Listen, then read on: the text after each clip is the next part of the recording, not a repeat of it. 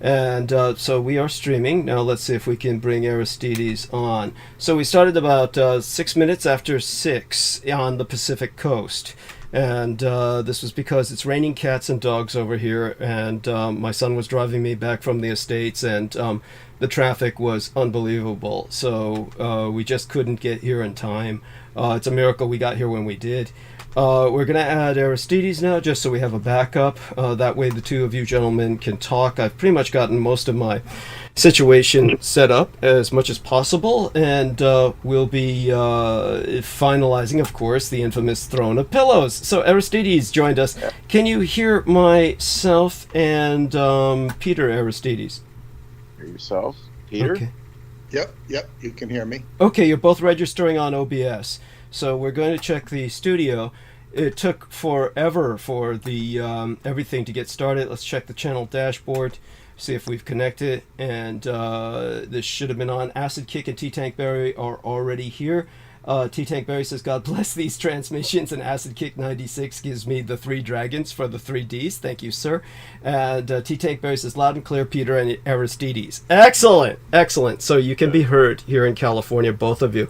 So, gentlemen, and everyone listening, Acid Kick 96 says, good evening, DD and Team D. Good evening to you as well, sir. And so good evening to all of our listeners. And, of course, I will do the usual. And he gives 3 thumbs up. Douglas Mark says, good evening, Team Dietrich. Excellent. Glad to see him back with us. T-Tank Berry says, good evening, AK96. Yes, that's a good name for Acid Kick. So with that, I want to let everyone know the usual. We need your upvotes. We started 6 minutes late because we barely made it home alive the way the traffic was. There were several accidents in San Francisco because of the rain. The downpour came down very suddenly, even though we had some fair warning of it, a few hours beforehand from the weather services.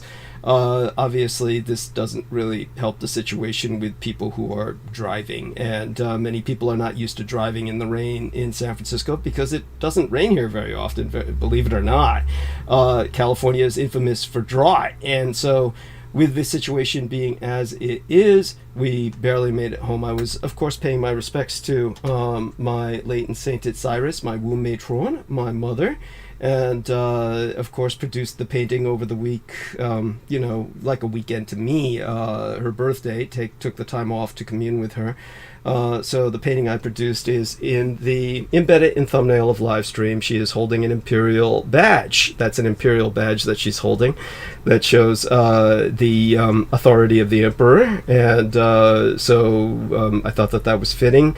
And we'll explain more later if there's any questions. So again, the painting is embedded in thumbnail of live stream along with a poem. So that was done over the period of time that I was communing with the dead ancestor of my mother, of course. And now that I'm back, we almost didn't make it because of several accidents on the way, none of which we were part of, thank God, but there were some close calls and certainly a lot of waylaying. We had to be redirected several times on the way home from the estates, which is a fairly long way. So making it home in time to get what I had set up already is pretty miraculous as it is. So all that being said, people are apprised of the situation. And I want all of you to do, as always, understand that this is your war and you have to fight it, and we're going to need you to hit those upvotes. As soon as we start transmission, we are assailed with downvotes, and the downvotes are meant to take us off searches. So we're going to need all your upvotes to put us back on the search list, and the only way that this can be done is with your participation. And with that being said, get on your PC, your laptop, your tablet, your cell phone, everything you've got to hit an upvote on. So long as it's got a different IP address, this will help immensely to put us back on searches. And that's the only way people are going to learn of us at all. So with that being said, I can only say another thing. Obviously, for people who don't remember or who didn't listen to the latest episode, my son's husband is in Dubai. He's at COP28 along with many CEOs. It's becoming more and more of a corporate affair, and this is almost fitting because it's a total sellout in COP28 with basically what the Jews and the Amoretes have conspired to do. So as I presented in my latest episode, prior to tonight's, and unless you listened to that episode, you probably didn't hear this, so I'll review it just very succinctly. Basically what happened was, starting in 2021, the United Arab Emirates became the first Arab nation on earth to open a Holocaust Memorial Museum. And they held like a 6-month Holocaust fuckfest where they brought on all these Holocaust survivors. And again, you have to ask, how much of this can be real anymore? It's how many Holocaust survivors can you have? Well, it turns out there's hundreds of thousands of them in Israel, so the definition must be stretched beyond all reason. El Nemo says screen image looks real nice. Thank you. I painted it, and it's of course my mother's likeness holding the imperial badge. So when it comes to what happened was, the United Arab Emirates held this big Holocaust fuckfest, brought in all of these Jewish people, Holocaust survivors, various other cultural exchanges were made, and of course they went deep into just every horror story you can imagine, to the point where the United Arab Emirates said that we are Jews at heart. And then, of course, there were many in that country, or at least a sizable minority, who protested and said they sided with Palestine. But they were quickly gathered up by the police forces and basically tortured into submission. There's no other word for it. These are not democracies. These are absolute monarchies and dictatorships in that part of the world.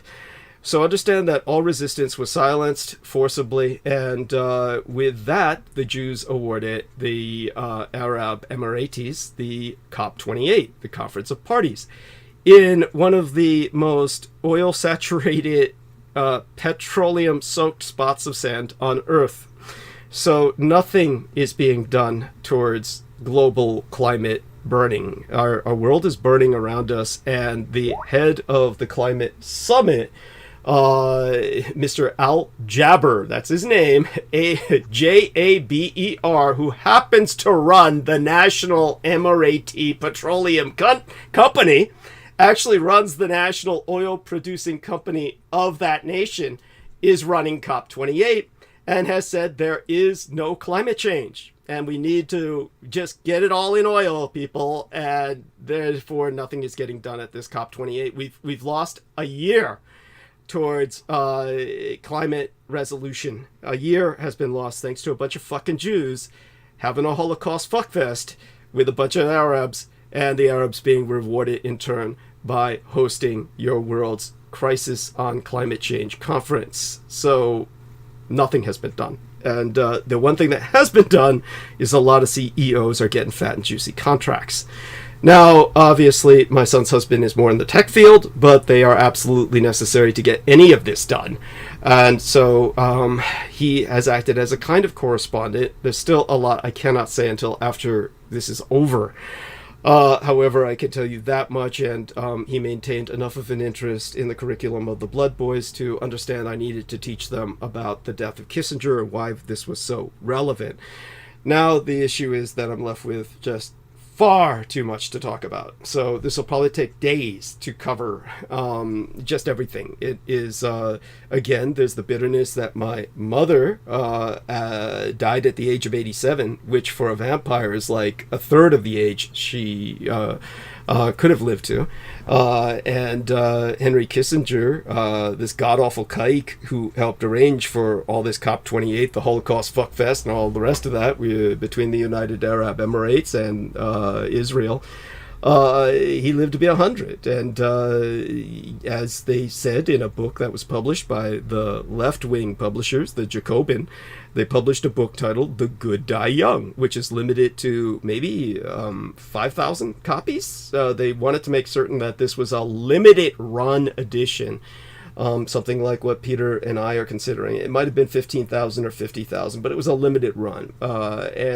So I don't know if they're leather bound, but they're pretty goddamn close. I know it was expensive as hell. I couldn't afford a copy. My son's husband purchased one, and that was how I read it, reviewed it while I was teaching the Blood Boys about this. And by the way, just in case any of you do not remember, I'll go more deeper into it tonight.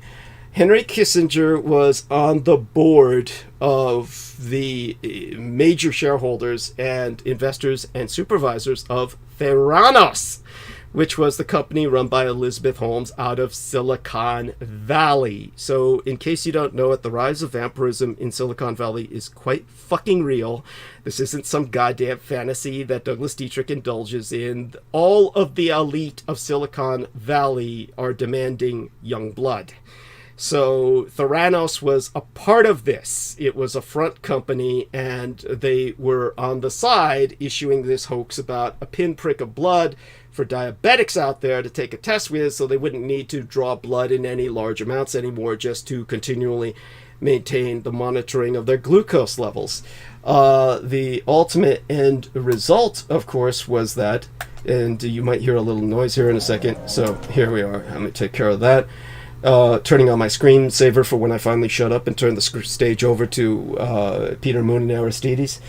Understand that Theranos was this company that just scandalized the wealthy, and everybody who was in it was a member of government. We had the man who was the head of the Secretary of Defense for Donald Trump was on that board. Everybody you can imagine, including Rupert Murdoch, the man who effectively runs Australia, was on that goddamn board.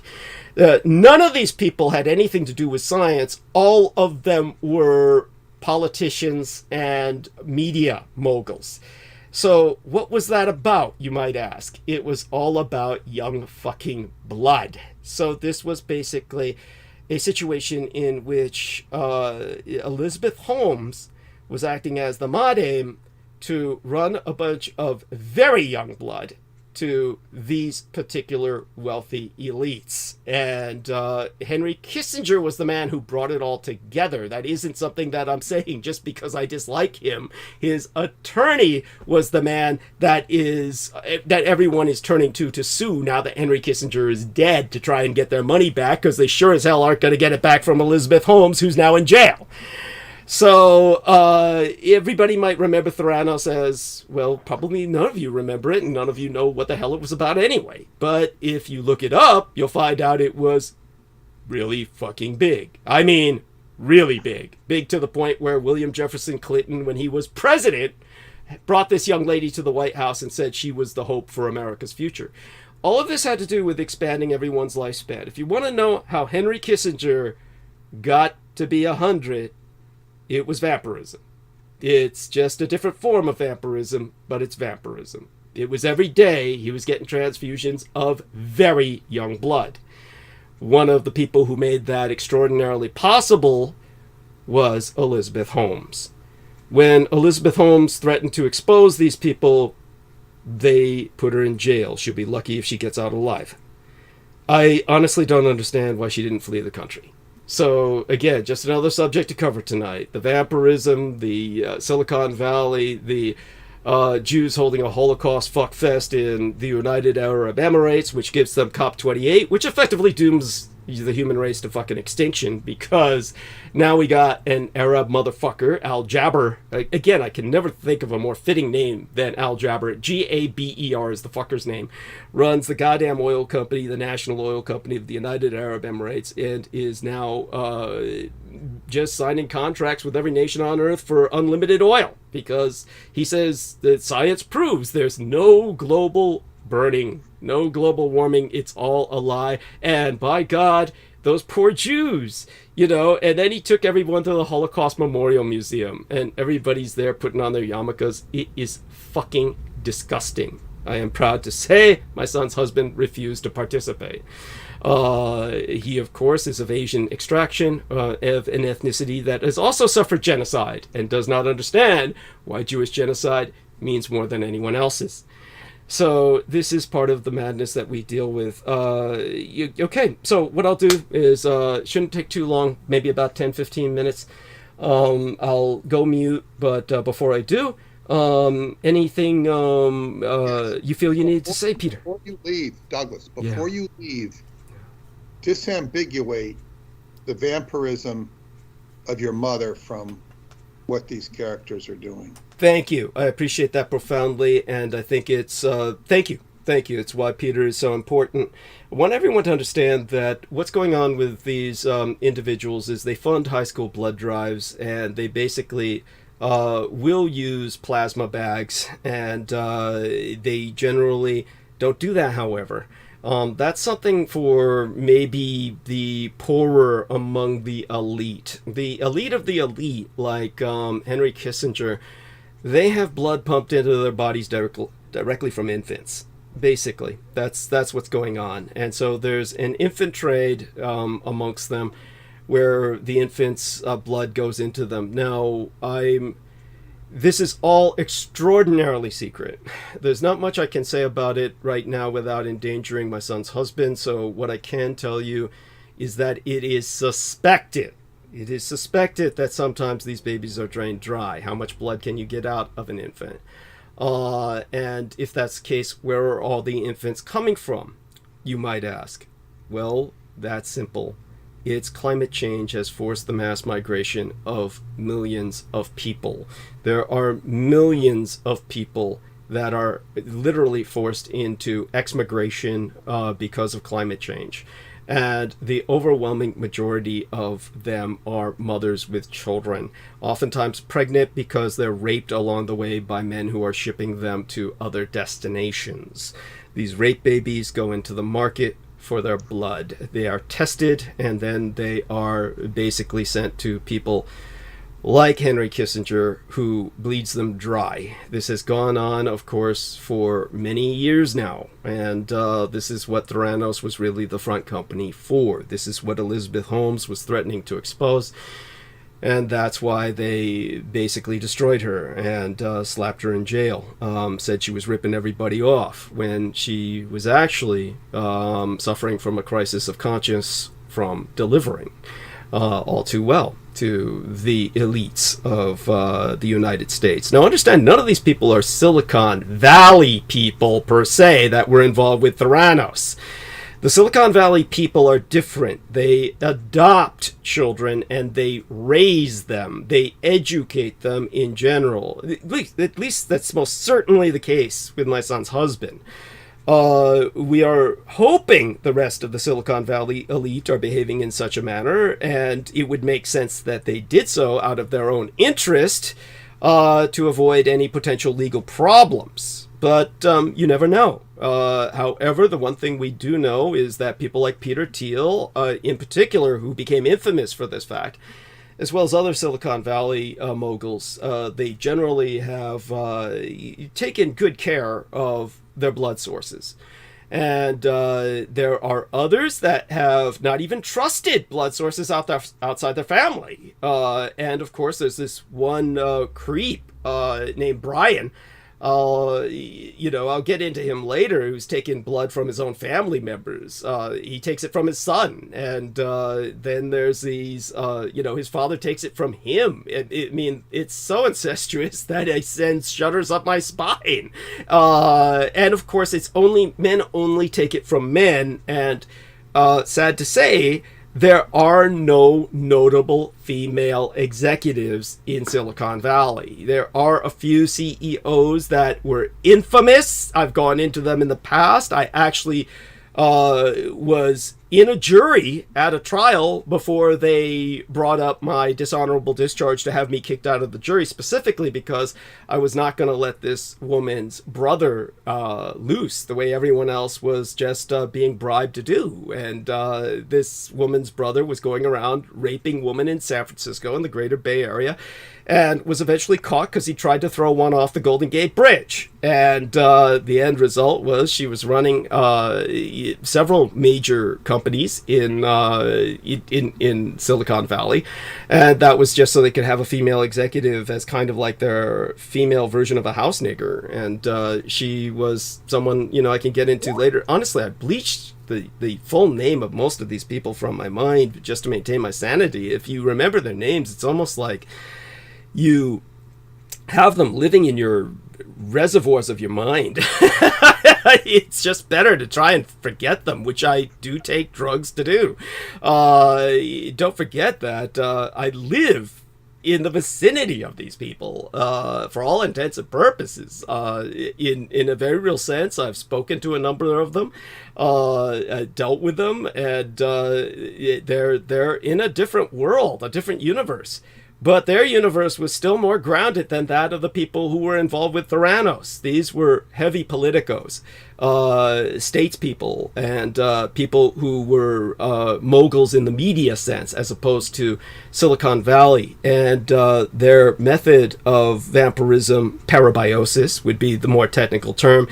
If you use the term vampirism, it's just too loaded. So if you try to talk to people about this subject, use the term parabiosis. It's spelled para, as in P-A-R-A, as in parachute or paramedic, and then biosis, B-I-O-S-I-S. So parabiosis, and it works. Believe me, young blood will rejuvenate you. It will do for you what it did for Kissinger, keep you alive till you're 100. At least. And we're just in the beginning stages of this technology. Certainly my son's husband is doing what he can to test my blood to see what can be done to expand the technology. But there's several factors about my blood which can make that not necessarily something that's going to happen within the next few years. It may take a while.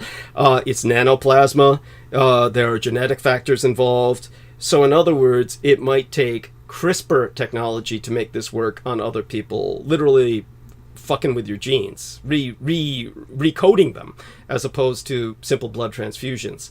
So don't get the idea that you can run across and abduct me and start draining me from my blood. I don't want anybody to be tempted into that fantasy. Life is difficult enough. As a matter of fact, Peter, while I was looking through, in order to draw inspiration for the poem that I wrote for my mother that's published in summary of our show tonight. It's there for anyone who clicks on expanding the text within tonight's episode, our live stream. Just take a look at the text and you'll see the poem I wrote for my mother for after her birthday.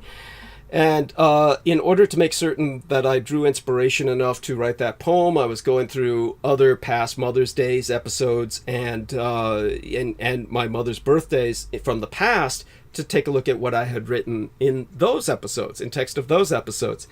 And I realized that it wasn't too long ago that Beaver and I had been ambushed at going to Costco. In fact, it was the latest Costco run that he participated with myself in. So that was another assassination attempt. So something does need to be emphasized here. There is a element of the Department of Defense's Edomite cultists that does want to bring about the apocalypse, does want to bring about the end of the world, does want, if I die, my sister's Vox Arca to be triggered. This is something that they're actually actively seeking. And beyond that, there is the other dynamic. There's the dynamic observed by my son that the infernal machine attracts this kind of violence as well. Simply by its very existence and my possession of it, it attracts this kind of violence, which is a factor to be reckoned with. It's not inconsequential. It's not to be dismissed. Brilliant observation on his part. Thank you. Thank you. I appreciate that. And So all such being said, we got great numbers. Let me take a look at the upvotes thus far. Got a good number of upvotes, and all of you again, hit those upvotes. It's the only way we're going to be appearing on searches. Remember, if you want a world in which nice guys have a chance, I mean, my father, well, my legal father, was a nice guy, and he would have finished dead last. In fact, he wouldn't have finished at all if I hadn't been a bad guy. So just understand, if you want guys like my legal father, nice guys, to actually have a chance, that's the future we're fighting for. And that means you have to fight dirty right now. The enemy fights as dirty as you can imagine. In fact, far dirtier than you could ever imagine. And as a result, they hit us with downvotes, like literally in the score, by the score, numbering 20 at least, probably quite a number beyond that. It's enough where YouTube ultimately filters it out. They do have the technology to do that, but it takes hours. And so by that time, the enemy succeeded in preventing us from appearing on searches. So we need your help. And also we need you to spread the word by word of mouth. This is guerrilla war. It's guerrilla war, and ultimately it's your war. You're fighting for your future. Remember, I care about humanity because you're a source of food to me.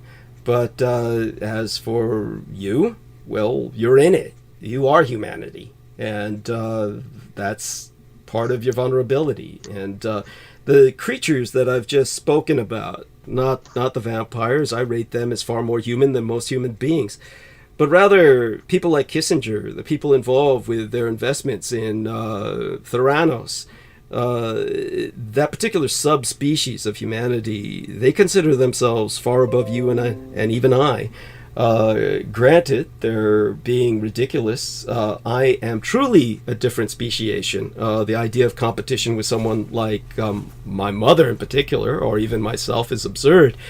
But people like Kissinger felt that they were in that race, and that they were ascending, that they were now evolving to a new genus. Beyond yourselves, and therefore considered you just a supply for them, a supply of blood through your infants, which of course they get the infants through climate migration, and as a result, what do? They cut off all hope for reforming climate, all hope for finding a solution to climate crisis. So we're going to continue in climate catastrophe, so these people will have an endless supply of infants. They're using them practically every day. So this is the world you live in. If you want the world to go on like this, then fine. You don't tell others about what Peter Moon and I are doing for you. But if you want the world to change, if you truly are antithetical to the world the way it is right now, heading towards global burning and mass industrial exploitation of climate refugee infants, then keep maintaining silence. Otherwise, hit that goddamn up button. Support myself fiscally if you can. And with that, anything else, Peter, before I go mute for about 15 minutes? No. Will you be hearing what I say? I won't be able to, unfortunately. I'll go mute, and I'll be back in about 10-15, though. Yeah. Okay. No, that's fine. Thank you. That was quite an earful, and Okay. we appreciate it. Thank you. Well, love you dearly. Go make the throne of pillows. And Yes. be looking forward to your return.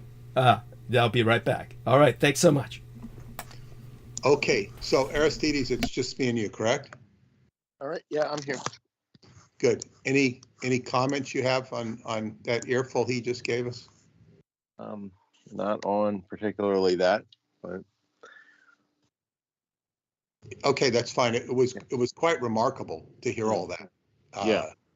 And he really went into it because he had to go into it. And I had no idea Elizabeth Holmes was the front woman for all of this. Right. And what a wicked path she walked down. Yeah. By compromise. Go ahead. Yeah, names. well, I think the distinction that was made between, what we'll call ethical blood obtaining it ethically versus non-ethically, I think that's important. That like. Well, it becomes a spiral of evil, Right. And this is, whatever she got herself involved in, and then you see that this was like, why were all these prominent names so quote unquote suckered into it? And what I'm during all of this stuff, or even in the last week, I've been thinking of the actor George Hamilton. And George Hamilton, he actually played a movie, I think it was a comical movie where he played a vampire. But George Hamilton is known for storing his own blood. Mm-hmm. He has a whole safe, and a refrigerated safe, where he stores his own blood in case he should ever need it. He always, I'm sure he had a lot of surgery done, but he was always a very vain person. He seemed to really be preoccupied with not only his looks, but his, and now what I would think that there would be a market for storing your blood, your own blood, when you're young. Like, start being your own blood supplier, put it in a bank, so that when you get old, you can get it only keeps so long, as far as I know. Well, that's something we can ask Douglas, because I think you can freeze something, but I don't know ins and outs. Not whole blood. I don't think you can freeze whole blood. Well, we can ask that. You may be able to freeze it when they split it apart. You may be able to. There's certain parts you may be able to, but I'm not sure. And of course, this becomes a very vicious, situation where the human race has the potential to cannibalize upon itself. And what I would tell people, like, Henry Kissinger would have been the one who's empowered. I could easily bet that with the Qigong that I do now, and I intend to ramp it up, I will look far better at age 100 than he did, assuming I do live to 100. I would also say that I was taking a walk. I'll turn 71 next month. Mm-hmm. I feel much better at 70, well, almost 71, than I did at 70 and a half. I had some issues to work through, which were just, I guess, a muscle issue here or there. And there's I saw a video that I want to read. I want to listen to. It came up on my YouTube feed. I hadn't had time. It says how stretching affects the brain. And stretching is one of the pillars of Qigong. So it's like, wow, there's the more I see scientific explanations or justifications of Qigong. And so I'm taking a walk, and I said, I'm feeling good. So I've got at least 20 more years like this, is what I say this to myself. I got at least 20 years. Because, making it to 90 is not so odd in these times. But huge percentage of friends or acquaintances that are my age have gone by the boards, in my immediate age group. And I think, okay, age 90, I'll reevaluate.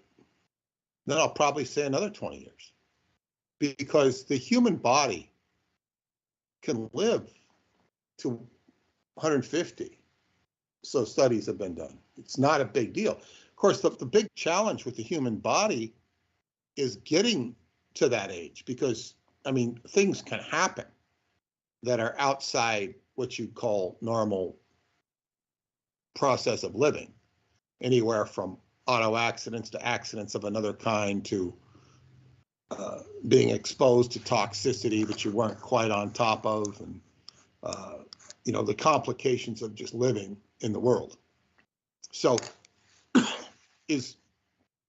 and as much as Douglas tells us it does work, and it indeed does work, it would make sense. And it sounds like Sugar Daddy leads a much more, I guess what you call integrated life than Henry Kissinger. So he might be getting smarter or better procedures, because he said it definitely. Well, I have somewhat of an answer to your question here as far as blood being frozen, and it can't be frozen as is. It will, because, you know, when water freezes, it expands and it will tend to rupture cells. So there needs to be a special preparation of some type of cryoprotectant, or basically some type of antifreeze, you know, if you will, that is presumably non-toxic somehow. That needs to be, so it doesn't sound like it's very practical to do, and they do it only in special cases of extremely rare donors, that they take these extra steps to be able to store it that way for a long time. So it's possible. Well, it sounds like not practical. Theoretically it could be done, and then of course it's just like with everything in this world. I think because I answered one and I bought a socket, a universal socket that can get out any screw, or, you know, I bought one of these, and I keep getting feeds on carpentry techniques.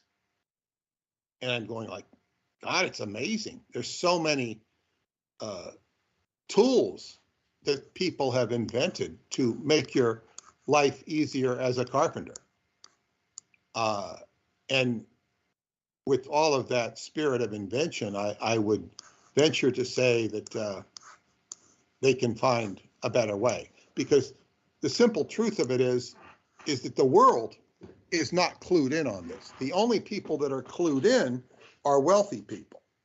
And see, this is what happens. And I was reading about somebody, but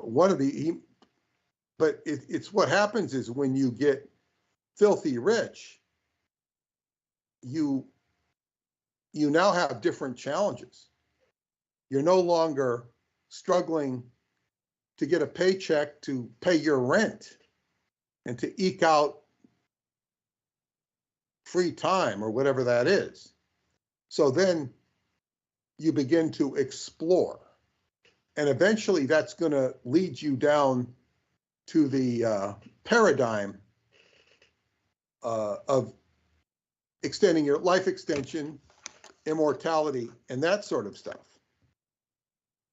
So this becomes, and of course there's various people with various ranges of intelligence and access.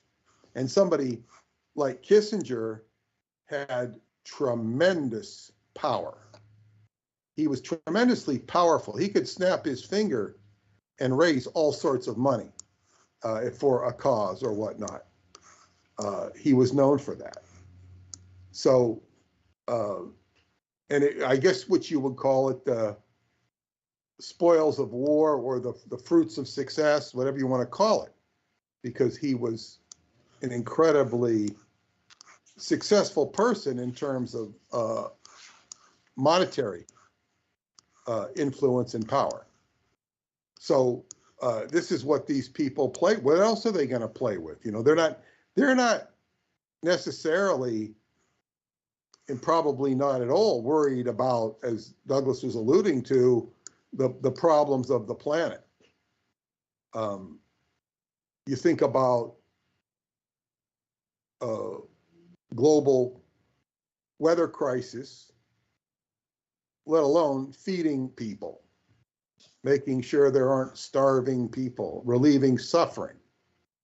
That would be, I guess, a more humane or more traditionally religious goal of relieving suffering. They don't seem to think like that. So these are very important issues that that Douglas brought up tonight. And I did get a chance to hear a lot of his, enough, if not all of it, a lot of his diatribe, what he was talking about Kissinger and whatnot, and all the stuff that was going on. Very, did you get a chance to hear it at all?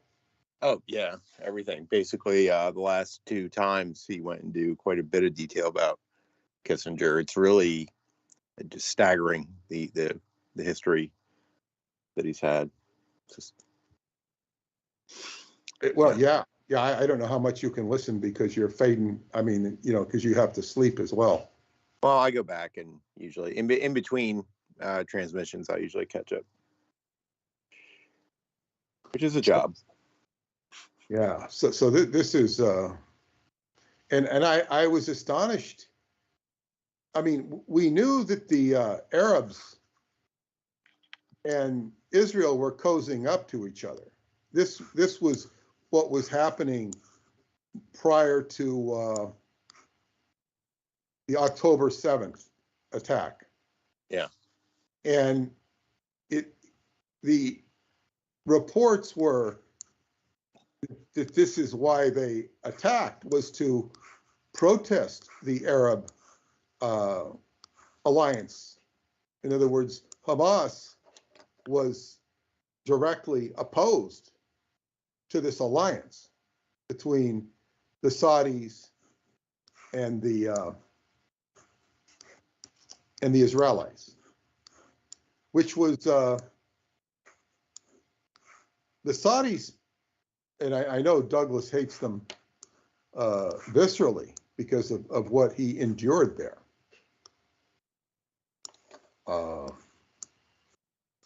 You know, having been, I don't know if you've heard that story, Barry. Which one? Where he was stationed as a Marine in Riyadh. Mm-hmm. This is how he got dishonorably discharged. I remember him talking about it. I don't recall the details. Because what happened was, and for those of you who have not heard this story, he was, I guess, working whatever his role there. I mean, he was fully armed, and a mosque was on fire, caught on fire. And these women were escaping, running for their lives in the fire, and they didn't have their burqas on.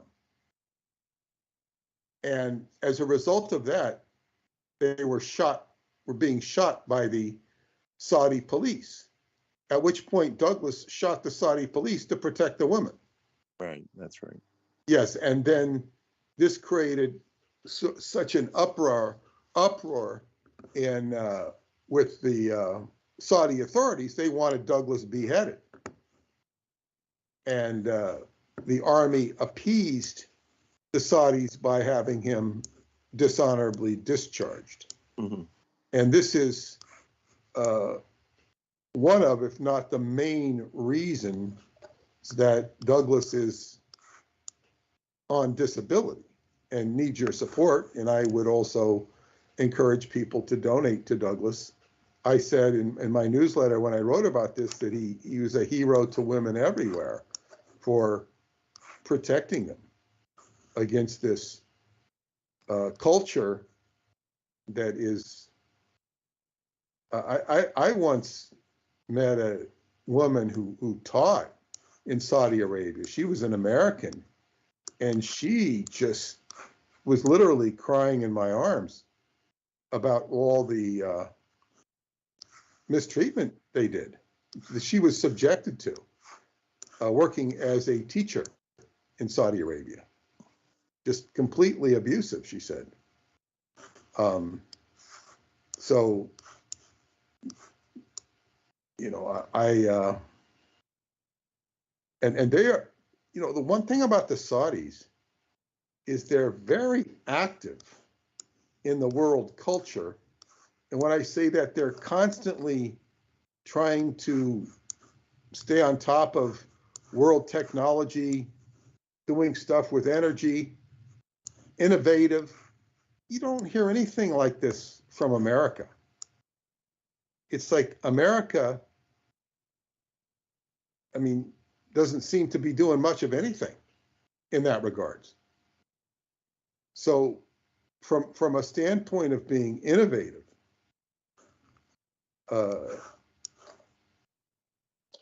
you know, I saw some video somebody sent me. There, just some of the cities there are very, very elaborate. Very, it was some nighttime scenes and just wow, you know, it was just like they're very dazzling. You know, the lengths they go to. I don't know what, you know, specifically innovations they were, but they spare no trouble when it comes to, you know. Yeah, well, they're building incredible cities and whatnot, and just it's admirable in terms of initiative and building, not necessarily without going into the agenda of it, because I don't know what's going on there. But I remember back in the 80s hearing stories in the newspapers, they weren't just stories, of how Saudis for their school children, they would have lunches flown in from Paris, French lunches, at great expense.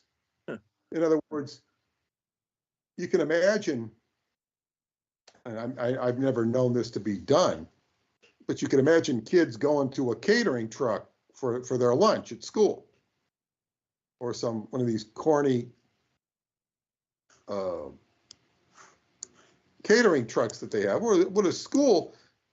You know, when I was a kid, and I know it's changed somewhat because there's crisis with affording school lunches, but they'd have a whole kitchen and cafeteria, and you'd give them a quarter or whatever you gave them, and you'd have a hot lunch. A hot lunch wasn't a big deal. So, but the Saudis, no, they're not preparing the lunches. They're having the most elegant lunches that they can imagine with their dim-witted idea of nutrition, and flying it in from Paris. I guess the super elite there could do something like that. I mean, I'm sure it that's wasn't not just for the super elite. It was for the regular school. you know. I don't know. That'd be a lot. So if you went to public school, go ahead. Every Saudi kid is getting their lunch flown in from another country, but I don't doubt some of them are. Yeah, I mean, I don't know which it was, but I mean, just tremendous amount of wealth by reason of the oil. Yep. And then they had the foresight, so because they were worried, as they started investing in alternative energy. So they started doing what they could to corner that market, you know, thinking ahead. And all of that money that was all arranged through, which is interesting, World War I, British Empire dividing up all those countries. So you better believe that the British Empire is getting a cut of everything that goes on there. All of those countries that were carved up after the dissolution of the Ottoman Empire in World War I, which the agenda of which simultaneously was to set up the land of, take Palestine over to create the land of Israel. Israel did not get quote unquote sanctioned until 1948 or 49. But you know, so you have the creation of Palestine, or the creation of the conquest of Palestine, the carving up of Palestine is completely coincident with the taking of all those territories and creating Jordan, creating all the lines were drawn up, UAE, all these things. And it was the British who did it. And Lawrence of Arabia and all that stuff. So you see, where do the British fit in here is a real key question. And the British Empire runs on the back of John Dee. And what was John Dee? Solomonic keys. His angels claim to be the very same angels that served Solomon the king. So this is you talk about a hidden hand of control or magical occult control. This is, what can get overlooked or missed. Be good to have Douglas here for this conversation, because as soon as he gets back, I'm going to take a short break, and I'm going to a very short break. And I'm going to get back and I'm going to talk about Hanukkah, and that might even relate into all of this. I really don't know, because it'll come out in the wash, so to speak. What I will do is fill some time here. Is I went to the dollar store the other day, yesterday, and this old guy's sitting out in front, and I exchanged pleasantries. On my way out, I give him $1, and get to the I'm then at the post office, and I must have been on the homeless frequency there, because this black man approaches me and he says, "Look, I want to ask you, could you help me out?" And he says, "I was I'm a veteran. I was blah blah." And I looked at him and I said, I was gonna give him $1, and he says, I was a veteran. And I said, "Don't they have programs to help you guys out?" And he says, "Oh," he says, "I was dishonorably discharged." And then I stopped and I said, "I have a friend who was dishonorably discharged." And I started telling him about Douglas. Not a whole lot. In fact, I was telling him about what I just told everybody about what Douglas had done in Riyadh. And then he looked at me and he says, "Yeah, I was, I couldn't help it. I had this little Punjabi kid. He was 12 years old, and he was going after me with a knife, and I had no choice but to shoot him. I had no choice." And I felt bad for him. So I gave him 20. I said, "Go have yourself a meal." And I felt bad for him because, wow, I got the impression that he wasn't being, I got the impression that he was, it's unfortunate that one would have to do that to anybody, but I just got the impression that he wasn't, that he got the raw end of the stick here. It's unfortunate when anybody goes to war and all that stuff. But I thought, wouldn't it be interesting if one could set up a foundation for people who've been dishonorably discharged? In other words, that would be almost like sticking it, quote unquote, to the man. It's a good idea. But this is where the challenge is. And I know this well from David Anderson. The problem with doing such a thing is, and this isn't even if they target you. When you set up a charitable foundation, you have to be impeccable with your reporting and accounting. It's a weak link. In fact, my friend Joan, who's gone to Romania with me at least twice, she had a charitable foundation with her husband, and they decided to table it.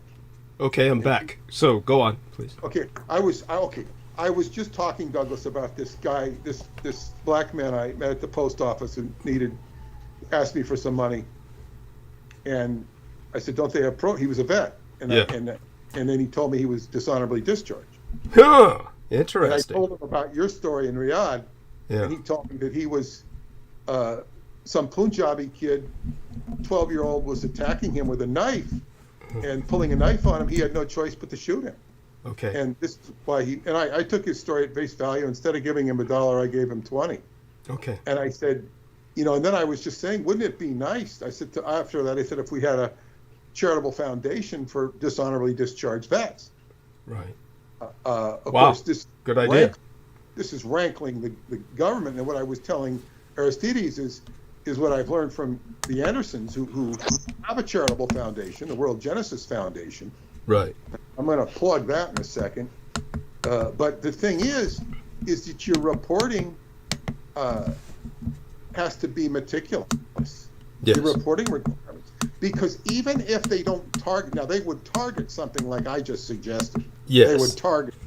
But even if they don't target it, you're very vulnerable.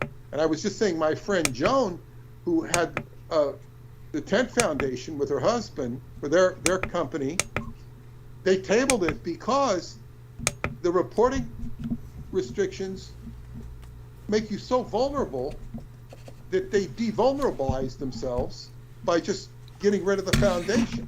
So now she puts time in with World Genesis Foundation. Ah. Which is David Anderson's organization that he founded. I serve on the board of directors. Yeah. And what came up, we just had a meeting on Sunday, and what was interesting is that it just came up organically, that it's very odd that we're like maybe the only, one of the few charitable foundations that we don't take salaries, and it's all total volunteer. It's just complete volunteerism. Mm-hmm. Now, my volunteerism is limited basically to what I do in Romania. Mm-hmm. Yeah. I'm on the board because David Anderson proposed me as he stepped off. Right. It's very clever what he did. Mm-hmm. Sly. Do you resent him for that? No, it's been a great experience. Okay. And then he suggested I be an honorary member, because I used to sit in the background with my girlfriend and I'd listen to the meetings, because she was a board member. And then and he proposed me as an honorary member, and then he stepped off. That was his last meeting. He didn't announce that he was leaving. He didn't announce that. And then the president, who was then Serene, suggested I be permanent or full-fledged. So that's how that happened. And then now he sits in the background and listens to the meetings. Right. Now the president, he listens to the background. So, I mean, I've heard all the, fits and starts of reporting and all this, and it's a pain in the ass, but if they do it diligently, and this would be a vulnerability to any such organization that would be going to bat for displaced veterans, dishonorably discharged. And I would suppose that in addition to relative innocence like yourself and this man, there's also a criminal element there. Right. But it's easier to say this than done. Now, Douglas, now that you're back, fascinating what you said before. I'm going to come. I need to take a short break. Okay. Gone like a minute or two at the most. I'll hold and it. Then I'll come back and talk about Hanukkah and how that might parlay into what we're talking about. Because I also mentioned how dividing up the Mideast was, in the dissolution of the Ottoman Empire, Yes. was what created the state of Israel, but it also set up the oil bearing nations such as Saudi Arabia. This was all set up at the time of the onset of the automobile, so that, and I'm sure Great Britain gets a cut of all this oil that's being generated by the Mideast and these oil barons, and how this parlays into Solomonic magic, which is very much related to John Dee and the Solomon Jinn. But I'll be right back in just a second. Sounds good, and we'll hold it here. As for Aristides, now that I'm back and still kind of, shall I say, getting my head screwed on straight, how was your day? All right. Sometimes I spend half of it trying to get my head screwed on straight. So that's all right. Hey, we're talking about some various topics related to Saudi, and before that, he brought up, the topic of blood and obtaining blood, and he's like, he said some actor was like saving his own blood, and then it came up, and I looked it up. As far as, it's not really easy to freeze it. Like, it is possible, but they have to do a special preparation so that it doesn't destroy it by the freezing process. The cells bursting. So it doesn't seem very practical. It's possible for very specialized cases, but just as far as like a bulk thing, you just can't like store it up for when you're old. It's not practical. Right. I think that's a very detailed and very professional articulation. It's important to emphasize this because people will ask these questions naturally, and they don't even, understandably, most people are not that educated in blood physiology. Why would they need to be? So the fact that you looked that up and were able to articulate that is impressive. By the way, the idiot tech mogul taking blood from his son and his dad, or giving it in turn to his dad while taking it from his son, is Brian Johnson. For anybody who he doesn't, believe me, who thinks that this sort of thing just can't be happening. Not to mention what I've already stated and articulated. A lot of people just shut down. I'm tempted. Douglas, do you have an answer for freezing blood? Like I was saying that George Hamilton used to freeze his blood or store his blood. I know he froze it, he store it in case he'd ever need transfusions. Is it possible, to, as I was saying, there could be a market for keeping your own blood, for people when they're young, keeping their blood when they're young so they could later transfuse it when they get older.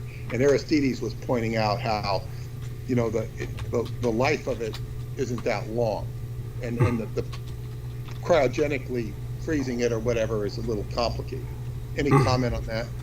It's not that it can't be done, but to a degree. As I've mentioned before, athletes do this all the time. People never really speak of it, even though they should.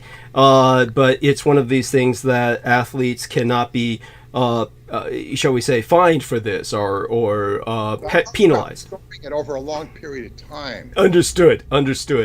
It's fairly long periods that they store them, comparatively speaking.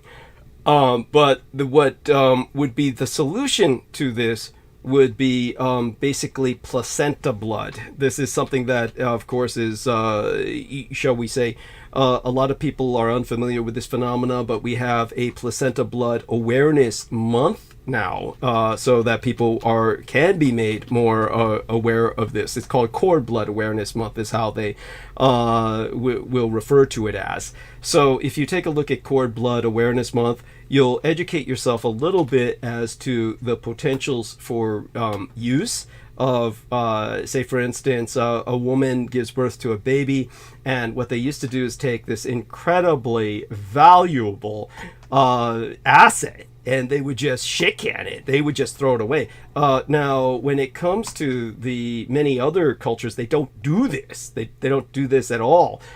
They save the placenta and they boil it and the mother eats it. Different cultures have been doing this for thousands of years. So umbilical cord blood is just saturated with stem cells that haven't had a chance to become any specific type of cell. So these young stem cells can be used as treatments to become new healthy cells. And they should be, more than anything else, shall we say, just compatible with the child who was born with that umbilical cord. So that's something to be saving as the child gets older that can be preserved and used. I don't know how long, but as for your own young blood being preserved, when it came to I'm sorry, George Harrison, he was the guy who was Hamilton, thank you, Hamilton. He's the guy who was in Love at First Bite, right? Yeah, that's right. Yeah, yes, and Where the Boys Are, right? The only two films anyone remembers him for. Yeah, he what he's doing wasn't silly. It's not silly, but it's simply he's trying to work with what he's got. In other words, he's not trying to get younger. He's saving it in case he, at least that was his story, in case he needs it, in an emergency. This is what I would surmise. What I would surmise based on what Aristides has just shared with us is that obviously if he's dealing with any MDs or specialists that are, shall we say, honest or professionally on the level with him, they would have explained to him that there's kind of a shelf life on this. And, there's not much money they could be making off of his paying for storage, so it wouldn't hurt them to do that. So what I would think that he's providing is a cover story. And basically what he's done is he's taken blood from when he's younger and he was healthier. And what he does is he stores that for as long as he can and then kind of pumps it back into himself to in a sense, rejuvenate himself the way athletes do. And this would be something that could be done for enough of a period of time where maybe he feels it's gotten him through in, at least to a certain point in life where he'll have to start searching for other sources. But that's what I think happened. And probably what happened was, to use a pun, it leaked. In other words, somebody leaked information about what happened. So he was just pointing out a good cover story. He just said, this way, if I get in a car accident and lose a lot of blood, I've got my own compatible blood. And, I know it's not like tested. I know it doesn't need to be tested and there's no risk for, contracting something from somebody.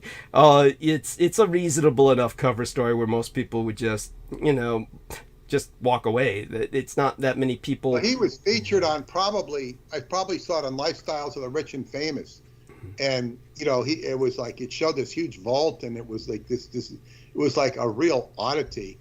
And I'm looking at, it has this whole article here on his, secrets for staying young, but I don't see that it mentions this anymore. It's like, it looks like it might have been scrubbed. Oh, I have no doubt. By the way, you probably heard me that I said tech mogul Brian Johnson is the guy getting the blood from his own son, and he in turn is giving it to his dad, and they've got this incestuous circle jerk going where they literally all go into the blood bank at the same time and lie down together, and the blood gets transfused between them. It's like, that's a bit too, how would I say it? He had a heart problem, but it looks like his whole story has been scrubbed.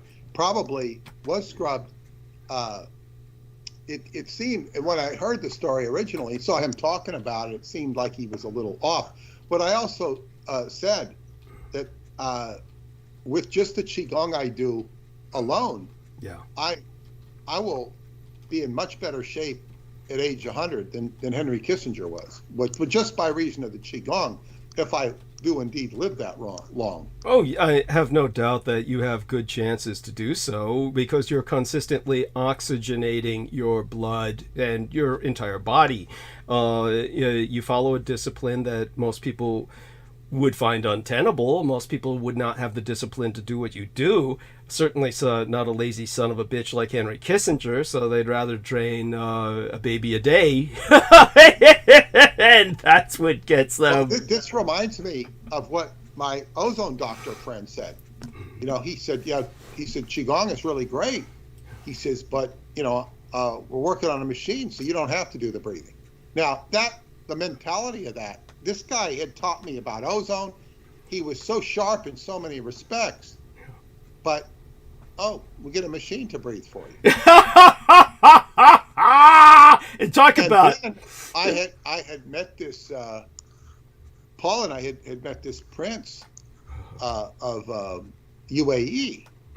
And he was looking at all these cutting edge everything, because, you know, he was from a very wealthy family, of course, had a beautiful apartment in Tribeca that we visited, but he was talking about some sort of procedure, he says, where you didn't have to breathe.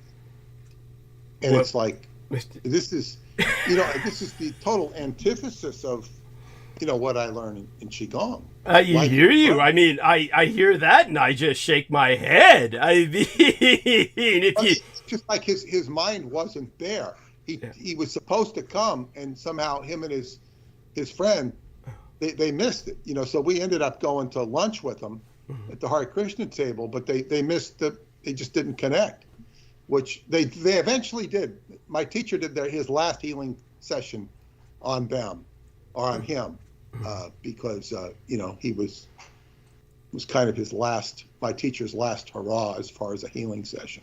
We had Paul and I had taken my teacher over to his apartment and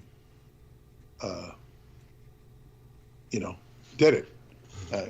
He seemed to be impressed with the healing session, but the whole thing is breath, and what I was just explaining to a friend of mine today was that when I would go to class, now I'm driving down what called the Northern State Parkway into the Jackie Robinson Parkway into Brooklyn.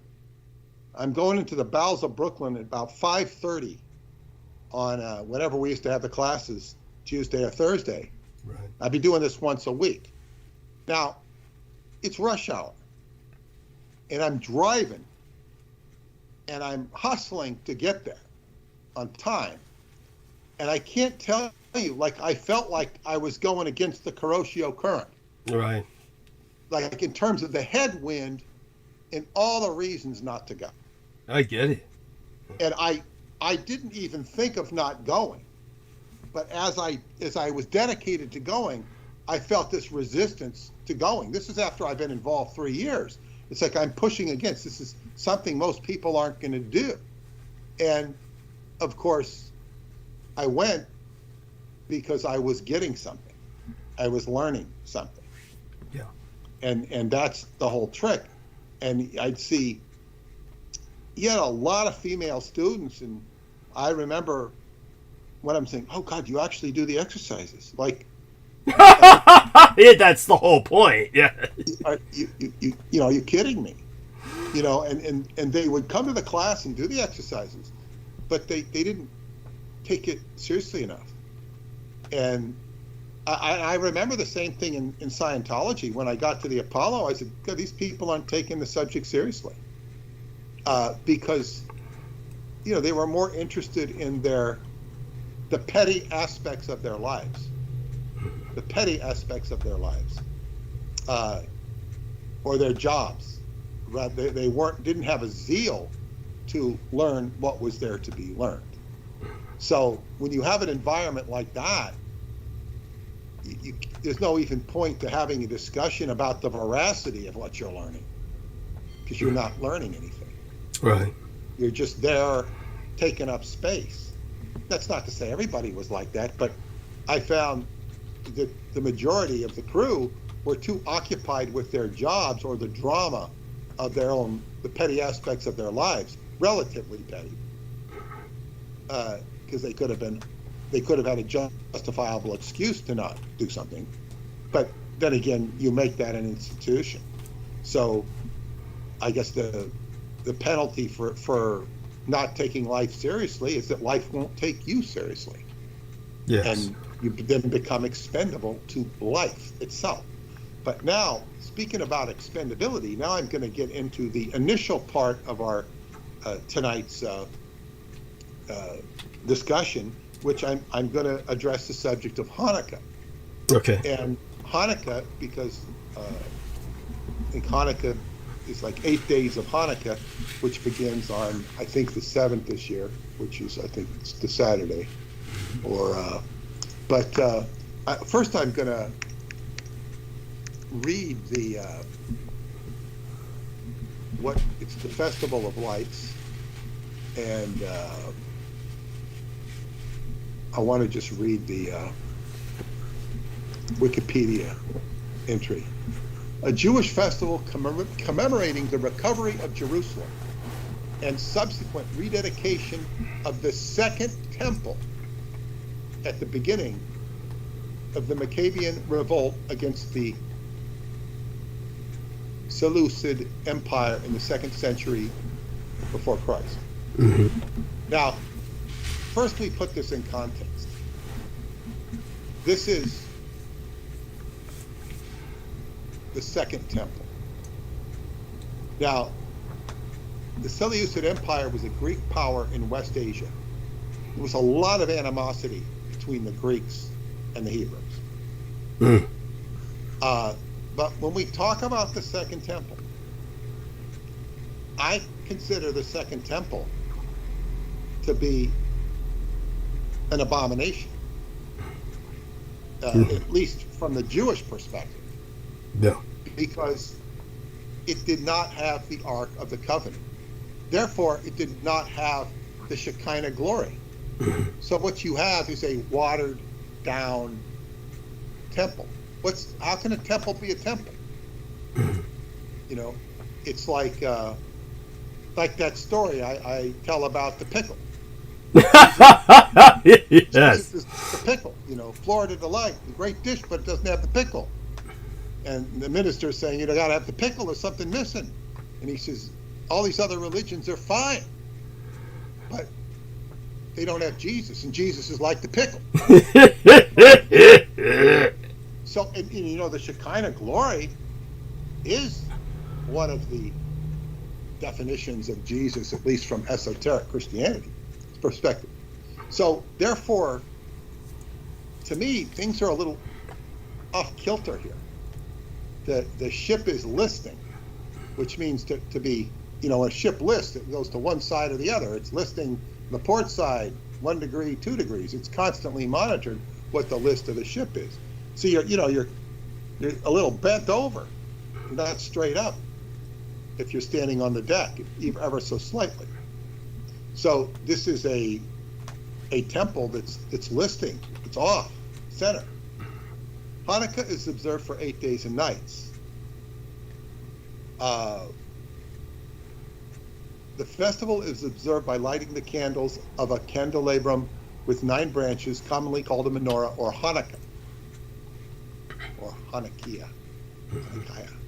One branch is typically placed above or below the others, and its candle is used to light the other 8 candles. The unique candle is called the shamash, attendant. Each night, 1 candle is lit by the shamash until all 8 candles are lit together on the final night of the festival. Other Hanukkah festivals include singing Hanukkah songs, playing the game of dreidel, and eating oil-based food, such as latkes and sufganiyat. I don't know what sufganiyat. Latkes is a potato pancake. Sufganiyat is a round jelly donut eaten in Israel, around the world. It's a jelly donut. And dairy foods. Since the 19th,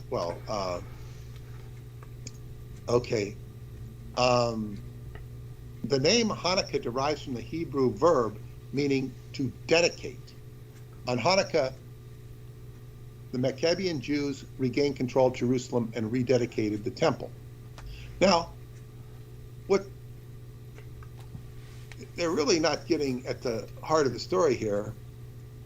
Now, this says the Festival of Lights. In modern Hebrew, Hanukkah may be called the Festival of Lights based on a comment by Josephus in Antiquities of the Jews.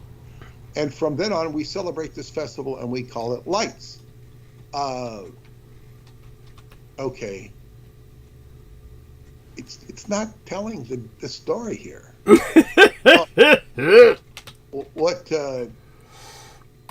Boy, a lot of babble here. Okay, here we go. The miracle, this is basically the miracle of the 1 day supply of oil miraculously lasting 8 days is described in the Talmud. See, they had 1 day supply of oil. It would only last for 1 day, but it lasted 8 days. And that's the miracle of Hanukkah. How could 1 day's worth of oil last 8 days? And this is the miracle of Hanukkah. Now,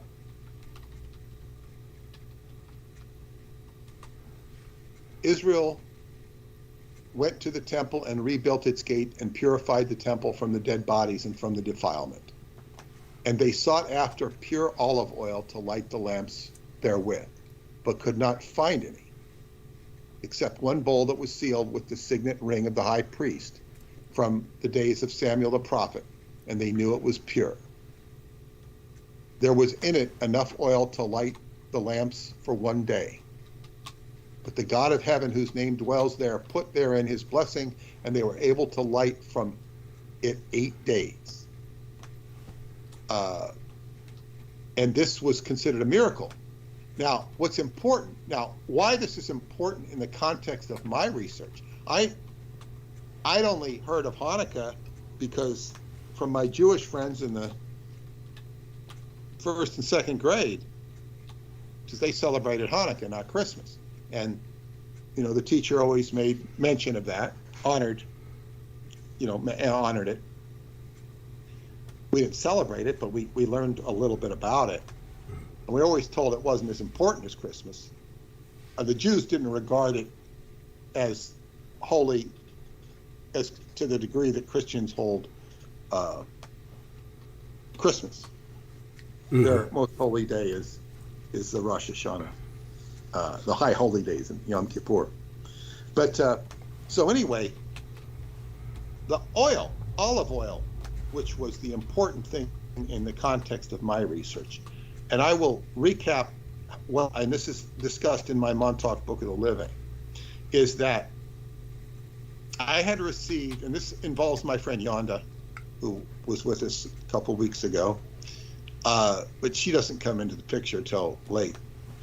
And I had received a newspaper copy of a playbill from 1910, and a friend of mine, Ken Arthur, I call him in my books, gave it to me. He said, "Here, this is for you." I picked it up at a thrift shop. It had your signature on it, meaning my electromagnetic signature. Right. And I said, "How much was this? About $3?" Oh, something like that. And he gave it to me, and it says, at the headline, it said the New Montauk Theater. That's why it caught his attention, the New Montauk Theater.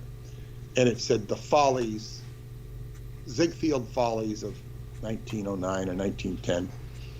I have it copied in the book.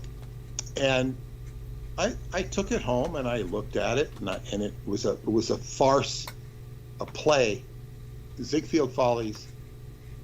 The headliner was Eva Tanquay, and she was a Ziegfeld. She's the most famous, vaudeville actress, highly paid vaudeville actress of her day. Wow. I didn't pay no attention to Eva Tanquay. I'd never heard of her, but it had a play featuring a parody of Theodore Roosevelt, President Theodore, who had recently been president, William Howard Taft, who I think was president, and, Yes. And Kaiser Wilhelm, who was referred to as Theodore Roosevelt's cousin in the papers. They called him, they were related. So I looked up all these people.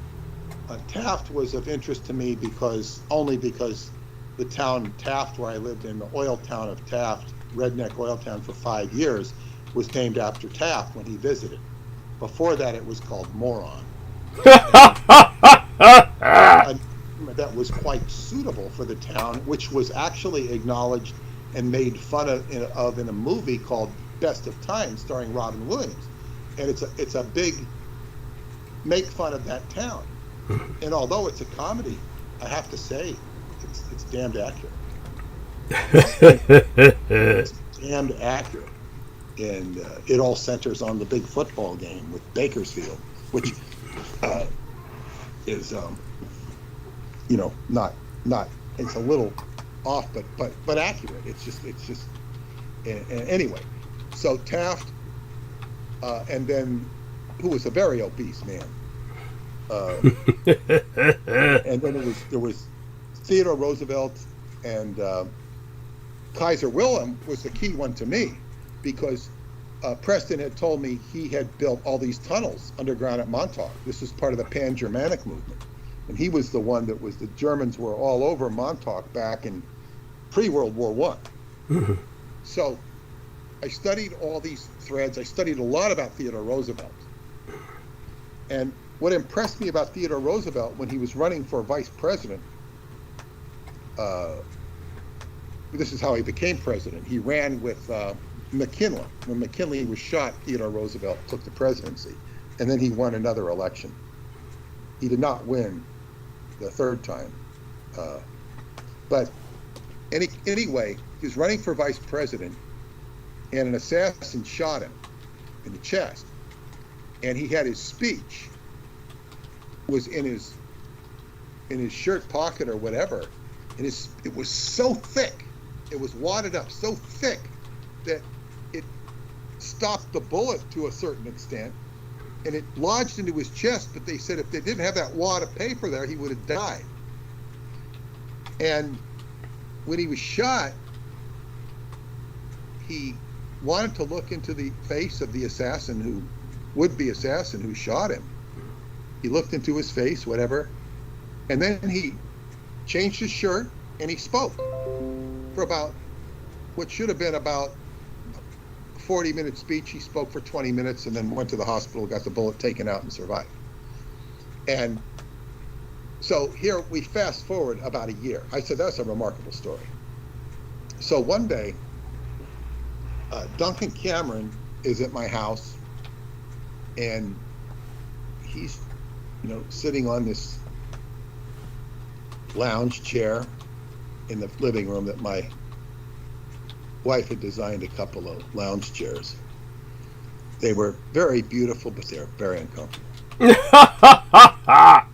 I mean, you could kind of lounge them. They just weren't that comfortable, but they looked nice with lucite legs. I mean, it was, But anyway, so Duncan is sitting on there, and he's going to have dinner with us. And I say, who was your favorite president? And he goes, I don't know. He says, who was yours? And I said, well, it would be Theodore Roosevelt, not because I thought he was a good politician, but and I told him the story of what I just told you.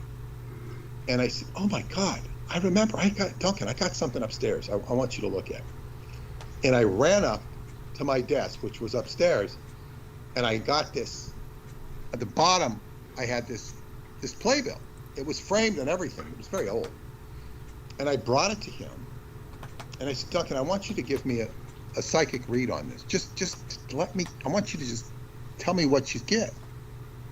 And as I put it in hands, now keep in mind, he's the person from the Montauk Project who was programmed to be the Antichrist. Actually, Christ, Antichrist, all the above, but programmed to be the Antichrist. And as I'm giving it to him, the back of the playbill starts to fall out. It was kind of clipped in there with some weak metal, bracing, and the back falls out. And I go, God, there's something back here. And in back of it, and I pull out the back, there was a picture. It looked like it had been cut out from a Sunday color picture of a magazine, like Parade magazine or something. Mm-hmm. And it says Christ on Mount Olive. It was a picture of Christ on Mount Olive. And then I saw there were two pictures of it. There was actually two pictures. And I go, oh my God, look at this. What the hell's this? This is weird. And I was completely shocked. That was the psychic reading, is that there was something in. But as I handed it to Duncan, it came out. I don't think he really picked up anything. He was just as puzzled by it as I was. I don't remember what he said. I might have it in the book. But I went to the phone and called my friend Ken, and I said, Ken, what about this? And he says,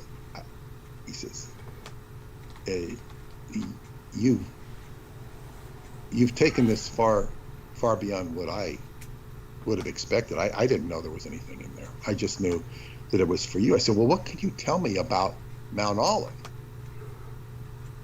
He says, you're going to have to look for that yourself. What is it special about an olive tree?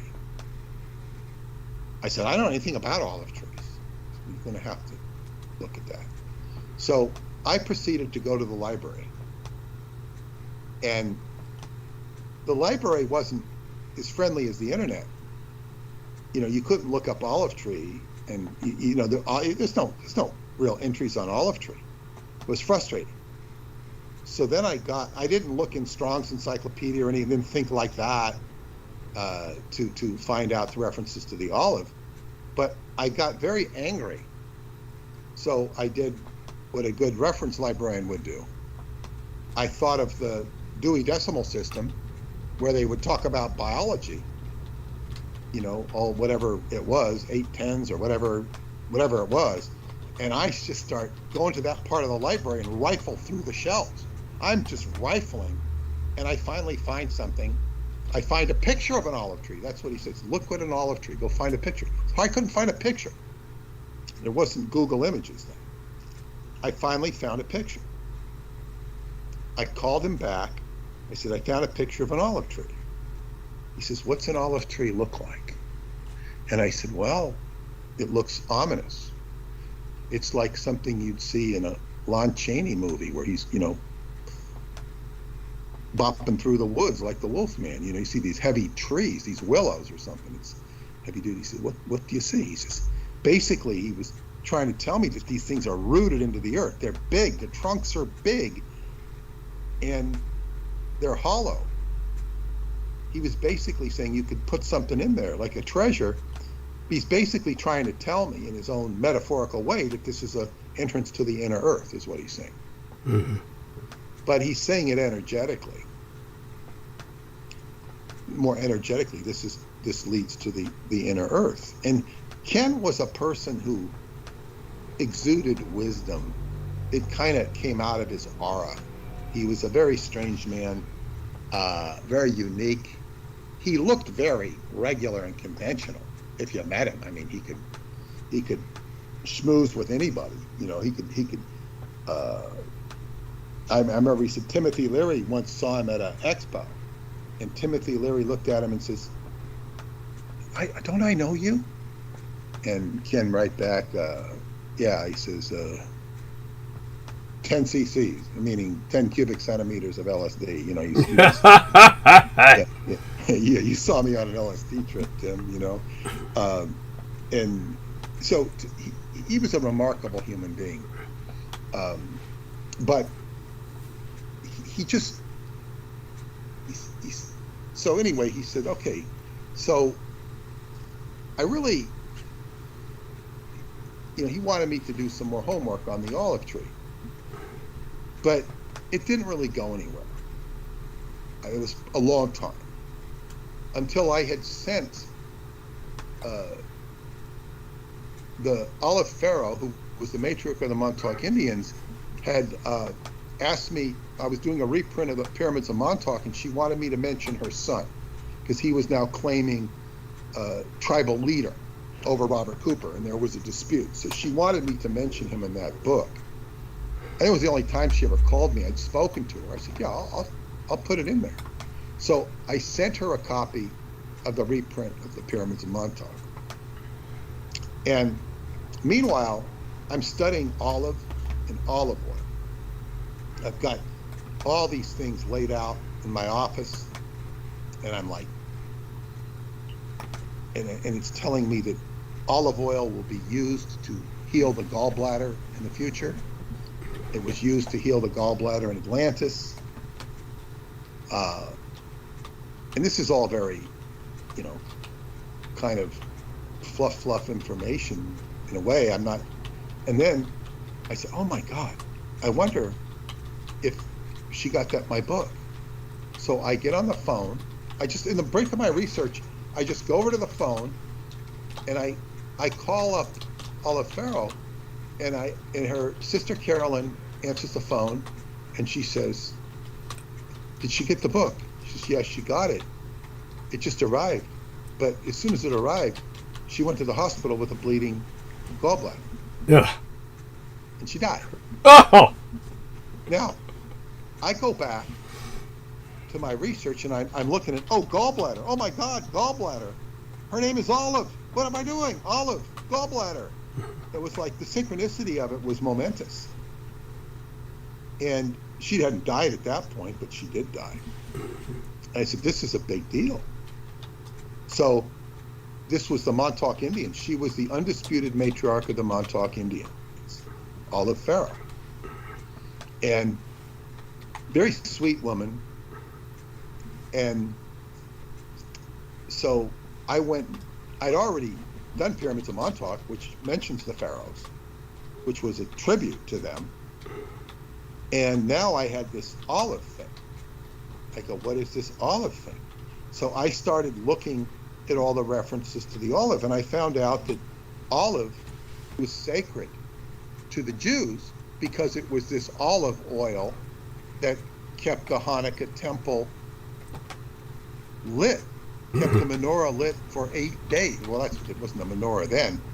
That's why they made the menorah for 8 days. It kept the temple lit, and it was a purification. And it was olive oil. Now, as I just read, the olive oil they used was from the days of Samuel. It was pure olive oil.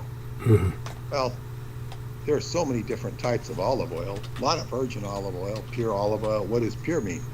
But I continued to research, and I found out that it was also sacred to the Muslims, and it was sacred to the Christians.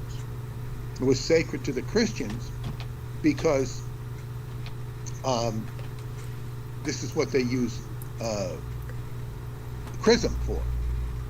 Baptism, or the chrism, it's used for extreme unction. It's sacred oil. Now, my friend Marianne told me that when they would find these pictures of the Virgin Mary crying, or phenomena like that, or from a statue, they would take the substance of the tear and they would chemically analyze it. And they said 80% of it was olive oil. The other 20% they couldn't figure out. So this was saying that olive is a conduit to the divine. And this would be consistent with the phenomena surrounding olive. Now, also, olive was sacred to the Greeks. And there was a great contest to see who had given the greatest gift to mankind. There was, the finalists were Neptune or Poseidon, who was not only the god of the sea, but he was the god of the horse. Which horses are related to Mars, but he was the one who gifted the horse. And of course, it's like the Montauk horse. It's the horse is the engine of war. And olive symbolizes peace. The the goddess who gave us olive was Minerva or Athena. And this was considered, Athena won because peace was considered a greater gift. The olive oil was considered, olive and the olive oil was considered a greater gift to mankind than the horse. So she won the contest. Then I meet this character through Marianne called Mark Roberts. And Mark had a very interesting synchronicity connected to Ken. They didn't know each other because Mark was the cameraman. Now, Mark was a druid. He was like 72, I think, when I met him, and he could have played a good druid. I mean, he was a character. He had long hair. He had a very strange ambition. His ambition was to become a woman. He was not a homosexual, but he loved women. But he wanted to become a one. Anyway, Wow. I didn't write about that in the book, but Marianne found that very peculiar. He considered himself a shapeshifter of sorts. But anyway, Mark, he did this workshop in which Marianne had sponsored and I attended. And I got to know him, and I think we went out. I don't think we went to Montauk together. We went out. He had been out to Montauk in his younger days with Hans Holzer and Sybil Leek. They had gone out there back probably in the 60s or 70s. So he was aware of Montauk as a point, and he said, he looked at a map, he said I should go to Montauk Mountain, which was a whole nother adventure, which I did, which is not far from where my friend, where I stay when I'm out there, lives. But that's a whole nother story. So he said it was a natural pyramid, or there was a pyramid underneath that the mountain had formed around. Natural pyramid, which would have been rock-like. So anyway, Mark was in his regular life, in 1963, he was the cameraman for Dan Rather, who was then a Dallas reporter. And he was the cameraman who was on the scene and recorded with the other stations too, of Lee Harvey Oswald being killed.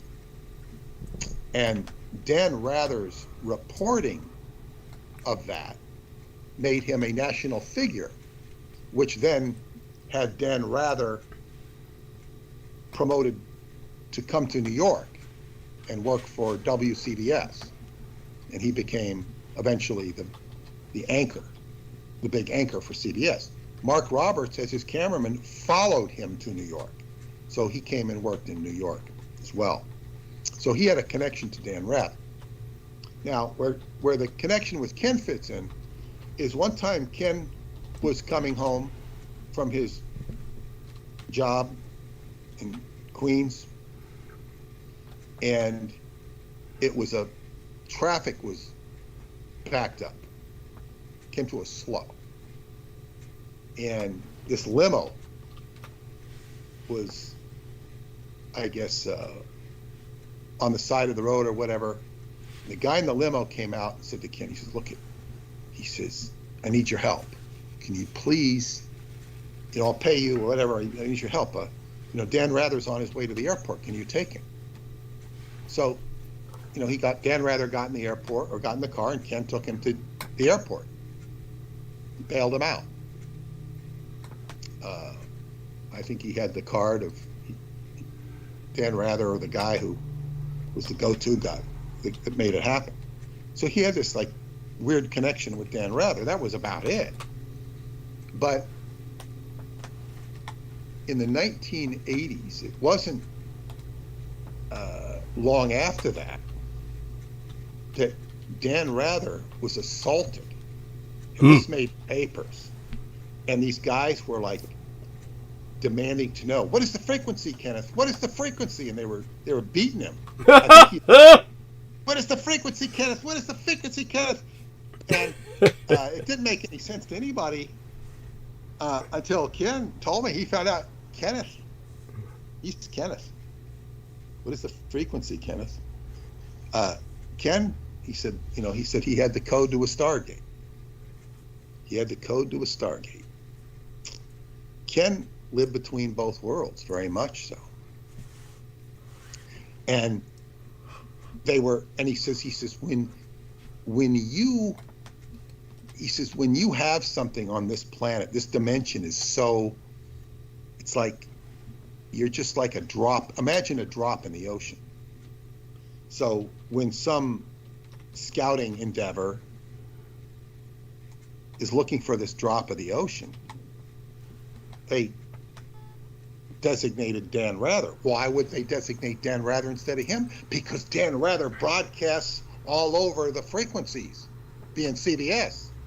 He was one of the main things being broadcast out into space and outer space and inner space. He was on the frequency. So these things, whoever it was, Men in Black, in quotes, I say that in quotes, picked up on it, and they wanted to know the Stargate. What's the secret, Kenneth? What's the secret? And but they mistook Dan Rather. And was it REM? The group REM actually did a song called "What Is the Frequency, Kenneth?"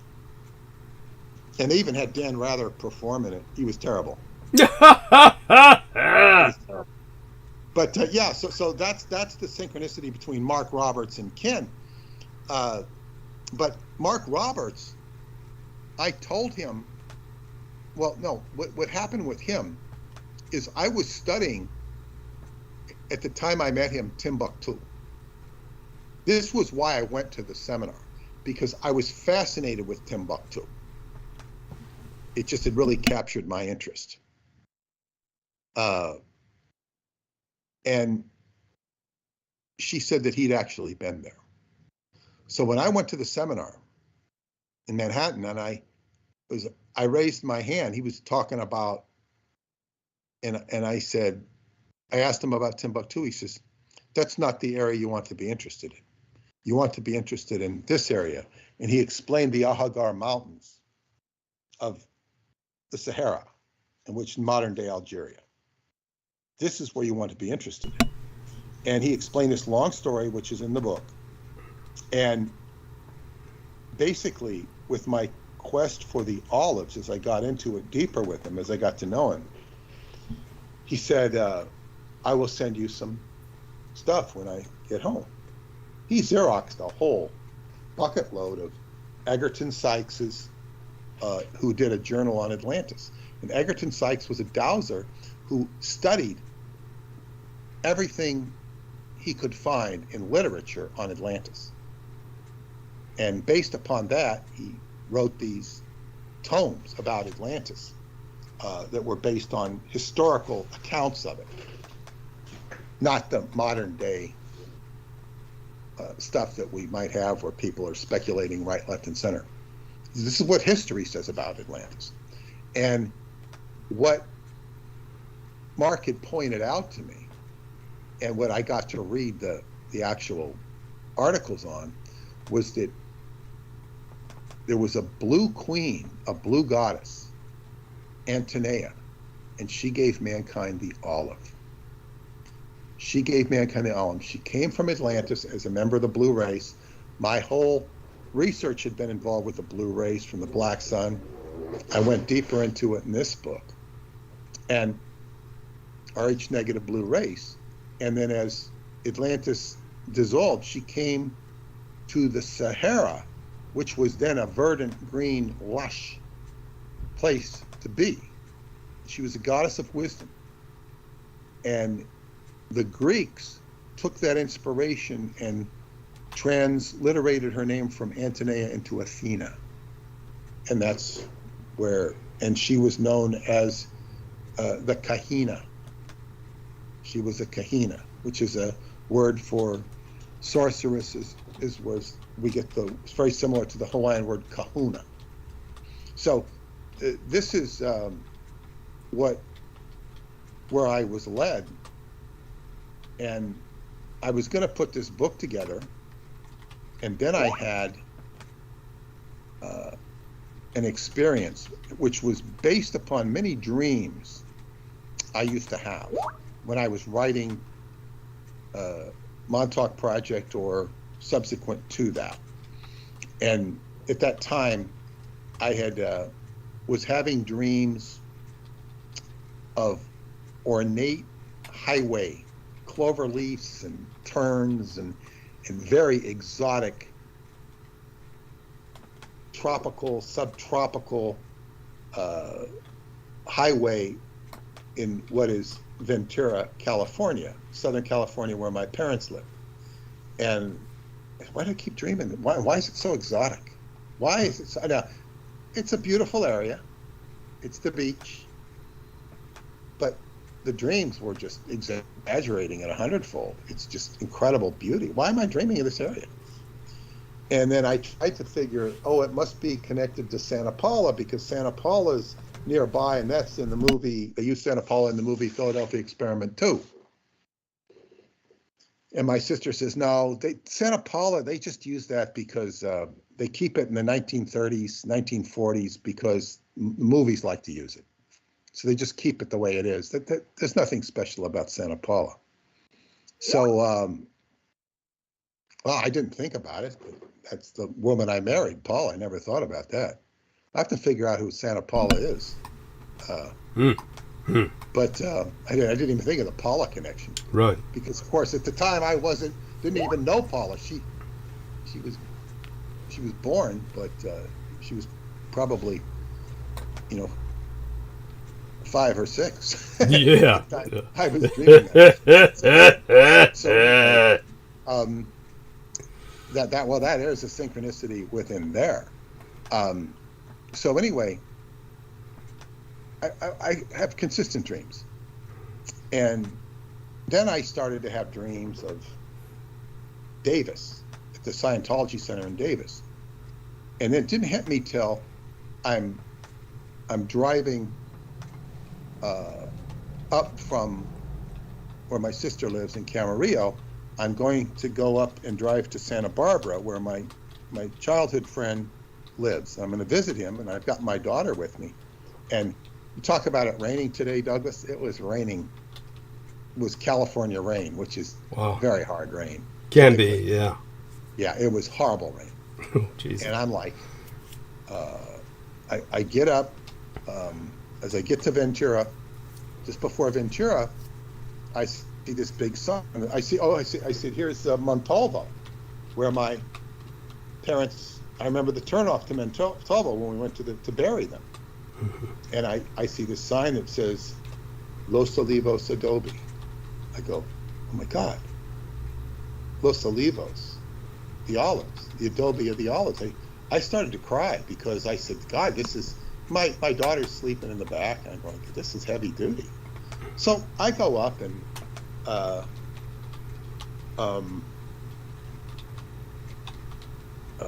remember going in as we get to the house. I said, I said, you've been sleeping. I'm tired. As soon as we get there, I'm going to go to sleep. She says, Dad, you don't go into people's houses and sleep. I said, watch me. I was so familiar with him and his family that it was, I was comfortable. She didn't know that. So she went in and played music with him, and she was, and I slept on the couch, and I got rested. And I just, we interacted the whole day. I think the rain cleared up, and we went out and had fun. And then on the way, when I got home at night, I asked my sister about what's a Los Olivos Adobe, and she says that's the family that owned the ranchero, Los Olivos Adobe. They were a big family, and that's where our parents are buried. My parents were killed in a car crash and buried on what was Adobe Olivo, Los Olivos Adobe. Now, where the cemetery is no longer, I mean, the adobe is just relatively small, but they owned the biggest ranchero in California. So it was all happened on that property. So this was like, you know, you're communing with your mother from the dead. This was my parents' signature all over the place. And this is why my attention was being called to the area in these extravagant dreams. Now, where this extravagant clover leaf or loop came, there is this really small loop in Ventura that's right on California Street. That's the California Street, which was drawing me to the attention of California, which Montalvo, which is the little whatever designation it was where you turn off to go to the cemetery, Montalvo was the name of the man who wrote the book. What was the name of the book? It was the book which had the black Amazon queen, Califia, which is California was named after. I think it was Jorge Montalvo. He had about 6 or 7 names, Montalvo, but he was the man who inspired the naming of California, because the people who named California, Portola, the explorer, had came across a colony of Amazons mummies when he reached Baja California. And they thought Baja California was an island, so they named it after the island that Queen Calafia came. They didn't know that California extended all the way up to what we know now as California. That was called Alta California. So here was the roots of the state where I grew up in, and it was like, wow, this was heavy, but it was all tied to the olives, it was tied to the death of my parents, and then the dreams of the mission in Davis, I realized, where I had my first out-of-body experiences and had my greatest awakening, was on Olive Drive. So Olive is the conduit, whether it be to the inner earth or the divine.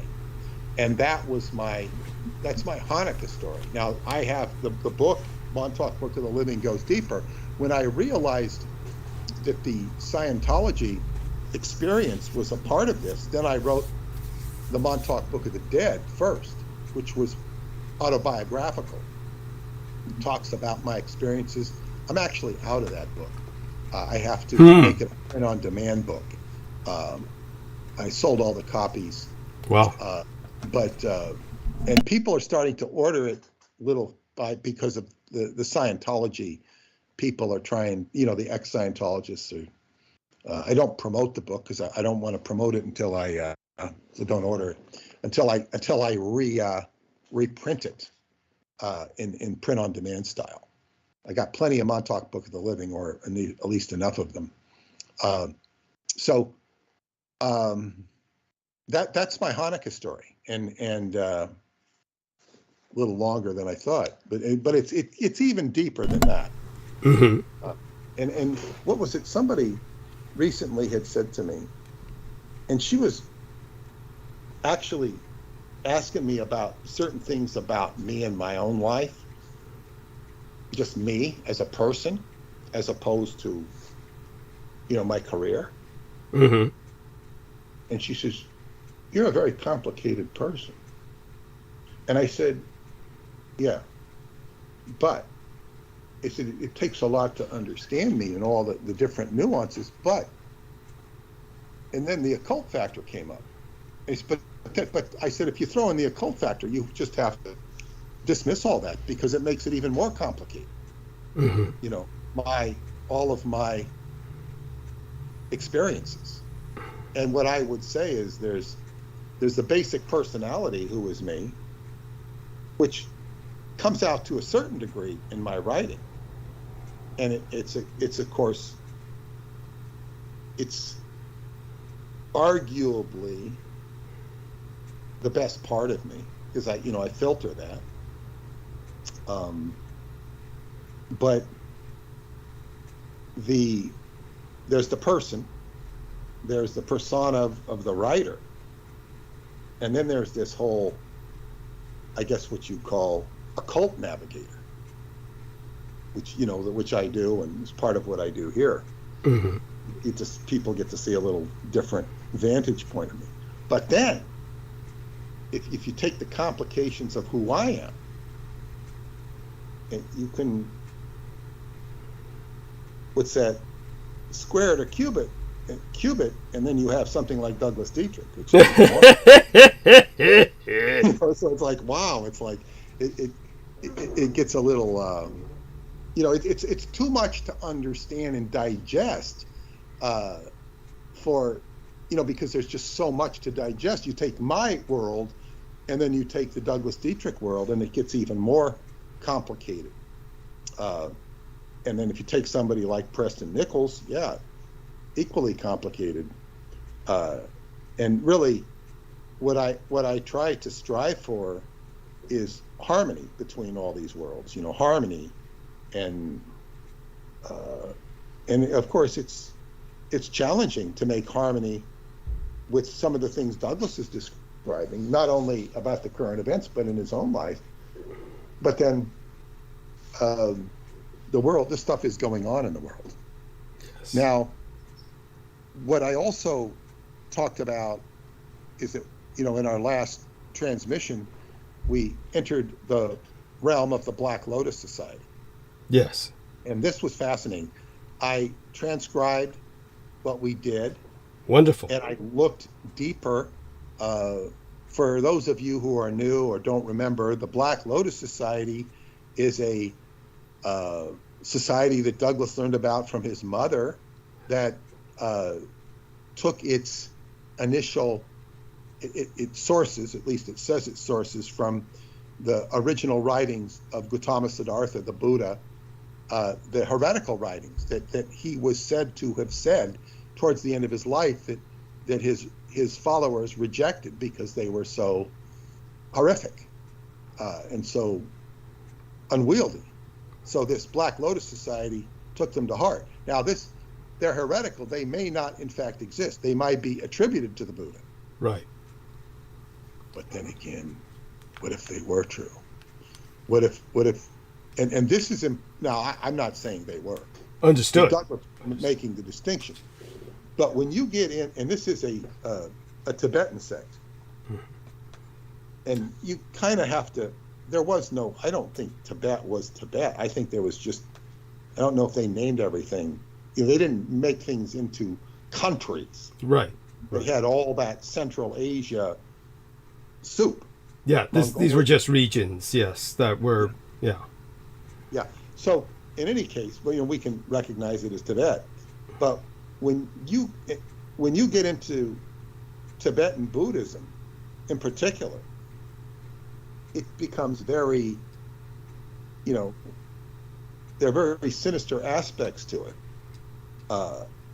Even if you're on the path to enlightenment, those sinister aspects are interpreted as temptations, as challenges. So it's like you can have it either way. And then I also studied a little bit about Madame Blavatsky, who brought these to the Western world, as Douglas explained. I think Dugpas they were called. Yes. She goes into it a little bit, but what's interesting here, and Douglas was disambiguating Shambhala as because they were from this region that was described to or purported to be Shambhala, which Douglas called a near, or his mother called it a near, mythical place, but it's real. But the point of it is, we know that if we can accept the traditions of Shambhala at face value, the narrowness to get there is very slim. It's like you don't get through on an off-ramp that says, slow down 10 miles an hour, this is Shambhala. And follow this around. It's not that easy. The margin is slim to get in. And if the margin is slim to get in, it would stand to reason there are oppositions to getting there. This reminds me of what I'm talking about with driving the Qigong and feeling this headwind against me. Yes. It's similar to that. And all of this has to do, as Radu would say, with your own vibrational frequency. And I'm writing on this in my newsletter, and your vibrational frequency is determined by what's inside of you. What is your quantum resonance? So you can take Shambhala, the Garden of Eden, paradise, whatever nirvana, and the quest to getting there can seem, the Holy Grail mysteries, this big challenge to get through the Holy Grail mystery. Well, you're supposed to have a pure heart. You have to have, it's what's inside of you. So what's all the sludge inside of you as an individual? In Dianetics, we would go into our mind and clear it of sludge, of unconscious and pain. And the more you did it, the more sludge you cleaned out, the better it was. But it's all internal. It's not what somebody says about you. It's you doing it. Nobody would disagree with that. It's you doing it. How well you're being guided is another issue. It's all about what's inside of you.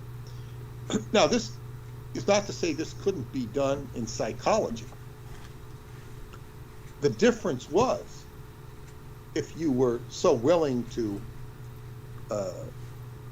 remain what they called sessionable, which meant that you were well slept, hadn't been on drugs or alcohol, and were willing and able to show up to the session, which wasn't necessarily the case.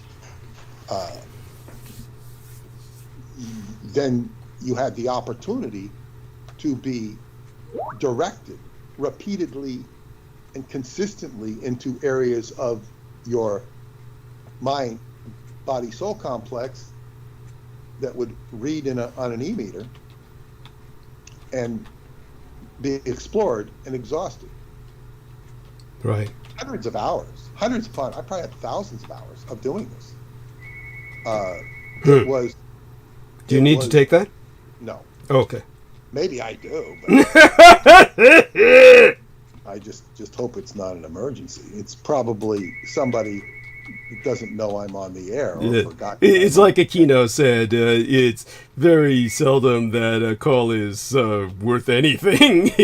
but again, while it's on my mind, the interesting thing was in the film The Terminal Man, which was based on a novel by that name, made in the 1970s, I believe, or very early 80s.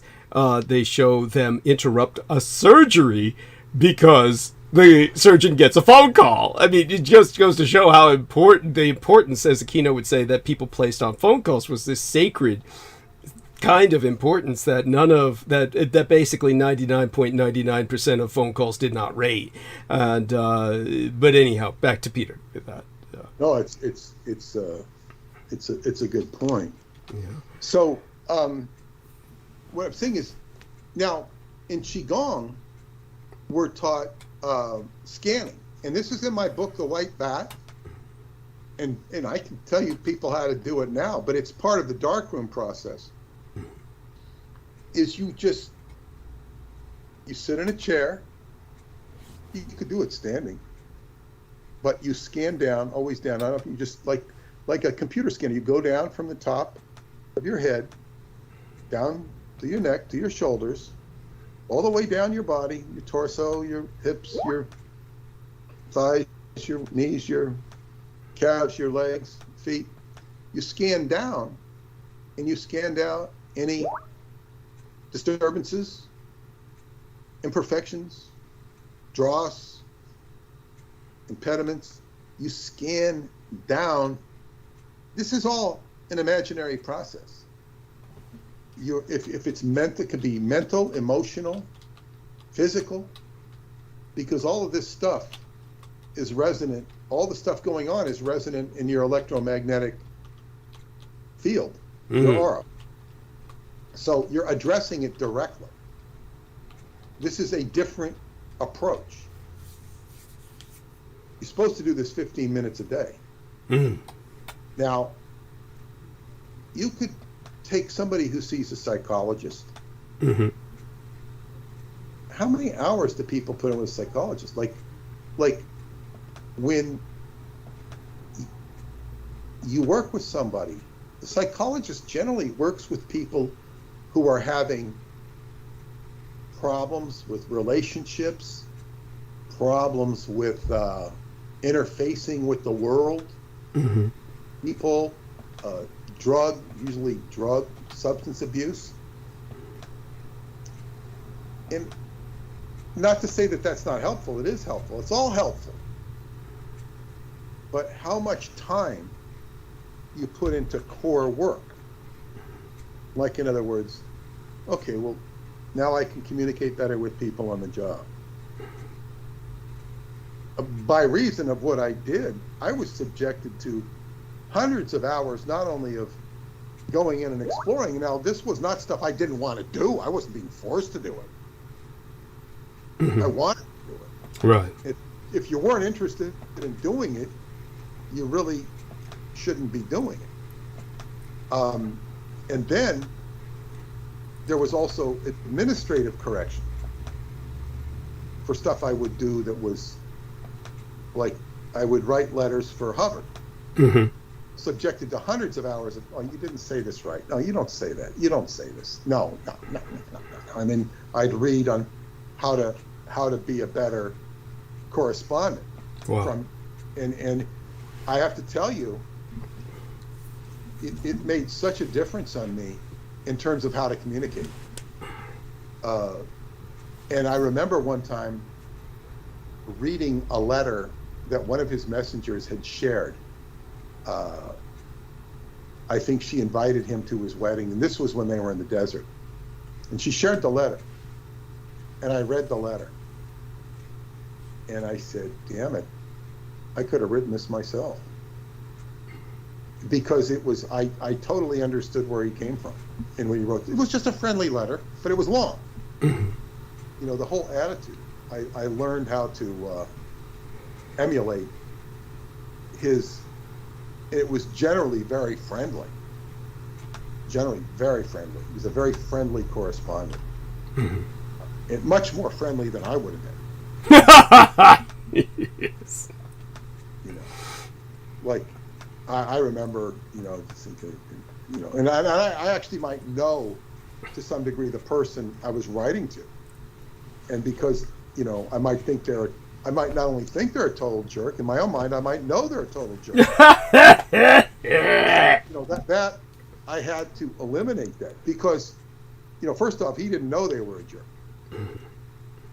And this is a funny story, though, is that for Christmas, he get hundreds of gifts. And he didn't have time to open them. And so what would happen is, this is what supposedly happened. All the gifts would be presented to him, and he'd go through them, and he'd look at them.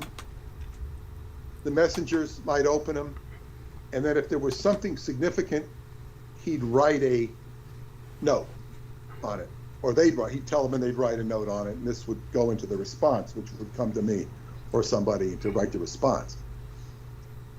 But one time, this guy from the LA, Oregon, LA, God, what was his name? I'll look it up. I had known him. He was, I think, either in the public division or the head of the public division. And I was the director of processing for a short amount of time there. I was on a special mission, and they didn't have hardly any auditors. Like, here's this organization, and what the hell are you doing if you don't have auditors? And so I put out an order that anybody who was credentialed to audit be audited, because if you're not, what the hell are you there to do? People have all their reason. And this guy, here it is, Mike Garson. Now, Mike Garson,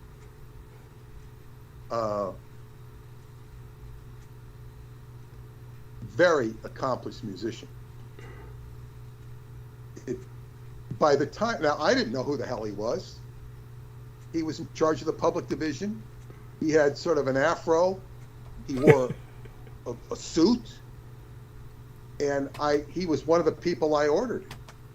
And he deeply resented me for giving him an order. Oh. Now, my order, was like ordering everybody to use their left hand with the toilet paper in the bathroom. It's like, it was not something I could enforce because I was not over him. I had a certain amount of, it was sort of a desperate thing. I mean, I could order, but he wasn't going to comply. But he resented me for it. How ridiculous. Like me ordering him. I'm from the Sea Org. He's not. I'm ordering him. Like, oh, you have no power. Big deal. To me, it was like, but he had an attitude. He was really insecure, obviously. I don't know. It's like, what? So I didn't know, he was just to me of little consequence. But he had an attitude. He had a real attitude. And he was very divorced from the whole Sea Org thing, but he wasn't a member of the Sea Org. Now, he wrote, he was a musician. I didn't know he was a musician. What the hell? He actually was a famous musician. He played with David Bowie. Whoa. That's a whole nother story, which I don't really know. I think I read the full story. But anyway, he was just a Scientologist at this point. So anyway, a few months later, and I get this tape to listen to. Now, I've already told you, I don't like to listen to tapes because it takes up a whole fucking, 45 minutes. This is a reel-to-reel tape. Oh, my God. I believe. And I have to put it on a reel-to-reel tape and listen to it. And it's Mike Garson with the characters at the LA Org. Now, I did not like the characters at the LA Org because I worked with them. They were very problematic. Okay? So I had an enmity to this place. And I could tell you whole stories about that. It was a wasteland. Whoa. Wait. He's got them. He's playing the piano and he's singing Happy Birthday to L. Ron Hubbard. Oh, God. And it's so corny. It's corny as hell. And I'm saying, please. I mean, not only, I don't want to listen to this stuff. And so I wrote a very terse thank you. It was very dispassionate. And so somehow under fate, L. Ron Hubbard actually got hold of this tape and he listened to it. This was a rarity. Wow.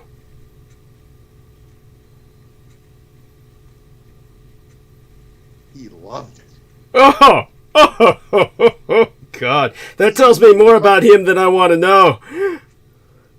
No, it wasn't, I'm saying, and of course, he wrote an effusive response and was given to me to type. There was no correction or punishment of me whatsoever. Good. There was no. Well, there shouldn't have been. No, but I wasn't unappreciated. No, he was. I never received any admonishments from him ever, and he was supportive in that regard. But then I later found out that Mike Garson was a big part of the David Bowie group, and then and so fast forward. Well, so anyway, I got my daughter with my wife because she, we got her this Yamaha keyboard. This is what she learned how to do the keyboard on. And it wasn't a wide keyboard, but you could press certain buttons and it would play out this incredible music. And I remember when she was just learning, maybe she had a year behind her, I said, you know, when your grandma's here, I said, you put that button and pretend like you're playing that. And she, you know, so she pushed the button and she acts like she's playing this incredibly sophisticated music. It's just being piped out the speaker. And you know, we fooled the hell out of other. You know, it was pretty funny. There's no way she could play that. It was incredible music. It was Mike Garson.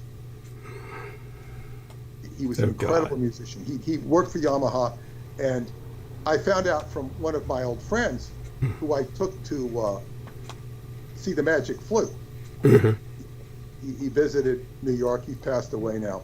And him and Mike Garson were really close because he was from L.A. and he knew. And I used to play football with this guy, and he told me, he says, "Oh, Mike could probably get a kick out of your whole story." Now, you know, because he was long out of Scientology, but he told me this guy was just incredible musician. But he was, I mean, God, he was an incredible musician.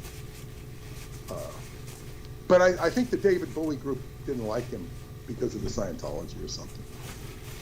Well, probably because he was incredibly, obviously insecure and quick to take offense. I don't know, but, you know, Scientology could, you know, really separate some of those people in the music field because there was no shortage of it.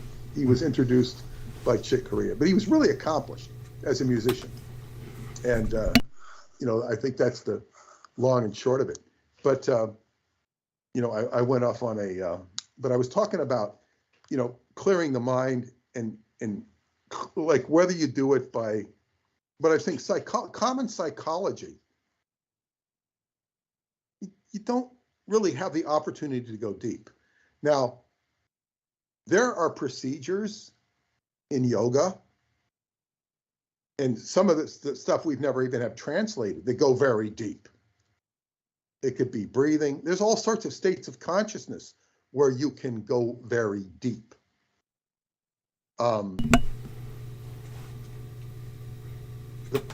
The challenge is for the individual going deep.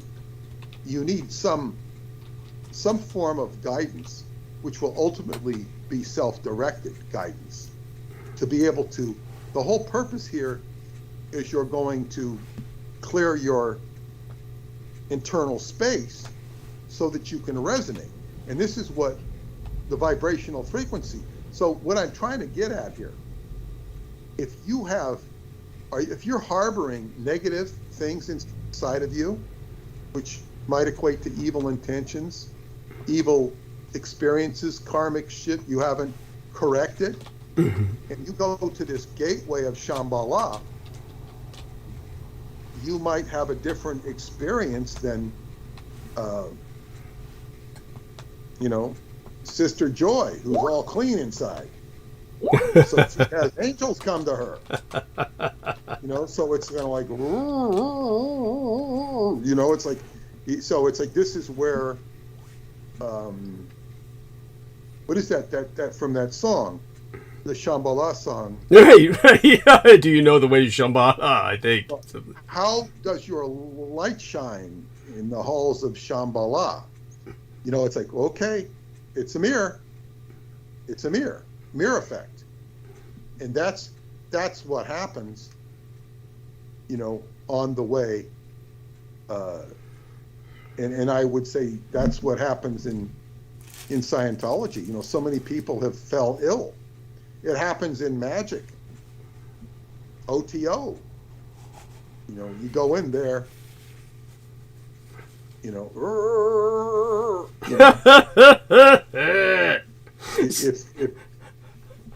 and Crowley, for all of his foibles, he maneuvered very fast and rapidly through that organization, to the point where he became the head of it. Yes. That says something in itself, at least for, and he was like a big mirror.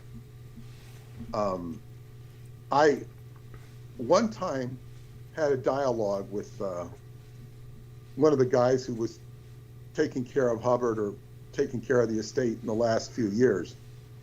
He had a lot of interaction with Hubbard, particularly as he was falling apart. Mm-hmm. But, you know, he knew him when he wasn't falling apart too.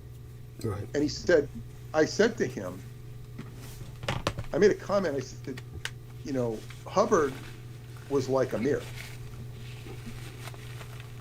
And he says, oh, exactly. He says, if you had a negative thought about him, he'd pick up on it right away. He could totally relate to what I said about being a mirror. Crowley was like that too.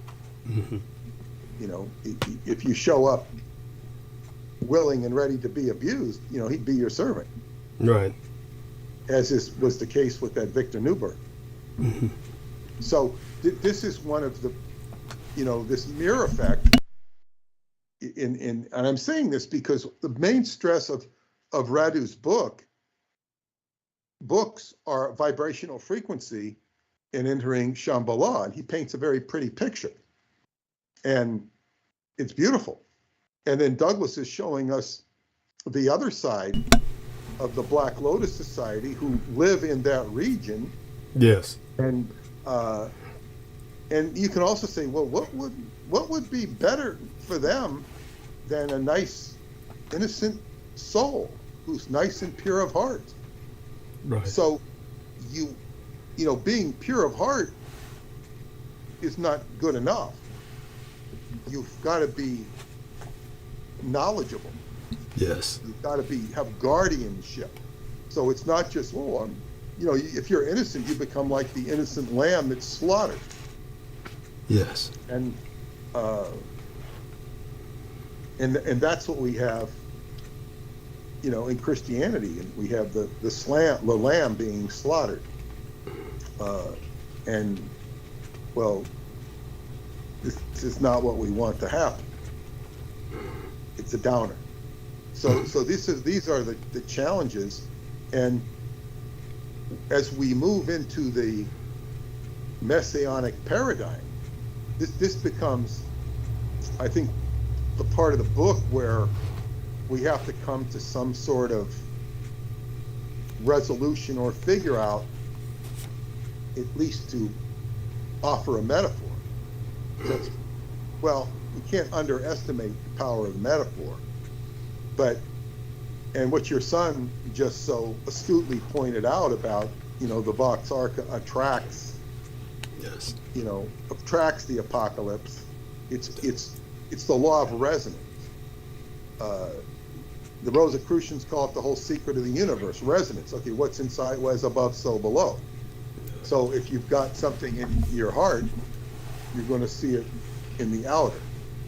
And no matter how much any of us have evolved through whatever modality, if we were perfect on the inside, we wouldn't be talking about this morass that we're talking about when we do these transmissions. Yes. You know, so because this is the state of the world as we experience it. So, you know, so when we talk about the messianic experience, you know, somebody like the Zionist Christians have this mentality of bring it on, like George Bush, bring it on. And then you have Aquino bringing it on too. And it all seems to be negative entropy that wants to, you know, kind of shut down the world. Yes. Shut down the world. So, you know, the doors you opened up with talking about the Black Lotus Society was fascinating. It was interesting. So what I'll try and do now is provide just a little more context. And the communion, of course, the communion that I had with my mother gave me some further insight in the sense that I remembered where to look for some notes that I've taken over the years concerning subjects she's addressed. So I do want people to understand that when it comes to of course, the Black Lotus Society, understand that people who try to do research on this yourself, say for instance, people who have expressed an interest in the Cho. And as Peter and I have suggested, this is not healthy for people to pursue. Obviously, Peter Moon and myself have been dealing with this. Certainly, I've been dealing with it all my life in one way. Peter has in another way as well through his Montauk experiences. But when it comes to the majority of you out there, this is not something you should be engaged in. So when it comes to the Black Lotus Society, they've been, of course, been struggling to rebuild after World War II. And as I said, it's not like they're a wide-ranging network in one sense. It's a core group of about 100 people. And of course, they're a degenerate sect. They are their interests don't lie only in the realm of the spiritual. Certainly, when my mother was dealing with them, simply because she had to, in order to, and it was not a relationship of communications. This was an adversarial relationship. These were people who sided with the Allies in World War II. This is because they had played a heavy role in the drug trade in Asia, the recreational or abusive narcotics trade for many centuries. So this is one of the few areas of the Himalayas where the various kinds of opium were grown.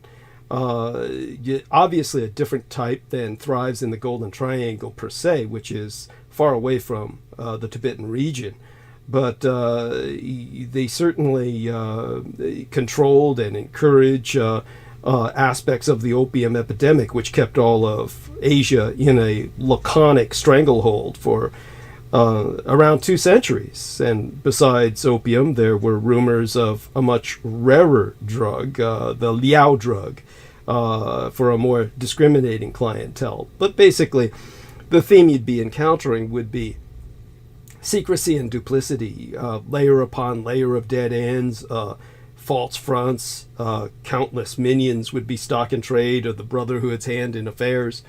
So when it came to the indoctrination, new members would be accepted by invitation only, rarely if ever allowed entry into the group itself, at least the inner core.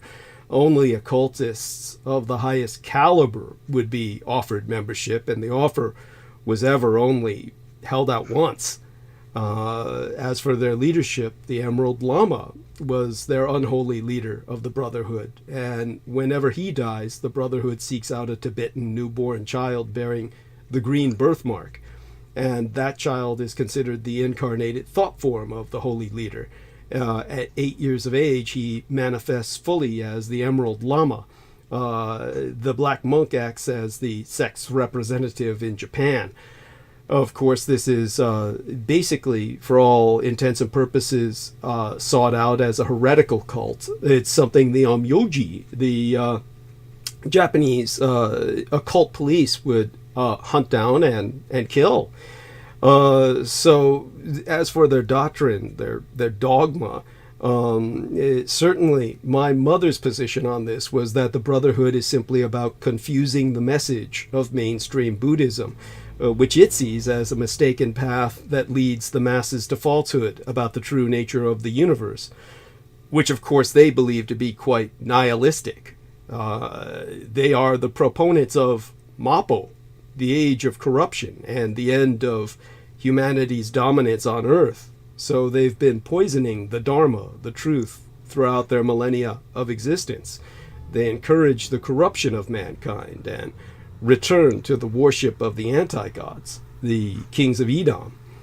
As for the occult aspects, the Tengu, who basically are the arboreal spirits of Japan, the guardian birdmen, if you will.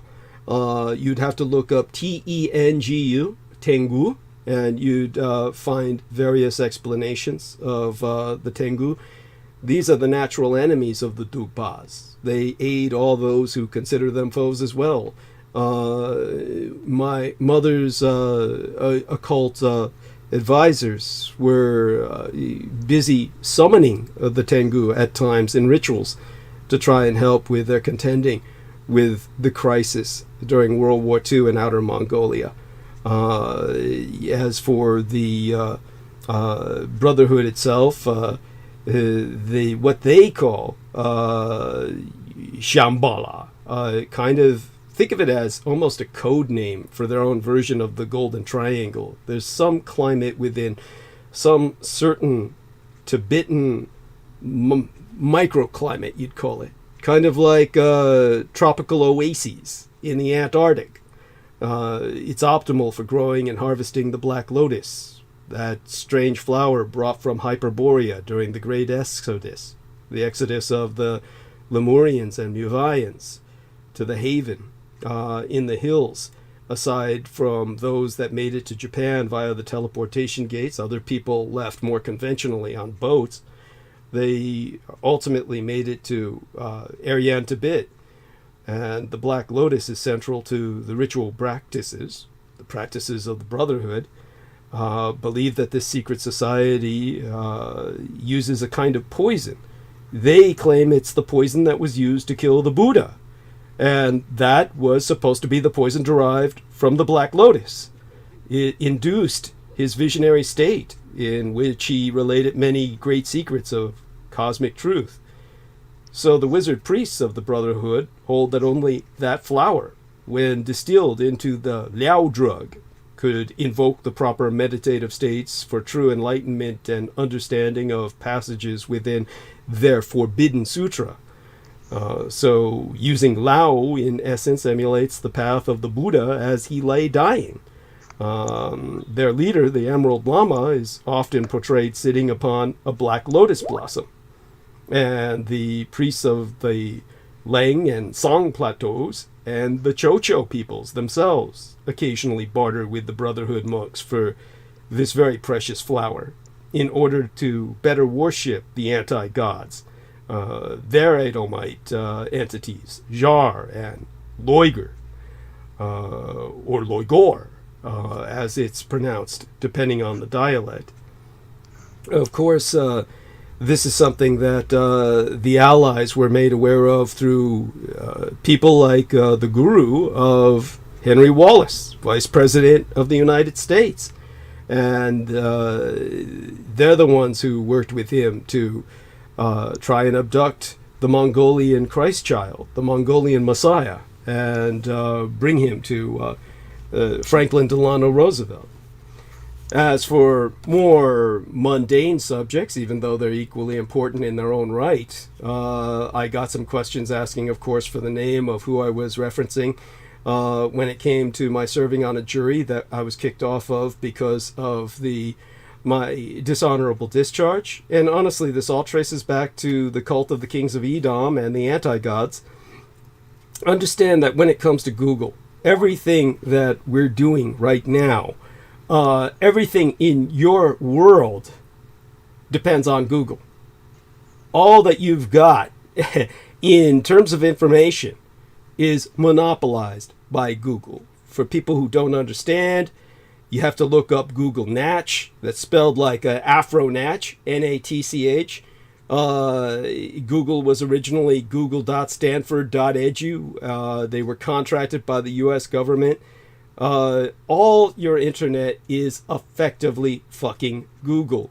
The entire web is stored in the Google database. It cooperates with the governments, well, especially the deep state of the military junta that effectively runs your world. Your world, not the world, but the United States, the American empire. This is the important thing to remember about Henry Kissinger. Again, the connections, they're incestuous. It's really not that complicated to web, really. It's all the presidents would just come and go. But who ran the American empire? You cannot run an empire with some goddamn poor son of a bitch who rules for 4 years and then has to spend the next all that 4 years running for re-election anyway. And then gets elected for another 4 years in which he's a lame duck. a president is the most powerless person on earth next to the vice president. Only the vice president is more powerless than the president. Who ran the American empire? Henry Kissinger. Henry Kissinger ran your fucking world. The American empire specifically, of course, but that was your world, if you're listening in the United States.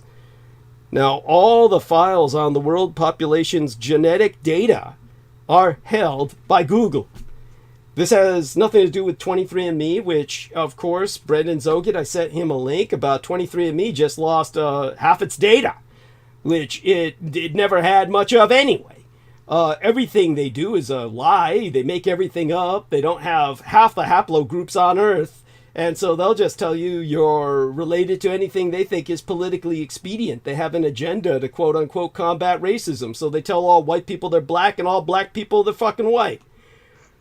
Now, when it came to 1994, with the funding from DARPA, the Defense Advanced Research Projects Agency, and NASA and the United States National Science Foundation, they founded Google for the very purpose of online domination and total control of everything you know.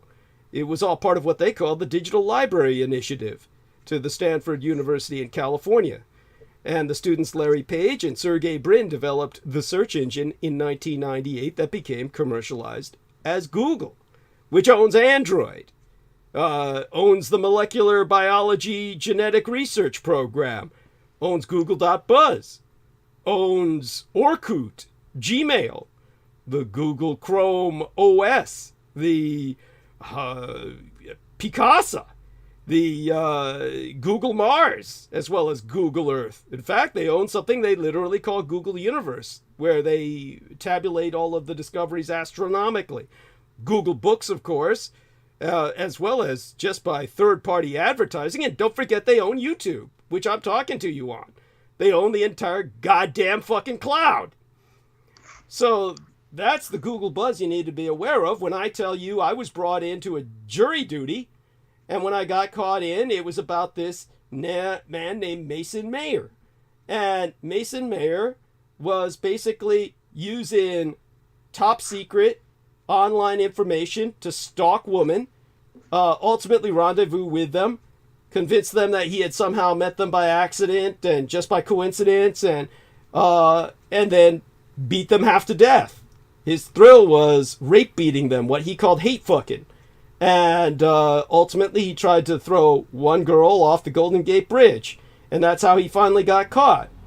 Well, all the information he was using was given to him by his sister, Marisa Mayer, who, guess what? Runs Google. That's the Google executrix, people. So, Marisa Mayer, when they found out that I was the guy who took down Michael Aquino, demanded that everyone on the jury be aware that I was dishonorably discharged. And therefore, I was taken off the jury. And everybody else was bribed, and they let her brother go. Back to what he does best, stalking women using information he gets on Google, which his sister gives him. So you've got this, it's a world in which people like this do exactly what they want whenever they want. It's their world as far as they're concerned. This is the kind of world that if you want to change, then you've got to support myself, because I'm the only person who knows this. You might say, oh, it can't be just you, Douglas. Well, the only way you find out about it is by my telling you about it. The rest you can confirm by circumstantial evidence, by looking up Michael Myers. Yeah, just like Halloween. In fact, he's the character they based Halloween on to an extent.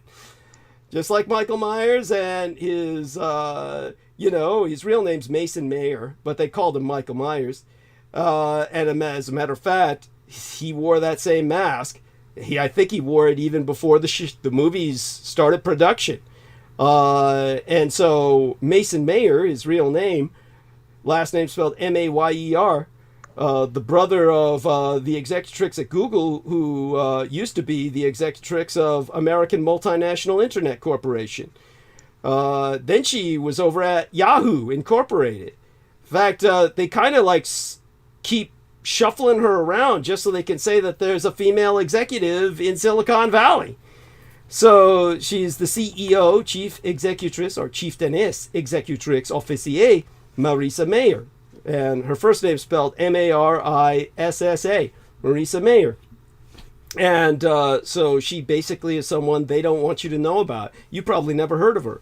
But if you look her up, you'll find out enough about her to see she's a real person and that she's been in charge of Yahoo, Google, AMIC, the American Multinational Internet Corporation, which is simply Google Incorporated, its real name, believe it or not.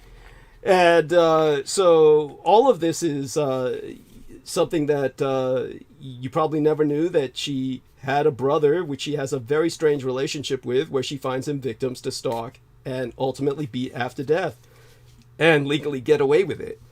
So this is the kind of world you live in. And she is, of course, an Edomite, a member of the Aquino cult. She was one of the priestesses in the Lilith community. So this, it all explains so much. You live in a world run by the cult of the kings of Edom. Yes, my Vox Arca is a dangerous thing to have. And I think that they've been banking on the fact that usually after an assassination attempt, I tend to run a diagnostic. And when I take the diagnostics up to the higher levels, believe me, they're aware of it. They know because it kicks a number of their machines on, meaning that their scalar earthquake-producing machines start revving up to a certain degree. They're not turned on to the full extent if I took the Vox Arca all the way to its logical defense condition 4, so to speak. But they're certainly put on an alert that the government is not in control of. I am. So the end result is, you might say, well, why don't they just dismantle the machines? Well, they can't. They're basically now locked in sync with their bonding mechanisms for the anti-gods they've summoned.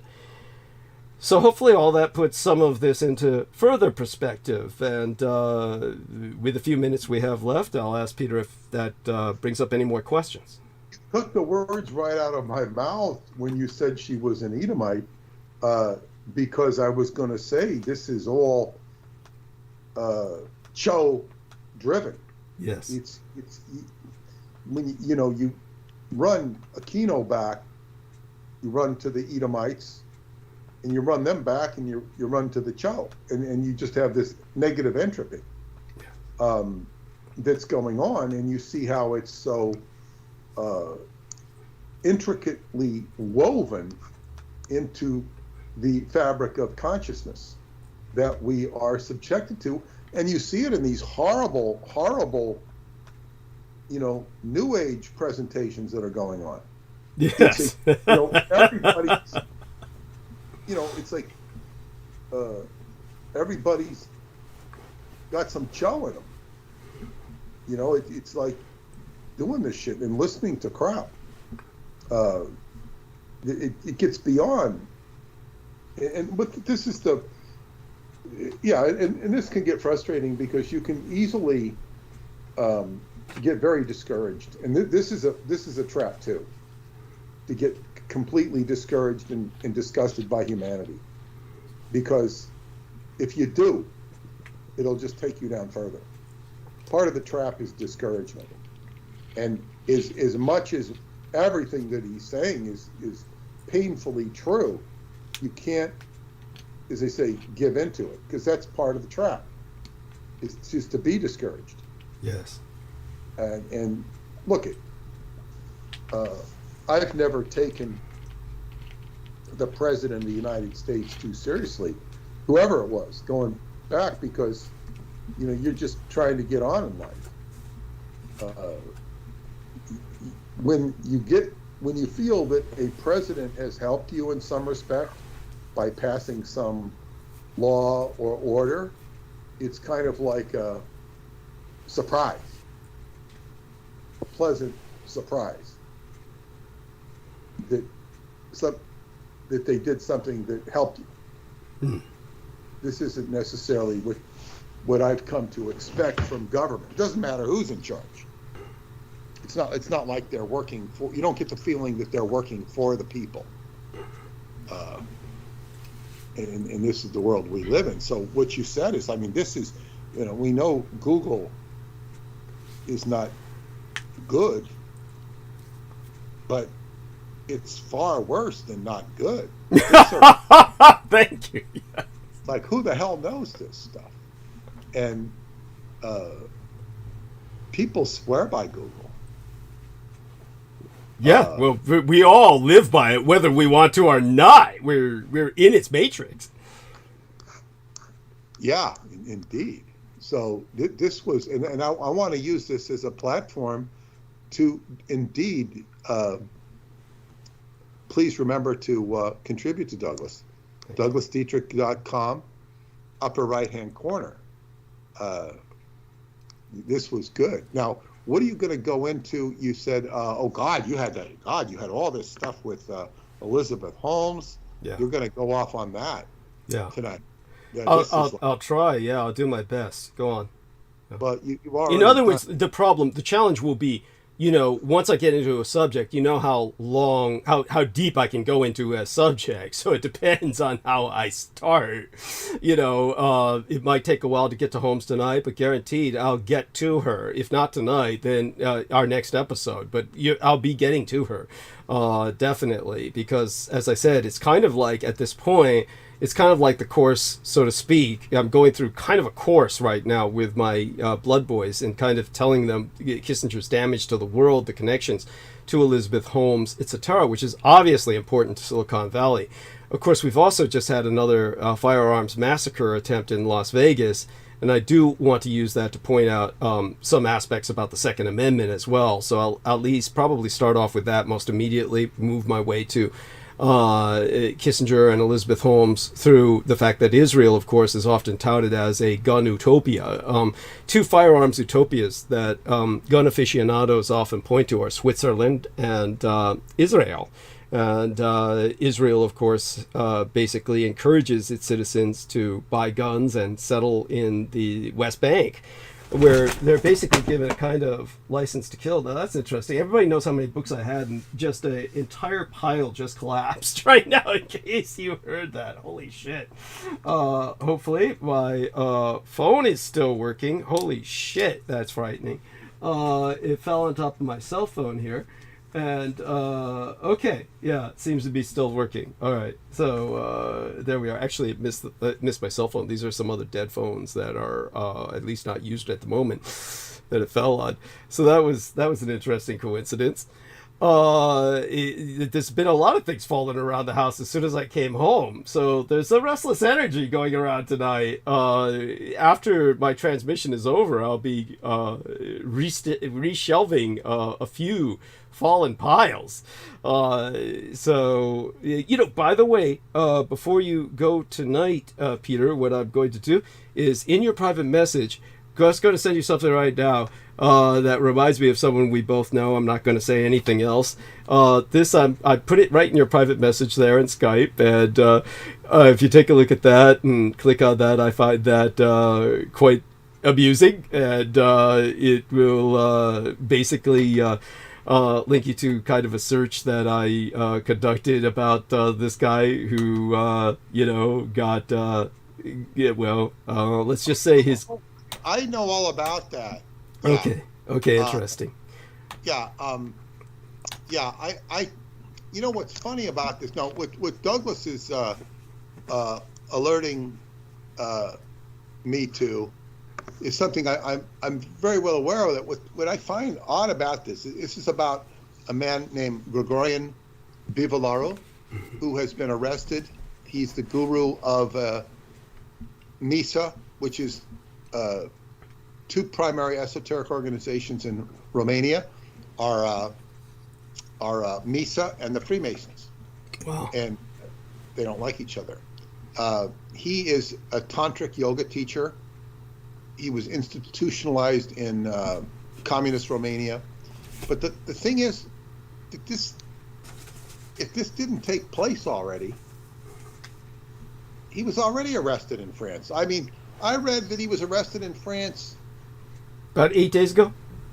No, long before that. Interesting. And so for him to be arrested in France again, yeah, Yeah. It doesn't make any sense. Or it seems to me that they're dredging up something old and making it current. Well, apparently this was 8 days ago that he was that this happened. So he must have somehow, got off the hook, and then they. But he was arrested. Yeah, he's been arrested twice for human trafficking. And when we say human trafficking, it's more in the context of exploiting people to be part of his cult and them turning over money and stuff like this. It's not that I know of smuggling, people. He apparently was sexually exploiting a lot of young ladies, however, at least person. Old people that he gives them to get the money. So, no, this is a. I'd asked Paula, is there any way this guy could be being framed? She said, nope. Nope. So that's of.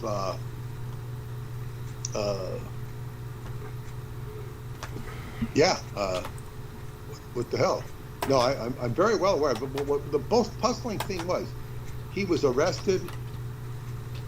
He escaped to Sweden, and somehow he went to France for a seminar, and that's where they arrested him. And then he was in Moldova, the country which is northeast of Romania, where they speak the Romanian language, right? Just different alphabet. That's correct. And he was supposedly hiding out there, and it just with what I find makes no sense. He was already arrested in France, and now he's arrested again. There's something very weird here. Definitely, yeah. There's something going on. It's like I would attribute it to the Mandela effect if I believed in the Mandela effect. Thank God you don't. Yeah, it's definitely, he's got some connections going on that sprung him, so to speak, got him out, and then. Well, the point was, if you get arrested in France, you don't go back to France. That's something very. Thank you. Almost metaphysically weird here. Yes. Metaphysically weird. Yes. How many times? In fact, I want to look him up on.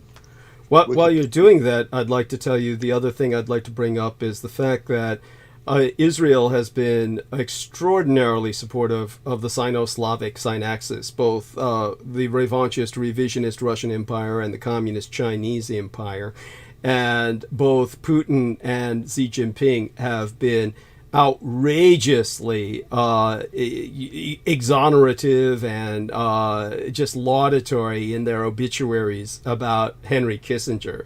Both Putin and Xi Jinping have been just, Kissinger's the man. It really tells you all you need to know about Henry Kissinger, that he's getting all these accolades from the dictators of the communist Chinese and revanchist, revisionist Russian empires. And Putin, as a matter of fact, is visited today, guess where? The United Arab Emirates. So you've got them holding COP28. Putin's an internationally wanted war criminal. He's supposed to be arrested anywhere outside of Russia, except nations, of course, that are directly affiliated with Russia that refuse to arrest him. Obviously, what does that tell us? The United Arab Emirates is one of them. So you've got all the leaders of the world, or certainly the representatives at COP28. You've got major CEOs involved with anything of importance at COP28. And you've got Putin showing up at COP28 and is not arrested amidst everybody else. This is it just unspeakable. There's no words for this. Well, of course. Now I want to finish on Biberado. Yeah. And I figured out the thing. He was arrested in France in 2016. Okay. So this is the second time. Now this is what doesn't make sense. You get arrested in France, you go back to France? I wouldn't. No, I mean, this is what you have is audacity. Yes. Audacity. In other words, you don't know when to stop, even for yourself. You can't restrain yourself. He's a very corrupt individual. But anyway, with regards to Putin, I saw him he was talking with an Arab country. I think it was Saudi Arabia. It was on the news. You know, he looks reasonably healthy. It's like, what happened to the dying Putin? Like, Yes. You know, it's like, and I don't think those stories were faked. I don't really know, but it's like he you know, he's holding his own. I mean, it's like none of this makes. It's like it's so surreal. Like, you know, today he's dying. One day he's dying, and the next thing he's, you know, bouncing around, making trips. Yeah. It's like, and the news media doesn't even report his you know, it's like Sean David Morton at least makes a miraculous cure. It's like, it's so surreal what's going on with this guy. Like, you know, it doesn't make any sense. Yeah. So that's what I have to say about Putin. I mean, it's ridiculous. Thank you. But definitely his alliance with Israel got him the trip to the United Arab Emirates, where they held the big Holocaust fuckfest. And that is all so weird. Just disgusting is the word for it. But yeah, weird's is another word. Yeah. Like all of a sudden they're like, you know, like the Saudis, I mean, they'll chop off somebody's head in a moment. Yes, it's true. No, it's true. United Arab Emirates. Why are they kissing the ass of the Holocaust? Why? I mean, like, without even getting into the exploitation angle of the Holocaust and all these people that are still alive, you know. Yes. Survived the Holocaust pretty well. Yes. Just to even be alive. But why would the Saudis be so, you know, so supportive? Thank you. What are they getting out of it? I mean, you have to ask, what are they getting out of it? Do you have any answer to what they're getting out of it? Absolutely. This is the kind of alliance that formed before World War I. It's one of these alliances that makes war inevitable. Basically, when you have a cordon, as the French called it, a kind of cordoning of a certain power, choking it off, and it has no place else to go. Like the Central Powers in Europe. The Central Powers had no place else to go. They were cordoned off by the French and the Russians and everyone else surrounding Germany, Bulgaria, the Turkish Ottoman Empire at the time. And the Israelis have now pretty much got the Saudis and the United Arab Emirates under their under their yoke.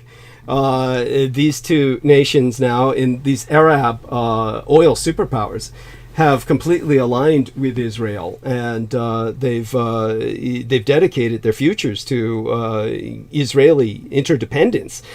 And this is so.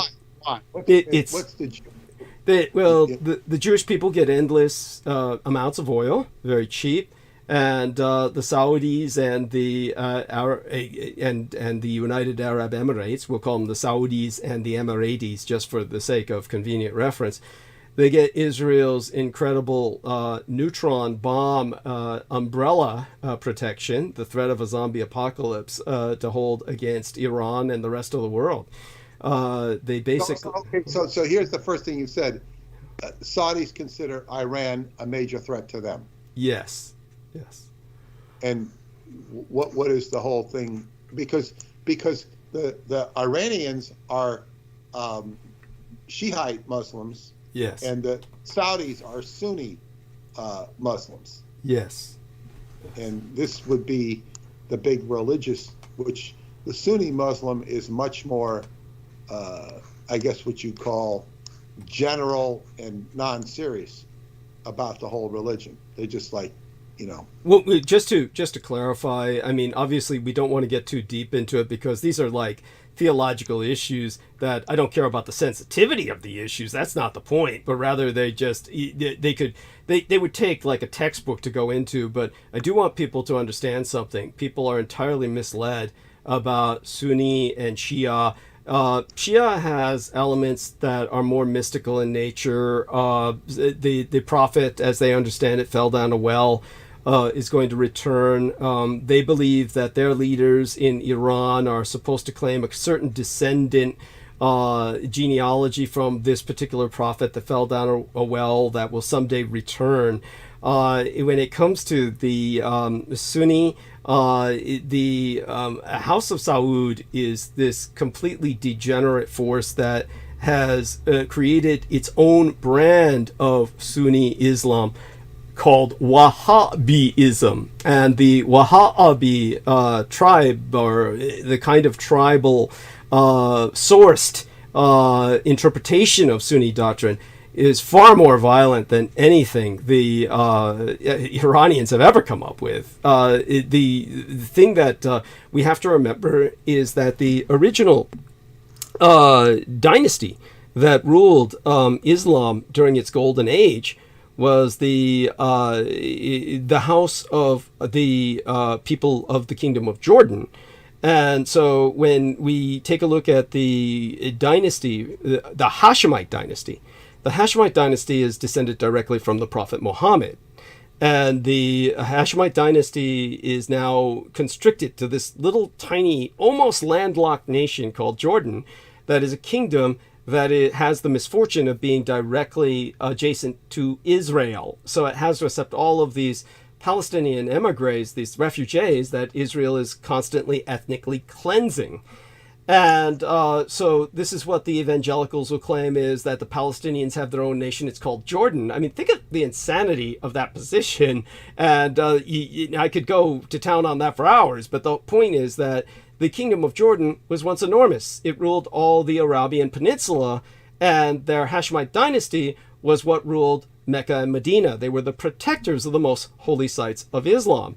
So what the British did was, after they defeated the Hashemite dynasty in a series of battles, then they took the most lowly, flea rag bitten group of camel thieves they could find. Bear in mind that in the American West, the most dirtiest, low-down, no-good son of a bitch you could think of was a horse thief. Because if you stole a man's horse, you were leaving him to die. Because a man's horse was all that stood between him and death in the Old West. It was really what got him around. Far more important than a car. His life truly depended on his horse. So a horse thief was so reviled that it was one of those few crimes where if you caught a horse thief, just the accusation alone was enough to rationalize hanging him on the spot. As soon as they were caught, you didn't even need a trial. Texas carries that out today in law by allowing people who steal cars to be shot on sight. Believe me, it's true. You can go to Texas, and if you say, this guy tried to steal my car, and you shot him, if it looks reasonable enough, they'll let it go. So this is what camel thieves are like in Arabia. And the British took the clan of camel thieves called the Saud, and they put them in charge of the most holy sites of Mecca and Medina, because they knew everybody hated them, and the only way they could survive was total dependence on the British. So the whole House of Saud is descended from a bunch of flea-bitten fucking camel thieves that aren't worth a shit. And they're running Mecca and Medina now. This is already in the dirt. Then after the British pretty much lost World War II, then the Americans had to come in and pick up the pieces. And they lost. The one thing that Franklin Delano Roosevelt had done was expand all of America's oil supply. And as a result, he had to make a deal with the House of Saud and pretty much surrendered sovereignty of the United States to the House of Saud by pinning the US dollar to the output of Saudi petroleum. This is what was called the petrobuck.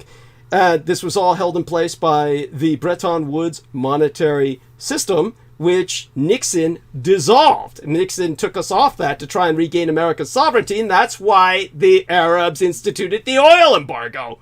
And that fucking got Nixon kicked out of office. So while Nixon was fighting his character assassination, he basically was not running America. Kissinger was. And Kissinger got America completely aligned to Israel and all in on supporting Israel, which was why he was awarded the Israeli version of the Congressional Medal of Honor. At that point, it's everybody in the world was saying to America, don't do it. Japan, all of Asia that was dependent on oil, Europe all dependent on oil. Everybody said, fuck the Jews, man, don't do it. But America said, no, fuck you all. We're going to support the Jews. And they went all in, did what they did. In the meantime, with Nixon trying to do what he did and getting fucked over by the Saudis and getting himself the most unpopular man in history because oil prices skyrocketed to the point where people were literally killing gas station owners. That's the truth. It's not a rumor. Then basically Kissinger was running the American empire. So you had this horrible, shall we say, scenario that came to pass. The US dollar crashed. It never really recovered. And the end result was that you have where we're at now. But where are we at now? Well, the House of Saud does what? It publishes Qurans. And it publishes a very specific revision of the Quran. So the majority of Qurans that are published and passed out all over the world, altogether, all too many of them are completely revised and shall we say, aside from revised, they're basically rewritten by the House of Saud. It's kind of like the King James Bible. They took all their own House of Saud, hired scholars, and made it so that everyone is told to worship the House of Saud and kill everybody else on earth. And I'm not kidding. That's basically what the Quran is rewritten to say. Basically, kill everybody, worship the House of Saud, and kill everybody else, including the Iranians. So the overwhelming majority of terrorism in the world is funded by the House of Saud. And it's usually based on a violent kind of Islam that is produced in the Wahhabi Bible. We're told that the Iranians are the ones that are. It's all a lie. It's all a lie. The Iranians don't have the money or the organization to do anything. They can barely keep themselves in power. You've got a bunch of mentally retarded clerics who have no ability to budget or run. They do little things here and there, but they've completely abandoned Hamas. They're not doing anything to help Hamas, even though they were, quote unquote, its primary sponsor. The reality is, as Yasser Arafat said, Hamas is a creature of Israel. By the way, I don't know if you heard me in my latest episode, but I brought up the fact, it's undeniable now, they've published the papers with the BBC, that the Israelis knew the Hamas attack was happening a year before the fucking attack. Right down to where, so you've got, obviously this was an Israeli conspiracy. And so in terms of where we're at today, basically, just like the House of Saud, its big enemy in the past was Iraq under Saddam Hussein. And Saddam Hussein wanted to conquer Kuwait, have an outlet to the sea, because his outlet to the sea was incredibly small, minuscule, just like Jordan's is. Tiny little strip of beach, just like Jordan's got today. And so he wanted to capture Kuwait, because Kuwait was basically slant drilling and stealing oil from him. So when he invaded, at that point, the Saudis were desperately afraid he was going to go after them. And that's why they allowed the Americans onto the House of Saud. That was part of why I was involved with Desert Shield, which became Desert Storm. And then that's what angered Osama bin Laden, because you had a bunch of Christian infidels on Saudi's sacred soil. And that's when he said, I'm going to fuck the United States. So you've got this cascade domino effect all over Southwest Asia, in disambiguation from Southeast Asia, which is where Vietnam is. So Southwest Asia is where we're back at today. So this is the new Vietnam. And what we're fighting now are the Houthis, who just launched a bunch of anti-ship missiles at the United States and are launching them at various merchant ships. So the United States is at war with the Houthis, what used to be North Yemen. And so the Houthi tribes are supposedly supported by Iran, and are indeed so to a degree. But this has, the Saudis, see, the Iranians spend like a few $1 million, what little they can send to the Houthis. The Houthis are a guerrilla force. They don't need much. Of course, they'd love more, but that's all they get from the Iranians. Whereas the Saudis are spending billions of dollars to exterminate the Houthis. So you've got this genocidal war of the Saudis against the Houthis. You've got this genocidal war of the Israelis against the Palestinians. So you've got these co-genocidal states that have decided, let's get together and we can succeed in our genocide even further. And don't forget, they've got a third target, Armenia, my son's country, where, of course, they eradicated half the nation. They invaded East Armenia and they eliminated it. It's called Artsakh in the language of the Armenians. Nagorno-Karabakh is the enclave as it was known to the rest of the world through the Muslim language, and the Muslims annihilated it. 100,000 people were ethnically cleansed. Nobody even heard a word. How did they do this? By tons and tons of drones carrying missiles that were sent to them by Israel, manufactured in Israel. The Israelis want the annihilation of the Armenians because the Armenians, of course, suffered a genocide in World War I. And guess what? Israel officially denies the Armenian genocide because they said, if you had a genocide, a Holocaust, as you say, in which millions died, it lessens our victimization. That's exactly what they've officially said. So they said, in response, let's annihilate the Armenians, and that eliminates anyone's ability to claim another Holocaust. So the Israelis are truly, truly evil, genocidal pieces of shit. These are people who are trying to wipe out the Armenians, wipe out the Palestinians. They're allied with other pieces of shit, the Saudis, the flea-bitten camel tribe, the camel thief tribe, the camel thief clan that's warring and trying to annihilate the Houthis. And altogether, America is part of this farce. And yet, guess what? Both the House of Saud and the United Arab Emirates, along with Israel, align with Russia and China. They have consistently aligned with Russia and China. They have said, we're allies of the Sino-Slavic Synaxis against America. They've said this officially multiple times. And the Americans have told the Israelis, stop dealing with the communist Chinese because you steal all our industrial secrets. We give you all of our most advanced weapons and you keep selling them to the chinks. And the Israelis say, well, fuck you. We're going to do this because we're on the side of the communist Chinese. So you're dealing with the enemy here. These are the enemy. The Israelis are on the side of the people we're going to be at war with because of my Taiwan. And the end result is already the Americans are talking about giving up on the Ukraine because they want to give it all their ammunition to Israel. So this is where we're at. You're supplying the very people who are out to destroy you. If the Russians take Ukraine, which they will if we stop arming them, if we stop supporting them, the Russians will take Ukraine just by sheer force of the fact that they're willing to sacrifice as many men as it takes. They don't give a shit.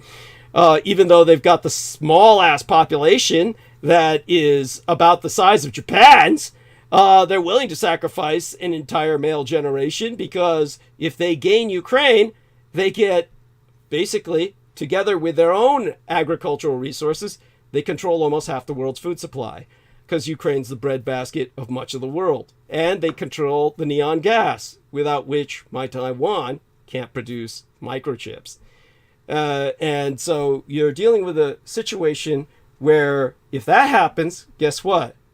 Israel becomes the dominant producer of microchips. So Israel is trying to destroy Taiwan, destroy Armenia, destroy the Palestinians. It's fighting a multi-front war. And the Americans are their puppets.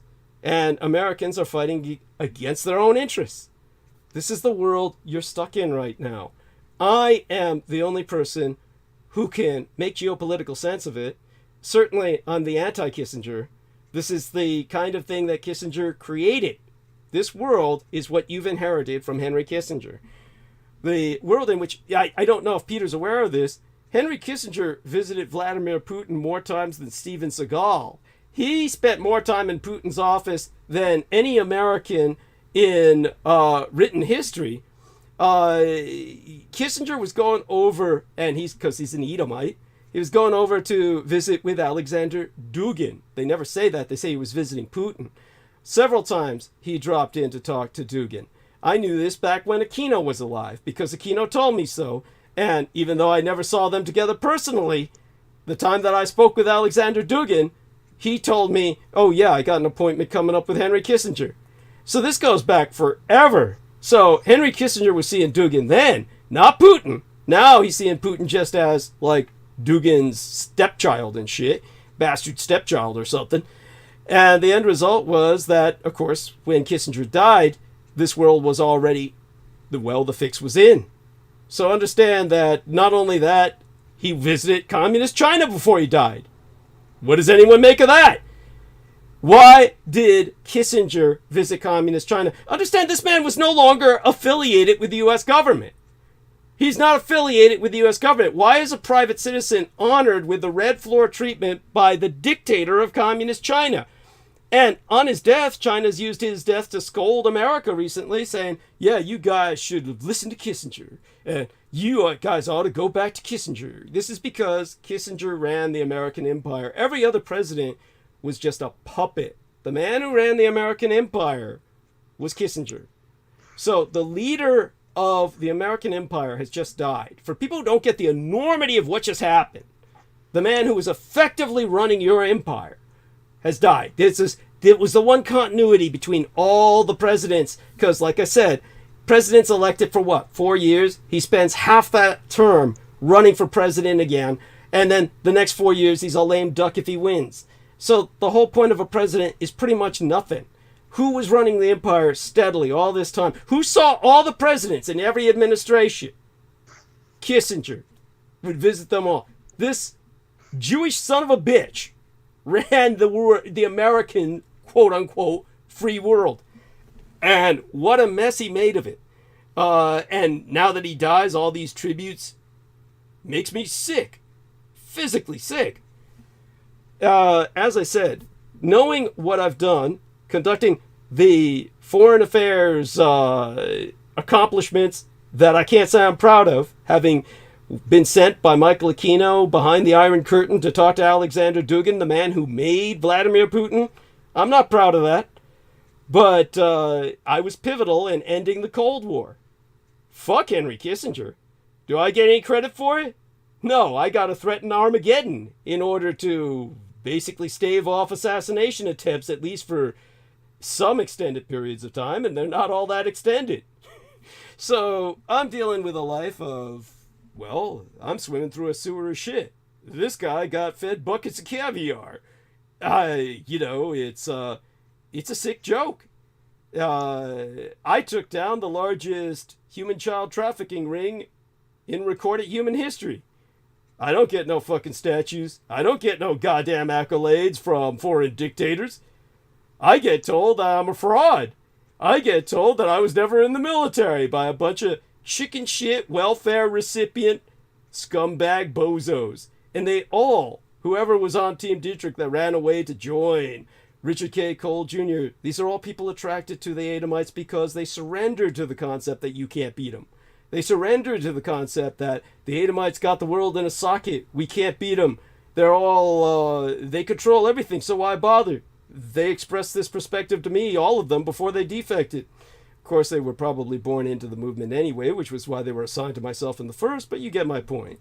This is something that Peter's warning you not to fall into, not to give up. I mean, certainly I haven't given up, and I've got every reason to. Well, not really. Of course, there's my son, and of course, his husband has been supportive to a degree. But of course, there's only so much support he can provide. He can't provide anything monetary. Getting critical mass. He's the whole thing is, he's becoming more aware of what's going on, and this is what we're reaching a critical point here. Yes. With everything that's going on right now, it's like it's as much as it looks bad, there's some hope here. Yes. No, there definitely is. Of course, Peter Moon and I will talk about this more privately, simply because of security issues. But I want everybody to understand, as Peter said, certainly my son's husband is aware of the travesty, the farce going on in COP28. He's there personally, contending with other people who are also aware of the farcical nature of this travesty in the United Arab Emirates. But just understand, we're talking about the lineup of the Third World War here. Israel, Saudi Arabia, and the United Arab Emirates are on the side of the Sino-Slavic Synaxis. The Asian Indians, you can't trust them as far as you could kick a turd. They are completely on the side of Israel. And as a result, of course, they'll probably be neutral in a third world war. All they're looking out for is themselves. When it comes to where we're going to fall, it's going to be divided. We're going to be probably, as China was in World War II, both a belligerent and a front of this World War. Now, granted, I've always said the Third World War was really the Cold War. The Cold War was the Third World War in effect, so this would really be kind of a Fourth World War, a World War IV, if you would. The IV in the numerals of the Romans, and of course, it would take a lot of historical awareness for that to catch on. But that's what Peter and I are here for, and we do our best to spread the word. So, Peter, you've been very patient with all this. Any other thoughts before you retreat? Well, no, it's like this is must listen to, stuff that I needed to listen to and needed to hear, because the current events are becoming so critical, where it becomes, I guess, professional for me is in how to integrate this into the book, but I just have to let it flow, because we can't be doing a histogram. It's too involved. Yes. And all connecting all of the dots, because what we're in is a madhouse of, if you gave the journalists of the world carte blanche to say go, and their boss said go after it, get the truth, they'd be hard pressed. Yeah. They'd make some improvements, but they wouldn't be able to get all this. And then they'd start listening to you, and they'd start looking, questioning, what the hell? Why are we listening to this guy? And then all their Aquino-esque would, all their evil intentions and stuff they haven't cleared out in their own mind would come crushing down on them. And most of these characters are not necessarily evil in themselves. They've subscribed to evil, yes, by becoming mouthpieces for, because everybody they don't have authenticity.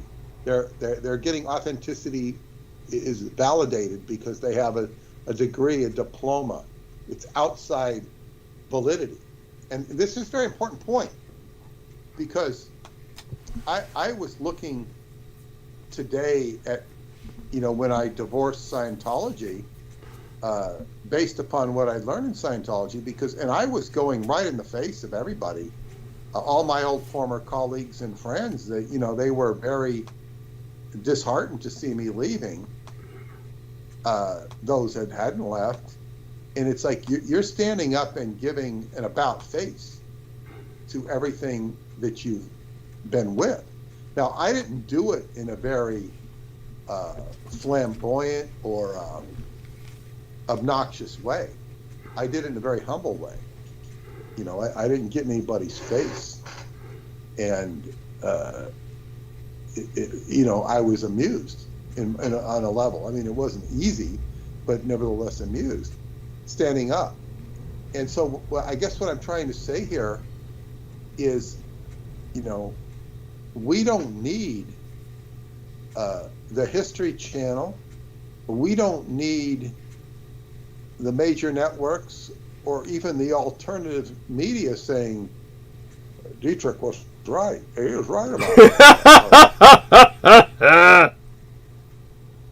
It's like it's self-evident what's going on, and people have too much of their head in the dirt like an ostrich. Yes. So this is actually, I should probably look up the ostrich medicine card. Cool. Because this is what we're dealing with. People put their head in the sand, and what I noticed is professionally, it's ever since I got involved in what I'm doing, is I can always feel the tension of the people. Well, we don't want to give him too much attention. No, don't give him attention. Yes. Don't give him attention, because no. It's like don't give him too much money. I mean, you can also have that, Yes. Like, oh, well, we can't give him a check for $300,000. That's too much money. And it has more to do with them giving you power or attention than it does with them being able to afford the check or the attention. Right. Because it's disempowering. And to tell you the truth, I don't really want their power. I don't desire their power. They can stick it up their rear.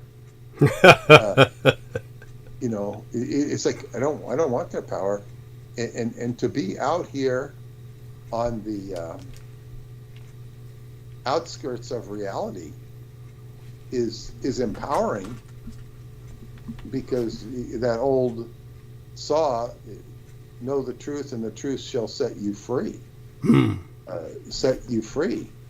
These people are not free. And the United States is, as it is, with all its problems, which are not small. You see them dramatized every day if you watch the news. Perhaps you shouldn't watch the news.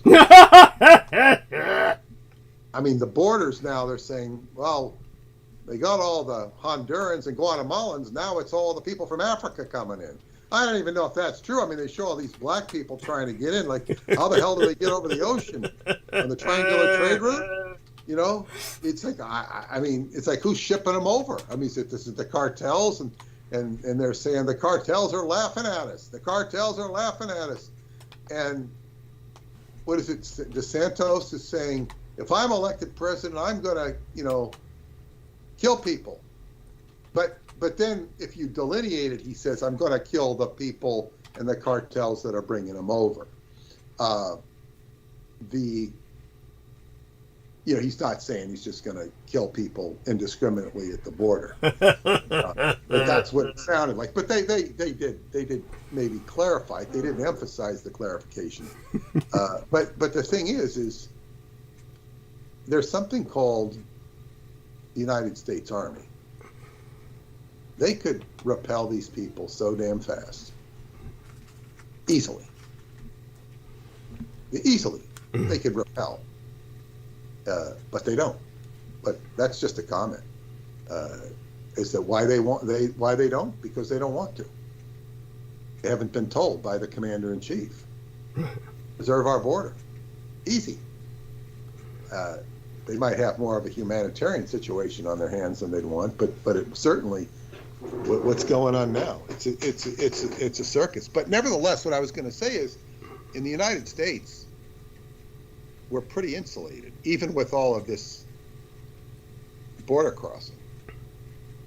Yes. No, we're not freely insulated, but look, compared to what's going on in Gaza or the Ukraine, and I don't think it's going to get that bad here.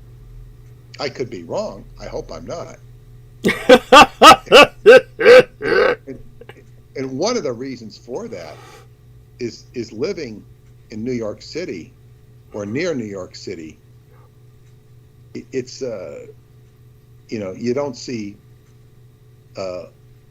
London going under. You don't see Switzerland going under. New York City's one of the big places, and San Francisco is too. But San Francisco has suffered more than probably any other, maybe big city. I mean, not that New York hasn't suffered, but I'm talking about wholesale violence. There's violence going on. So, but I appreciate so much you're saying that. Believe me, it used to be a nightmare in New York. That's when we had the Death Wish series of films made, because they were inspired by what a nightmare New York used to be. But San Francisco's inherited that mantle at this point. Yeah, and I know that it got cleaned up a little bit when the Chinese president went there. I don't know if they're gonna, continue the trend. No, I did. They're already leaking back in, all the homeless and the crazies. Sadly. Yeah, I mean, I was just dealing with that, the other day. Not talking about the assassination attempt either, just talking about in the case of, I'll go into it later. Just the usual types of, unfortunately, homelessness you run into just stepping outside the door. Even though my neighborhood is a little better than others in some ways, we still have it. They wander by my home at night. I can hear them screaming. So yeah, and you wonder why they come up here, because this is a residential neighborhood. There's nothing up here. They have to walk uphill. It takes energy and effort to do that. It's almost like they're dispatched. Lori and Ann Fenton was convinced that they were sent by her affiliates, basically her fellow Adamites. In other words, Aquino, at the time he was alive, she felt was having his cronies dispatch some of these homeless, mindless zombies up my way to wander by and just generate chaos in my neighborhood. I don't think she was wrong either, but whether that's she actually, or did she admit she was one of them? Oh God, yeah, she was very open about that. After a while, it became almost obnoxious. Well, of course it's obnoxious. It was out and out obnoxious. It was. Yeah, well, think about it this way. You're talking about somebody who had absolutely no connections with anybody, and then wound up pretty much running the, as Brett Loiter would say, she pretty much now runs the Midnight in the Desert and all those coast-to-coast AM gatherings. Not that that's anything other than a hospice care movement, but you get my point. How did that happen? Of course, it came through her Aquino connection, because he was the guy who had the connection to George Norrie and got him employed. So, yeah, aside from that, when she was openly talking about eating babies, to the fascination and awe of Doug Millar and David Schroeder, David Schroeder was confirming what she was saying, because he said, and I have no reason to disbelieve him, that when Aquino was eating babies in front of him, Aquino would force him to partake in that repast. And that was a way of incriminating someone, to force them, again, to induct them, to basically make them co-partner to your crime. And by co-conspiring them, you've basically implicated them so that they become essentially another criminal like yourself, almost out of necessity to prevent themselves from being prosecuted. Of course, David Schroeder was left so damaged, and no one took a lot of what he said seriously.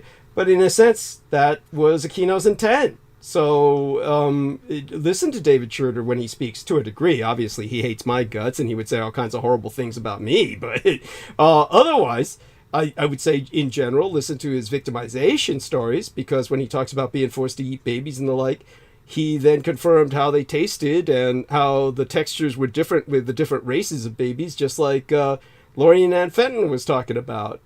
She was saying, yeah, the black babies are the best, which added a sense of some sort of validation to some of Ian West's ravings.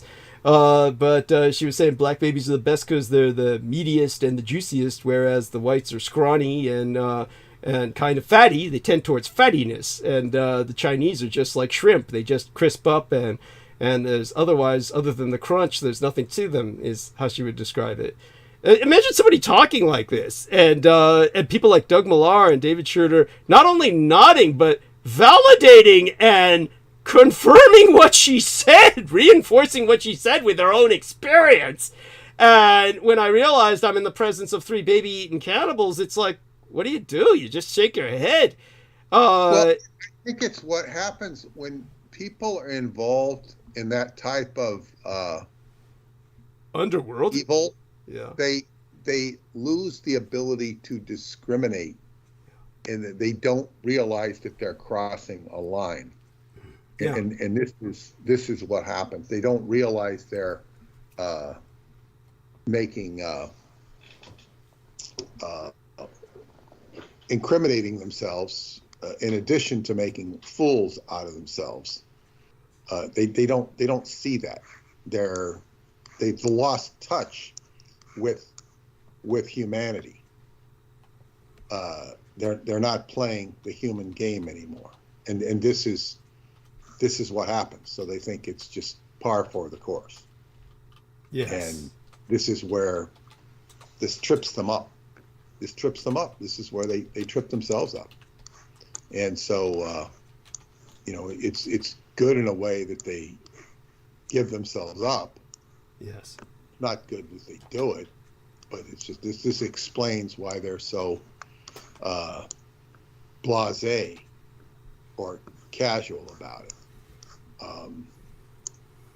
But what can we say? This is not easy for people to listen to or for people to take too seriously because it's so bizarre.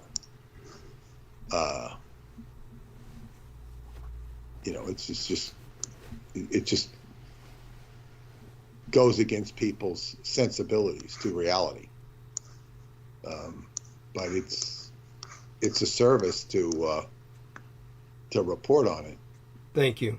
And I do want people to make note of the fact that I myself was tricked into cannibalism by Michael Aquino, and it's something that, in this case, it was of course, the human ganglia paste, which he offered as just a dressing on a salad that he provided myself after a hard day's work. And of course, who would question that? It's something offered to myself, and a extremely unique tasting, what I thought was some kind of unique tribal salad sauce from Southeast Asia, exactly as he described it. And so I devoured that, and then, of course, had incredibly lurid dreams that night about orgiastic participation in basically some kind of debauchery that was a form of group sex. He asked me about the next morning, and I related such to him, and that's when he just knowingly nodded and said, "That's the effects of Bakban Jiao." And that's his way of being a nice guy and inducting me into being one of the boys from the way he perceived it.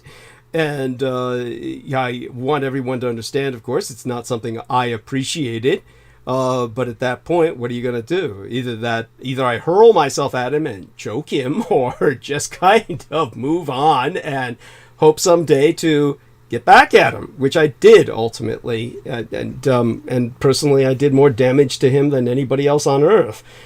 What you have to realize, it's obvious, but is that most people would never even be in the position to be that close to Aquino. Thank you. And there's some that would salivate over that prospect. All too many. Yeah, but I'm saying, yeah. So it's like we're most of us don't know what it would be like to be in that world, nor should we want to know what it's like. But nevertheless, as you say, there's people that would be envious of that, just because makes them different, special, unique, or whatever. By the way, just to verify what Peter and I are saying, when Michael Aquino became a guest columnist, a regular guest columnist at Above Top Secret, which was a website, which may still be up.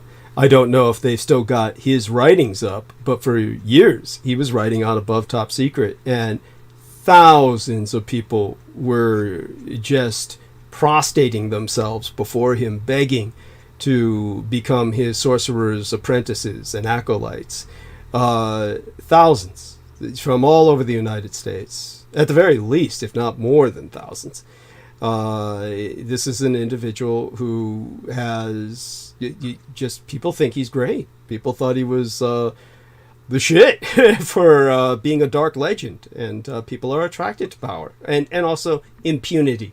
People are attracted to impunity, like that Romanian guy felt he had. He thought he had impunity when he went back to France, like an idiot. I think that he was so, he probably has powerful connections somewhere, but it's like, what happens is, this is the same thing. In other words, you disconnect from reality. You think that you're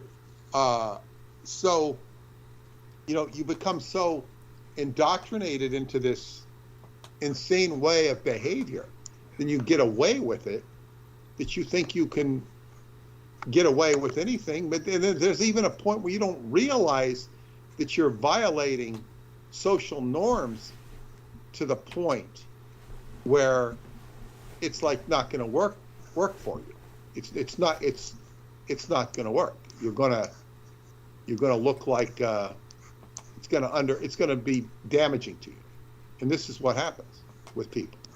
And this is clearly, what happened with this guy in Romania. They just, it's boundary issue. So this is common with all cult leaders. Jim Jones, he didn't have any boundaries. And then when he saw that, finally, when he realized there were boundaries, he had to, he knew he couldn't survive anymore. So, just, what can I say? It's madness. But thank you for all that you're doing. Everybody, remember to donate to Douglas, and maybe I'll see you in the morning, maybe I won't, but carry on, and good luck with your arc of narrative. I hope you can, get into what you started off with. So I'm going to say good night to everybody. And it stayed almost an extra hour. It was time well spent. And go on and donate to Douglas, and good night. Blessed dreams, dear Peter. Bye for now. Okay. And that's Peter Moon, skybooks.usa.com. We're going to call everyone else now and see if they respond. And let's take a look at who's available. Let's make certain Aristides is still working, so to speak, or that his audio is at least. And we'll give a try to dear Troy, for one, who does not appear on my list, so I have to add him on. To who else? Sammy Romero as well does not appear on my list immediately, so I have to add him on. Then let's try pressing the add button. Oh, that adds them immediately ahead of everyone else, and then we'll try and find everyone else to add. Brendan Zogit, and of course, let's take a look at, see if our dear Brooke, see if Jennifer Hawkins, Victoria, and let's take a look at Amy Como, George Knight, Mark H., Nemo Albano in Australia, who has put the link into, or at least brought up the name which people can search for, the Rabbit Hole, which is the book written by David Schroeder about his victimization. And as I said, take his victimization seriously. I want to thank the people who have made contributions. Stephen Myers with his 75 United States dollars. Holly Kaditis Kiefer, who sent what I believe is probably $100. I haven't opened it yet. But she sent a money order, and usually it is around 100 United States dollars. And JP sent 25 United States dollars. Goddess bless him. And let's see who else is available here. We're going to press the add button and see who feels fit to invest some time and emotional energy in transmission. There's our dear Brendan Zogit. How did work go today?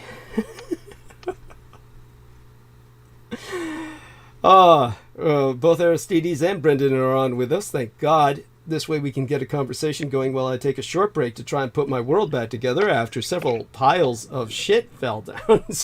Stacks of books collapsed around me.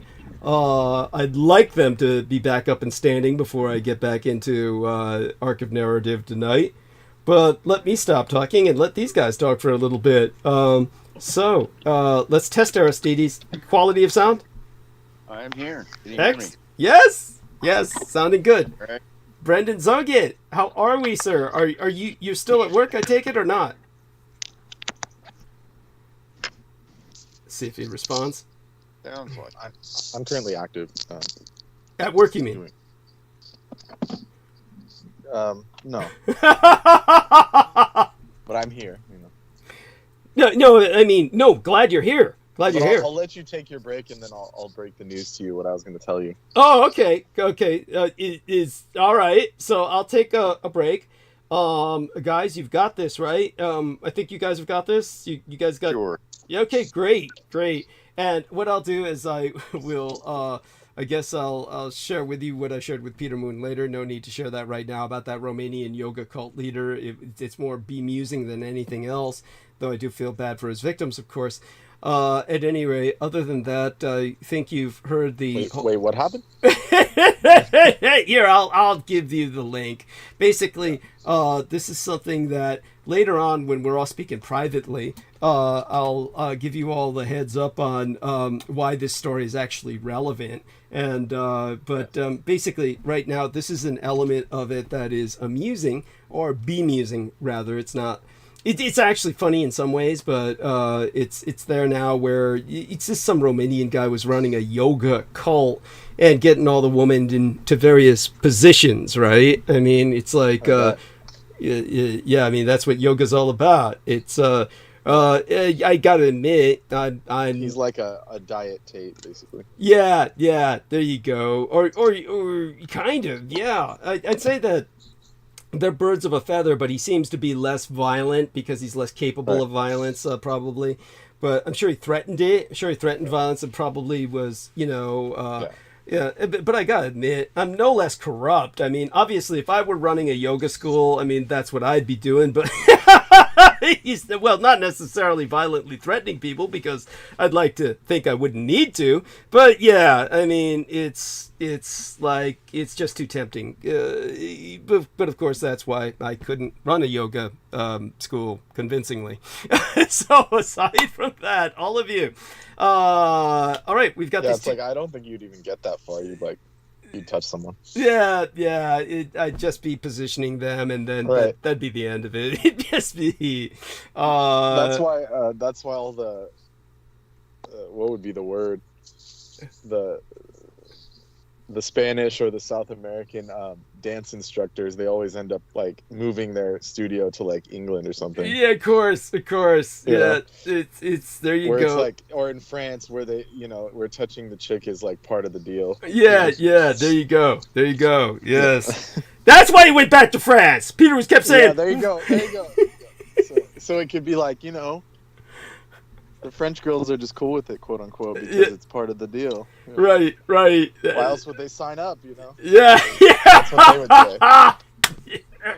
And the French are sketchy enough to be like, that's a good enough defense in court. They would be like, yeah, good point. Yeah, it could be. I mean, certainly they have their idiosyncrasies. That's for sure. It's. I mean, let's put it this way. I literally saw. I don't know if it was. Maybe was it.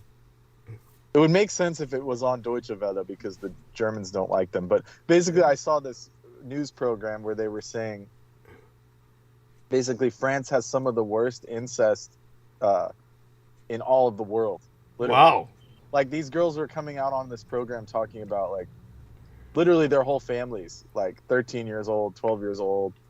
Like, every girl in the family was, like, abused with incest. Jesus. And they were like, this is a big problem we have to tackle in France. And like, lawmakers were coming out like it was just normal. It's probably so pervasive that it's that pervasive. And they're probably wondering, how do you enforce an anti-incest law? How do you enforce an anti-incest law? I mean, seriously, it's not. Yeah, because by the time if the girl's young enough, it's like they don't know until it's too late. Yeah, they can do anything about it. Well, no, beyond that, I mean, how do you police families? You get what I'm saying? Yeah, it's not. Yeah, exactly. It's not possible. Yeah, it's without turning it into a surveillance state. You'd have to like. But it's not that I'm defending it, of course. I mean, and it was like literally they were saying almost like, you could literally probably just every single family had it. You could just go into a family and just pick out a chick. Yeah. Like, you basically just go talk to the hottest chick in the family, and she'll just tell you. Yeah. She'll just list a bunch of names. Yeah. I hear you. And at the same, I want to see if I can find it. I'll send it to you. Yeah. No, I'd appreciate that link just for the sake of like it's like I'm not surprised, and at the same time, it's one of these things where so people don't think it's like.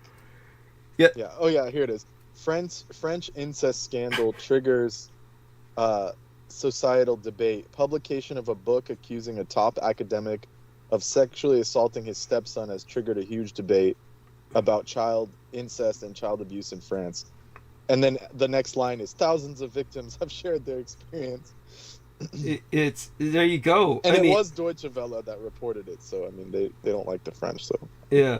But you the know, Germans. I'm sure they're not lying. They're not. No, I don't this even is, like, documented. Yeah, they're not embellishing. They're not embellishing. They're not embellishing. Yeah, they're it's I believe it's all true, and it speaks to reason from what I understand. Oh man, that's why the Romanian quote unquote guru got caught up, because he's ugly.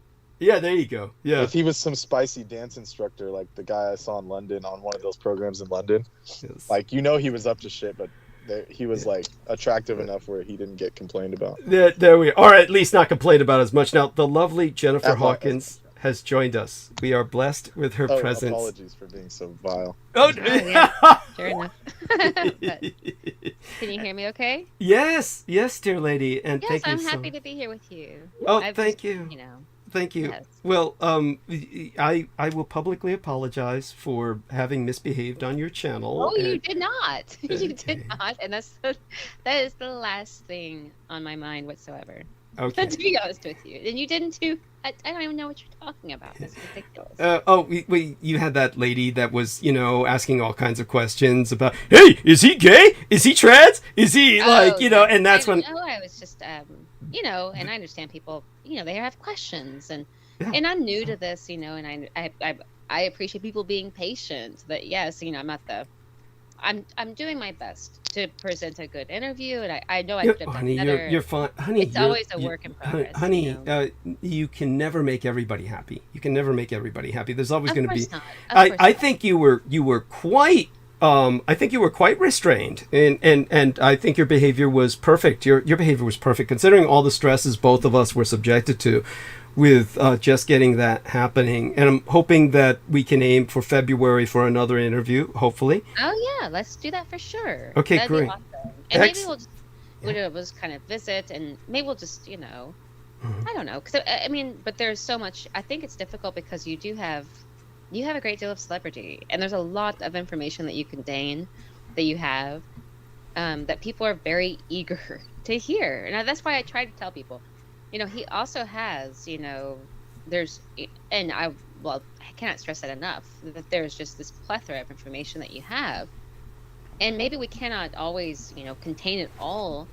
We did talk for about, as long as I could. And I mean, and so I think that people get impatient because they really want to get all of that information that you have. I really think so, I appreciate that. I think it was amazing just to visit with you that way and to hear your, but yes, I mean, I am always trying to, and always will try to improve. Well, honey, but- you did the but best. You were doing It didn't great. bother me. Yeah. It doesn't bother me whatsoever. And I understand, and I take criticism fairly well. Yeah. I mean, Well, No. honey, there's no need. I'll let you know, however, as far as I'm concerned, there was no need for any criticism, because you got me back into line with getting to a point that we needed to get to. And I can go on forever in certain directions. So you knew that you had to get me back on a certain point that needed to be made about Michael Aquino and the child trafficking scandal at the Presidio. So you got me back on track towards that. no. But criticism is necessary. So it didn't bother me whatsoever, is what I'm trying to say. Oh, Not no. even the slightest. Because you were fine. You Okay. were, everything you said was, Okay. I mean, yeah, I was just delighted. Well, And I hope, bless and you. other people were too. And so, but I think people could not get enough of what you were saying. And that's the fact, Well, bless you, and believe me, well, we can't get enough of you, dear lady. I assure you. Honestly, we're all thrilled to have you here. We are graced and gifted by your That seems presence. a bit much, but thank you so much, and I love visiting with you guys. Yeah. Oh well, you're very modest. You're a very modest person, but honestly, you really do light up a room. And just your virtual presence lights up the circuit board here. So I will take a short break. I will be right back. How long tonight do we have? Are we gifted with your presence tonight, approximately? Well, I mean, I'm not. You're not gifted with my presence, but I have some time to visit, and then I do have to work tomorrow, so I'm just gonna stay for a little bit as long as I can, and then Okay. I'll go off to bed and still listen like I Okay. usually do. Yeah.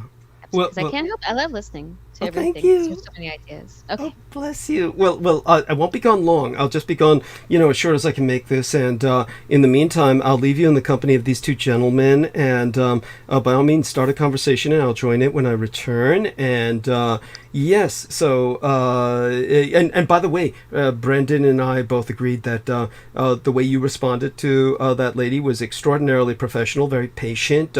You're an incredibly patient and professional human being. I mean, honestly, it's so impressive. And Not always the first instinct, but it's the better way to go. but what is this about you're not having a phone? I mean, how do you live without a phone? What if you needed to like call somebody for an emergency or something? What is going on with this I exactly? keep a lot of the information private, but I actually don't know. I don't keep a true phone. Oh, okay. I'm sorry. I should never have brought this up. I'm Oh sorry. no, it's fine. But I actually I have gotten by for years without a true to the sense of the term phone. Okay. In other words, you're off grid Yeah, as much as possible, right? pretty much. Yeah, I Yeah. don't keep a social That's media of any commendable. almost of any kind, unless I just think it's really necessary. Like I keep a Twitter in some cases for like some of the work I do with the channel, like with the station and things like that. But I actually try to ghost it as much as possible and keep a great deal of distance, just because, for all kinds of reasons. For all kinds of reasons. But yes, Yeah, I wise choice. I mean, well, of course. I mean, it's an impressive choice. I believe it's a byproduct or a parcel your upbringing, where you have been brought up in off the grid. So I think that this is part of that heritage, but at the same time, it's rather paradoxical considering well, I the. do have a presence. I mean, I have that YouTube channel thing, and I, Yeah, you know, yeah. That's post what makes here it and so there. paradoxical. I mean, that's what makes it paradoxical. You're involved with media, so it's yeah. Wow. Okay. But yeah. Okay. So I'll digest that and try to adapt. And in the meantime, let me leave you with these two gentlemen. I'll be back as quickly as possible. And of course, I can count on Aristides and Brendan to act like gentlemen. Unlike me, I'm incapable of such. But so, dear Jennifer, you're in good hands. Better off than if I were present. But I'll be back soon enough. It's ridiculous. All right. Bye for now. Okay. I'll be right back. Yes, I agree. And that was coming from someone that's never downloaded an app by himself, like on his own phone. But it's okay. I'll be kind about it. I mean, I have like a it doesn't matter. No, you One don't thing need I it. wanted to ask you about, there was Yes, carry on. Yeah. something that came up in the conversation a little while ago. Because Yeah. I kind of come and go from the, you know, Right. just talking about these things and everything. But Yes. something came up in conversation a little while ago, and they were talking about it's called the Ronc ROHONC Codex. Yes. And it's basically, it comes out of it's like a Ural language. It was a Yes. text that was found in Hungary. And Yes. it's written on 15th century Venetian paper, and no one can decipher this manuscript. Yes. And I was thinking about, that people don't think about it often, but there have been countless peoples completely exterminated, literally wiped off the map, just gone. And I thought, this is, people were saying, all kinds of different theories, but I do think that this was, possibly a, this codex, this Ronk, I'm not sure how you pronounce it, Ronk Codex. I'm not pronouncing it. Ronce Codex. That it would be, Yeah. Once. thank you. That it was probably some type of, maybe somebody like just writing it back down again. Like people call it a forgery, but perhaps, I mean, in a sense, I guess you would Yes. call it a forgery, but a copy, of another text, and carrying it that way. But Yeah. what do you think about these when we come across these texts and these different extinct languages, basically, and about why Yes. well, we can't go into the why, I guess, because it's too broad, like of why they're completely wiped, and where I don't know. I'm not even sure. I was just gonna start with that. That was on my mind. But what are Yeah. your thoughts No, about it? Have you heard of interesting. this? Very interesting. Yes, I've heard of this, and there are many others. Uh, undeciphered texts from even grimoires that are completely undeciphered. Basically, how I see it is that, yeah, that's valid that there are civilizations that come and go, writings that come and go. There are also situations like, beings like Da Vinci or even Tolkien, where they created their own language. So, of course, no one else could decipher that text. If someone of their own accord wants to invent a language, spontaneously, then of course it's going to be, indecipherable to anyone but that person being. Da Vinci was known to do this. He wrote his own codex, and his own quote unquote secret language and all this stuff. Then there's what I would pretty much just guess is that these are actually written by beings that are not, of like terrestrial Earth. There would be considered like extra dimensionals. Like for example, Like the Enochian with the John Dee thing, that kind of yes, thing. yes, thank you. I was about to mention that. So yeah, exactly. So how they discovered those type of languages in like a technological kind of way. There were beings like John Dee channeling, but in the technological aspect of it, when they first invented CRTs, cathode ray tubes, the thing that was originally the television, the old tube televisions. Mhm. When they first got invented, it was actually used as a means of communication to the spirit realm or other dimensions. All And of that so stuff was, wasn't it? Like, I mean, all of pretty it, much. yeah, Yeah. the radios and all these things. So when the cathode ray tube was invented originally, they would speak to beings on the other side through tube technology, which is why they phased out tube technology, in general. But what they would do is the original CRTs would have like that green light, like the old school CRTs, and the beings would write the letters on the screen, and that's how they got even more detail on stuff like Enochian and these like strange, Yeah, whatever Tesla said he languages. thought he was trying to communicate. He thought he was Yeah, communicating through the clouds to Martians, essentially. yeah, I mean, he yeah, even said, I think that I have made contact. That's verbatim. I mean, not yeah. I like mean, he had exact, to have. but he said that he thought he was speaking to Yeah. entities on from Mars. Yes. Yeah, yeah. Extra dimensional. Hmm. ETs, real ETs. So, Yeah. like in the Vedic, like these ancient stories, the Vedic stories, there's a place called Patal Lok. It's a loka is like a region, a dimension that's below us or above us. But that's where we get the English word location from. Lok. It's a Sanskrit word that means dimension. So there are dimensions under us, and one of them is called Patal Lok, where the Nagas live and all these beings live, and they actually have higher technology than we do. So all the technology, and I mean all the technology we have that we consider advanced, is actually given to us by those beings. So I mean, Tesla would have had to have been given something, and whether he knew it or not, that's a different story. He was also a genius, of course, but like there are certain aspects of these technologies that were given to humans. Like humans would never make a microchip on their own, and that's that's a Well, fact. we Like, mimic a lot. I mean, like they took a yeah, child, I can't remember what the study was, and they raised yes, him with a baby chimp, basically. And they yeah, kept them side by side, and they were hoping that the chimp would pick up on the infant and become more human, but it actually happened in the yeah, opposite. yeah, And the child became more chimp-like. And and yes, imitated yes, yes, because we are like perfect um we're designed to take in the information around us and then to reflect that back out again or something, it seems, you know. Yes, humans have a different faculty. It's like the way like the Freudians and stuff would call it is the unconscious. That's like stronger in humans. So it's like a mirror. So the unconscious like programs when we're young, and then that is in turn what we use as a foundation. And It's yeah, really incredible.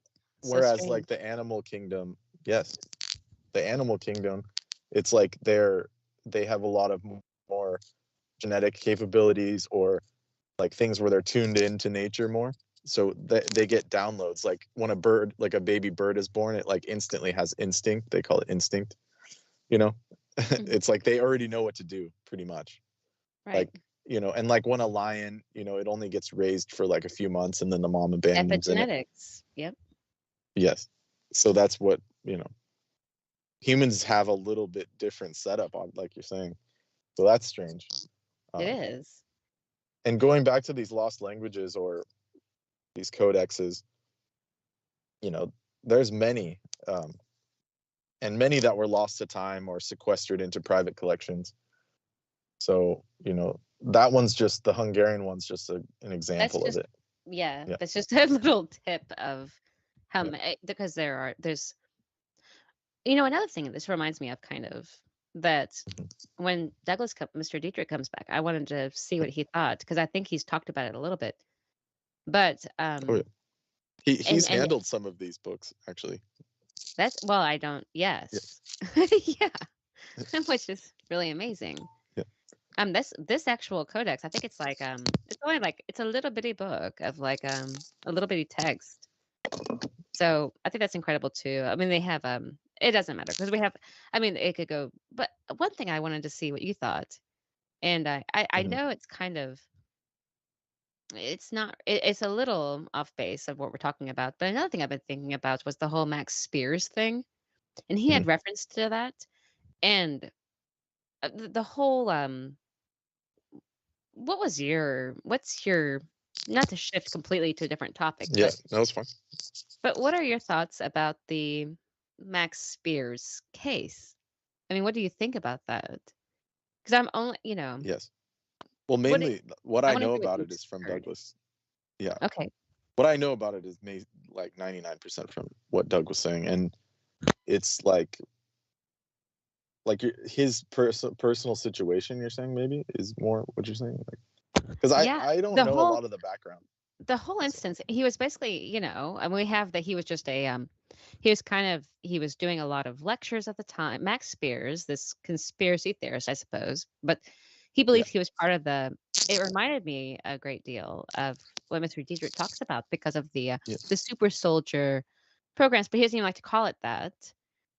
Yeah. But he referenced to that a little bit, or a great deal, really. And then about the child programs and the going to, Max Spears accounts to going to, for example, Mars or to these other places. And people believe that he was possibly, he references the Temple of Set too often, which I thought was kind of a keynote. And then his death itself, that it could have been at the hands, you know, maybe he was assassinated, basically, or that he was poisoned. He definitely was. Yeah, most people agree that they believe that. But go ahead. Yeah, no, that's, I mean, obviously he was, and basically these beings, like these people, like Max and stuff, I didn't know them. Douglas has met them, but when I hear the word super soldier, that basically just means like an MK Ultra type, not necessarily that program, but that kind of type, you know, programming. They're basically programmed, and then some of these memories are even inserted later. Yeah, like he manipulated. thinks that he was even just like kind of like artificial insemination in a way, like sort of. That Some he of was them, by his some mother. of them are, well, I mean, even it does happen like that. Like even some of them are like, what do you call genetic experiments, or different things can happen. But they all end up being victims. You know, they're nothing. It seems to me like all these people, like nothing ever works out. Like they're always just exploited. So that's the unfortunate part, Yeah. you know. And mainly, I mean, in my view, I think it's just mainly just psychotronic. Like a lot of it's just like, you know, brainwashing, what we would know as brainwashing. But I'm talking like the hardcore version, like MK Ultra, where they just wipe your mind and then add stuff. And of course, you're at that point, you're not going to be able to make heads of tails of reality. And you know, that's why he was, you know, like they were able to exploit him and put him on drugs and kill him later. Yeah, I've You been know, listening to a lot of what he said, trying to figure out what it was that they that would be, you know, bring it up to par to where we need to take this yeah, individual, you know, out of this circuit, basically. And right. I was trying to find what I thought may have been the cue for that, and I wasn't sure that I, you know, but I might be Well, blind oh, you're to it. saying why he got taken out because he was going after, he basically, Douglas has the scoop on this, but it was basically he was going against the Temple of Set. That's why, and like he was starting to come out and I'd like to talk hear in what against. ways, because I think that would be, because yes, Yeah, obviously it Doug has to knows be. in like painful detail, That would be as wonderful you know. to know, because Mhm, you know, listening to it on the surface, like just mhm. scraping the surface and listening to other things, it's like, well, you know, that's, you know, but it had to have been personal. That's what I was thinking, is Oh that, yeah, oh yeah. you know, it had to be more of a personal issue, is why it might have been the case that he was actually the victim of, you know, an assassination of sorts, you know, but it had to have been personal. Yeah, So no, really, it was straight up murder. I mean, it was straight up nefarious. And like, they also took he had like an ancient Templar sword, or according to him, he had an ancient Templar sword that was like jewel encrusted, and where they in the world did you actually get that from? took it. I It's wonder. been a while since I've heard Douglas speak on it, so we would have to ask him. But Okay. it was something that was either a family heirloom or somehow he inherited it. Uh, yeah, Douglas knows the whole story on that. That would be a good, you know, maybe recap if you ever feel like spending like a diatribe with Douglas on it. Yeah. But also, we can Yeah, because pull I up think that from the yeah. anytime this sort of thing happens, you know, like when this sort of thing happens, when people appear to, you know, have been murdered, you know, anytime that happens, Yeah. when they were, you know, you always, I mean, it's the classic, you know, like, they, you know, like, because everyone says it, you know, like, for example, there was the Phil Schneider, there were, Yes, yes, yes. you know, there's Gary Webb, there's, you know, on and on and on. But what's those are little different Hmm. variations of kind of the same thing. But you know what would, and you know, to the point, there's gang stalking, which I'm very fascinated about. You know, like the whole Yeah. gang stalking circuit, and trying to really understand, you know, just because I think it's really fascinating in a, you know, train wreck way of like, why does Yeah, this of course. happen? You know, because and then wondering how big it is. Like, obviously, there's a great deal of watcher effect, like that there is the conceivable possibility. I think it's hard to imagine that everything is, but it's obvious that everything is being that's being watched, you know, and Hmm. accounted for, even though it makes no sense. But you know, you have different locations around. For example, like there's this building in New York, like on 30, it's 33, like it even has all this, I can't remember the name of the building is, but there's this building that has no windows in New York City, Yeah. and it's like there's nothing but a lot of AT&T vans around it. Do you know what building I'm talking about? Have you heard of Yes. this? Yeah. Oh yeah. Yeah, things like, There's one out here too. I In, think it's like 33rd Thomas Street. I can't remember what the address was off the top of my yeah. I think it's 33rd Thomas. I have to look it up, but um you know, places like that where, or even in Virginia, for example, where all of the fiber cables and everything, all the cables for the internet kind of pass through Virginia, and like, Right. Of course. you Yeah. know, and 33 Thomas Street. It was. That's right. Yeah. Whoa! Formerly the Whoa! I AT&T just got line. back. I just got back. How did Brandon know the address of what this young lady is talking about? What She the? said it first. She said it first. Oh, okay. Well, I wasn't certain, so I'm glad I was right though, because I was like, I Yeah. don't know. I think it was. But Okay. But Wow. we were asking. She was asking about Max Spears and this stuff, and I wasn't qualified to speak on it. Oh, only Sure, because that's- it's good to keep up on memory and everything. But Yeah. I was like, I think that's what it was. Oh, It's well, almost like a trivia, like playing trivia. No, that was good. Yeah, that was good. like pop culture trivia. There's many of these, and they're Which I all looked owned in. by AT&T, and supposedly they're Yeah. like where the transatlantic cables end up and all this stuff. But who knows what goes on in there? They're basically telecom, okay. Yeah. supposedly. Yeah. What exactly? Well, what did this have to do with Max Spears? The telecommunication stuff? Oh, roundabout way about the massive scale of observation of civilians that they must contain this information somewhere, perhaps somewhere like 33rd Thomas Street.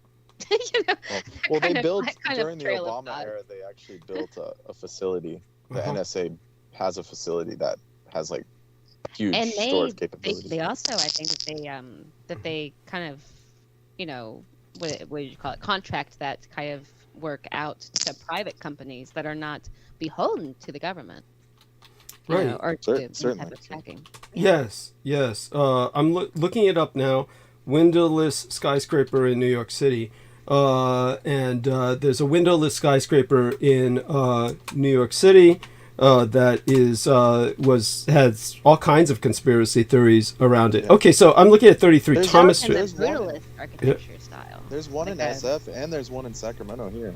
Okay. And it's supposedly owned by AT&T. It's just like they make it as ugly as possible. Yes, it's called the brutalist I think it's brutalist architecture or Yeah, something like that.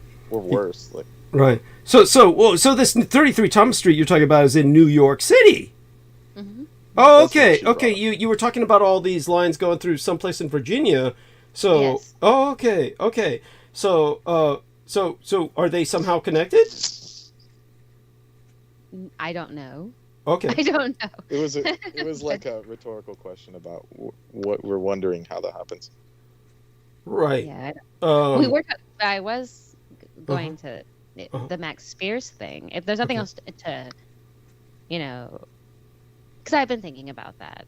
Uh-huh. Max Spears. Uh-huh. And I knew that you would know. Yeah. The most about it, probably. And so, I basically just said I was like Douglas knows in painful detail Right. why Yeah. he got killed and how. Sure. And what exactly do you want to know, Jennifer? I'll be happy to share with you whatever I can recall. well, just trying to understand what it was that would motivate them to want to kill him.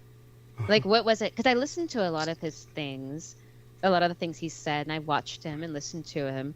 And I've looked for everything I could find, and then trying to, as I'm listening, to hear what the motive was for if he was killed, why, and if he was, and he did reference a lot of things that seemed.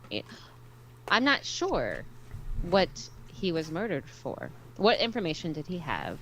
Or do you know, and the premise of, he was talking a lot about super soldier programs, but not really in that context. Mm-hmm. He didn't seem to even like the term super soldier Mm-hmm. like when it was put to him. And so, but no, just to hear whatever I know next to nothing about Max Spears. And so, and I know that you, and I think that you probably do. Yeah. Yeah. So, No, definitely, and I thank you for asking. And I do want to introduce you, before I begin addressing that topic, to Nemo Albano from Australia. I don't believe the two of you have met, have you? Nemo, Probably, this is... I can't remember. Yeah, this is Jennifer. well, not Hawkins. like Yeah. no, but I've seen, I have seen you, but but it's nice to meet you. And, Yes. Nice to meet you too. Excellent. Thank you. Excellent. very So, so was there something in particular that you wanted to say about Max Spears, Nemo, when you came on, or should I just get started on that? Oh, you can go ahead. Okay, great. Thank you. And so Max Spears was definitely a, let's put it this way. When it comes to a certain crowd of people that I became familiar with that were victimized by Aquino in Britain, Max Spears was part of that crowd. I would say that in his own way, he's kind of peripherally connected to Christine Joanna Hart. So Christine Joanna Hart, I've got a few interviews with her up on my channel. And Christine Joanna Hart's story bears just a little synopsis, and I could happily go into any more details if you want them. But basically, her earliest memory in life was basically riding up and down on Michael Aquino's penis, and that was like her first memory in life. And she basically grew up exploited by the British intelligence community. She has been doing her best to try and put together her life. Her entire thematic, her theme in life is basically trying to put herself back together, kind of like explore herself and kind of like figure out aspects of herself. But because she's British, she had both me and, well, you know, to use the correct English, both Max Spears and myself on her program a number of times to talk in the past when I had gotten her a slot on Revolution Radio. So, of course, I wasn't alone in that, but basically I was the major force behind it. Laurie and Ann Fenton played a little bit of a role in that, but basically it was myself and the fact that Mike Ringley, the man who was running Revolution Radio until he died, running it into the ground, he wanted to sleep with Christine Joanna Hart. So he was like, bringing her on for his own reasons. And his wife ultimately slammed down on anything developing there, but it had an impact on my quote-unquote producer at that time, the woman who truly was producing for me, Laura Lee Solomon. And it wound up with her becoming more and more severed out of Revolution Radio. And after that, her life began to spiral more and more. It was one of the beginning points towards her multiple suicide attempts and her ultimate hospitalization, or rather institutionalization. So all these things are really connected. And of course, there's just enormous detail in all these stories, the long melodrama. But when it comes to Max Spears himself, what's funny about it is that in the days when Christine Joanna Hart would have both he and I on, she would also bring Peter Moon on. And so there's these old episodes that are probably on the dark web. I don't know if they're available anywhere. Otherwise, Revolution Radio, from what I understand, has scrubbed a lot of things, a lot of its content. So it may be up there, it may not be. But Christine Joanna Hart has some episodes where she had Peter Moon, myself, and Max Spears on together. By the way, George Knight has joined us. And of course, George Knight, you've been introduced to the lovely Jennifer Hawkins of the Arcane Hello, Observer. Mr. Knight. Good to see you. Good evening, Jennifer. Thank you for having me on, Douglas. Oh, always a pleasure and an honor. And how long are we gifted with your presence tonight? As long as you need me for, Douglas. Oh, great. Good. Excellent. So I'm looking forward to it. Thank you. Good. And so, make yourself comfortable, and I'm glad that you're with us tonight. And we'll see, because I'm going to do my best to try and prepare getting into a zone where I'll monologue. As I said, there's so much to talk about, but I'll gladly, wait. If we got a lot of time with George Knight, we want to take advantage of it. But because George Knight, Jennifer, can answer a lot of your questions on the Third Reich and exile in particular. But he's also very familiar with a number of these other topics. That's interesting. Yeah, and all in time, right? So yes, much time. Yes, all in time. Though we do have to get used to not assuming that there's a future, in the sense of I always have a bad habit myself of being very forward-looking, and I tend to be in the habit of assuming that people who I know now will always be there, and we got to stop thinking like that.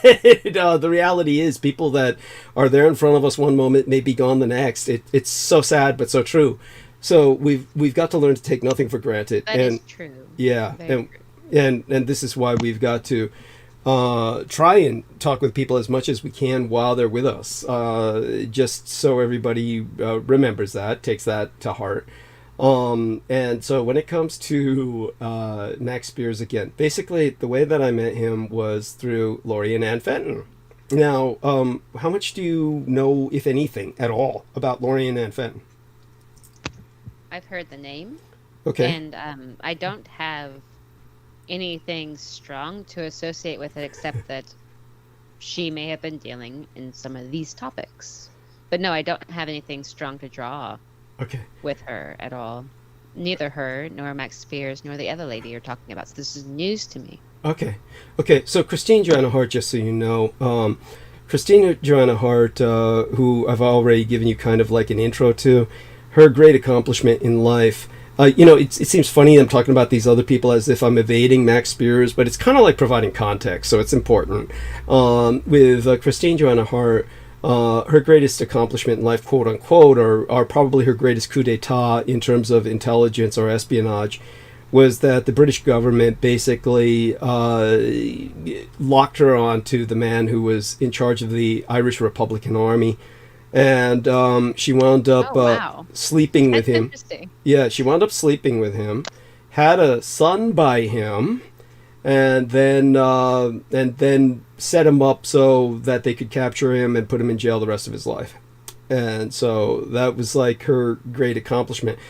I shared this with my I don't know how to refer to her, just this woman who's in my life that's it's non-romantic. It's just this kind of bizarre professional relationship we have. She's basically my cosmetologist, so to speak, quote unquote, massage therapist, cosmetologist, and her skills are such that she's indispensable to me, but it's not like her and I really get along, or that I like her. But at any rate, I shared that with her, and she just said, well, if she took down the head of the IRA, she should be dead. They would kill her. But then she realized, but she's got his son, and she's raising his son.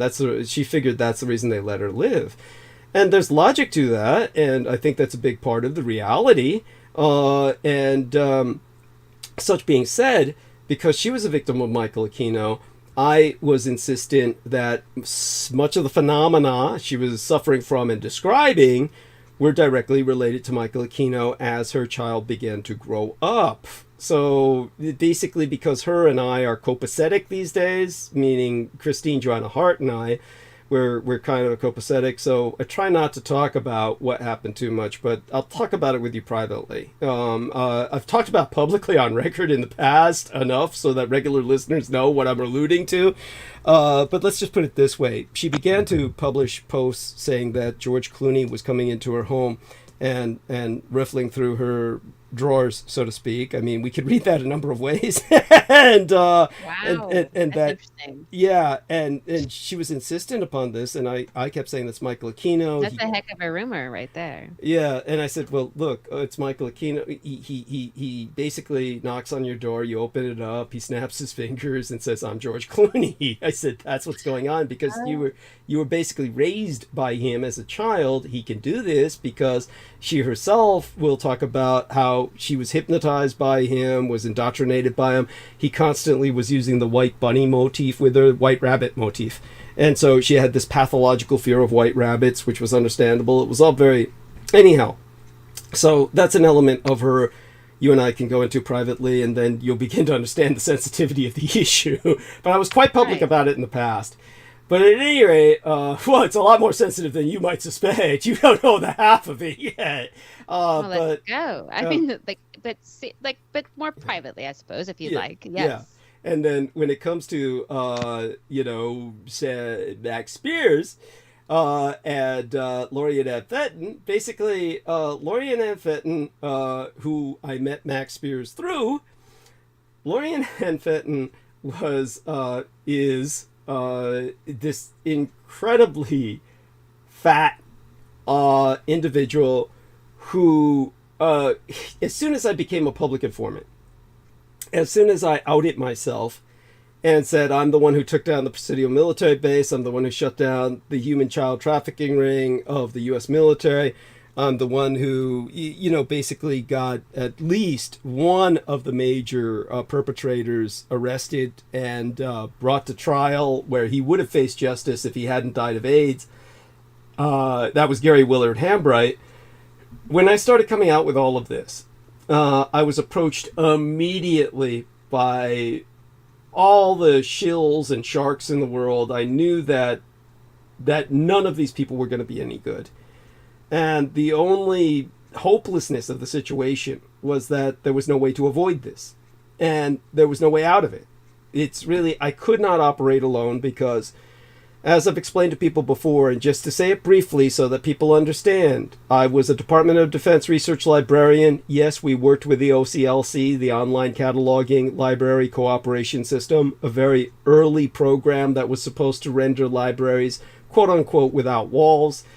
We had computers that were installed at the library. They were fairly quickly removed. These were separate from the massive supercomputers that were out in the back that I showed to Peter Moon and Sammy Romero personally when they came to visit me in San Francisco, because those areas were for private company computers like RAND, research and development through MIT, contracting with the Department of Defense. Other private corporations had computers out in back of the library that were inaccessible, quote unquote. I could access them, but I couldn't operate the computers. I just could access the room. And I took advantage of that to steal documents, etc., by putting them there, because as private companies, the U.S. military was not going to investigate their site. It was like a private site with private company property, so the U.S. military had them on site because they were a defense contractor, but it was like they couldn't investigate them. So you had all these little ways I could steal things. So, but when it came to computer learning myself, I was never brought into the modern computer world. That was very compartmentalized at that point. The internet was just being born when I was a librarian, and really only cut loose upon the world as I was phasing out of being a librarian. So I really didn't know computers and was trying to make it as a public informant in a very computerized world by the time that I became a public informant. Now, you had this period of basically 20 years at least between my time at the Presidio and my time becoming a public informant outright, copying to what I did with leaking information at the Presidio. Because I had spent a decade in private security work, mercenary work. My experience, of course, was very different than it would have been had I been socialized or working within society. And after that, I was taking care of my parents for over 10 years. So it was just, either way, I was completely locked into these various situations where I could not, even though I tried, learn how to use computers. So I was basically dependent on people who knew how to use computers to get things out there on the net. And of course I knew I would just be ripped off by everyone who came along, that nothing but the predators would come first. And no one else would deal with somebody who's a public informant. It's just what I had to say was too controversial, what I had to deal with. The only people who would deal with me were basically Aquino's own. And I knew that. So the first person to approach me was Olaf Phillips, and Olaf Phillips was affiliated with a guy named Clyde Lewis, who basically said himself that I'm the one who got him national. That's a key name right there. Yes. Who is a Satanist? In case you did not know, he's an open. No, he's an open Satanist. Open Satanist. He's. I had no idea. Yeah, very public. I've only heard other people talk about him because I'm not. I'm not a follower of, have never listened or anything. You aren't, but I know people who do, and I did not know that. Yeah, you ain't missing shit. You ain't missing shit. A lot of these things, a lot of these people, that are very popular, like for example, Clyde Lewis. Yeah, Clyde Lewis. Yeah, I had, Yeah, he started off as a Mormon and then became a Satanist. Oh wow! Yeah, he started off as a Mormon, and basically he like an idiot right after 9/11 immediately said it's a conspiracy, that the U.S. government was responsible, and they shot him. So he had like a bullet inside his belly that was never removed, or was lodging in a pocket where it was inert, just inert lead. So they figured no point in removing it. That would be another topic, I think, because that's really interesting. So they shot. So Clyde Lewis is okay. You'd think that was heroic, and he's like a voice in the wilderness. No, I did not know. No, not you personally, but I'm talking about your average person. Your average person who heard that story would think, oh, well, he's a heroic voice in the wilderness, but that's not the case. He's just an asshole, and he's a Satanist. And beyond that, so he was affiliated with this guy named Olaf Phillips, who's his gay lover.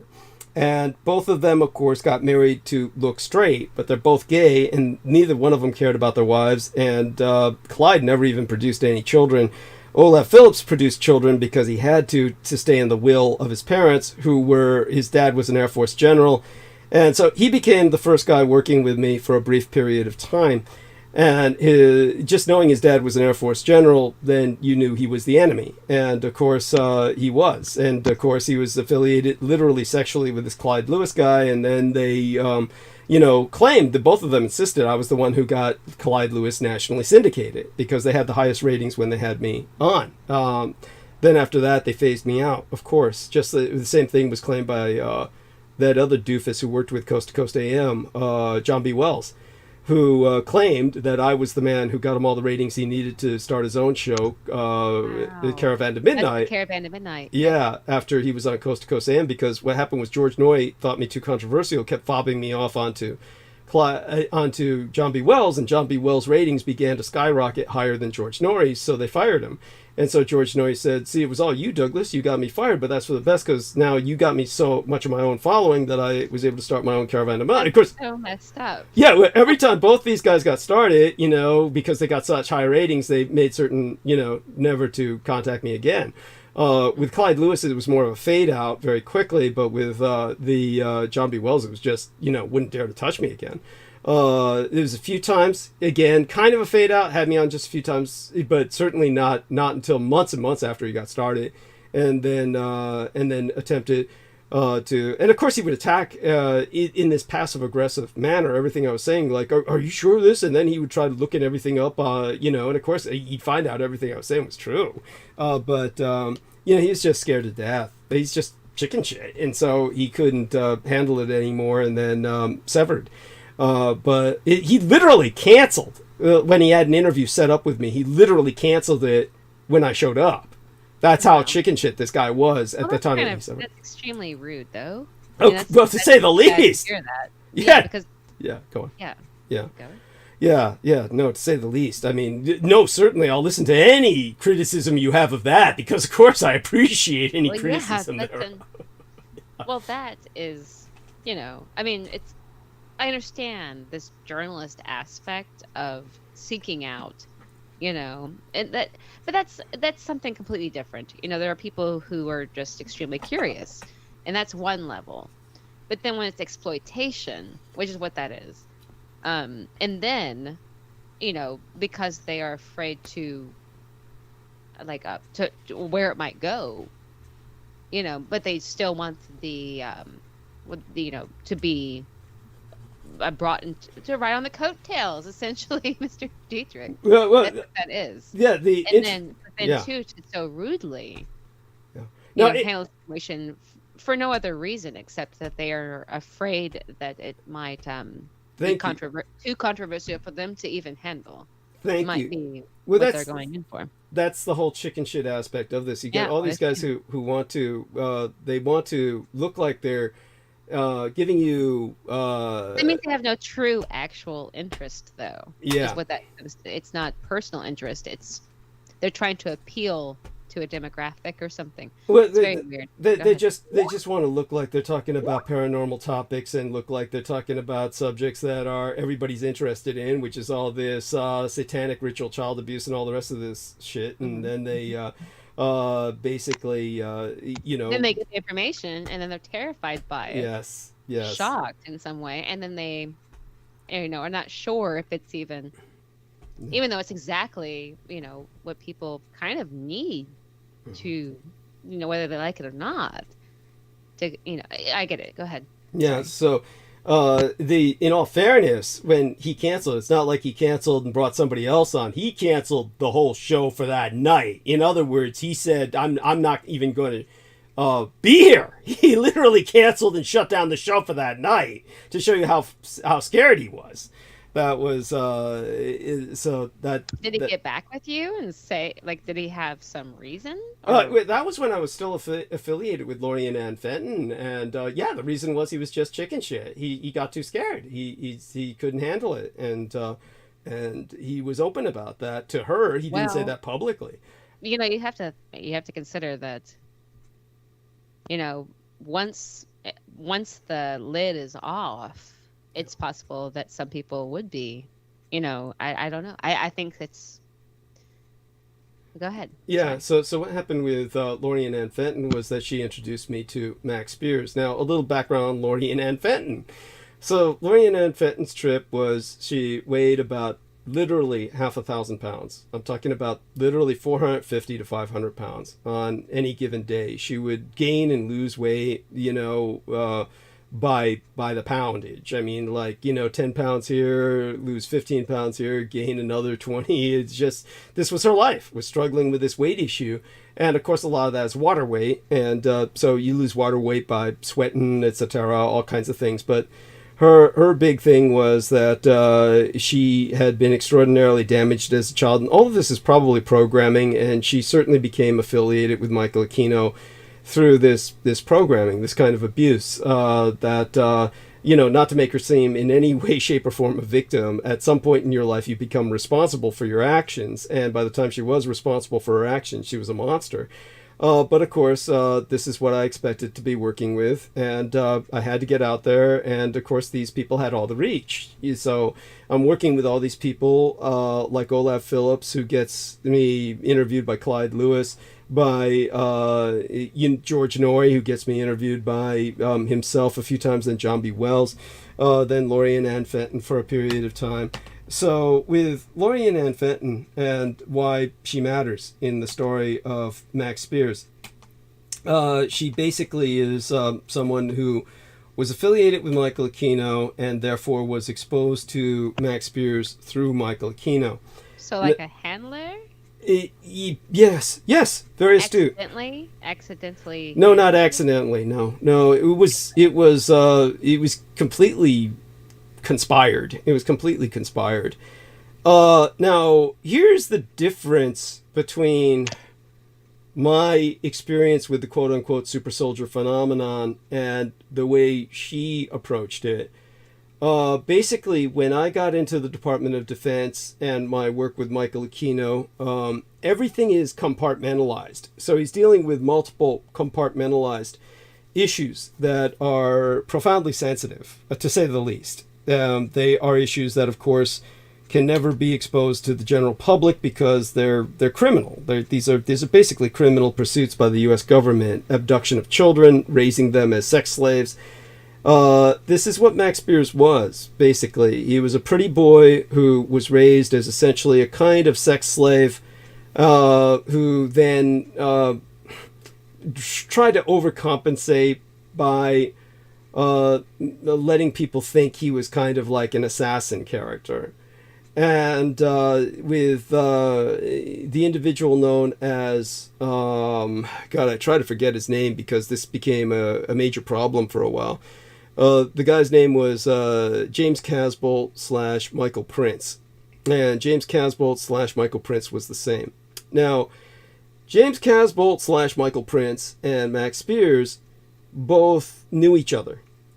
They were both English, and they both insisted that at times they had participated in gladiatorial combat while they were being raised, that they had been pitted against each other and were meant to fight each other, and this was part of their combat training, quote unquote. Now, both of them basically kind of pioneered the Kingsman fantasy. I don't know if you've seen the movie franchise The Kingsman, the first film in the franchise at least. Did you ever see that? No. Okay, there's a movie franchise about super spy, kind of satirical. it's kind of like taking the old 60s, 70s James Bond inspiration that created ultimately through its existence all these collateral spin-offs like The Man from U.N.C.L.E., etc. And Kingsman is basically this kind of same type of fantasy projection of espionage. And the fantasy conceit is that you have a young thief who is taken in by a mentor who works with British intelligence.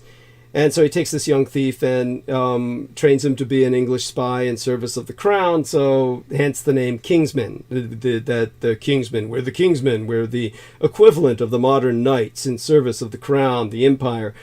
So both these individuals, before that movie franchise came out, James Casbolt / Michael Prince and Max Spears were both kind of pioneering that fantasy. Now, I use that term not to dismiss their experiences. We're talking about two victimized people. Now, one of them is sympathetic, and that's Max Spears.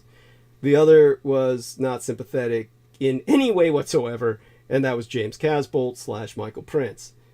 Interestingly enough, it was James Casbolt / Michael Prince that was brought on Coast to Coast AM. And that was, of course, the same reason George Noy brought me on Coast to Coast AM. George Noy thought I was still, quote-unquote, still. I never was, but he thought I was, quote-unquote, still an echino-cultist. And he himself was an echino-cultist, so he brought me on. That's how I got on Coast to Coast AM. I knew the passwords, so to speak. So when it came to my experience, James Casbolt / Michael Prince got on there at least once. But here's how it all converged and all came together. Basically, my experience with Michael Aquino led me to witness a number of things I still have never yet shared with the American public. I may yet share them in interviews with Jennifer. So let everybody know we've got a general plan to host another interview through Jennifer on the Arcane Observer on February. We'll set a date sometime soon in the near future. That'll be wonderful, and we'll talk about these things. Yeah. But and you can kind of tell me more so about. But I'll get started with it now. Yeah, I'll get started with it now, so you can ask me about it then. Any further details or any questions that come up between now and then. But Thanks so much. Yeah. So what happened with Lori and Ann Fenton was that she was the handler for both these young men. And so her own story was basically, just to give people the most generic background without going too deeply, her own story was her earliest memories in life were basically that her aunt or grandmother or somebody in the house left rat poison all over the home in open trays, which is, people can purchase these things. People, at least, maybe they've changed. Maybe you can't purchase these things anymore. But they were like glue traps for rats that are full of this poison that George Knight's brother makes. So George Knight can give you all the details on this. And they seem to manufacture them, as George Knight will tell you, his brother, does this. They manufacture them in what look like pink tea bags. So See, I kind of think this because like with Max Spears, I thought it looks like yes, because I have sadly I have witnessed an animal that was poisoned in that way. And anyway, go ahead. Sorry. Yeah, so as George Knight can tell you, this poison, George, tell her about, it causes just horrible pains. The rat spends forever dying and crawls off someplace where it'll rot in your home. The blood ceases to clot, and then the organs start to fail, and they need vitamin K. And it's just, it is horrific. And if a human, if it has the same thing, it's a slow excruciating looking at the disintegration of their organs as they die from within in a horrific way, horrific way. Yeah.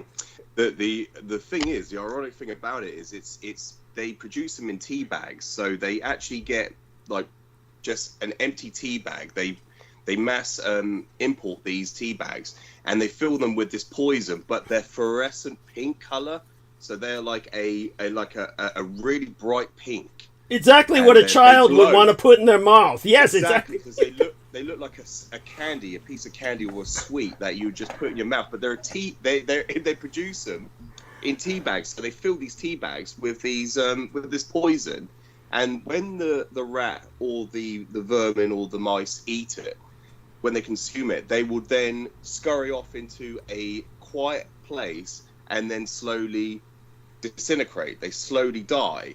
And the thing is, my brother, he was mass what do you want to call it? He was basically copulating birds to then produce, baby canaries. So he was a man who's a breeder. Oh, canaries. And he was breeding canaries, British canary birds.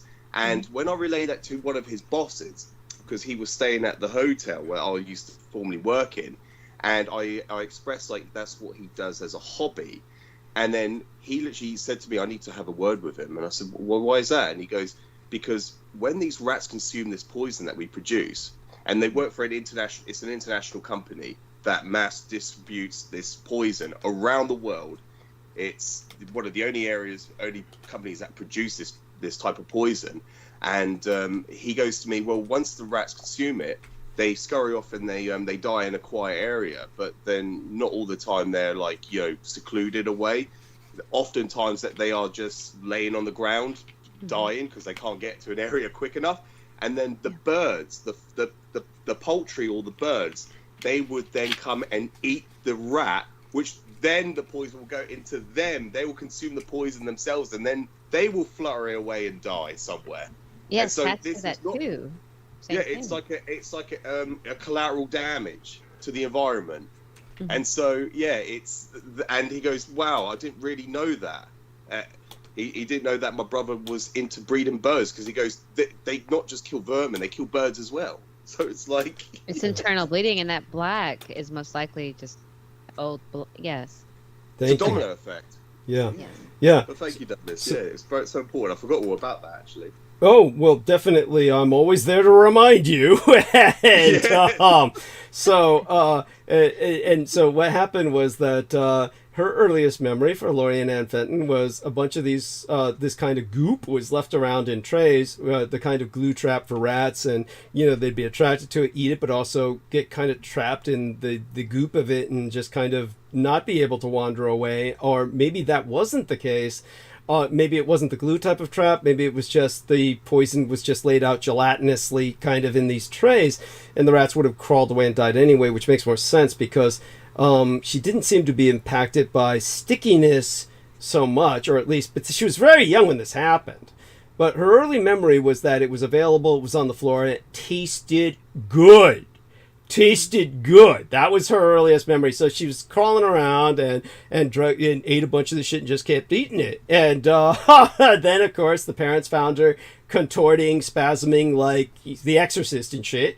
And they brought her to the hospital, at which time her spasms were so violent that the hospital had to take little sandbags or rice bags, put them on her limbs to keep her from injuring herself from this extraordinarily violent flailing. And so she just lay there while they pumped it out of her stomach and had to maintain her in. And they have to induce. I've heard that they have to use vitamin K, because the blood. Yeah. It's got to do with the clotting, and so. Yeah. Anyway, I'm sorry. Go ahead. Oh yeah. Well, basically, I can tell you, she definitely suffered brain damage. She was certainly brain damaged, and she suffered something with her internal organs that resulted in her being, 500 pounds, because obviously her internal organs were probably so totally fucked up. Anyhow, but the other collateral effect was she lay there, of course, screaming for days while they had her pinned down with these sandbags. So since she couldn't move, all she could do was lay there and scream. So the rest of her life, in the background, she could never be silent. In other words, she could only maybe be silent when she went to sleep. If she went to sleep, then when she woke back up, then she'd be facing the same problem again when she woke up, which is she could not tolerate silence. She had to always be talking, or she would hear the screaming in the back of her head. In other words, that screaming was permanently in her mind. She never stopped screaming. In her mind, if she stayed silent for a few minutes, and I would see her do this publicly, she'd be on stage and then stop speaking because she was stopped by all the screaming in her head. And you'd see her eyes roll up as she would hear all the screaming in her head. She'd be distracted. before somebody would remind her to grab a hold of herself, and then she'd get back to talking again. Where was I? I'm sorry, the screaming, that sort of shit. And again, none of this is made to make her sympathetic. We're talking about a woman who bragged about eating babies because she was a member of the Aquino cult. So you have this individual who had that going on. And Have you heard of Donald Marshall? Donald Marshall. There's a Dennis Marshall. Shout out to Dennis Marshall. I've got your emails. I'll try and read them soon. Dealing with a lot of things lately. But no, who's Donald Marshall? Donald Marshall talks about human cloning and stuff like that. And he talks about talks about something that kind of, it was for me, kind of hit a chord that I thought was interesting. But about in the sleep state, that there are these cloning facilities basically that create these avatars, essentially these cloned beings that they can somehow transfer the psyche of people who are not clones, like just authentic, I guess we'll call them first authentics. They transfer the psyche during REM sleep or while they're sleeping into these manufactured clones and use them for things like entertaining or in the sex industry or in public day-to-day life. But they're able to somehow, by some mechanism, move the psyche in REM sleep if the original first authentic is in that REM sleep state, to move the psyche in and out of these so-called, that he talks about clones. Anyway, the reference is that he talks about the baby, this when you mentioned the cannibalism aspect, that he witnessed that at the clone stations. Okay. And that was done, and that anyway, I just thought that I was just curious to see if you'd ever heard of that. And anyway, regardless.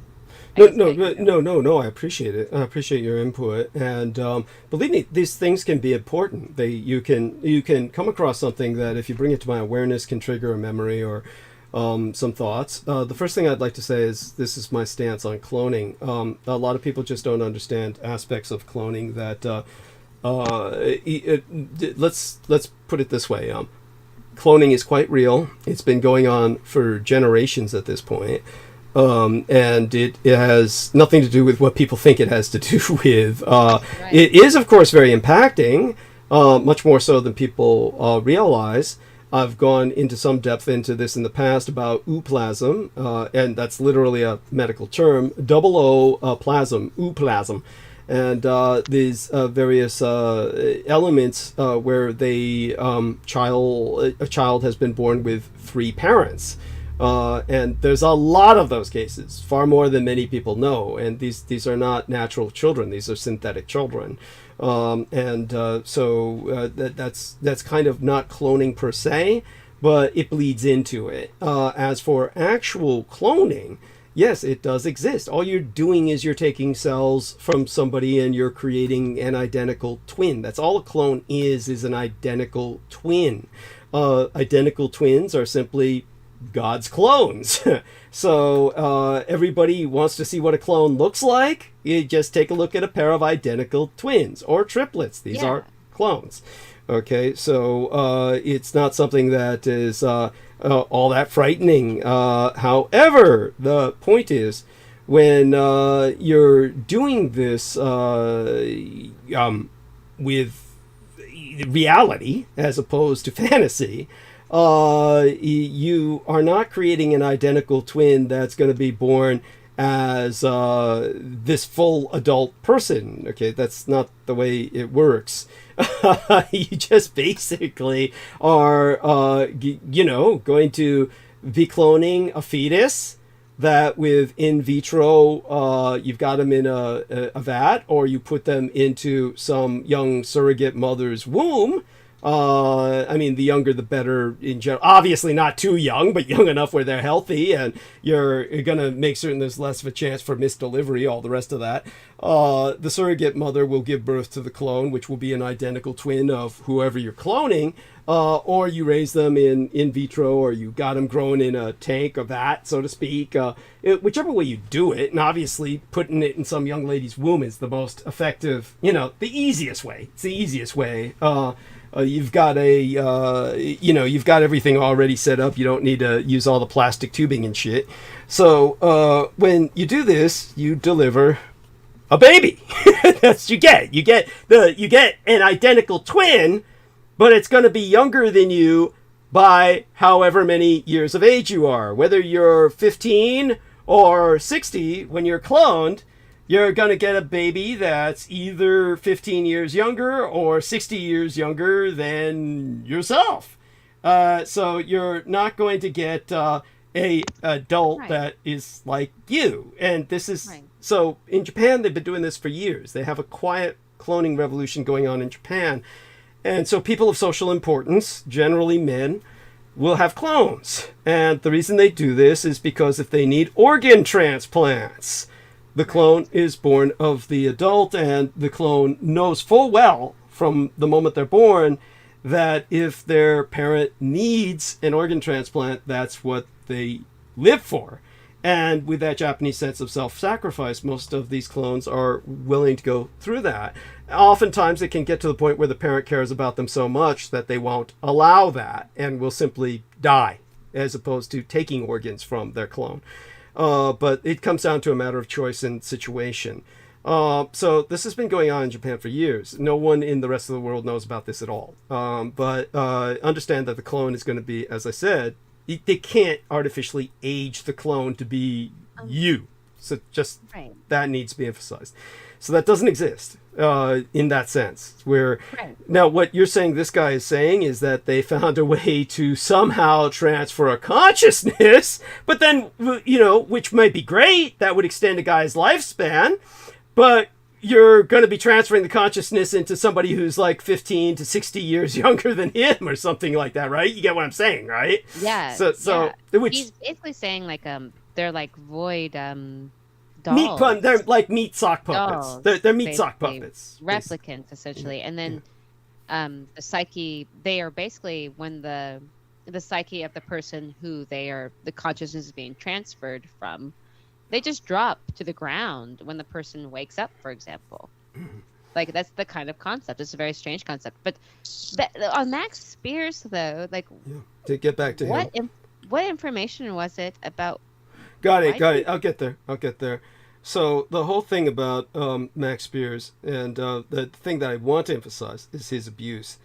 Before I get to what they killed him for, because that's really what it was all about. And I think it's hard to explain without that background. It's hard to explain for people to understand. Just understand that Max Spears is already raised with this victimized background. He's trying to overcompensate for it. And people need to understand the tremendous difference between, say, for instance, himself and myself, and the kind of, my first exposure to quote-unquote super soldierry was without any concept of that term. Okay, my working with Michael Aquino, all I'm coming across are basically victims, people being exploited, people being trafficked, the fact that the United States military this is like a primary function of their existence. It's not like secondary or some kind of like collateral thing on the side. It's like, as far as they're concerned, this is what they exist for. It's certainly not defense. And so when it comes to, like I pointed out to people who just don't get it, there is no defense in America. There's no defense here. There's nothing here. It's like when the 9/11 event took place, and basically what happened was there was the impact of George W. Bush saying everything is grounded, military's grounded, all aircraft are grounded, except of course the aircraft, passenger planes, 747s.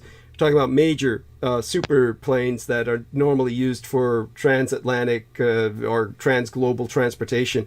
he made certain to divert a bunch of them, keep them flying to help the Bin Laden family escape, of which there were hundreds of members living in Boston in particular. So, but aside from those planes, everything was grounded.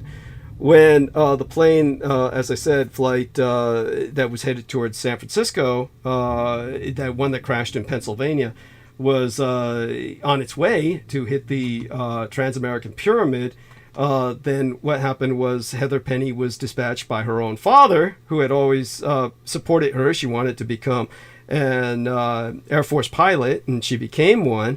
And so when it came to the 9/11 day, he basically told her to get into her plane's cockpit, and then he sent her to suicide crash into that plane that was on its way to hit the Twin Towers. And this is because America has no planes that are loaded with ammunition. America has no planes that are able to take off with a load of ammunition to fight anybody who invades our airspace. If we had an entire fleet of bombers come over to the United States now, there is no Air Force assets to take them down or respond. There's nothing. And then when we told that to Peter Mooney, he just couldn't believe it. He said, "Oh, there's got to be something." No, there's not. There is. I worked with the Department of Defense. There is nothing. America has nothing to do with defense in terms of its military. Its military cannot defend you. They have no assets to defend you with. All their assets are overseas. Anything that's armed is. Do you think it was intentional that he died, or do you think that somehow he was in Poland, right? Yeah. Thanks for bringing me back to him. Sorry. So No, when it came to the his being in Poland, how he was dragged there, Stuart Sverdlow was definitely involved. Miles Johnston was definitely involved. At this point, there too. That Thomas Swerdlow, Stuart Sverdlow. Okay, so Yeah. what was it again? I'm sorry. Stuart Sverdlow. Stuart. That's right. Okay. Stuart. Who Peter Moon lived with. Really? For a period of several weeks at least. Yes. Okay. Yeah. Peter Moon was going through a divorce, and Stuart Sverdlow said, "Oh, you can live with me."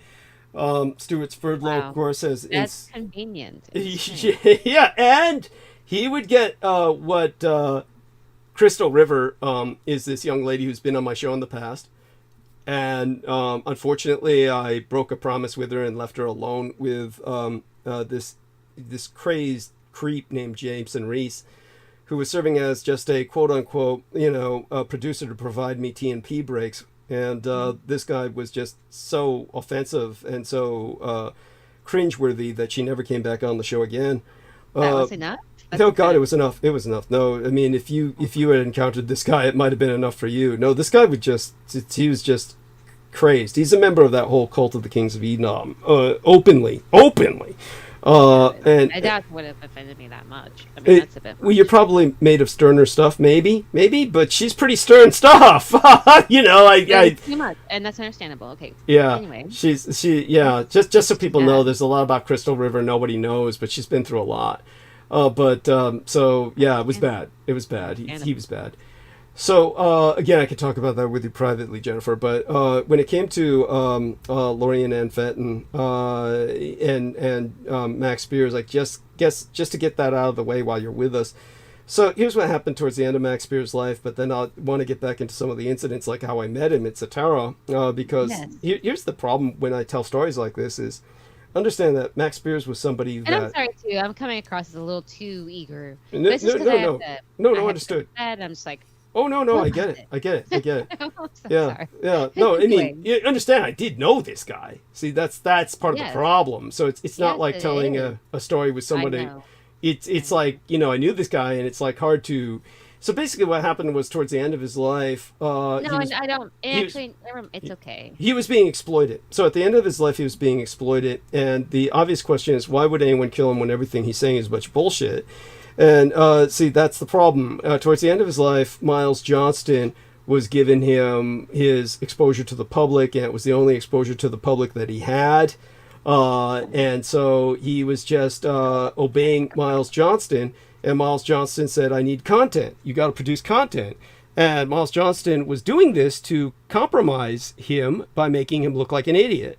So Miles Johnston would say, hey, everybody's talking about the reptilians. We want to hear about reptilians. Everybody's talking about, black goo and all this bullshit. Roswell, whatever. So I need you to give me content on that. So Max Spears would just get online, hoover up everything he could, put it all together into some pastiche, then get onto Miles Johnston's show and talk about, yeah, I know about this, and come up with just so much bullshit that it just sounded, of course, like he was an idiot. So all this served to discredit him. So the natural question is, why would anybody kill this guy? This guy's just spouting out shit. Nobody's going to take this guy seriously. Why would they kill him over that? Of course, your average naive person would say that lends credence to everything he was saying, which is actually the intent. It serves the Aquino cult, which Aquino was still alive when Max Spears was killed. So understand that Max Spears was he was basically. Oh God, Brendan, what the hell is that? That's not me. That's not me. Just so people know, Brendan maybe fell asleep or something. What happened? Oh, we're hearing a lot of noise from your end, Brendan. We're just making sure you're all right. Yes. Yeah. Okay. Yeah. I'll So. listen. Oh, good. Thank you. Yeah. So what happened with Miles Johnston was this creepy old guy who had even tried to sexually exploit Max Spears one time while Max Spears was on Skype camera with Crystal, who was basically like his last kind of intimate. You see, this is part of where it all gets kind of, I wouldn't say sensitive, because I really don't give a shit. Sarah Rachel Adams is no particular threat to me, but this is where it gets complicated. Basically, Sarah Rachel Adams had a relationship with Max Spears. And for a while, I had a relationship with Haley Mayer. Haley Mayer was just using me. I don't mean this to condemn her. I mean, she was bouncing back from, basically, here's what had happened. James Casbolt, Max Spears were like fellow victims. And so James Casbolt and Max Spears would, as fellow victims, support each other in their stories, trying to make themselves look like macho assassins. Get it? You get what I'm saying. They're overcompensating for growing up being a couple of butt boys. That's the truth. That's the horrible truth. So, so what happened was James Casbolt, Max, Michael Prince winds up, it's unbelievable to me. I don't know how a young lady could be so naive, but she was raised by a wealthy family. So recently there was a guy named Mayer, you may have heard of the Mayer food chain. There's a Mayer food franchise chain. They like with an E, like Meyer. Yeah, something like that. Yeah, and we can look up the Mayer politician, anti-Trump Republican. Let me see. Never Trumper, Mayer, and let's look him up. Mayer, Never Trumper starts to reconsider. Is that a misspelling? It may not be. I'm trying to look it up. It's Meier or Mey. Oh, Mei. Okay. Yeah, and Mayer food chain. Okay, Never Trumper Mayer food chain. Okay, food chain, and so Haley Mayer was a I think it was the representative Peter Mayer, Meijer. Maybe, and so I think that might have been it. So anyhow, let me block this. That J and that Y. That's fascinating. Anyway, it's Slavic. It's Slavic because the J is pronounced as a Y in the Slavic languages. Probably some kind of weird Baltic, Latvian or something. Never Trumper Mayer food chain. So this might have been Peter Mayer was running. Anyhow, so they owned a large food franchise, and the heiress to that fortune was Haley Mayer. And Haley Mayer somehow wound up getting seduced by James Casbolt, Michael Prince, and he wound up marrying her. And they had a baby. And the problem was that he was beating her up while she was pregnant. And so she wound up divorcing him. So as a bounce back, I was involved with her, whereas Max Spears was involved with Sarah Rachel Adams, whose very initials, SRA, stand for Satanic Ritual Abuse. By the So way, he was involved in the syndicate with you know, a lot of these are handled. People don't realize it, but like Better Business Bureau, these little, you know, heads of things that they are. There's a lot of there is a lot of homosexuality in it. Ironically, yeah. that it's some type of there's something to it, and they wind up and somehow. So he was. You're saying that he was almost like a an acolyte in this in some way. You're talking about James Casbolt / Michael Prince, you mean, or Max Spears? Which one, or both? Max Spears is what I was thinking of. Was he like an acolyte into like where the one, you know, I don't know how to say. No, he was just continually exploited by them until the day he died. That's the horror of it. He couldn't escape it. He couldn't escape it. He couldn't get out of it. And it's like he was exploited by Miles Johnston, who was definitely openly an Aquino acolyte. He was somebody who was just like an Aquino mind slave. And he like would interview Michael Aquino on his show. So, but Haley Mayer, who had this child by James Casbolt, Michael Prince, I was involved with her when she had finally divorced this guy. She and her family, only because they were wealthy, expended literally incalculable amounts of money to get porn vengeance laws on the books, because he kept publishing porn. Vengeance? Yeah, revenge porn laws. Okay. Revenge porn laws are only on the books in both England and America because of James Casbolt / Michael Prince and his marriage to Haley Mayer, and his producing revenge porn. I mean, of everything you can imagine: her defecating, her breastfeeding her child, the child being born, delivered out of her womb. Photos of that he would publish as porn. I have to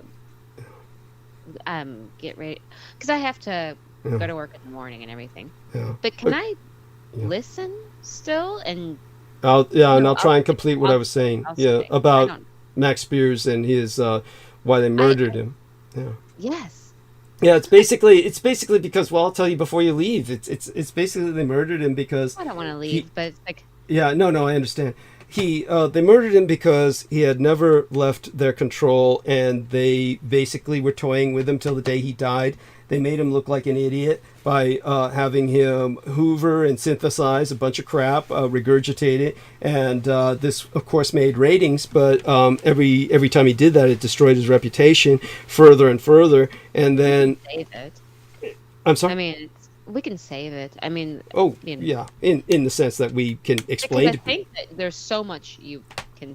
There's so much context. Yes, that can. That's necessary, probably. Yeah, thank you. And then what happened was that finally they said, now that we've thoroughly made a fool of him, let's kill him, and that way his reputation will be destroyed in terms of what he was really always saying all his life, was that Michael Aquino repeatedly raped me.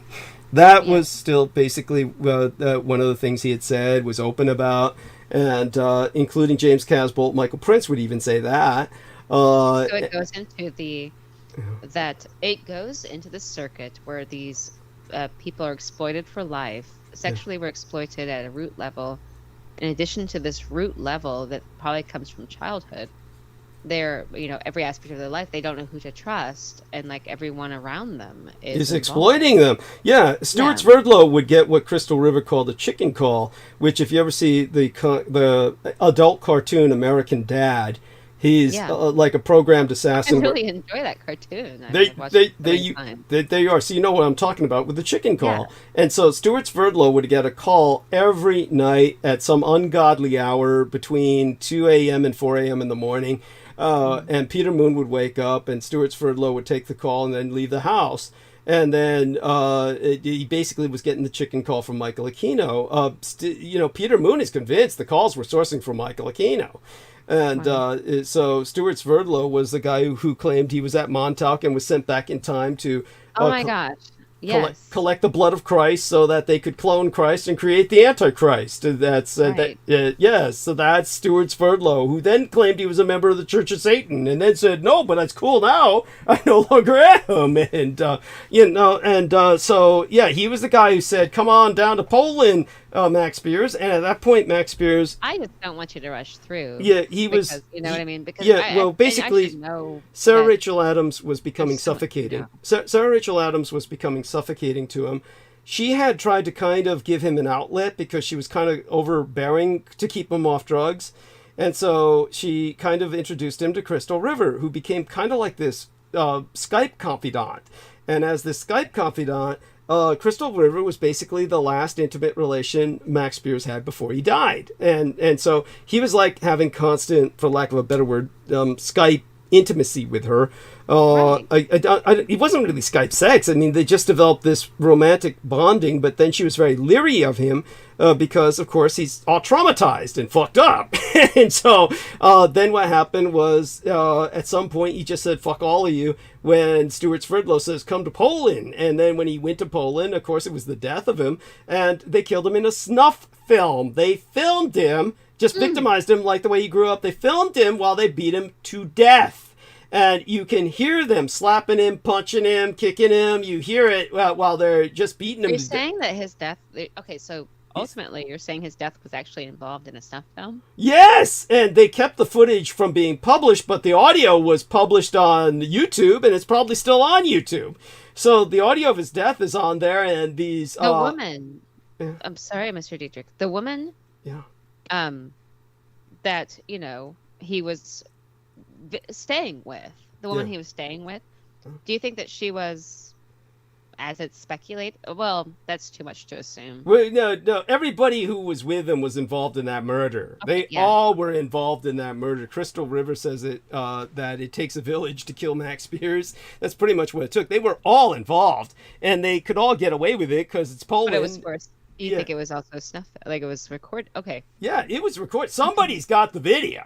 Somebody's got Oh, the my video, gosh. but they just released the audio. But you can clearly hear them slapping him, laughing at him, beating him. You hear all this, and they'll say, "Oh, it's the fireplace crackling. It's the middle of fucking July. It was hotter than all hell in Poland. There was no Right. goddamn fireplace on." Yeah, they have a very similar. Yeah. Yeah. Okay. So Alright. it's yeah. Anyhow, it's just obscene. But What do you think about it? yeah. Well, I mean, it was what's done your- on Michael Aquino's birthday, so this is when they The released that. snuff films.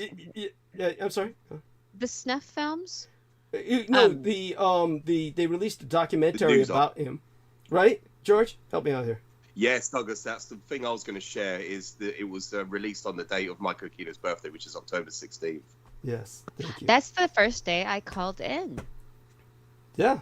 It is I mean, so I don't remember that consciously, but I'll just say, yeah, I believe you. I do because I called in and you said that, and I was just like, that is so strange. I have to go to bed to go to work tomorrow. Understood. But I just always feel like when I'm going that I'm just like that I didn't get enough because I want because of my fault that I have to go. No But, worries. It's really incredible, and Well, you're always welcome back, of course. see, I'm just gonna think about it. yeah. But well, oh gosh. Okay, well, I'm gonna think about this and keep listening. I mean, you've gotten it now, so we'll probably meander onto other topics. I mean, you've gotten the basics, but course, you're yes. always welcome to Yep. bring further No, questions. Move on to just whatever other thing. Yeah. Of course, next time you're back, remind me to share some of the horror stories of what happened with Max Spears when I first met him, etc., all that stuff, because, it's hideously funny in its own way and always How tragic. did he? Can I ask one more question? Of course. Why? Okay, so he wasn't necessarily like this was not a do you think that this was not a generational thing wherein his family itself was involved with do you think Michael Aquino was an initiator of this, or is there a group? Oh, it's definitely familial. It goes down generation to generation. It's his mother's name. God, what the hell is Max Spears' mother's name? It's just like the name of the mother from Norman Bates. Her name is Bates, Vanessa Bates. It's the same name as Norman Bates' mother from Psycho, the film Psycho. And she's it's like they own Bates Motel and shit. And but the other thing about when the moment that he died. So this is like this is something that he almost couldn't have, evaded almost. Yes, yeah, it was just he was born into it. He was born into it. And the moment that he died before Vanessa Bates, his mother, even found out about his death, then that asshole Miles Johnston. Was he confused about this? Do you think, or did he? I mean, he must have been aware. I don't know. No, he was all doped up and drugged up and confused and but his last words. It's just, there are words he says after it, but it's his almost last words were, "Go tell Douglas Dietrich, please. See Douglas Dietrich. He's got to take care of this with Michael Aquino because there has to be a reckoning." He knew Michael Aquino had ordered his killing, and he said, "You've got to contact Douglas Dietrich. Whoever hears this, contact Douglas Dietrich because there needs to be a reckoning with Michael Aquino." Those were almost his last words. They're some of the last things he says coherently before he's beaten to death on that snuff audio. And then Miles Johnston, before his mother even finds out that he's dead, Miles Johnston gets on the media and says, "He had black goo. Max Spears had the black goo coming out of his penis slit, his anus, his nostrils, every pore of his body, out of his tear ducts, out of his ears." But that would make sense if he had been poisoned and his organs were like. No, it's just he was just making that up. Miles Johnston was just making that up to push his black goo bullshit.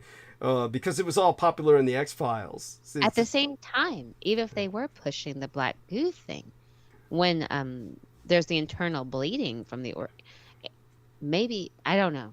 It could have been. It could have been, but if so, it was just from the sheer amount of beating, and maybe they gave him some poisons. But you would think that would be redundant.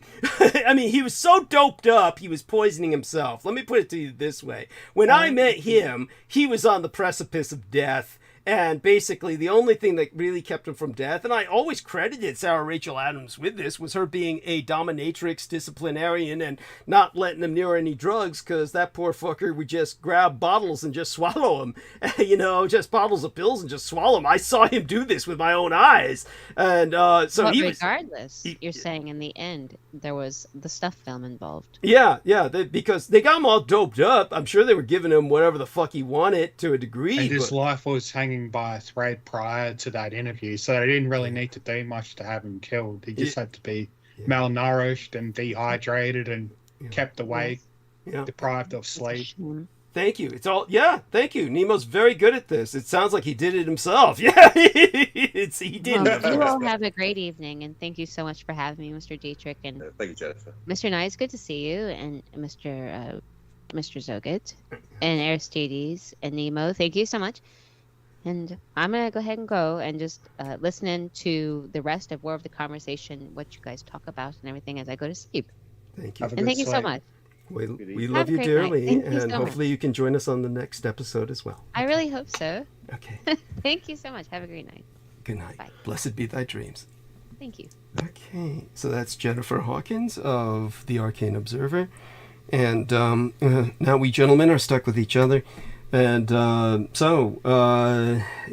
George, by all means, you can start talking along with Nemo and Brendan Zoget. Before we segue to George, Nemo and Brendan, you were both discussing this god, and there's some confusion over who this is because it's a pretty crappy image, but it's like a forearm entity that's devouring a human or something. From what it looks like. Yeah. I just don't know what it's called. Right. And then George entered some nice pictures of this incredible poison that just looks like, oh my fucking God. Is one of these guys your brother? No. Oh, God, no. Thankfully not. Thankfully, that was just from Google Images. Possibly.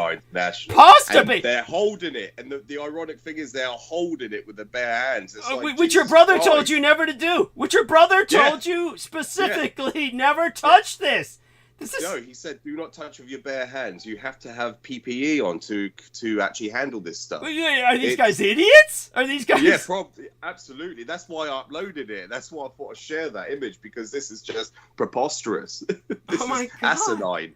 You know what they're trying to say? They're trying to say this is safe around the house, probably. Yeah. They're probably Yeah. trying to say this is safe around the house. Oh my fucking Telling God. the viewer, see, you can hold this. Yeah, dip it in your Dip it in your cup of tea. hot water. Yeah. Holy shit. It's incredible, but yeah, absolutely. Just Oh my God. ridiculous. Yeah, if Lori and Ann Fenton were there, she'd be putting it in her mouth. Yeah, she just Yeah, she'd couldn't be help licking herself. it, Yeah. Rat poisons are so unnecessary because there's so many primitive ways you can make mouse traps and kill heaps of them in overnight. There's plenty of tutorials to show you how to do that. Yeah, there's guys. Oh, that just costs money. They go, oh, here we go, tea bags. There we go. This is a solution. Yeah. So yeah, that's why they prefer that method. Yeah, Oh. I hear you. No, it's what Yeah. Nemo's talking about are like these Rube Goldbrick or kind of rat traps that like they can trap literally dozens of rats and crazy shit, Yeah. and it's just these are like guys with nothing to do who are like out in their backyard or garage building this shit. You just get a big bucket of water with a thin rolling pin screwed in the middle, and you just smear it with peanut butter. And when the rats crawl on it, obviously their weight makes the pin spin around, and they fall in the bucket of water and drown. And you'll have a bucket full of dead rats overnight. I mean, that's just so pleasant to wake up to. Just so, like, I mean, people who are doing this, the rats are always there. It's not like you ever get rid of them. It's how, yeah. It's one of the ways, like, obviously you're going to have dogs and cats on your property to kill them as well, with making these primitive things to just lessen the number. Yeah, okay. Obviously, you're not going to kill them all Right. off, but you can reduce the numbers to decrease the damage they're causing if you're a farmer or such. Got it. No, I hear you. It's still like, it's definitely your average person in the city is not going to be doing that, and they don't even have the facilities to build something like that in their home, so they're just gonna go for this shit, and it's like anyhow. So oh my God, what a night. And so I'm glad for those of you who don't know what I was talking about earlier and why I was apologizing to Jennifer. Basically, there was this lady who got on her channel and was chastising her about her questioning me. And then this lady was asking, hey, is he gay? Is he straight? No, she said, is he gay? Is he trans? I just want to know. And basically it was obvious she was trying to find out if I was single and available, really. And that's when Brendan said, hey, you should just put the link to your channel here and tell her to find out for herself. I said, oh, that's a great idea. Then I put that up there, and then that the entire question with my reply got taken down. So I figured I was being too invasive on her channel. And obviously she came on and was very copacetic about it, and so I'm glad that's over. But if she had been uptight about it, I just would have thrown Brendan Zogid under the bus. I just would have said, no, it's because I made a mistake of listening to Brendan.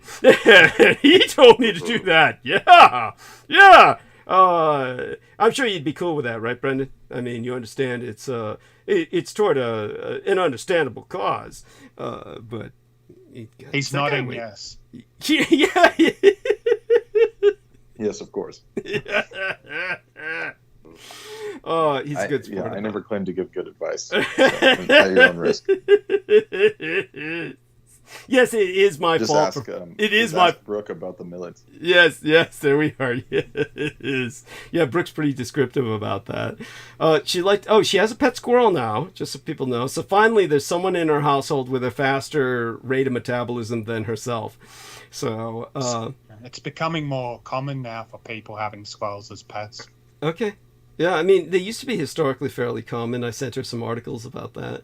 So she seemed to appreciate that. There was also this superheroine named Squirrel Girl, Marvel Comics. I sent her some videos on that. So she seems to have received all that very positively.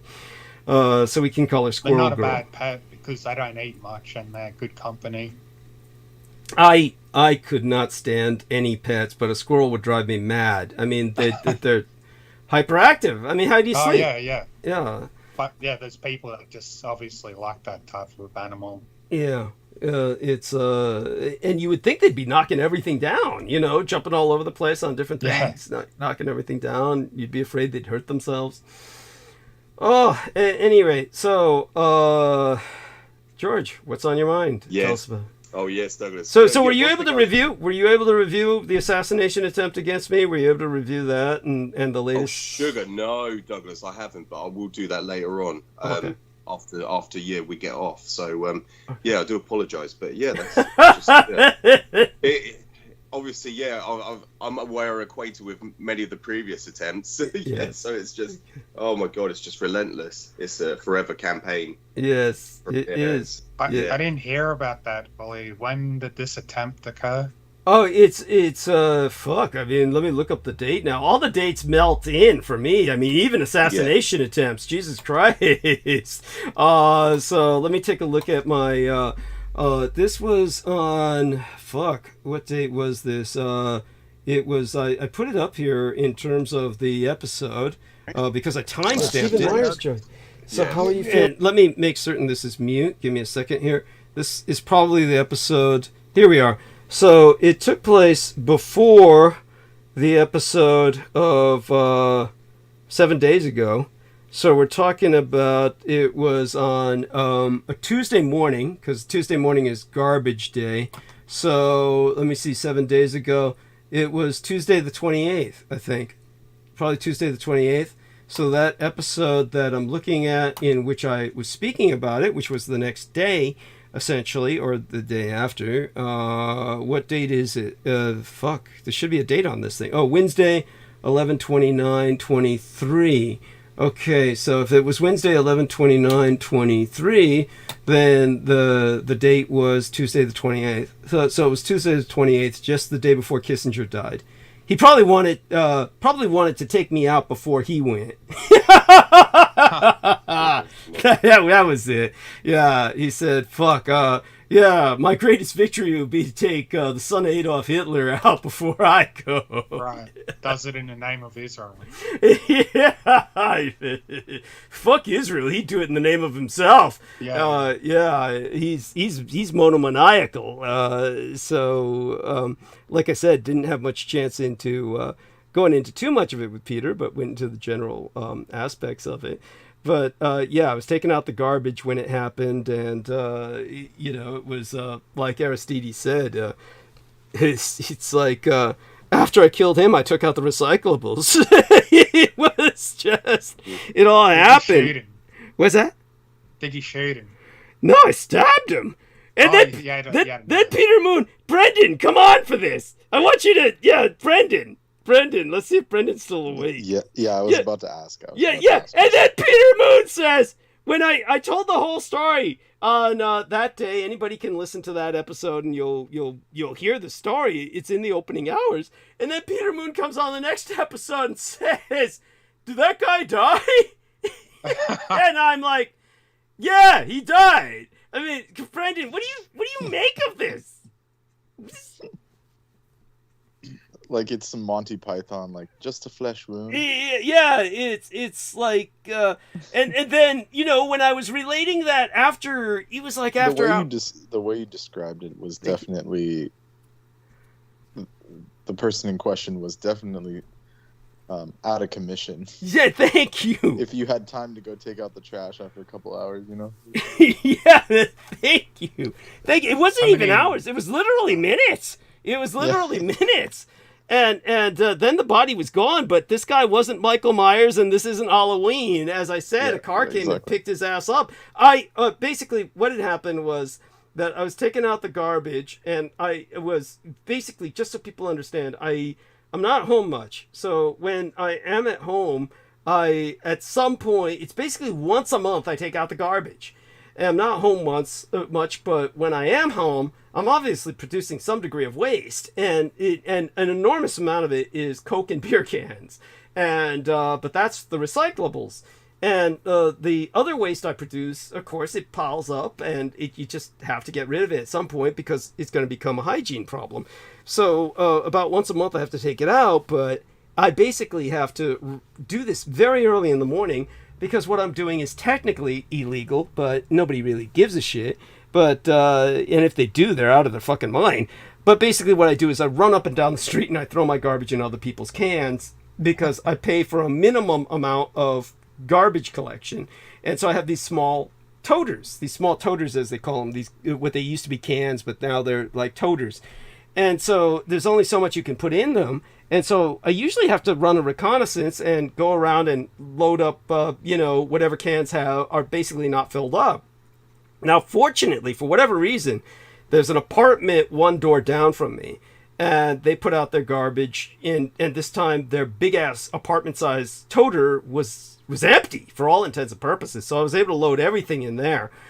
But I've got a history of violence taking out the garbage. It's absolutely crazy. It makes absolutely no sense to someone who does not live in San Francisco and hasn't been here basically for a long time. But basically, the story was that before Silicon Valley, apartment owners and landlords were begging people to live in their apartments, and they couldn't find anybody before Silicon Valley. And so a lot of them turned towards Section 8 housing. So the government would give them people and pay for their rent, and they would definitely regret it the rest of their lives or until they could get rid of Section 8 housing, which is almost fucking impossible. So the Section 8 housing people are crazy people. It's like, for those of you who don't know, Section 8 was a military term for an insane asylum. It used to be like a rubber room. The saying used to be, hey, you'd better watch how you behave with your PTSD or whatever. They'd call it combat fatigue if you were still on active duty in my legal father's day. And they'd say, you're bucking for a straitjacket and a Section 8, which would mean, a rubber room. And so Section 8 housing then became crazy people's housing. And so the government would pay for the rent, but you've got a crazy person living in your home. And all of these people would go out and raid garbage cans. So in the days when my parents were alive and the early days that we lived here, all this Section 8 housing surrounded us. And people would come out when I'm taking out the garbage with very long knives, and they're all prepared to rip apart garbage bags and loot through your garbage. And this is what I was facing when I went outside to take garbage. So one thing I've always done reflexively is take out a long blade when I take out the garbage. That's from those days. It's just something I do just without thought. And so I was armed, and when I took out the garbage, then the first thing I noticed, because I have to do this early in the morning before everybody else wakes up, because I'm loading up my garbage in everyone else's cans, first thing I saw, which is just really unusual, and people, at the same time, it's not unusual, it's not impossible, but just so people understand, San Francisco is the second most congested city in the United States next to New York City. If you have residential parking, not every home has a garage. So you're going to be parking sometimes 2 to 3 blocks away from your home. And so there's people who have to get up really early, and then they walk down 2 or 3 blocks or up 2 or 3 blocks to their car. And so this does happen, but it's limited that you see anybody doing this. There's definitely reasons behind it. One of them is safety. So when I was out there I woke up about 4:30, so it was 4:45. 4:45 a.m. in the morning when I'm taking out the garbage, a young, attractive, blonde-haired girl walks across the street. And I'm thinking, what a crazy cunt. What the fuck is she doing? Is she had to go to work really early and going out to, Silicon Valley someplace, and just had to go to her car, park down, and there's no job worth that. And at the same time, I was thinking maybe she's going to a 24-hour gym before she goes to work, and there's none of those in San Francisco because it's too dangerous for them to be open, so she's going to another city, on the way to work, which people do things like this, but I've never seen a young girl like that out at that hour. Yeah, and so she walked by and she looked at me, and I was tempted to wave at her, and then thought better of it and just, let her go on with what she was doing. And then I went back to my home because I had loaded up all the garbage in that apartment house's garbage, and I still had to load up some more garbage in my toter and then take out the recyclables.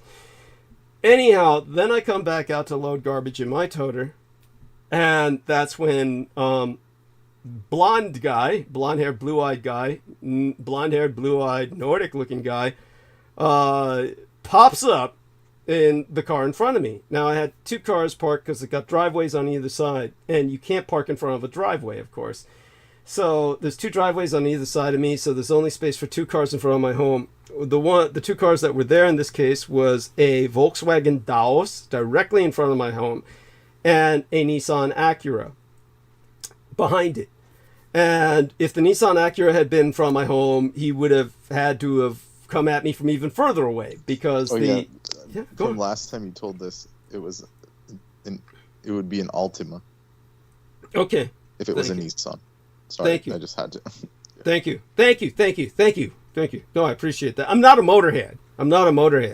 So, yeah. But definitely. Yes, I do. Yeah, thank you. Yeah, but our man Brendan, he knows his shit because his dad used to repair cars and stuff and was, foremost. One of the renowned guys. Used to collect cars too.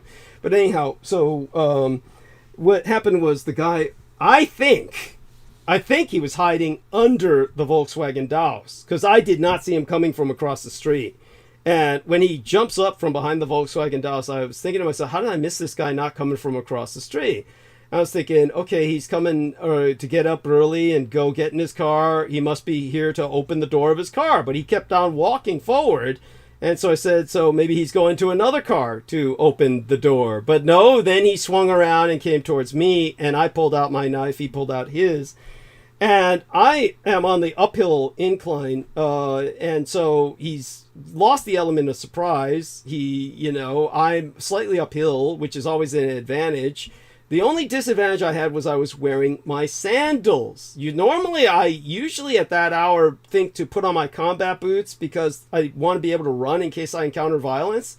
And this was the one day I hadn't thought to put them on. So the only disadvantage I had was I was in my sandals. But didn't turn out to be that big a deal. And I deflected his blow, threw my knife into his solar plexus, and I plunged it deep. And, of course, he was pretty padded. He was insulated, probably because he was insulated because he knew he had to get under the car and hide for a few minutes.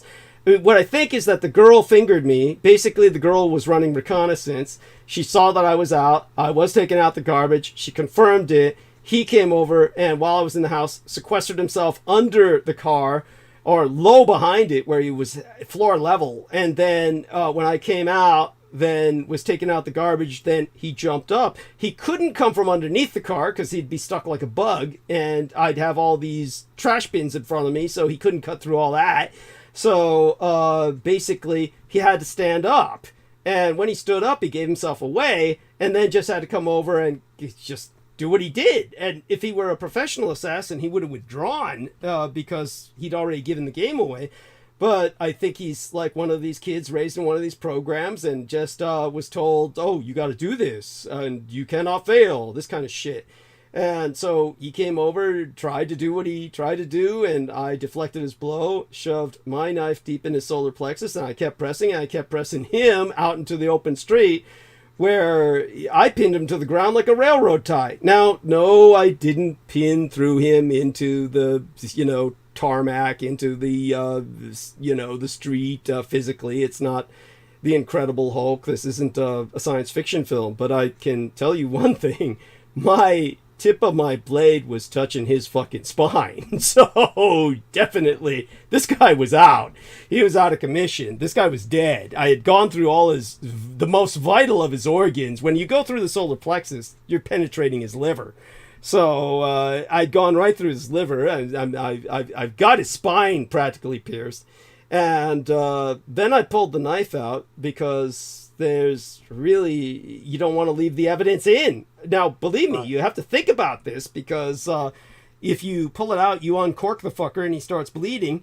But at that point, who gives a shit? And normally this would be an issue. But in this case, it wasn't because he had wrapped himself in black. He was all in black.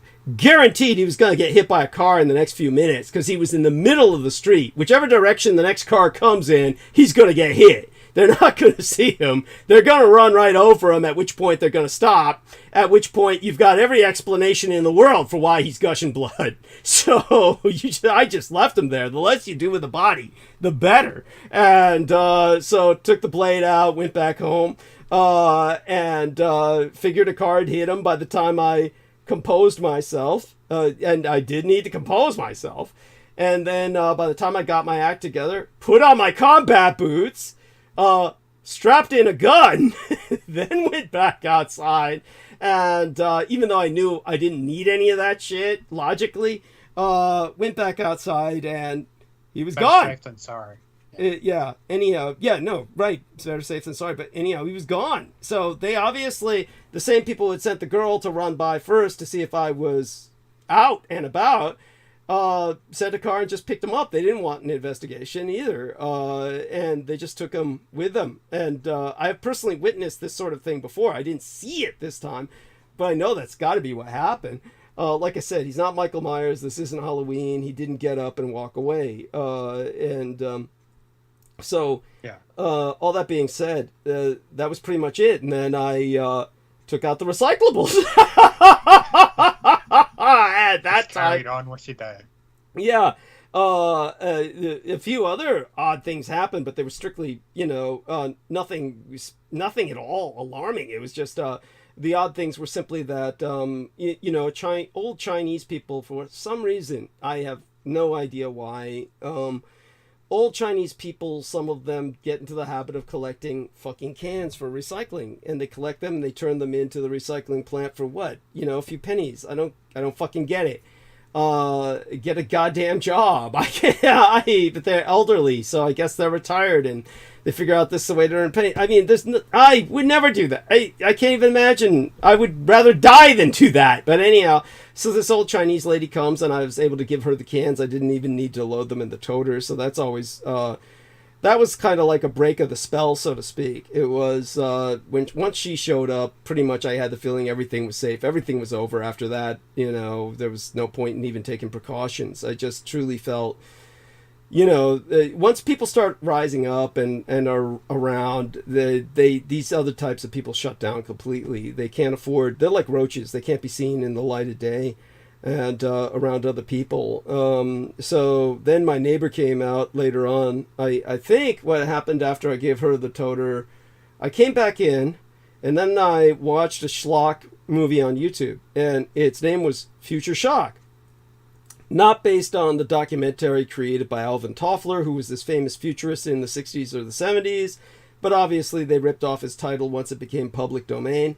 And Future Shock was far more disturbing than the incident that just happened. It was like some silly science fiction film in which the psychiatrist is played by the guy who played the Cobra Kai villain in The Karate Kid. So the guy who played the Cobra Kai villain in The Karate Kid is using virtual reality to treat people who are afraid of death. And so he puts them in this virtual reality trip where everything kills them and they finally say fuck it and they get over their fear of death. So the reason that film was so disturbing is that you've got a bunch of people, it's 3 cases they show in this film, and every one of them has a bunch of people trying to kill them. But it turns out it's in their virtual reality to cure them of their fear of death. So it's like, it made me, of course it's disturbing because I'm like thinking, did I just really experience what I just experienced? Or was this like, real? Yeah, it was this virtual reality. It was like, it was very bizarre. So that was more disturbing to me than the incident itself. And then after I watched that, I went to sleep. Then I woke up maybe about 10:30 in the morning, which is still early, and then put the toters away so that my landlords could think I'm a great tenant. And other than that, it was, then one of my neighbors from up a few doors up, with these 2 infant kids rolled by. Hi, hey, how you doing? I said, hey, how you doing? Just added to the surrealism of the whole thing.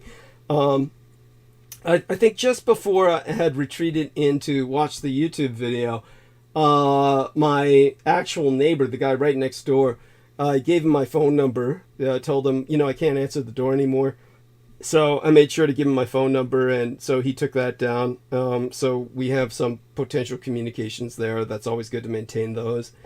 he said, you look like you lost some weight, which is a strange thing to say to somebody during the holidays. But, I was stripped down. At that point, I didn't even need my hoodie or anything because I was so warmed up by all the activity. I'm sure I lost about 3 pounds of water weight just in terms of sweat. So it's understandable why he said that, but I just said, oh, that's for the better. And, other than that, that was pretty much how I started my day on Tuesday. Then the next day, did the show and told Peter about it. And, that's for those of you who just, don't get it. I said that you always wonder whether you should even share experiences like this because people could say, oh, God, this guy's just making it up. It can't be. Or, oh, you can't get away with this or do things like that. People just don't get it. They don't understand that. Honestly, if they had not come to pick that guy up, he would have been hit by a car. And you can imagine what a forensic coroner would say. There would be no ID on this guy. There would be just like he's some guy who they figured got hit by a car. There might be some question about his stab wound, but the car running over him would probably eliminate that. It just would have been something that wouldn't even have been followed up on. There's nothing to really follow up on. By the way, our dear Maori Saini Helena Kiskonen says hello. So let me say hello to her. And by the way, so at any rate, that's essentially what happened, George. And what was ironic about it was that show we did that night was when you came on and said, no one's going to try to assassinate us over the information. I remember that. Yes, I remember saying that, Douglas. I just want to say, I'm just so relieved you're all right. I had no idea. I'm just so glad that, you came out unscathed. But it's just thank you for sharing that. It's so important. And I'm just so glad you're all right. That's the most important thing. That's the first thing I just want to say about that. Bless you. But appreciate that profoundly, of course. Yes. And you can handle yourself pretty well. You had military training and whatnot. Yeah. Well, you're average. I'm sorry. Go on. I was just going to say, that is right, Nemo. But it's just like with all of us, we're not invincible. Oh, yeah. No one is. Yes. Yeah. No, you definitely all. Everybody be cautious, and certainly. But just so people understand, your average military man has no self-defense training. Not really. Your average military guy is, what does your average military guy do? They're just, most of them are in logistics. Most of them are in technical support. Most of them there's very few military men involved with combat. They'll all claim they're involved with combat. I just assumed anyone in the military would have to go through combat. Oh God, no! Oh God, no! It's like even the stupid Marine Corps will make the claim that they do, but what they go through is so stupid and just so wretchedly useless. It doesn't count. It's a joke. It's all a joke. When it comes to the real training came from my mother, and it had to do with martial arts training. It was mostly that. But when it comes to the average person, a lot of them, they just really don't know how to respond to, even if they survive, wind up killing the person trying to kill them. Most of them really freak out. The one thing I do have is that professional background, so I understand that there's times when you call the police, and there's plenty of times I've called the police.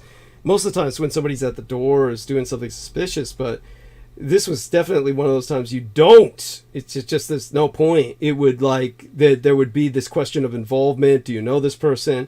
It would be like nothing good would come of it, and it could have been exactly what they would have hoped I would have done. It probably, there's always that hope I would fuck up like that, and then everything would wind up under investigation. So this is something that you really treat as almost like a professional killing, and you just leave the body where damage can be done to it. And deflect from evidence. Yeah, this is. I think what the question would then be: what prompted it? Why did they attempt this at this point? What was it that caused them to say, "Let's do this now," or "Try this out now"? And so we've gone over some speculation about that, but everybody can listen to the episode for that. And the opening hours where I was talking about it with Peter Moon. And my son thought it could be the Israelis. He thought it could be Mossad, and that might be true. There's people you have been addressing the topic on Israel a lot lately. Yes. And so, I mean, everybody understand that a lot of people have this concept of Mossad is truly professional, and if it was Mossad, they would never have failed, or something stupid like that. Believe me, Mossad. Look at the Israelis and all the mistakes they're making now. You're talking about there's plenty of mistakes the Israelis have made historically and are doing right now. They're all fucked up. So they don't make great tacticians. They're human. They're human as anyone else. They don't like to think so. They like to think they're superhuman and above everyone else, but that's part of the problem. That's one reason why they're fucking up so bad in so many ways. They've gotten too spoiled with all the cultic worship they have from the Americans, in particular. Yeah. But all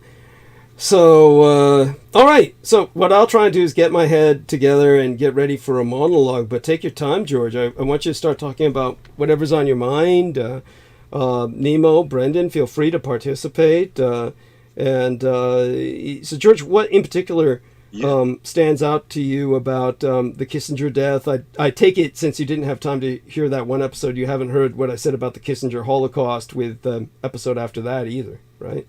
All I can recall, and what I actually the part of that when you went into that segment was about Benjamin Disraeli, about Benjamin Disraeli and Kissinger himself, and so it was just that part of the monologue that I caught, and whilst I was actually driving. So yeah, that's the bit that I caught, but I'll have to go back to actually review that, Douglas.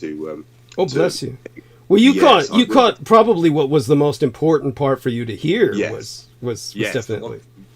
Yes, thank you, absolutely, and and of course, it's the only thing that I could actually, relay anything to as well with Benjamin Disraeli, as one of the former British prime ministers. Oh, God, it's just another part of history that we could go into, but yeah, the only thing I wanted to just relay whilst it's here, I found an article that was published in New Zealand on October 16th, 2016, and it's titled "Conspiracy Theorist 39 is found dead on a sofa in Poland."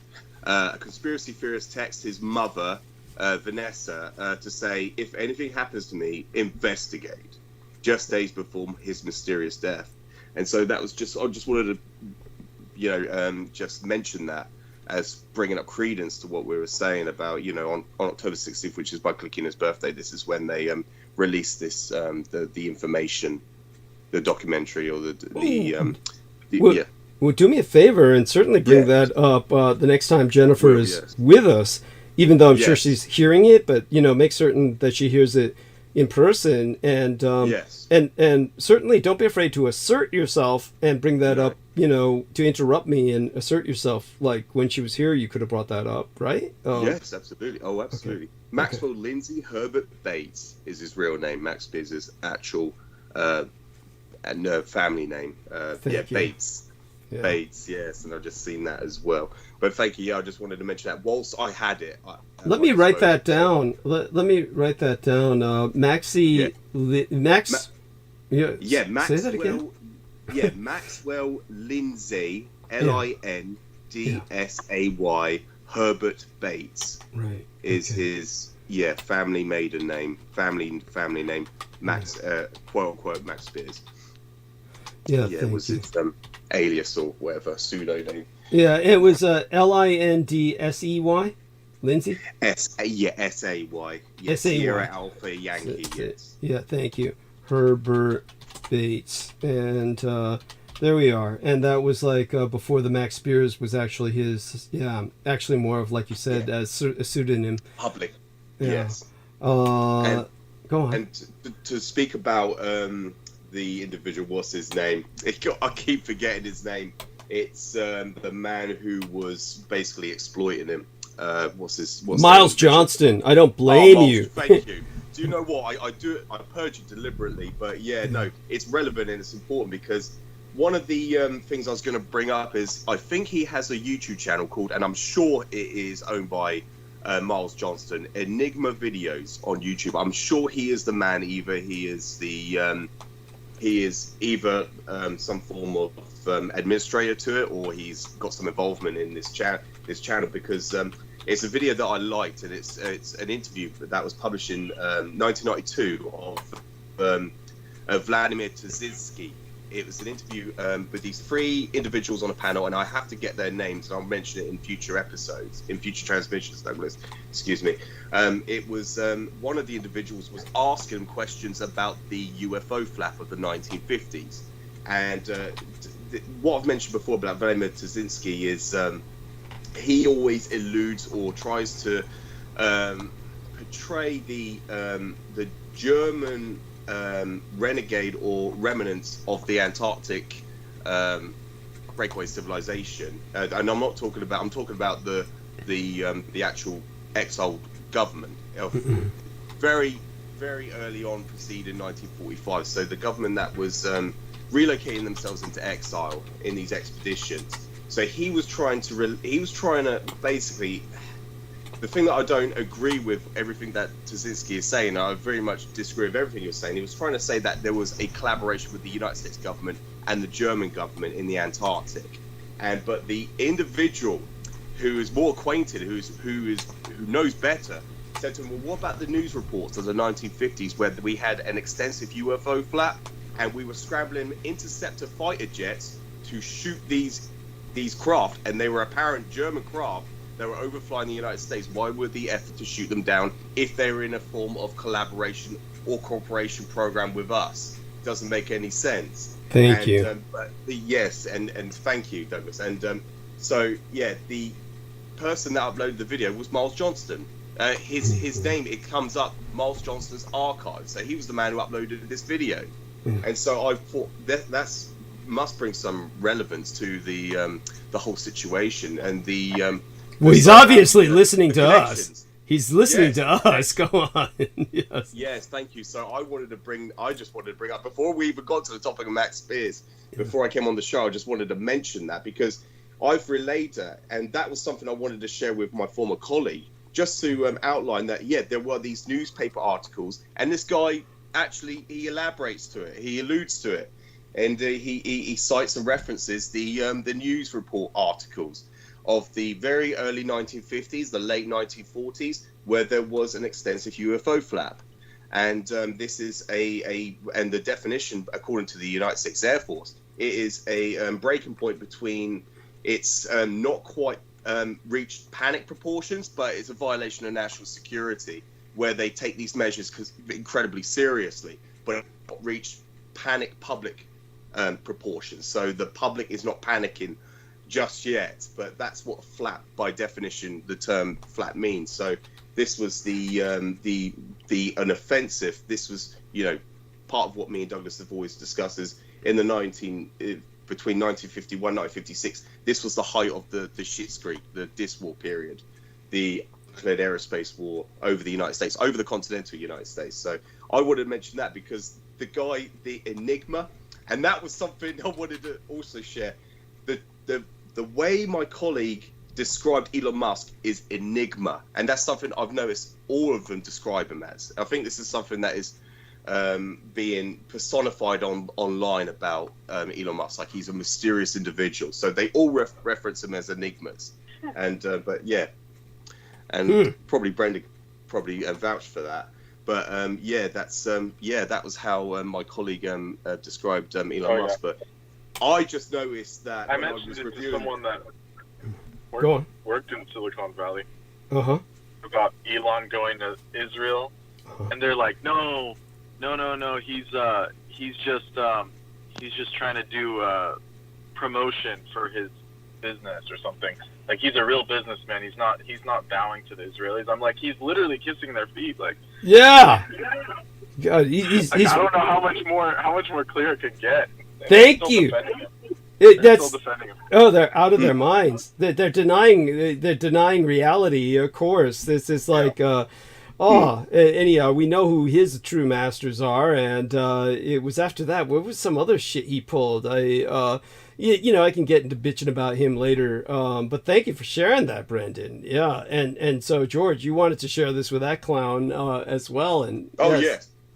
And I'm going to share with him there's a newspaper article that was released very recently by Forbes. The Forbes article saying that Elon Musk has broken the world record. Under Guinness themselves, the Guinness Book of World Records recognizes Elon Musk as losing more money in a single 24-hour period than any other person or company on Earth. Thank you. It's just like, when this individual says that he is such a success, he is very successful breaking the Guinness World Records of losing the most money in a single day. Thank you. It was equated to over 182, and that's conservative. Over $182 billion in a single day. Yeah. This is, and when he's recently come out and Brendan's probably aware of this as well, when he's come out and said, F you to all the people who are pulling out of advertisement on the X-Files, his new platform X, that is renamed after from the predecessor Twitter, he has come out and just said F you all. And he was the guy that was interviewing him. I don't know the individual's name, but apparently he's his acquaintance, or he's a former friend, or he is a friend of Elon Musk.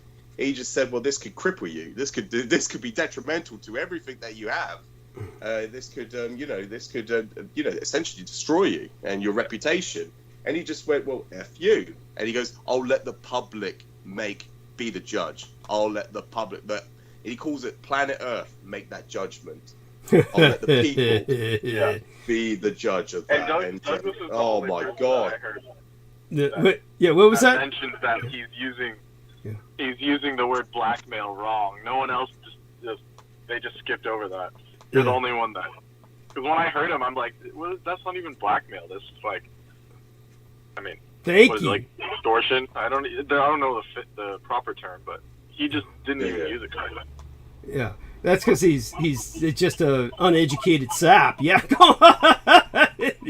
Impotent. People think he's some kind of self-made man, but his family was like, they were doing like blood diamonds and shit in South Africa. Yes, And as far as I'm concerned, I was telling Doug that it's like, this guy, as far as I'm concerned, is a British agent, just of pure chaos, like Crowley level. Like, they just give him an unlimited money supply to just do all this stuff. Like, there's no reason he should be hero worshipped. Like, thank you. No one else on Earth has unlimited money to just pour into these fake businesses. Like Tesla is obviously practical, but at the same time, it's not. It's not. Yeah.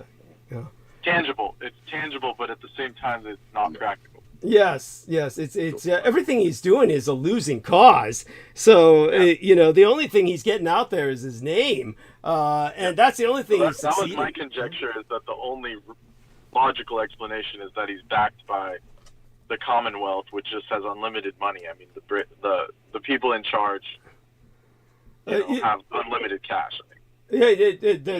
That is true. I don't know if he's backed up by the Commonwealth. He was in South Africa, though. His family was in South Africa, but they were kind of like they're part of the Commonwealth, but they were like the bastard stepchild. Everybody tried to kind of like ignore them.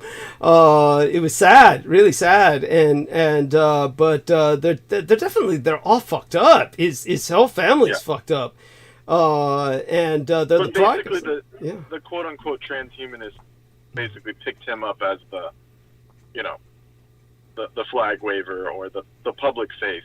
What do you think he represents with transhumanism, though? I mean, what would he represent for transhumanism? Well, it's like he's just the poster of, or the face of, like, they want to put the implants in people. Like, he has the right people. Right.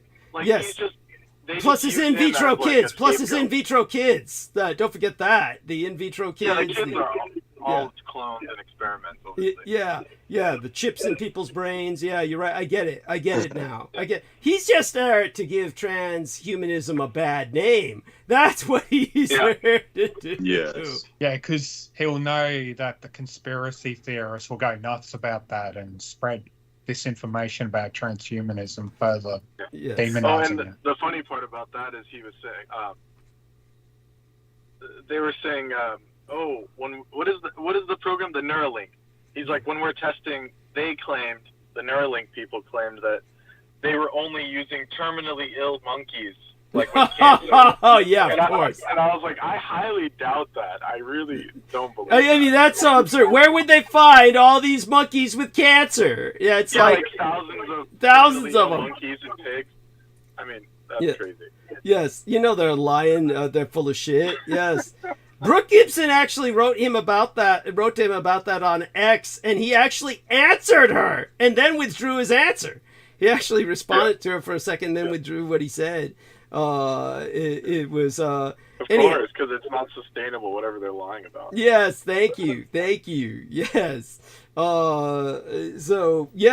Thank you, Brendan. And even if they were terminally ill, that doesn't make it any better that you cut open their fucking dome and put a chip in it. Like, thank you. That almost makes it worse. Yes. That's why the last couple days on Earth, you just do that to them. Yeah, well, there you go. That's why they had to withdraw their bullshit. And and George, thank you so much. Go on, please. Whatever else comes onto your mind about this son of a bitch, by all means. Oh God, yeah, no, I so much, Douglas, actually, yeah, about Elon, and especially people's impressions of him. Oh, it's just the most offensive asinine aspect to it all. Yeah, I can't stomach it, to be honest with you. And I actually I shared that information about the baseline of the Musk dynasty, about the diamonds, and he had no idea, and also about the children's names, because when he said about the children, we don't know the names of the children, I was like, it is in the public domain, you can look it up, and they've got some really diabolical names, like completely, it's a cultivated, absolutely, without a doubt, like the names like dark Asbro or dark something. It's just like these diabolical. They're diabolical and barbarous names that are unaudible. Like you can't even pronounce them. Thank you. Thank you. He's openly, he's brazenly, gormlessly Edomite. He's just a brazen Edomite. And of course, don't forget his father. Basically married. One of them's name is literally Damien. Yes, of course. Yes, well, that that's goes it. Like from what's that film? Like from The Omen, but But it's not. That's not nearly as alarming as the other one named something like Astaroth or Azazel or something like that. Yeah. Might as well just name it Beelzebub or Asmodeus. It's one of them is one of them is pretty much along those lines. Yeah, Asmodeus, Azazoth, Azazel, something like that. Yeah, he's just like it's disgusting. It's like I guess he doesn't think about how these children will grow up with a name like that. And one of them's name is Techno Nicanthius. Yeah, I remember that being that Techno. Yeah. And X. One of them is named just straight up X. Oh God. Yeah. I mean, these kids are all going to change their names as they come of legal age. They're all going to change their names as soon as they're legal age, if they have any. I like how on one of these it says Elon Musk's IQ is 160 plus or minus 6. I mean, where's the evidence of that? Yeah, thank you. He also claims that he's supposed to be autistic. He's trying to use that as an excuse for his behavior. It's all bullshit. He refuses to take any tests. But he just keeps saying, I'm what is it, Asperger's go on. Asperger's, yeah. That's one of the kids' names. Oh, that's it, the Dark Sidereal. Yeah. Exodark Sidereal. AEs formed together in the type script. Oh, okay, like I use a lot. The AE together, right. Okay, that's oh God. He's just, in other words, sidereal means from like star-based logic, you know. Yes, yeah, he's They're definitely trying to conjure, like, you know. a spell. Oh, There's name. kids' names are fucking spells. Yeah, grammar. Oh, yeah. Yeah. Grammar. Yeah. Yeah. Yeah, Douglas. Yeah. I was going to say, just whilst it's on my mind, I will also let Jennifer know also, because I noticed she uses the term Aquino when she's talking about Michael Aquino. And I will share with her, this is something that Michael Aquino always demanded that people refer to him when they pronounce his name Aquino as opposed to Aquino. Yes. The alpha to the omega, so I will share that with her, just because that's why I refrain from calling him Aquino, because that's what he wanted. Thank you. Something that he actually. Yeah, I was wondering about that when she was saying it. Oh, She said that multiple times. I know and- she calls him Aquino. Which It's just just in all fairness, that is his proper name, and she probably she probably heard him say that in a few interviews. She was probably watching him talk to Sean Stone or something, and heard how everyone's respectfully, is calling him Aquino. So she probably is just, doing the right thing by any normal person. Nothing against, yeah. So we just have to explain to her that for the sake of not empowering him further, we're trying to avoid doing that. By the way, Brendan, obviously this is important for George and Nemo too, but Brendan, did you hear what I showed Peter Moon the other day about what our man in Netherlands said? I don't believe so. Okay, so I'll do a screen share and show you guys that. Let's go over there. Let me make certain that I've got the what's up here. Do the screen share. Okay, so I have to jump back on the call, start sharing, and then can you, Brendan in particular, but all of you guys, can you see the moving cursor? Okay. Yeah, How about you, George? Okay, good. So then we're going to take a look at what our man in Netherlands said. By the way, his muscles are just grotesquely pronounced in that little thing he's got up there. He doesn't look like that now, so maybe that was back when he was doing steroids. First thing he showed us was that there was a right-winger elected in Netherlands. So he was saying, and I was saying, God, they elected a right-winger in the Netherlands. So he says, he's supposed to be right-wing. And then he says, sponsored by Israel, even the Dutch CIA investigated him for it. And so here's the guy with his yarmulke. And I don't know, this could be Photoshop, but it, probably is real. And then he's got the pin with the Netherlands and Russian flag. And he's obviously with a bunch of Russians. So he's just trying to keep them all addicted to Russian oil. And apparently this is him, in front of this Israeli flag. I mean, this doesn't look to me like high quality. It's Dixie cups and shit, or what the fuck? It's like Tupperware, Dixie cups. It's looks like he's in an American, fraternity house or something. Yeah, like disposable cups. Eating chicken wings and shit. Yeah, it's just weird. But were they visiting just like a citizen's home or something? Who knows? A local resident. I mean, it just looks like it's cramped, and it looks like it would smell with all that food all cramped together in a place that doesn't look well ventilated. I've never seen a bunch of high-ranked politicians eating like that. Yeah, that is pretty bizarre.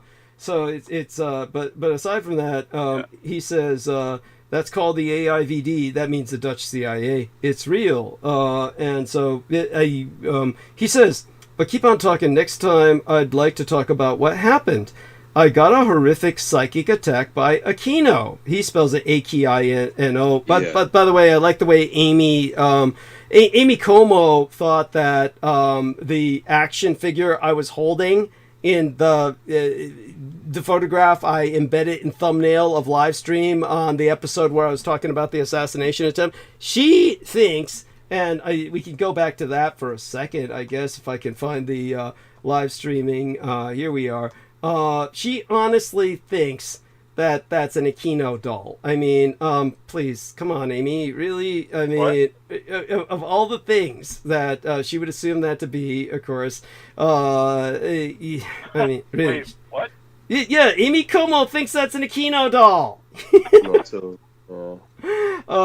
I mean, that's strange. I don't know, man. Yeah, I mean, come on. But anyhow, back to yeah, and that'd go really well with a crucifix, of course. A crucifix and an Aquino doll. It makes perfect sense. It's just so back to the call at hand, and he says, "Yeah, I got a horrific psychic attack by Aquino.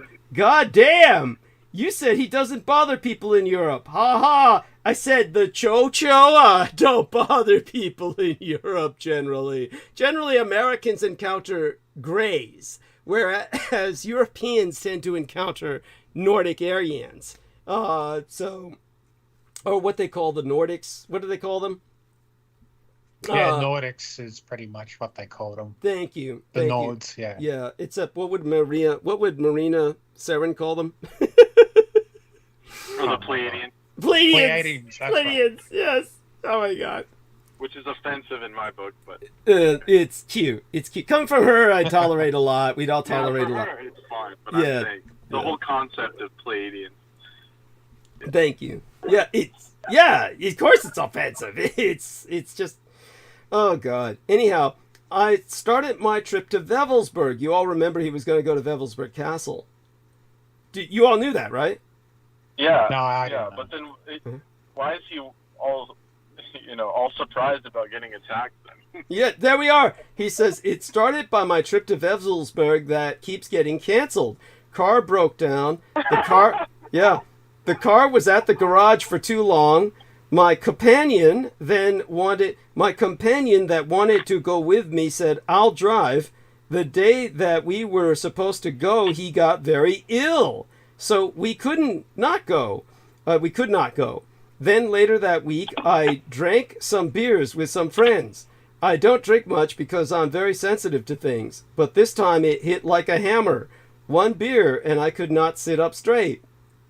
The whole room was spinning. Violent pains.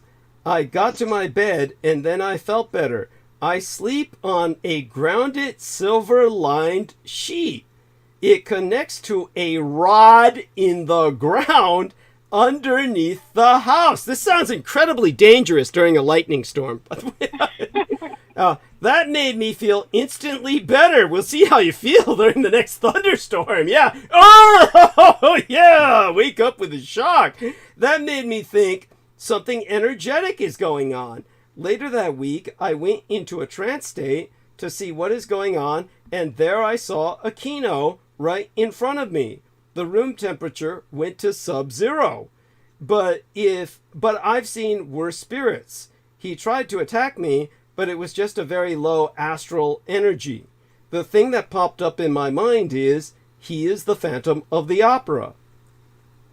But while being... Go on. Yeah. Go on, Brendan. What do you I'll make? scroll down a bit so I can read the second part. Okay. So... I was following along. Yeah, okay. But while being so grounded, he could not do a thing. And my energy is much stronger. Heart energy can't be taken over by evil spirits.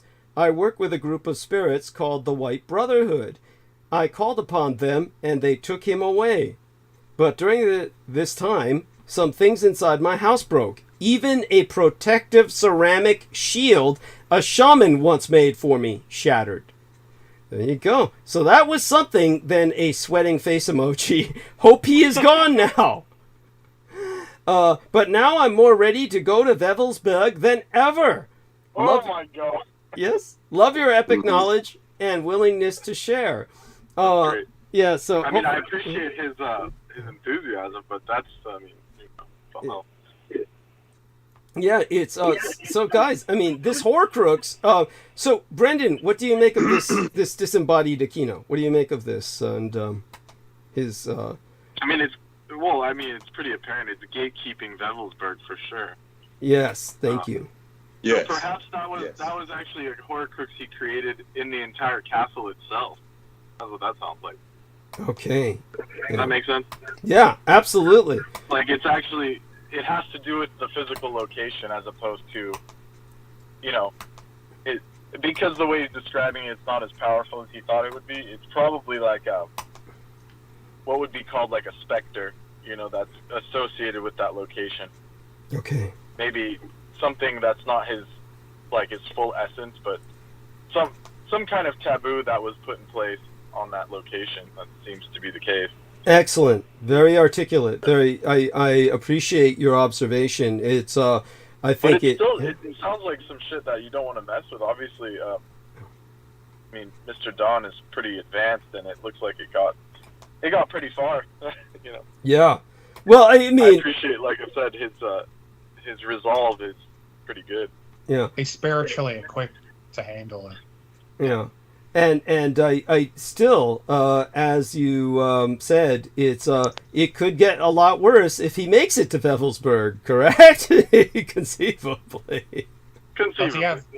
Does he have swastika trinkets?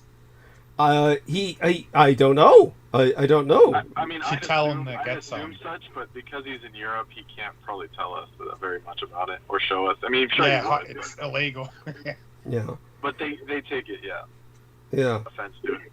Yeah, that's how silly they are. I mean, oh my God, it's worse than here in some ways. Really, it is. Yeah.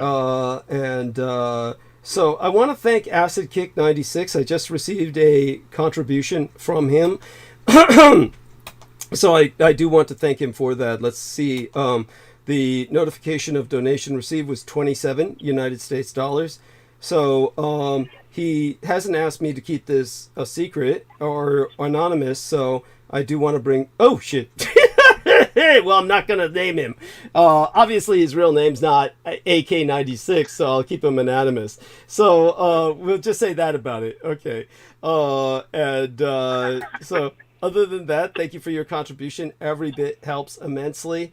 Aside from that, he says this is the best show in the world in the chat, and I'm glad he's with us. And he's always welcome to What's come the swirly symbol next to what he just said? I don't know. It just looks like a vortice, which is fine. You know, kind of like that's an occult symbol in its own right. Yeah. And he's welcome to put some context to it if he wishes. Yeah, back to what we were saying about the Third Reich in exile. Jennifer, of course, has been listening to all of this, and by all means, George, whatever else you want her to hear, if you were to educate her, tell her about what you were talking about earlier. Please bring it up and take it from there.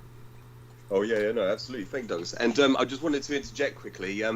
Because I just had a little break then, but I did hear, the term that the people like Marina Saren or Christine Joanna Hart is Pleiadians.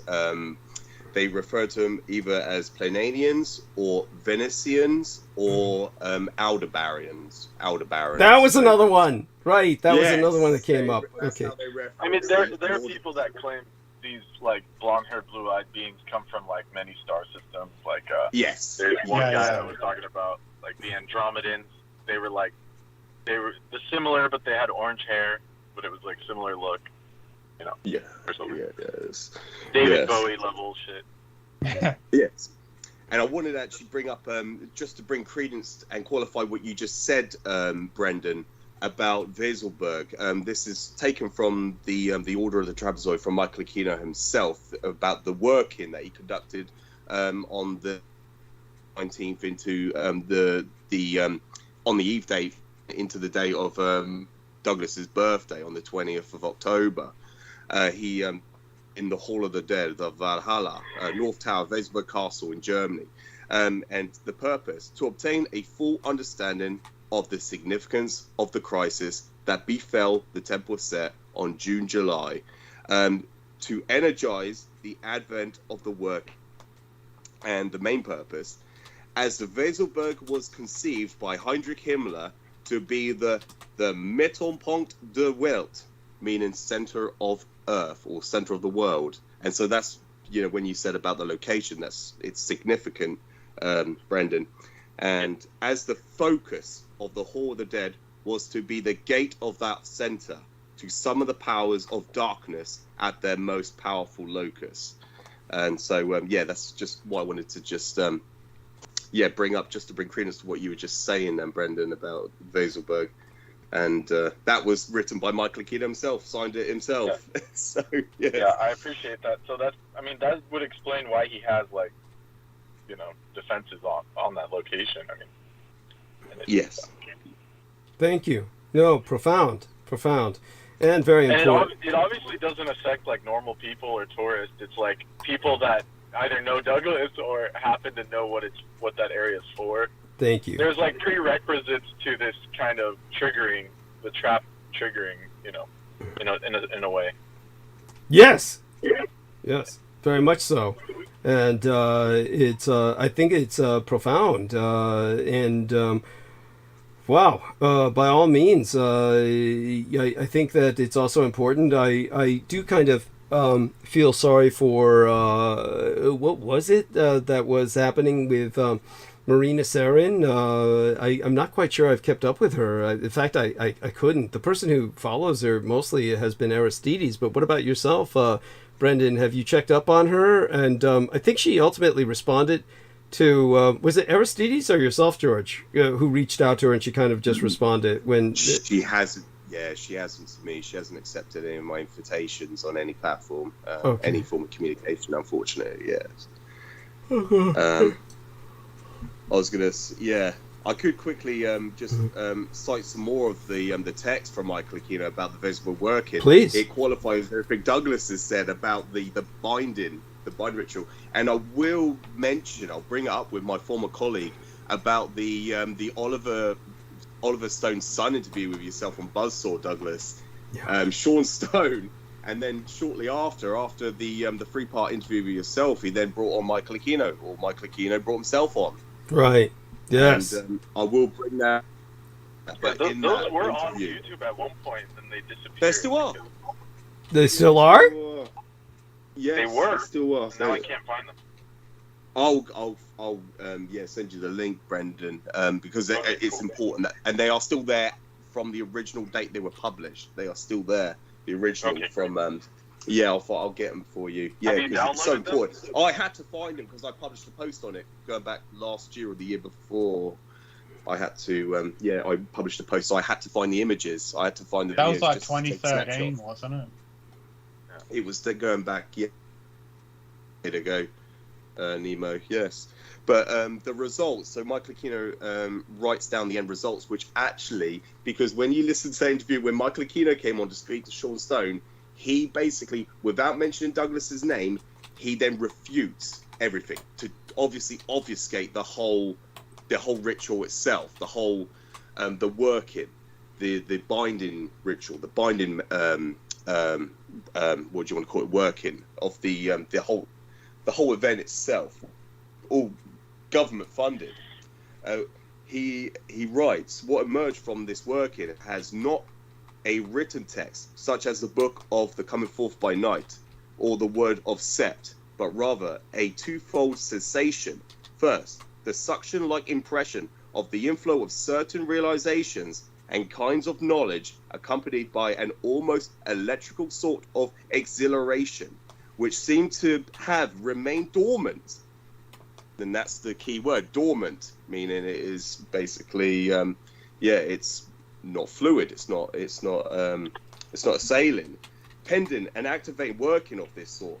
Second, an extended reverberation of echoing of the focus of this working within the Valhalla, culminating in its sending forth into the material world. So the whole point of that, as Douglas articulated in that interview, was the whole point of it was to prevent the so-called rip, the some of the old gods that in the rituals that were conducted in the Valhalla by Reichsfuhrer Heinrich Himmler to usher in or invoke the old gods of the old Norse religion, to summon them to fight the battles once again on Earth. And Michael Aquino's whole purpose of that was to create a binding ritual to keep these entities dormant, and that's what he alludes. That's what he states in this what do you want to call it, this abstract that he's written. And so he actually admits to it. But then in that interview with Sean Stone, he comes up with this very convoluted explanation for his visit at Weselberg. So I just wanted to share that. And I've not rehearsed this. I'm actually just going off the bat with it. I'm just Thank you. No, I mean, you're doing great. I think you're doing fabulous. I mean, this is so important, and it's it really is because this is something that we need this to go on record, and Yes. obviously you're doing a good job of helping it happen. Honestly, I'm just it amazes me how much an effect I had on this guy, that the guy took me that seriously, even though I'm not surprised. He should of course have taken me seriously. I did more damage to him than anyone, but still you're kind of impressed with the fact that he feels the need to respond. It's almost like exactly. he could have just done so much less damage to himself by just not acknowledging me at all. But it's like he couldn't help himself. It's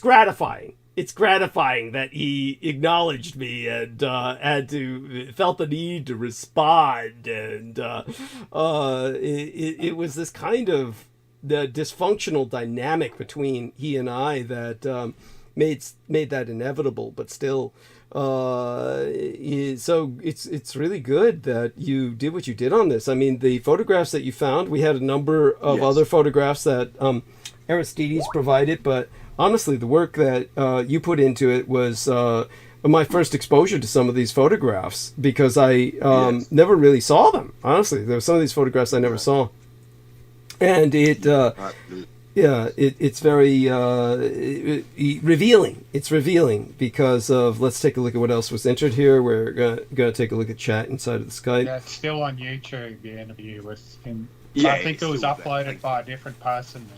Okay. Yeah. 9 years ago. Okay. Yeah. This one is. So make certain to try and get that on your rest of your archives, Nemo, if you can. That would be great. It's something that, of course, ultimately got John Stone in a lot of trouble. And honestly, he just didn't know how to handle it, and he wound up incriminating his dad. And his dad was always a piece of shit, but then his dad became basically a slave of Michael Aquino after that. But, these are people, what would you expect? His dad was always fucked up, but he became... It's incredible to think of the guy who produced all these hit blockbuster films and then winds up becoming a propagandist for Putin. Yes. How do these guys all wind up in the same fucking place? Kissinger, like I said, was seeing Putin more often than Steven Seagal. I mentioned that, Douglas. Yes. Yeah, what a fucking clown. So let me try and get my voice back while these gentlemen go on. Well, I have to go as well. Okay. Well, we regret seeing you go, but stay as, so what's going on in your life generally? What can you share with us that's going on with your life generally? Is work okay? What's your new schedule generally? Yeah, everything's going well, very well actually. But what I was going to tell you is that, after last session, I was like, maybe we were making fun of people a little too much, which is well deserved, like the cultists. But basically, they tried to recast the Jew.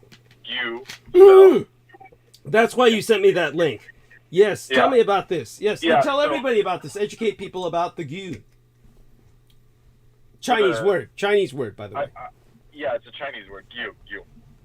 So the Gu is like an ancient, dark magical ritual from ancient China, where they would put a bunch of venomous creatures into a pot, and they would fight it to the death till the last creature was alive. It was like, snakes, centipedes,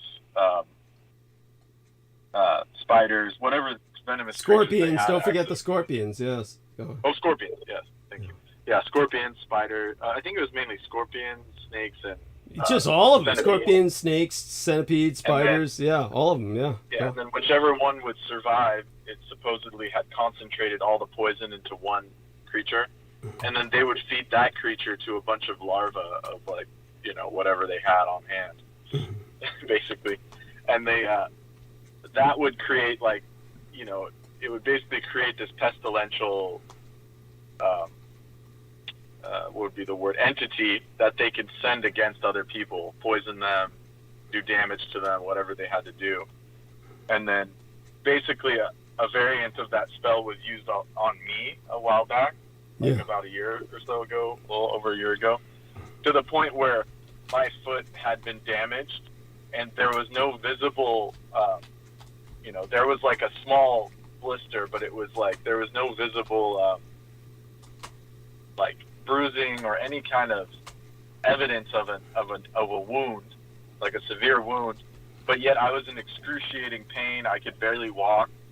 I almost lost my job because of it. It was like literally searing. Like imagine like Your job, you almost lost your life. Go on. Yeah, I almost died from it. I almost died from this spell cast of this pain, this basically a torture spell, or worse, they were trying to kill me through it. Yes. But I was conjecturing. And by the way, both those young ladies affiliated with myself, Jennifer Hawkins and Victoria, have been deathly sick over the past several days. Basically. So, but please continue. Yeah. So whether that's I mean, obviously it's deliberate, but the situation with me is where I was apparently enough of they got sick of me helping you so much to the point where they tried to off me. Yes. With this evil spell cast. I don't think it was the Chinese version, but it was something similar because.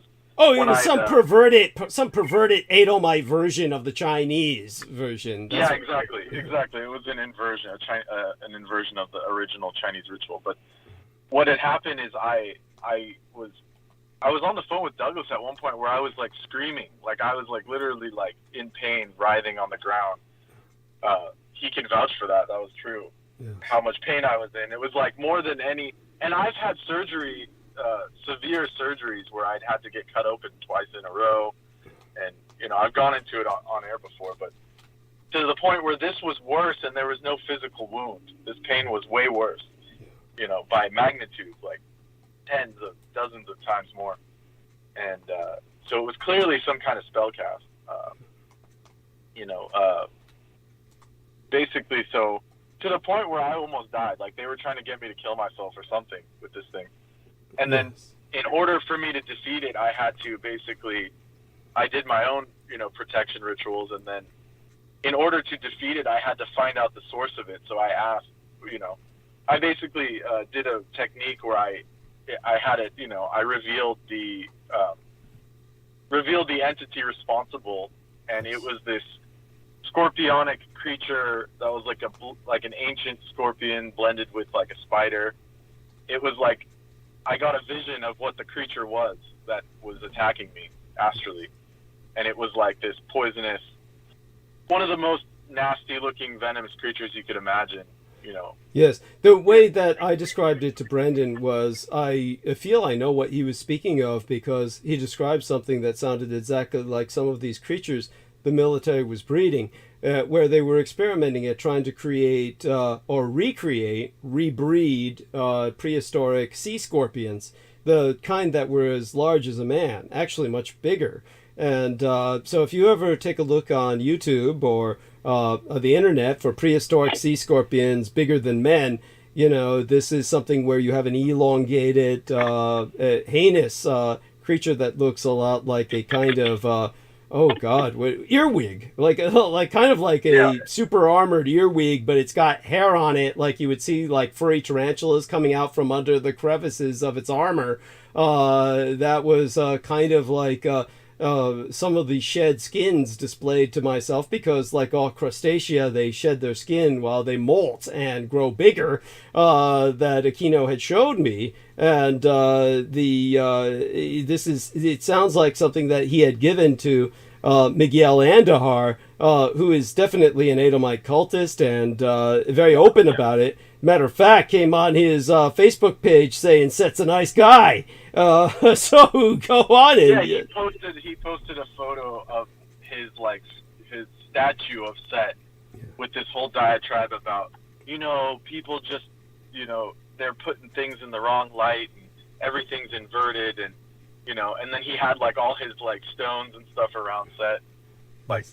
And you had to get rid of the stones he had sent you because they were placed around his image of Set in the same way you had your stones placed around your own, what would you call it? Yeah. Yes. Anubis. Thank you. Somehow he knew that I had that Anubis statue. Yes. But I may have sent him a photo of it, but I don't think I did. No, he got that from scrying. He got that from, and basically he's not that good. He's like Jameson Reese in a way. He's not that good. So it's basically the real guy behind it is Peter Levinda, who was basically egging him on. But Peter Levinda was the guy who did the scrying to see what you had. But definitely, so Miguel was mirroring that. He got a statue that was identical to my Anubis statue, but it was of Set. Yes. Yeah. And so then he put his stones around it and said, look, this is actually the real god, and Horus and Anubis are the false gods. And, basically he was going the Temple of Set route. Yes. Set is like the highest. Openly. Openly. Yeah, openly on Facebook. It might still be on his Facebook even. So that's when I unfriended him, and then immediately after that is when all these like curses started getting hurled. Right? Yeah. So, and then, but I sent a photo of that creature from prehistoric times, but it was like that. It was like that, but it had like way more whiskers and like spiky things coming out of it, and the colors. It was definitely colorful. That was like not nice colors, like almost like a Darth Maul kind of color scheme. Got it. No, I get it. It had the warning colors for danger of its toxicity. And yet it's extraordinarily large. And like I said, it had the tarantula-type hairs coming out from under the crevices of its armor. Just hideous. Yeah, the interesting part is as I described it, before I even fully worded it, Douglas described it exactly. Thank you. Yes. That's what I told him. I said, did it look like this? Did it say, yes. I described it, and then he said, yeah, it was like that. Yes. Go on. So once I saw it, I was able to use my own techniques to stop it. And then after that, my wound completely healed. And then I was basically completely fine. Well, tell them you had to throw the crystals. You buried some at a crossroads and you threw others in a pond, right? Yes. Yeah, I took all the items that Miguel Andahar had sent me, and I had to do, what would be called like a banishing / Thank you. And there's it's like an ancient technique where you bury them at the crossroads, and then I also threw them in the bottom of a body of water, and use the elementals, to assist me with that, these different sprites, and I had to go into some deep communion with nature to actually remedy the situation once I knew what had happened. Yeah. Thank you. No, it's go on. If you yourself were not schooled in the occult, if you had not done so much to school yourself in the occult, you would be dead. Go on. Oh yeah, if I didn't have knowledge of basics and divine, like kind of how like what Don said, if he didn't have that grounding, like he would have gotten fucked up. So it's similar to that. By the way, what do you think of his sleeping on top of a fucking buried lightning rod? I don't think that's the wisest. I mean, that's like a common thing nowadays. It's just better just to go outside and touch your feet to the ground. Thank you. Thank you. But it works. But yeah, like there's other, you don't want to get. Some people plug it into the wall. There's like blankets you can buy that plug into the ground. Yeah, sounds dangerous, especially with American wiring. Yeah, thank you. Holy shit. But so why I brought all this up is because after the other day when we were talking about all those people, I get home from work and I go into my bathroom. Like this was like in the middle of the night, completely dark. I could hardly see anything. And there's a giant centipede on my bathroom floor, a live centipede. Whoa! Yeah, and it wasn't like one of those casual centipedes. This was like one of the ones that is like slightly poisonous. Like it's one of the ones they would put into the goo pot. Yes. So I captured it and then made friends with it and then released it back outside. Yeah. And basically it had indicated that it was sent against me. Yeah. But what was interesting is I asked the homeowner, I said, have you ever had like insects in your house? And they said, no, never. I've never seen a centipede in my yard even. I've never even seen a centipede anywhere around here. Like, this is only something you find in like the deep woods. Thank you. And all the houses like got new sealant and everything sealed. Yeah. So yeah. So it was clearly like either the multiverse was warning me, or this was like, you know, some sort of attack. No, definitely an attack. Go on. My intuition was that the attack was attempting to be recast. Yes. And the centipede getting in my house is kind of like this. It was like an energetic pattern that was like revealed itself. Does that make sense? Yeah, absolutely. Yeah. So the centipede wasn't there to attack me per se, because I actually confirmed with the centipede itself. Yes. Does that make sense? No, I get it. I get it. Yeah. It sensed that energy. It was attracted to that kind of vibration of basically a poisonous insect. You know, like attracts like. So it was attracted somehow near me. Yes. Yes. So thank you. That indicates that whoever cast the initial was attempting a recast, or perhaps some other kind of shenanigans was happening. I don't know. Yes. No. I think all of that is profoundly important. And it's very similar to like what my son said about the Vox Arcana attracting its own kind of violence. So, in your case, you got kind of a forewarning from the animal world because animals don't like to be manipulated. It's like a demon being summoned. So, yeah, true. Yes. So it was kind of warning you of that people were trying to exploit it, and others like it. Yes, because they all feel it. It's like a change of seasons and kind of normal, but it's like multiple people around me have been getting sick, like violently sick too. Some of them. Well, just like Jennifer Hawkins and Victoria. Yeah. Yes, both. Yeah, exactly. Like everyone. Yeah, like multiple people I've been talking to and in contact with. So, I'm not trying to deflect it on anyone, but it's like, they maybe have like been collateral damage because I've been taking like different alchemical fuges and mixes. I won't elaborate on what they are, but they're definitely able to deflect any kind of occult attack. These ancient elixirs from the Vedic times and even the Egyptian times. So that's been helping, obviously, deflect all this stuff. So. Thank you. Yeah, very important. I'm so glad you shared this. It takes a lot of courage to share this, and it's so important considering what we're dealing with. And I'm glad I was able to show you what Dan in Nederland had shared, because it's definitely a personal security issue for all of us. Mr. Nemo Albano has certainly protected himself with a number of swastika and various other kinds of occult jewelry that tend to shield him. And how do you, George Knight, how do you feel? I mean, how do you feel that you are immune to this? You seem to so far have not suffered any attacks from these people, even though I think they made a few attempts. They made a few attempts to try to seduce you to their side, try to convince you. But I think, so tell us a bit about. Have you had anything similar to at all to any of this, or you just kind of whatever protects you and kind of fucks over people who fuck with you, just kind of deflects all this?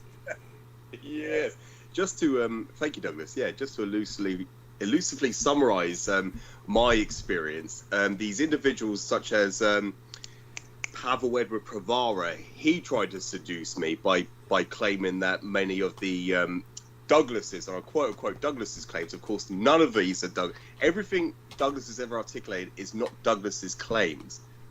What he's been exposed and acquainted to through his experience, through his previous professions, is what led him to become a public informant, because the information is so valuable. But these are not his claims. Of course, the enemy uses the term claims simply to give the impression that everything I'm saying is a lie. That's their obsession. Yes. Go on.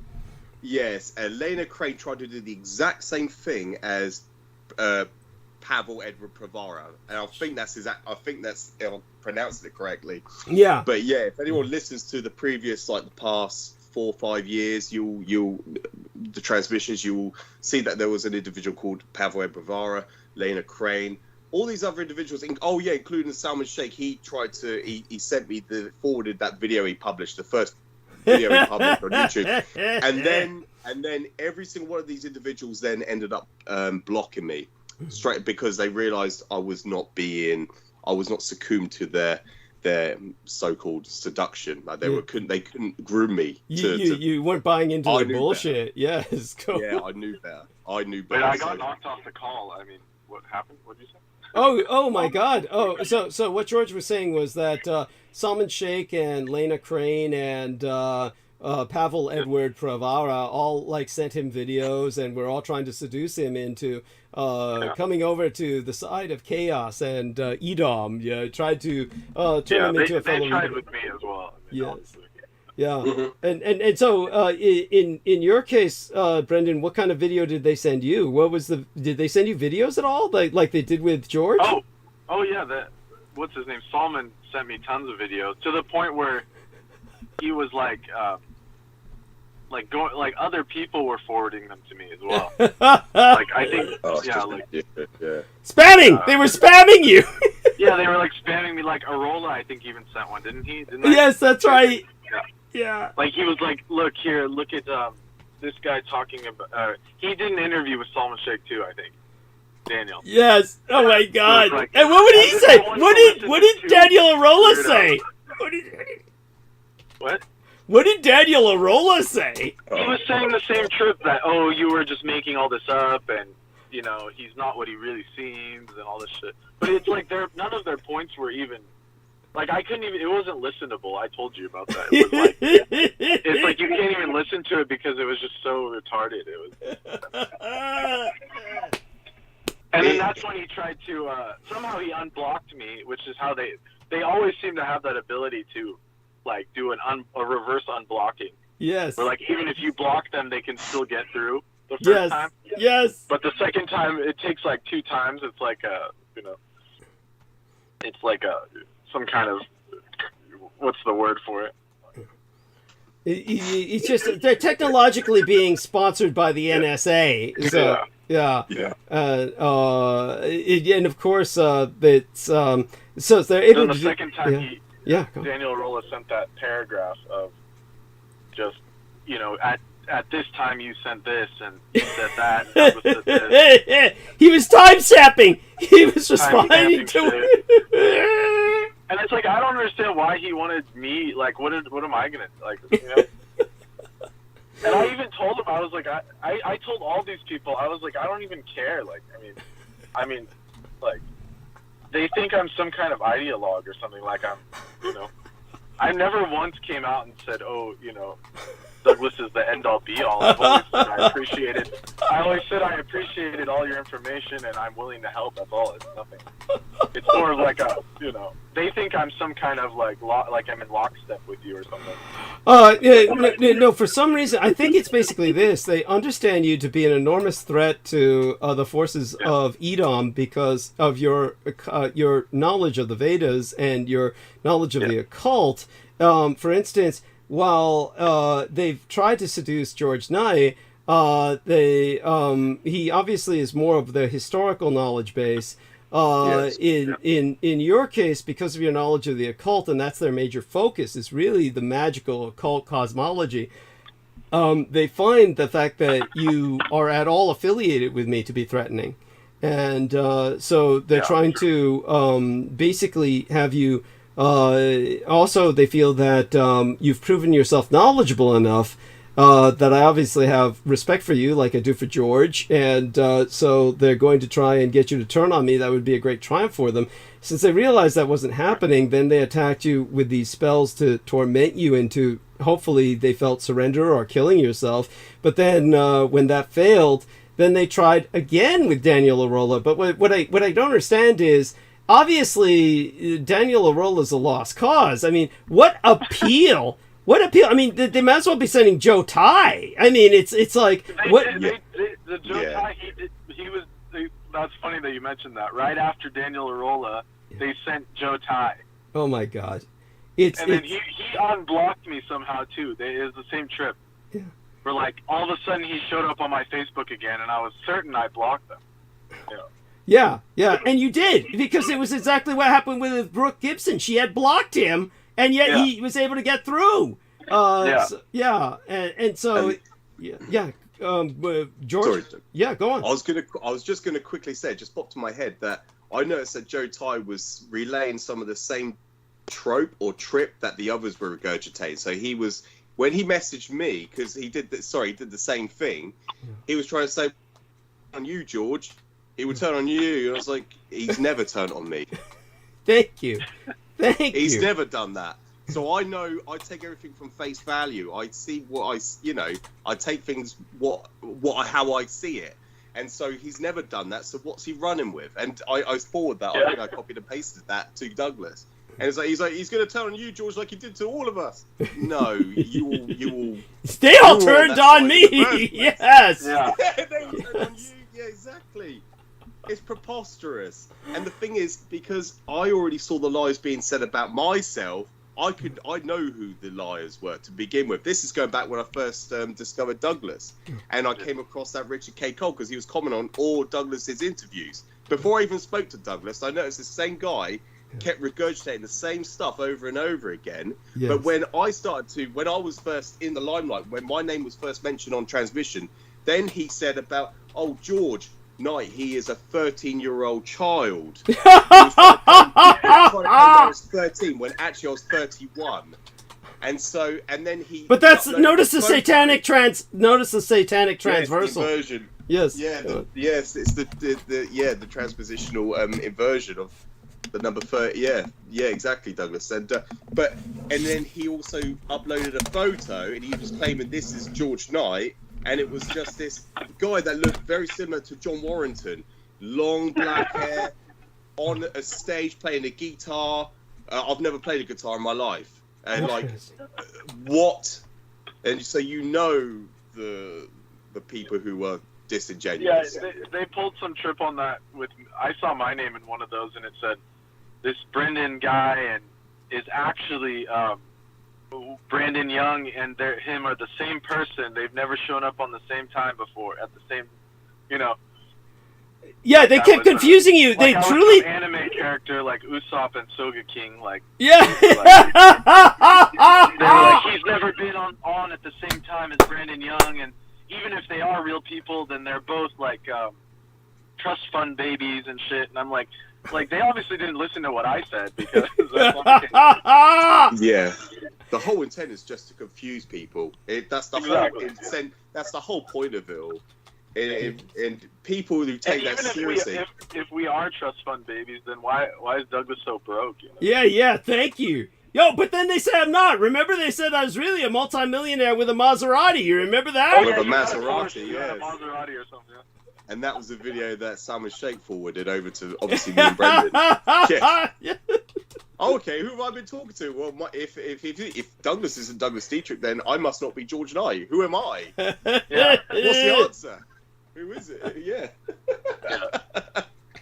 Oh, that's incredible. I mean, it gets funnier and funnier. I mean, these guys are really a comedy in their... They have their own comedy routine going, only they see it all as deadly serious. And in its own way, it is deadly serious. Now, what do you think? So it's basically must be Dan von der Meulen, probably because he was intending to go to Wewelsburg Castle and was open about it. Must be why Aquino attacked him personally. It wasn't any of these other guys. It was Aquino himself. That's pretty complimentary. he should be flattered. And by the way, for those of you who don't understand, Aquino is still very much as Dan said, earthbound. Aquino's very earthbound. He's stuck in this plane by his choice because he doesn't want to dissimulate into this nullity, this nothing. He doesn't want to face annihilation. Yes. Yeah. And which is what he would really be facing, would be kind of a non-existence.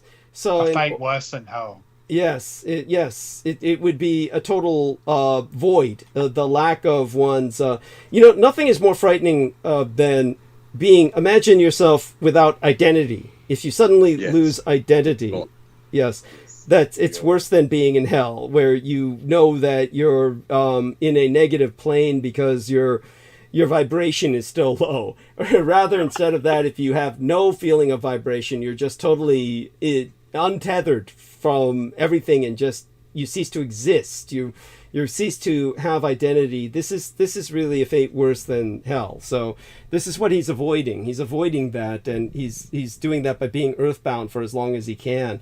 But is that temporary? He's just postponing the inevitable. It's Yes. yes. It's thank you, Brendan, because I probably would have taken too long to answer that. Yes, ultimately, yes. But conceivably, if he were powerful enough, it could be centuries. I mean, this is where we get the lore of the Lieshk, the what you think of as those walking skeletons from Tolkien. You know, theoretically, a powerful enough sorcerer could be here for thousands of years, avoiding nullity or nullification. But in the end, you become increasingly hollow, increasingly empty. You forget yourself. Inevitably it happens. The nullification comes on. It creeps up, the entropy. But you could avoid it conceivably for thousands of years. I don't know if even someone like Aquino is that powerful, but we also have to remember he was not human. You're talking about somebody who was born a dead baby and was convinced himself that he was the entity who had come in to inhabit that baby's body. So it could be ultimately that he could be here for a while, or ultimately fade, kind of revert back to whichever dimension that entity came from. But I believe that he had so entwined himself with the anti-gods while he was on this material plane that he probably faces this kind of nullification, which is what happens with those who cavort with the anti-gods. You bind your essence to this annihilation, this nullification process. And so with that, from like a Vedic standpoint, I mean, like the level of energy needed for that kind of stuff, or like that level of power is like pales in comparison to like the sorcerers of the Vedic era in these other realms. Like the Patalis have way more powerful sorcerers. Like there's a story of like Indrajit, who was like, he was actually a devotee of Durga, but he was the most powerful sorcerer. And Lord Hanuman actually defeated him in basically like a magical battle. Hanuman actually defeats him by reversing his spell onto himself. Okay. So it's kind of the point is there are more powerful beings than this kind of situation. Thank you. Very important. And there are beings like for example like the beings on the Asura side. Like some of them were so powerful that they created entire continents and stuff. Like the island of Bali is named after one of these beings because his when he was on Earth, his body had fallen into the sea and became what we know as Indonesia, and that's why the island of Bali is named after him. Thank you. Beautiful. I think that's so poetic, and it helps people to really understand this. And where can people read about this? Where can people find the lore? Well, this is in the Puranas, and but Bali was an exception. He that being actually he forced basically what happened was he was on the Asura side, which means they were against divine, and then he actually bowed to Vishnu, and Vishnu put his blessing upon him as he became the most noble of the Asuras. So he was given special status by bowing to divine. So he actually went away from his other family members being, against divine tune. Okay. Yeah. What does that term Upanishads mean? Up means like up. Pani is like, it's basically like the culmination of the Vedas. Upanishad. Like it's the summary of the Vedas. Thank you. So it's like a distillation of the Vedic knowledge into one book. But that's just like a commentary. It's not, it's not like the actual Vedas themselves. Like, Okay. The best knowledge is probably like the Puranas. If you want like a prose kind of version that's understandable, the Puranic tales will give you all the history of the multiverse and that thing. Okay. Great. Beautiful. And with that, I mean, like, I'd keep you here all night, but like you said, you're doing something tomorrow. Are you working tomorrow? Yeah, I have to go, Douglas. And then there was something I was going to bring up, but when you can call me before the next transmission, if you have the chance. I'll try my best. Let me take a look at my calendar briefly. As a matter of fact, let me do a screen share while I'm looking at that. I haven't even filled out everything for the calendar yet, but certainly I appreciate all of you seeing what we've got going here. So today is already the 7th. This is American Pearl Harbor Day. Oh, God, I should have added that into the title of tonight's show.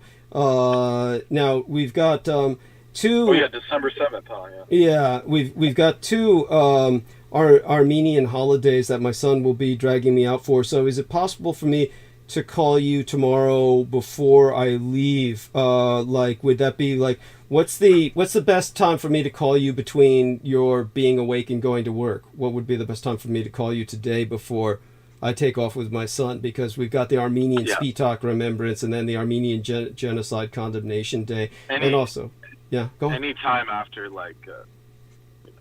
before noon, I guess. I mean, 8 to noon. 8 to noon. Okay. Is that possible? Okay, yeah, I'll try. I'll try and give you a call between 8 a.m. and noon. Probably, that would be the best time to do it. So I'll call you between 8 a.m. and noon today. Okay? Right. Yeah. So, all right.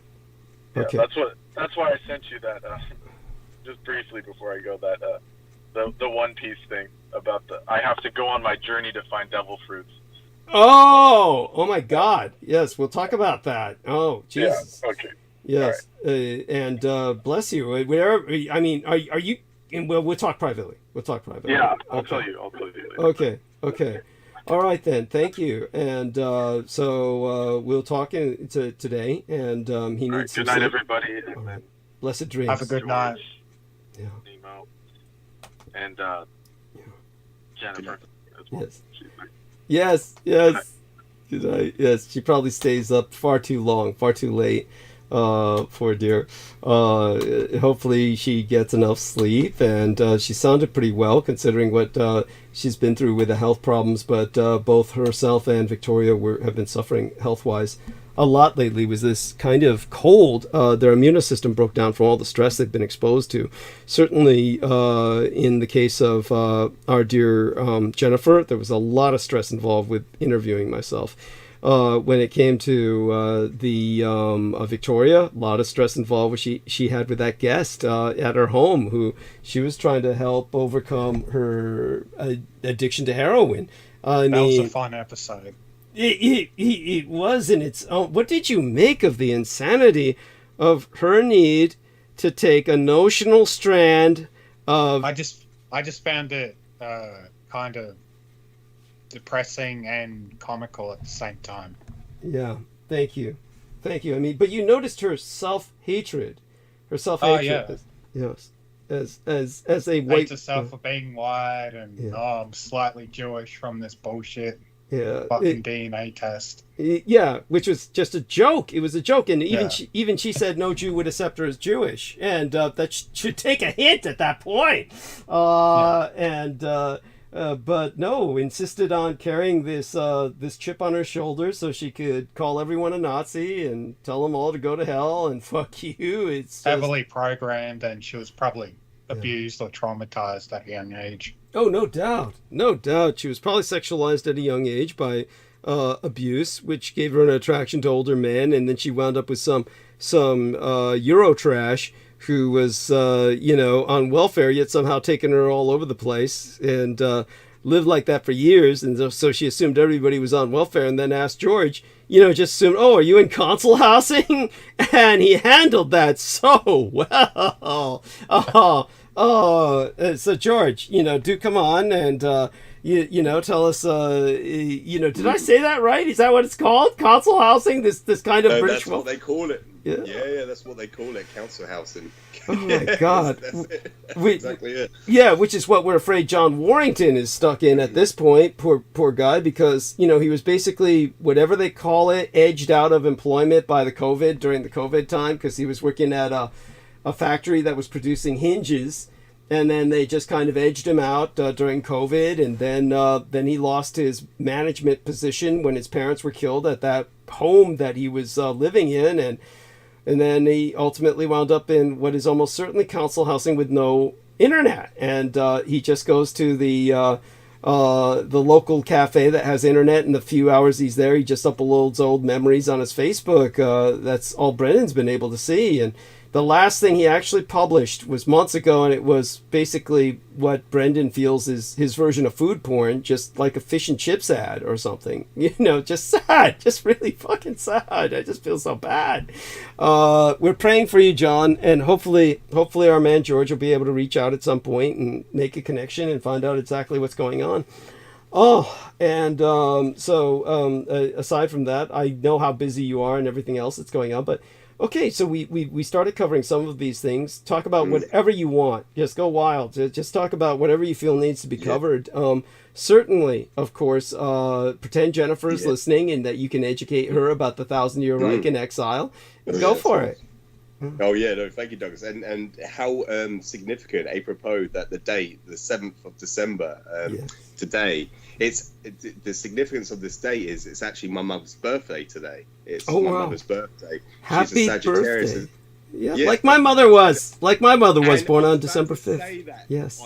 How amazing is that? Douglas's mother and my mother are both Sagittariuses, and both our fathers are Tauruses. it's just it's remarkable. Yes, and so it marks the anniversary of the strategic preemptive strategic strike on the occupied islands of Hawaii, the Hawaiian archipelago. Beautiful. I was actually. Do you know what?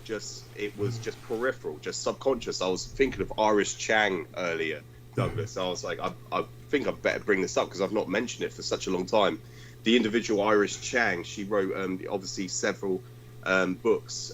One of them being The Silkworm, which led to her death, being murdered by her boyfriend. Yes. And the Trail of the Silkworm. Trail of the Silkworm. The Trail, that's the full title. Thank you, Douglas. Yes, The Trail of the Silkworm. And The Rape of Nanjing. Which her husband used as his alibi. Yes. He said, yeah, she killed herself because she's all depressed after writing The Rape of Nanjing. She's depressed, Yeah. That was his, that was certainly it, Douglas. That was his alibi. But what I wanted to mention, what's important is when I reviewed her interview, her actual television interview about the book, the Rape of Nanjing, is she brings up the bombing of the USS Panay and the HMS Ladybird. Both ships were situated on the Yangtze River. Which is in Nanjing, the capital, which was the capital of China at the time. And when they bombed the USS Panay, the United States ship, the Panay, Franklin Delano Roosevelt, what she admitted in this interview was he ordered the destruction of that videotape. It was recorded that it was the Japanese bombed the USS Panay, and that was in 1937. That was years before Pearl Harbor, and he ordered the destruction of that videotape, of that evidence. And this is what she outlined in her interview, and that was what's so important, is because if you ask any of the sailors, such as Douglas's, you refer to him as legal father, don't you, Douglas? Yes. George. George.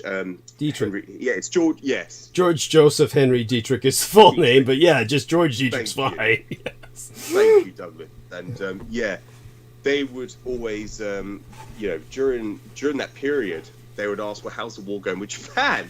And this was the general consensus of that time period, that the United States was at war. Japan, and that was long. That was years prior to 1941, before the preemptive strike of Pearl Harbor, and there was many factors that led to that preemptive strike. It was inevitable, and something that we don't have to go into, but it's important because that if anyone looks up historically, and when I mention this to any of my my colleagues or people who have surrounded me, if I've mentioned to any friends and family about the incident on the Yangtze River, the bombing of the USS Panay, which sunk the ship, and the damaged Ladybird, His Majesty's ship, the Ladybird, these were attacked, and you'd think, wow, surely this would pretty much initiate a world war. Yes. And yes. And the reason for the cover-up, and this is what led to ultimately bringing Winston Churchill into office when the war finally broke out in Europe, which we went into previous transmissions. The first shot fired, not just with the Nationalist Republic of China, were the first ones to take arms against the Axis when Japan invaded Manchuria in 1931. You could count the first shot fired in World War II in the European theatre was the Judea Declaration of War against Germany in 1933, when they declared war against the coalition government with the Conservative Party and the German Workers' Party, who won the minority, not the majority, which is what the History Channels, they deliberately present that disinformation out there. But I was going to just mention I was looking up just the general mainstream conventional historical narrative of why the Royal Crown brought in Winston Churchill, and they'll say, oh, but yeah, King George, he preferred Lord Halifax over Churchill, but for some reason the Royal Crown brought in Winston Churchill. It's because he was half American. And what happened in 1937, because it was what's the correct vernacular, correct term, Douglas? It was the opium drug trade in China during this period, which is what led to the bombing of the USS Panay, because what you had, this is 1937, Franklin Delano Roosevelt was elected in 1933. He had a communist insurgent known as... he was a general of the United States Marine Corps, and it was Carlson's Raiders, Evans, Fortis, Carlson. Yes, we got it out simultaneously. Yes, go on. Thank you, Douglas. Yes, and this is so significant because this is what led to and it's just so asinine to me and offensive when I hear just talking about the gang stalkers. What they'll always allude to is how barbaric the Japanese were, but they never ever reference any of this. What we're citing right now, everything that we are bringing up is so significant to history, and this is what ultimately led to Pearl Harbor. This is what led to this event happening. And besides all the sanctions, by the way, before I go into that, Douglas, I wanted to just thank you because I did listen in whilst I was driving the other day when we speak about the sanctions imposed on Japan in 1995 for several factors going into the opening of the Hokusiri Memorial Museum, which is one of the factors of those sanctions, taking Japan out of the United States markets. But when I ever allude to that to people, whenever I bring this up, I have another thing to add to it, which is what I gathered from you the other day, which I wanted to share with you and say thank you to you for, is the fact that Japan then divested away from outside of the United States markets and reinvested into communist China for production, and they became the production, what do you want to call it, the production, what would be the term for it? They became they became basically the producers of manufacturers' assembly line systems, and as opposed to, I'll look the term up exactly because it's one of these things that I don't remember offhand, believe it or not. It's been a long time since I spoke about this, but let me look that up right now. But please continue while I look that up. Yes. And what's important is then, this is what made the Made in China boom. So whenever you see any products that have the title Made in China, that was already there years before 1995. But this is what became the leading model, the leading economic, what you want to call it, superpower of manufacturers' goods of the world. And Japan then went on to become, and this is what I wanted to say thank you for, then they turned their markets towards design technology. They then focused their efforts on design technology and actually designing as opposed to production. And so what led to this was one of the, of course, I mentioned the factor of the opening of the Hockey City Memorial Museum, which was dedicated to the Japanese prisoners of war that was being captive at Roswell, as well as many other internment camps or concentration camps throughout the United States, particularly on the West Coast. And the other factor was this was the heaviest sanctions imposed on Japan prior to World War II, as we know it, as the term proactive prosecution of hostilities. And if you take a look at the Oval Office, every single year the First Lady decorates the Oval Office, the White House, with decorations for Christmas. And that year they couldn't find any light bulbs that were manufactured outside Japan, so they had to light the Oval Office. The lights they used were candles. They went back to the they went back to the Dark Ages. And if you ever look at that, there's an interesting website out there where you can see every single year the First Lady decorating the White House, and that year you won't see. There's hardly any pictures of it because they couldn't find any light bulbs to wrap around the Christmas tree. They had to use candles in 1995, and that's when they started bringing out the alien autopsy video, trying to suggest, this is the whole extraterrestrial trope, that the Roswell crash were retrieval of extraterrestrial bodies, and that whole autopsy video was one of those programs or efforts, campaigns to try and discombobulate the population into believing. And unfortunately, I raised my hand up, I was one of them as a child that really thought that these were extraterrestrials. But as I said last time, Douglas, when I looked at Jesse Marcel Sr., those photographs when he was holding that silk, I could tell that was not an extraterrestrial craft. That had to be celestial. That had to be terrestrial of origin. It was no way that was ever gonna, conduct any interstellar travel. And but at any rate, in 1995, this is when the heaviest trade sanctions were imposed on Japan ever since World War II, and that was basically imposed on by the president, William Jefferson Clinton. He was to cover up the asses of the discrepant. I'll call them war criminals of World War II, just to hide just to cover up for their own incompetence and their own mistakes of World War II and their violations of international laws of violation against the conducted. These were war crimes against humanity. So here's what I wrote about this particular subject. I just put it into your private Skype, and so you can feel free to read that out loud. I had written that a while back about the term we're both looking for is producers' goods. Goods. So take a look at that paragraph, and you could read that to our listeners, and then get back onto the arc of narrative that you're sharing with us. I'll put this here well. But by all means, take it from here. Oh, thank you, Douglas. And another person that mentioned earlier, Benjamin Disraeli, he was one of the men who, and I have the book on the Opium Wars. Yes, go on. And this is what's important, because in 1937, the way the British, they pivoted or deterrent away from Franklin Delano Roosevelt's aggression from invading Canada, and ultimately conducted, because when he was the secretary of the Navy, he was the personal secretary of the assistant secretary of the Navy during World War I. He was known as the Butcher of Haiti. That was the nickname given to him, because there was a home front in World War I, which is most people aren't aware of. But excuse me, I'm just getting incoming messages. Do excuse me.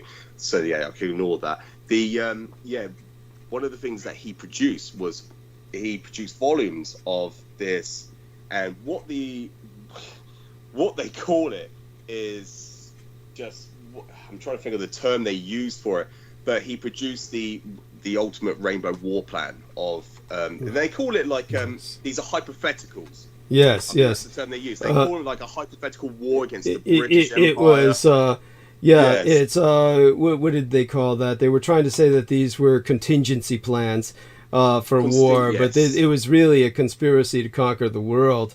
So Rainbow War Plan, so-called contingency. Yeah, that would be the term, contingency plan. Yes, thank you. But there was nothing Yeah. contingent about it. This was this was conspiracy. Ultimate plan. Conspiracy to start war and carry out a plan of worldwide conquest. Go on, yes. Yes, thank you very much, Douglas. Yeah, and they gave them code names, and the contingency plan against Britain was codenamed. It was War Plan Red, and they gave I think orange was Japan, I believe. Yes, Yeah, yes. the Empire of Japan, Yes. and so if people can look this up, they'll see everything. You know, they don't need to.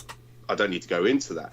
But the whole intent was to conduct what Franklin Delano Roosevelt wanted was to go to war against Great Britain or someone, and the original plan was never against Germany in the first place, but it was an ultimate conquest of world domination. Yeah, I mean, they had a war plan for Germany and war plan for Italy as well, I believe. They did, yes. Yeah, so it was just every major power in the world that they were planning to go war. Yes, go on. With yes, thank you. And this was one of the ways that the Royal Crown bought off Franklin Delano Roosevelt's aggression to divert away from, going to war against Great Britain, was to give them the opium trade in China. This is what led to, and this is why he had a Marine Corps general known as Evan Flores Carlson in China. This was an illegal insurgent group. It was completely a violation of all international treaty. Any form of, if anyone says like this was legal, it was completely illegal under all international recognition, any international law. They were basically violating the talk-down peace process with Japan and China. Yes. And Douglas has gone into excruciating detail in the past as to, you had an entire nation. The way the Royal Crown had why they became so powerful and where all the money came from was they were selling cannibal-sized opiates. Yeah. Opium.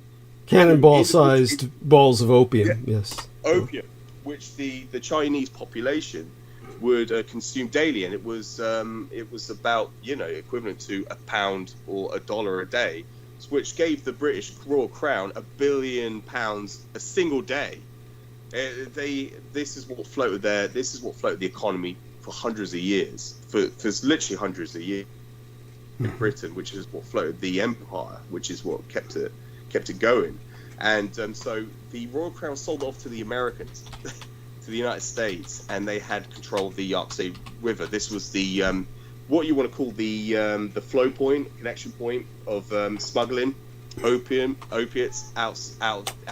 And at this moment in time, I can't go into that sort of detail historically, but it's something that Douglas has gone over and over again with the whole. And this is what then later on, we could go into Vietnam and then into Afghanistan, and it leads on and on and on. Basically, it's the drug trade which floats the economy, and Douglas has gone into that.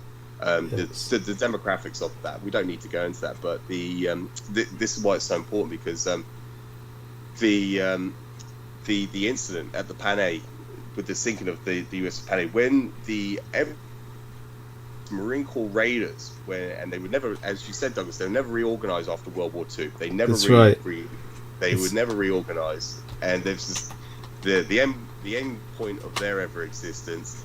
So when they violated those peace talk-down processes in China, and this was, I believe, just going by memory, I believe it was in September. I think it was September 13th, which I believe people all the 12th.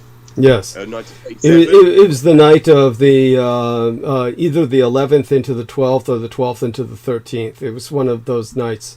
Probably that 72-hour period. It's fine to say everything went down. Yes, go on. Everything went down. Yes, and after the insurgency, after the attack, when they violated the conference, the peace conference, in Nanking, then when they're interrogated, when the officers or when the guards would be interrogated, they identified them as white Caucasians, not Japanese, because it was basically the Japanese. They were basically saying that these were Chinese. Right. These were correct. Chinese. These were Marine Corps raiders who were disguised as basically Viet Cong type coolies that were raided the peace talks, and so the Japanese assumed them to be Chinese. Yes. But it turned out, of course, that these masked men with their coolie outfits were identified by Chinese as white Americans. That's when Japan launched out against the British and American ships. Go on. Yes. Yes, thank you. And this is when, because they couldn't identify the white Caucasians, the Americans, or the Anglo-Americans as either the British or the Americans. So the response was they attacked both the USS Panay and the HMS Ladybird. They sunk the Panay, and then they heavily damaged the Ladybird in an attempt as a response to this. And the cover-up was Franklin Delano Roosevelt. There was a footage that was captured, and Iris Chang in her interview, she speaks about how Franklin Delano Roosevelt actually gave the order to have this film destroyed to hide all evidence of their violation against the peace talk down process, the treaty. And the reason for that is because they were trying to get him off heroin. They were trying to get him off it because they couldn't. How are you supposed to conduct any form of negotiations or have a form of relationship with a nation that is high on heroin? Yes, opium. Yeah, so the Japanese were interdicting the American drug trade. They were using Douglas transport planes, and I believe these were C-107s or the like. We could look it up, but these were Douglas transport planes. We do identify them in the book, The Roswell Deception, and they were actually flying opium all over China, the Americans, who had inherited that trade from the British in exchange for not invading Canada, which is what Roosevelt had threatened to do. So please continue. Yes, by all means. Oh yes, no, I think that's just so important to bring up. And if people, I actually do recommend people take a look at and it's on YouTube, the interview with Iris Chang. She speaks of this in a fair bit of detail, but of course her understanding of it was she had no idea about everything I've just articulated or Douglas has articulated. She wrote a book on the rape of Nanking, and she speaks about the barbaric response to the Japanese opening up the wombs of pregnant women and pulling out the babies, and she speaks of this highly in detail in her book. But we can go. But by the way, something that I recommend everybody read as well is find yourself a copy of Hostage to the Devil, written by Malachi Martin. Now, Malachi Martin was a Roman Catholic priest, might even had been a member of the Jesuit order, but Malachi Martin, he wrote all kinds of books about the Roman Catholic Church, just many books, and he was, of course, his book Hostage to the Devil was famous in that it was one of the source points for the film The Exorcist, but it opens with the rape of Nanjing. So it's just for that chapter alone, which is not very long. We're literally talking about the opening several pages. That bears reading. I'd like your opinion on that after you review that. So find a copy of that. It should be online, really, available in PDF form, really. Hostage to the Devil by Malachi Martin. And let me see if I can find that, or Nemo, if you can find that, and PDF form of that. And then provide the link for George Knight and our listeners. That would be great. I'll look myself. But I'll count on you. I know you can do it. Hostage to the Devil by Malachi Martin. Do you need me to spell anything? Malachi is spelled Malachi. I found it. Okay, great. If you can find, put a link in the chat room as well as the. You're a moderator, right? Yeah. Okay, good. Then the link you published should be, people can see it. So continue with what you were talking about, George. We've got good numbers. Yeah, You're holding good numbers. Continue, by all means. Oh yeah, absolutely, Douglas. Yeah, I could go into anything about. I'm happy to go into anything. I thought that was important because I haven't mentioned that for such a long time. I tried to recall some of the information myself, try to recollect everything that I've probably maybe forgotten or tried to ascertain back. Because a lot of things, it's important to every now and then bring up important topics and things that we know of. The one thing to share personally that I wanted to is we went this previous weekend just gone. We went to the Winchester Science Museum. Oh wow! And, Tell us about this. Yes, there is. And by we, who was we? Me, my wife, and little Everly. Yes, Okay. us three. We went. Yes. We went just ourselves. We went to and it has a planetarium, and we could either see. There's two different shows. One on aliens. Oh God. Yeah, and I was like, no way. Thank you. There was the other one on stars. So I was like, yeah, we're gonna go. Yeah, everyone likes to see the stars. And so it was just brilliant because there was a narrator going over the solar system and then going into the universe. But they mentioned the Ursa Major constellation, the Ursa Major stars. So and it was just like they were talking about how nowadays, because people have this modern day technology, they know with their cell phones or mobile phones, they got a compass which shows them where north is. But prior to that, if you were conducting travel, if you were disembarking into expeditions either at sea or land, and you needed to find where the north is, which direction north points to, then you find, and they call it the broken handle saucepan, which is the Ursa Major star system, the Ursa Major, what they call, and they use the term Big Dipper. They called it the Big Dipper, and we don't like to use that. It's such a silly term. I mean, Thor's chariot is so much more dignified. Yes, go on. Yeah. What I found so important, because I was actually ending the sentences, and they spoke about But by the way, our man, yes. I just want you to know, our man Nemo found it. He found the PDF. I mean, fucking incredible. Thank you so much, Nemo. Yeah, thank you, Nemo. Yes. So, but go on with what you're saying. So you're there and you're looking at this, and go on. I'll definitely review that, Nemo. Thank you. But it shows you. All right, if you take a look at this alignment with the stars of Ursa Major, it points to Polaris, the North Star, and they said it doesn't move. Polaris stays still, and Ursa Major rotates around Polaris, and it never dips beneath the horizon.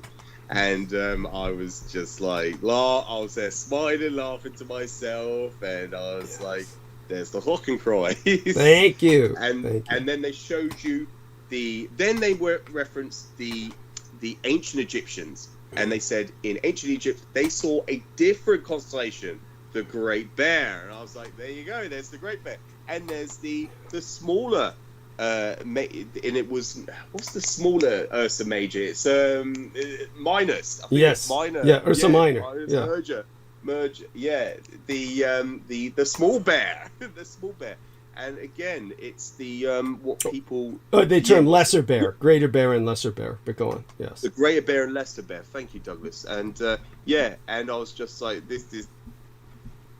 They're bringing this up and educating people on this. This is something that many people don't even know. But I just thought it was just brilliant them sharing that. And I was finishing the sentence and I just said to that's the swastika, and that is it's presented in the heavens and it protects us. It is a ward. Yes. It protects us all. And and I do have photographs. I tried to attach it and send it like previous transmission. It literally shines over our houses. It's literally just there presented, and most people aren't aware of this. And and if I ever share that with anyone, I can imagine their response to it is, well, it doesn't look like a swastika. I said, no, not to you, if you ever see it, if you could see the constellation in the aeons, if you ever look at superimposed over the Earth, like the United Nations map, you will see, and it rotates in the same direction as the swastika, as the Hakenkreuz.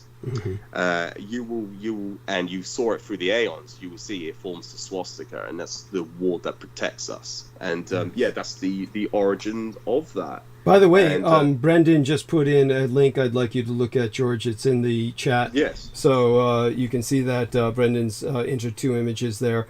And there you go, yes. Yes, so, and you're familiar with these images, no doubt, but still, it's very good of him to do this. Awesome, Yeah, so, thank you. Ursa Minor, I think that's the other, the smaller version, the Ursa Minor. Yeah, Ursa Minor, the lesser bear. Yeah, go on, yeah.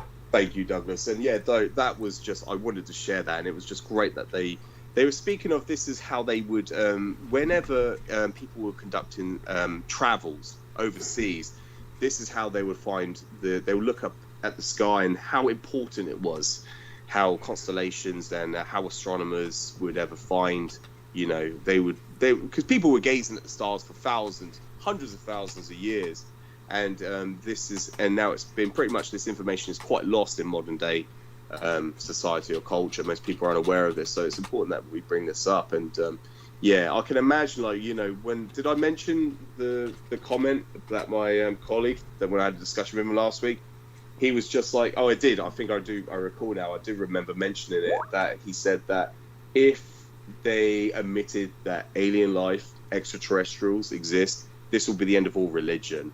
And, and like I said, your average guy on the street wouldn't give a shit if a gray alien was flipping his hamburgers for him. Honestly. He would just, just think of them as another fresh off the boat, kind of dude, come here. Migrant. Another migrant. Yeah. Go on. Thank you. No, that's so important. Yeah, no, exactly. That's that's gonna be my response to him if I hear that again. The thing is, I've gone over with him with the 1,000-Year Reich in exile, the Drittmach, or the 1,000-Year Reich Imixel. Many times for the breakaway civilization, and when he said to me last week, it's something, most people would assume that, George, this is what you want to believe, this is what you hope they are, and it's like I've just mentioned to him that I have all the evidence to back everything up, and if there is something else, then what is it? And this is what people like Neil deGrasse Tyson, when he presents there is no such thing as God, but he speaks of dark energy, and he admits that he can't go to sleep at night because what bothers him is, where does dark energy come from? He doesn't know what it is. And it's like, well, surely then you have to ask the question, well, it possibly is the existence of God. And it's just like, I don't understand that logic. There is no logic to it. It's far less logical than, just when... there's an evolutionary purpose for atheists to exist, but the reality is that if one truly is applying logic, you have to realize that they have far more faith in a religious individual, simply to have faith in so much by sheer chance falling into place to make us possible. It's preposterous on the face of it, but go on. Yeah, thank you. And most people, what they are aware of, and what I certainly will present to them, is they certainly have a faith in something. And then, when he mentioned, people faith in religion. And so don't you realize people have a faith in World War II. People believe that they are the victors of war. And he keeps bringing that up as well. He keeps mentioning that in history books. And I keep saying to him, no, they don't. It's the losers that write the history books. Yes. And history doesn't repeat itself. History just rhymes. History doesn't repeat. Yes. There's rhyme into it. Oh, God. And it's just like all these statements that they come out with. Yes. And it's just like none of it makes any logical sense. None of it. It's all irrational. Completely illogical. But it's just like the things that they come out with. About people faithful then cease to be why such a heavy campaign if God does not exist? And I will bring up Michael Kino himself fully recognizes the existence of God. Yes, he doesn't deny the existence of God because he knows God exists. He knows better. Yes. But why the campaign if there is no such thing as God? It will go without saying. It would surely be like the flat Earth cult or the the cargo cult. Yes. It will be one of these things where they have a faith, and the definition of faith is your acceptance without evidence, your acceptance in something without evidence, and World War II is one of those because there is no evidence that that the Allies won World War II. As a matter of fact, quite the contrary. Yes. And I could go over that over and over again. Yes. It doesn't matter. That goes without saying. Yes. But the fact is, they keep alluding to it, and they keep bringing up that, oh yeah, there is no such thing as God.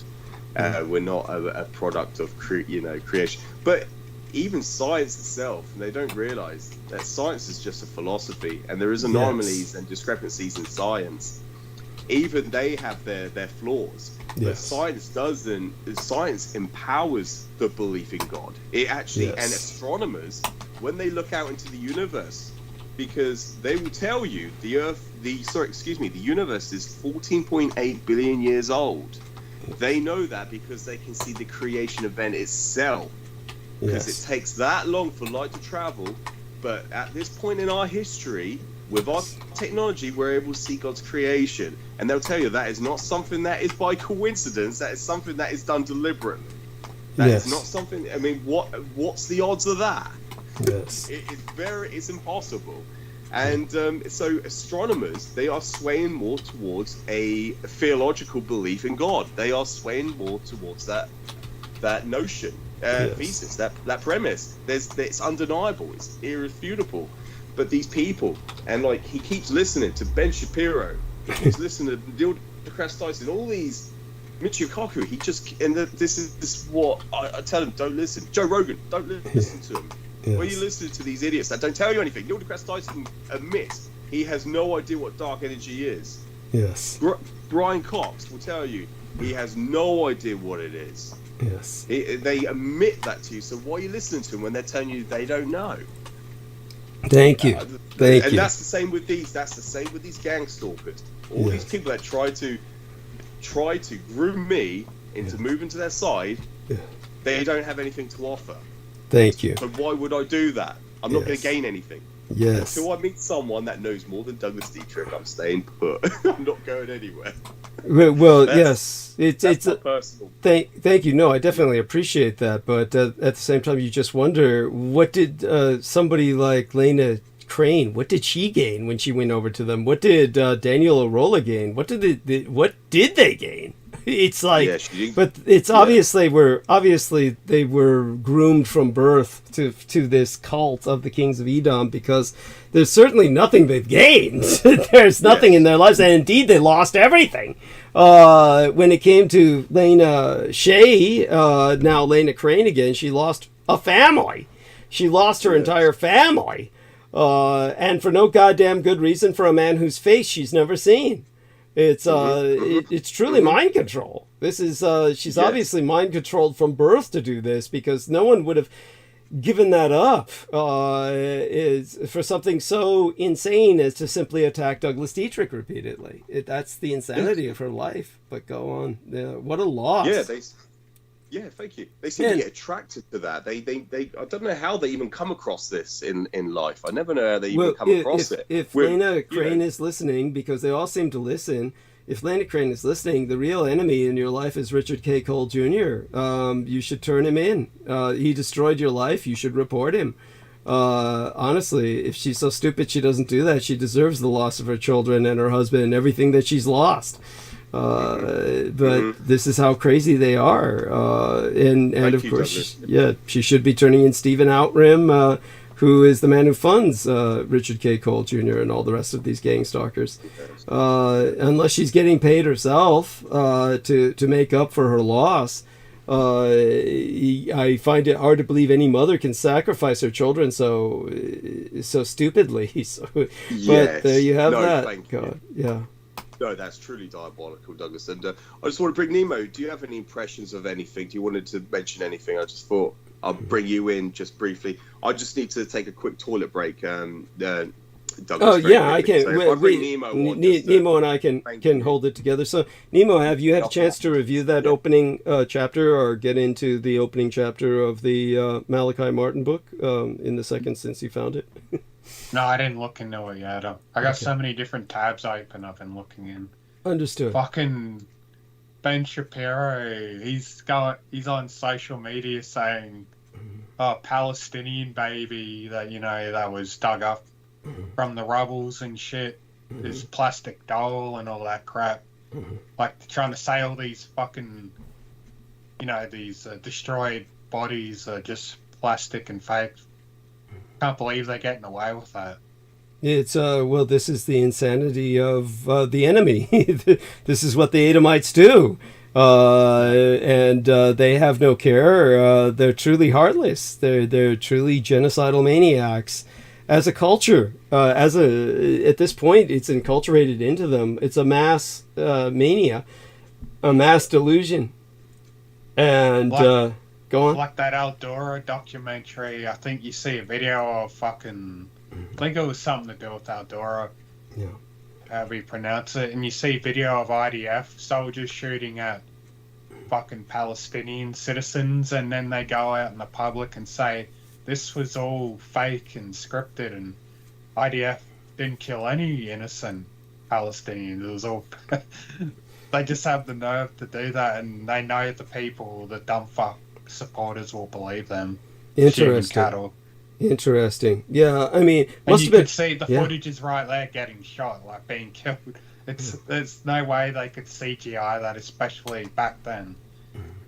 Yeah, definitely. And I thank you for bringing that up. It has to be a different name than Eldora, but I certainly appreciate your bringing it up, and we'll be on the lookout for that. And you got QAnon fucktards going around saying, Oh God, yes. Go on. all these bodies are just dolls and they're all acting.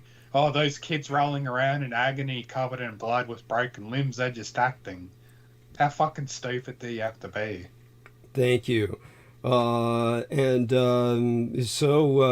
with that having been expressed, has George Knight returned? George? I Is am it- Douglas, yes. Okay. And just so you're aware, if you're talking for such long, the thing I've prepared myself for this time, Douglas, is to have enough supply of liquid. So I've got coffee and water. Excellent. Because if you speak for such a long time, if you're trying to engage in concentrate for such a long time, you develop headaches quite quickly.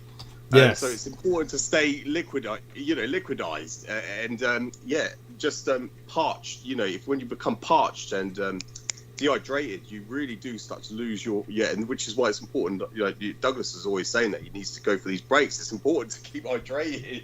Thank you. Because trust me, it takes a toll on you, and sometimes I suffer heavily with headaches if I haven't drunk for such a long time, which is one of the things that Andrew Tate, he's always, the only thing I agree on, the only one thing that I've ever agreed with what he says is you need to drink plenty of water. But the reason why he doesn't drink alcohol is because he's now converted to being a Muslim. He's converted to Islam, Yes. so he doesn't drink alcohol. So At least that's he the only claims reason so. for it. Yeah. Yes. And so this is the one thing, he targets and what they called celibates, involuntary celibates. These are men who can't Incel. get women. Incels. That's the acronym. Yes. For involuntary celibates. Yes. Go on. Yeah. Yeah. Thank you. So he targets these. That's his target audience, to try and that's when they become misogynist. A very creates toxic cult following he created, where they treat their women like shit. Yes. Yes, and he just says you see women, and this is what I've heard him say this. He goes, you see women, they're constantly complaining about headaches and migraines, and they go off and they take these headache tablets, but you never see them drink water. They will have these stupid frappuccinos from Starbucks, which is just sugary shit, he calls it, and that this is what women do all the time. They don't drink enough water. And he goes, I am an advocate for drinking water, which, if you ask myself, I say, please drink water. But for reasons I've articulated, you don't want to get headaches. I should just go without saying no. Yes. So, that's what I was mentioning, because that's the reason for my toilet break, is because, I'm just drinking enough water, it's just going through me. But this individual, consume some Celtic salts, that'll help retain the water and keep you more hydrated. Yes, as Dan Vandermeulen has pointed out. Both of you, go on. You're doing great. Yes.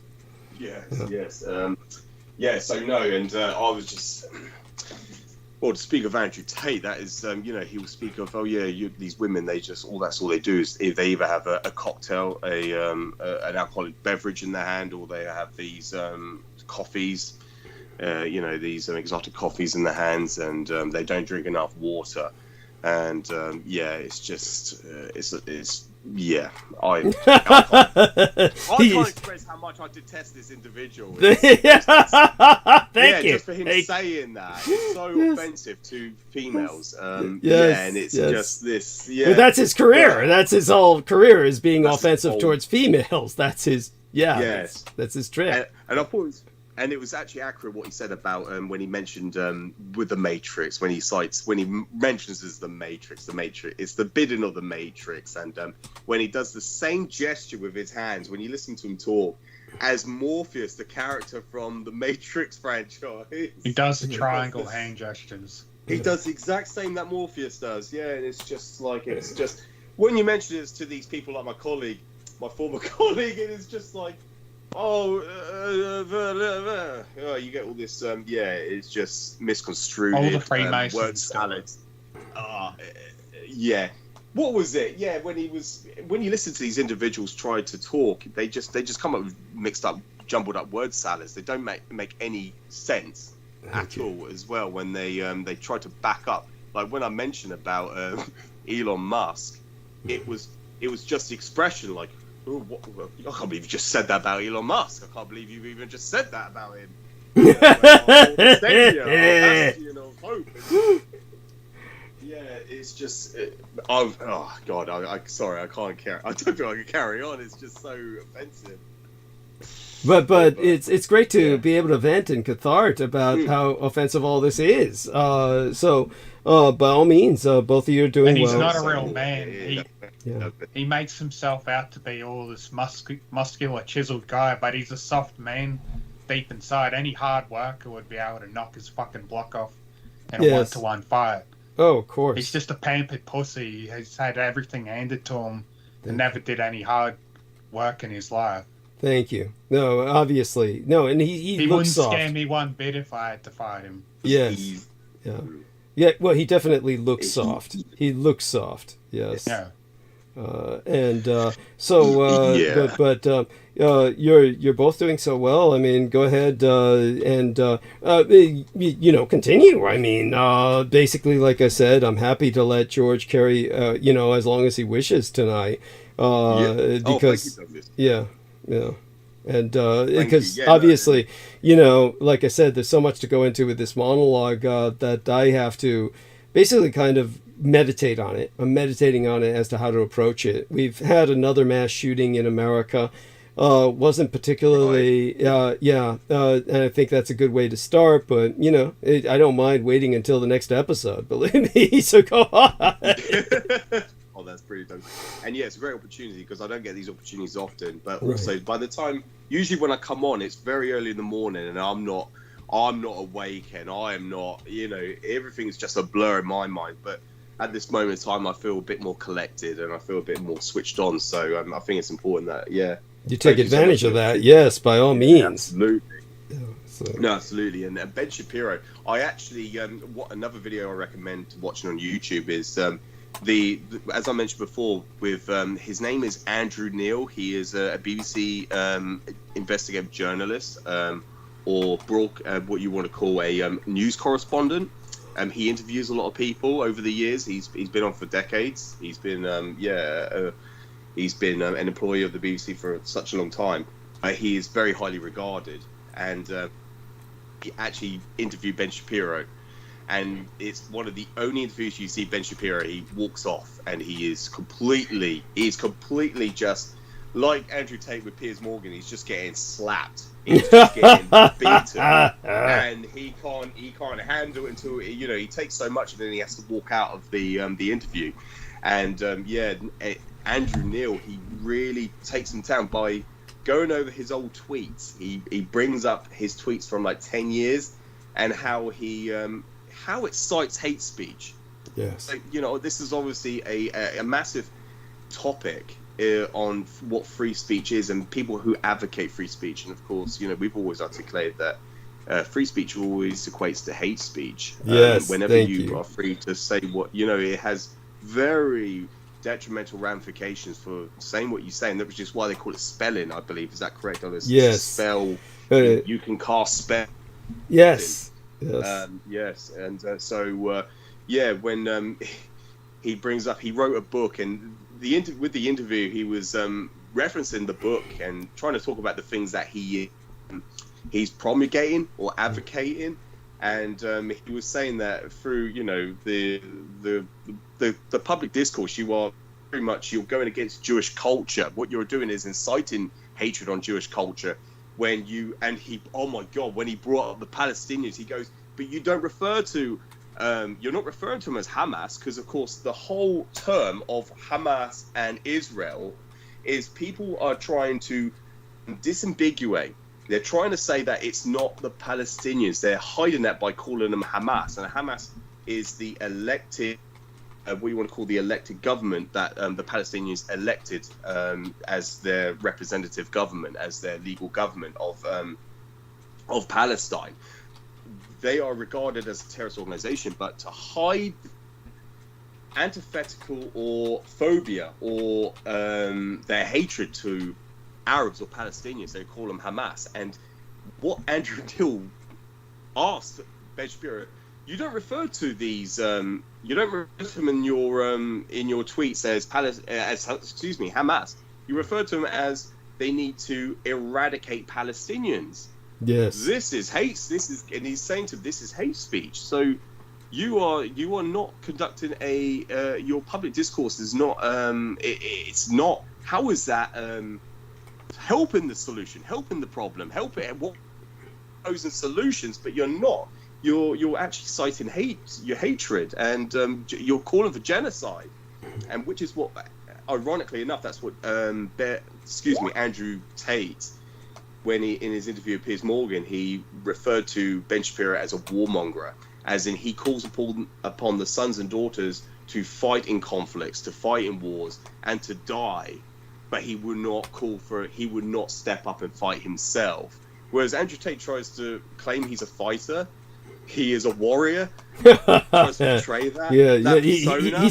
He's a girl beater. That's all he is a girl beater. But go on. Yes. And when he speaks of Ben Shapiro, as a warmonger, which is what he is. But it was just amazing when you look at the Andrew Neil interview with Ben Shapiro. Then he can't take it anymore. He just has to walk out because he's asking these questions. And Ben Shapiro, because Andrew Neil, it was interesting because he goes, your views on abortion, that inception occurs at the life starts at the point of inception. He then goes, this is this is illegal. Ben Shapiro is saying, well, the woman, if she has a miscarriage at six weeks or 6 months, then in several states this will be life sentence because they're a murderer. And it's just like, this is the stance of Ben Shapiro. He is completely against abortion. He is completely opposing it. And then Andrew Neil was just questioning him on his views and his stance on abortion. He goes, well, if you were pro, because obviously he was pro-life, but he says if you were pro-abortion, then he will ask you opposing questions on the subject. But Ben Shapiro, Andrew Neil said that you're going back to the Dark Ages. You're going back to, this is barbaric. This is inhumane. What you're citing. If she has a miscarriage, she's going to go to prison. These are extreme views to Ben Shapiro, and he literally does not know how to answer this. And he was just saying, "Oh, you claim to be an objective journalist, posing on the side of the, why can't you just say you're supposedly they're right down the middle, a centralist." Ideological alignment, the BBC, but actually, why can't you just say you're an objective journalist on the left? And that's how Ben Shapiro argues his opposition. These people that try to that challenge him, and it's just like you just look at the way they behave and the way they react. You could this individual literally just couldn't take this anymore. Andrew Tate stood there to the interview with Piers Morgan, but Ben Shapiro had to walk out, and I definitely recommend people watching. I actually watched it yesterday, Douglas. Yeah, Andrew Neil, because the interview that he done with Alex Jones, and Alex Jones had a massive tantrum on the set. Oh, of course, that's what he does. He had the biggest tantrum. Yes, he had the biggest tantrum on the set, and he was proper screaming and just shouting at Andrew Neil, and Andrew Neil just did this gesture. He emoted with, he's just a lunatic. He's a crazy, just a crazy nutter. He's a lunatic, and he just referred to him. You're just a crazy lunatic. You're just a nutcase. And that was when that was it. What was that other individual? He's written several books on conspiracy theories. He was there on set with Andrew Neil and Alex Jones. I don't know what his name is, but I know he's written several books on conspiracy theories, theorists, and and he's written books deconstructing David Icke as well. He mentions that. How do we know you're not part of the conspiracy, Alex Jones? Right. How come how do we not know that you are part of it? Here to give us this information. Yeah. So no, thank you, Douglas. I just had to express that in my own views. But yeah, I don't know if it's valid or it's fine. It's relevant. Of course it is. Just had to get that out there just to share it on public record. Yeah, I had to. Yeah, but thank you. These are the things I sometimes think over. I just have to. No, it's well, definitely it's important that you share this with all our listeners because it educates everyone. I've updated our summary of the show tonight to include, of course, the Pearl Harbor Day preemptive surgical strike.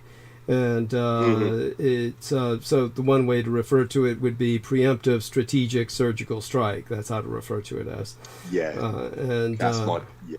And so by all means, continue with other observations that you may have on anything that you feel is relevant, please. Oh no, absolutely, Douglas. Yeah, no, I was going to say that's my preference to calling it the preemptive strategic surgical strike. It was.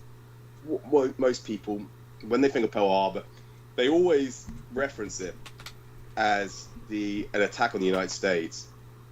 And of course, during that point in time in 1941, Hawaii was not part of the Constitution Republic. It was an occupied foreign kingdom. Yes. It was an occupied nation, occupied kingdom of Hawaii by the illegal occupier, the aggressor, the United States. So they never, when Japan when they conducted their aerial, oh god, we could go into that, Douglas, actually, because things are just coming to my mind now about that. Good. Where you had all these relic ships that were never commissioned to sail again, parked on the docks, and they were chained all together as daisy chains. So when one sank, they would take the rest of them down with them. Yes. And I have photographs that I've collected in my archives of all the headstones, of all the casualties, of all the young men, the sailors that were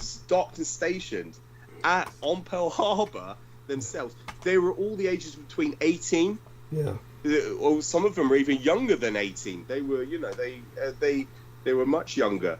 But these are all what they call. Are they called Swabies? What they call? Young Swabies, innocent young Swabies. Thank you.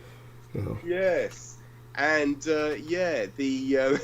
you can draw parallels between Pearl Harbor on the 7th of December, 1941, to 9/11 very heavily because they were drill exercises being conducted simultaneously at the same time for both events, and.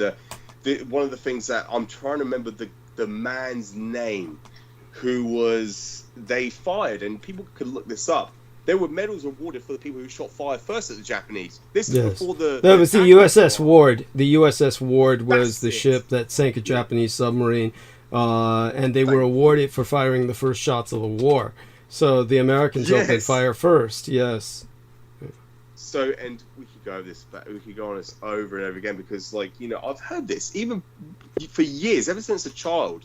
They bring up, the United States, did they have prior knowledge to, the whole attack on Pearl Harbor? Because they always, in the mainstream history books, they always say that that's what triggered World War II. They don't, which is the most preposterous statement, to go in.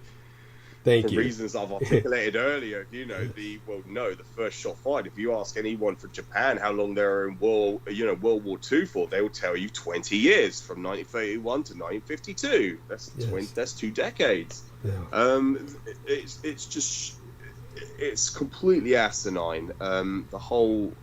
Actually, just to clarify for people, if Yes. you ask the average Japanese person, they know less than some of these Japanese people who lived outside of Japan, in Brazil or in Canada, where the emigre communities of Japanese, they would be the ones to say about 20 years. The Japanese themselves would say about 15, your average Japanese person who is not a member of the royal family, because they would think, for them, they would think from 1931 to about 45. That's how they would think, but this is... because a lot of them are just ahistorate. To Japanese, the history that they learn is samurai history. And basically they'll learn about, ancient samurai, they'll learn about the shogunate, and then for World War II, all history stops. And then they'll go into basically kind of like this post-war starting around 1945, 50, and... just basically their history will restart with that as kind of like, then there's this kind of corporate Japan that kind of emerges. It's your average Japanese person, it's basically the imperial dynasty of Yamato just figured that your average Japanese person really just doesn't need to know. So the average Japanese person just doesn't know. So they'll think that there was a 15-year war. They understand that much. It's not like they don't have movies. They have movies, and they have like also a kind of comics, manga, novels. But it's generally it's just very different. It's so that they're aware of the war. They understand certain things about it, and they talk about it more and more. I mean, things have been improving in Japan. There's more and more talk about World War II. But honestly, what ultimately needs to happen is that my book needs to be translated into Japanese. That's ultimately what needs to happen. Yeah, that'd be brilliant. But go on. Yeah, by all means. Well, thank you, Douglas. Yeah, I don't know if I'm segueing. I don't know if I should finish my point. But the other thing I mentioned to my colleague last week was I brought up the several aspects of World War II. About how the news was broadcasted to the general public. Mentioned about Elmer H. Davis. He was the news correspondent who was giving out the broadcast outside of Washington. He was the man who was the equivalent to Dr. Paul Joseph Goebbels of the Reich's propaganda ministry and of propaganda and enlightenment, except the United States didn't have a Department of Enlightenment. Yes, that's right. Just benightedness. Just benightedness. Yes. The word would be benightedness is what they have a department of. Yes. Yeah. Thank you. And I presented to him with let's use Midway, the battle with Midway in the Pacific as an example. I said, you just notice the latest Hollywood movie. They portray Midway as a victorious conclusion, a victorious battle where the Japanese lost 2 of its aircraft. That's correct, isn't it, Douglas? About 3, maybe 3, or at least probably about 3, maybe. Yeah. It's ultimately probably about 4 because one of them was crippled or something, and maybe I never. It's the point is, for those of you, just a little something here for everybody to know. Consistently and constantly. You will hear Americans just publish all kinds of shit about the Japanese. You'll just see it in historical videos, historical military magazines, and they'll talk about they'll do anything they can to make the Japanese war machine seem as aggressive, irrational, stupid as possible, and none of what they say makes any sense. What they're completely projecting, and it is projection. They're projecting everything about themselves onto Japan. And so the important thing to realize about the Battle of Midway is that when it comes to the details, which I could easily go into, I could easily look up the details and, remind myself of the number of carriers, the names of the carriers. understand that Yes. something like that is not important for me to memorize or know by rote memory, because it's what I'm counting on or articulating is the strategic parameters of the war. But when it comes to the carriers that were sank, sank, whatever the correct English pronunciation is, understand this much. The Emperor Hirohito definitively wanted to rein in the Navy. Say, for instance, if the Japanese had quote-unquote been victorious at Midway. If the Japanese had quote-unquote been victorious at Midway, what do they get? The idea, basically, theoretically, they get Midway Island. Theoretically. So if they get Midway Island, it's not a bad deal, but it's just another island in which, what do? You garrison it, and then what does that island accomplish? The Americans demonstrated they had amphibious warfare operations that they could instigate to take an island simply because they could overwhelm the island with all kinds of men and logistics. All of this, of course, was up to the point where they reached Japan and everything changed. See, when they're overwhelming Japanese garrisons, the Americans are outnumbering the Japanese at least 2-1, technically 3-1, because of their supply, logistics, and everything else being such, because of the wealth of America and the productive capacity of America, they can overwhelm Japanese garrisons. Japanese garrisons are not helpful. That's not something that helps strategically. All of that, of course, reverses the moment they get to the Japanese islands themselves. Then they're outnumbered 10-1. Then the Americans are just completely and totally fucked, because they've wasted all of their Marines in taking over these worthless islands in the Pacific to get to that point of attacking Japan. And by that time, the overwhelming bulk of Marines are dead. This is historically what happened. And so they don't have enough combat-ready Marines or combat-trained Marines or combat-experienced Marines left to train new Marines. So any new Marines that they draft are going to be completely just virgin. They're just going to be virgin. And they'll be throwing them in the way the Russians are throwing people into Ukraine. It just would have been a meat grinder. It would have been a sick joke. And the Americans knew this. So understand that if the Japanese had gained Midway Island, and then what? Then they've got carriers. Like, so what? What can they do? They're going to strike at the American coastline with those carriers? Are they going to, carry the battle over to American shores with the battleship Yamato? I mean, these are incredibly big targets. They're incredibly clumsy and incredibly vulnerable. There's no strategic advantage to winning the Battle of Midway. And so what Hirohito was concerned about was capturing the Aleutian Islands of Alaska, which he occupied, 1,000 miles of American territory. 1,000 miles. Yeah, that the Americans were never able to recover effectively throughout the war. And by the time they did, it was too late. The war was over. So during that entire Pacific War, as I've said before, 1/3 of all American men and materials went into building the Trans-American Highway that would connect Alaska through Canada to America proper, so they could finally ship up enough men by road, truck them up by road to retake the Aleutian Islands. And it took them all the entire war to do that. So the entire point for the Battle of Midway and why it was won was the Japanese occupied the Aleutian Islands, which Americans will try and represent with total revisionism as some kind of collateral side issue as opposed to the major point of the battle.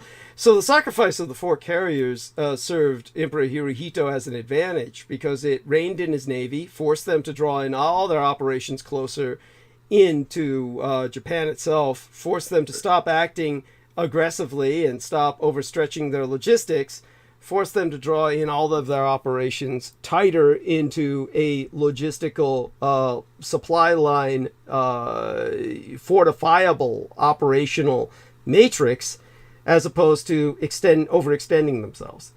So the Americans, on the other hand, were drawn into completely overextending themselves.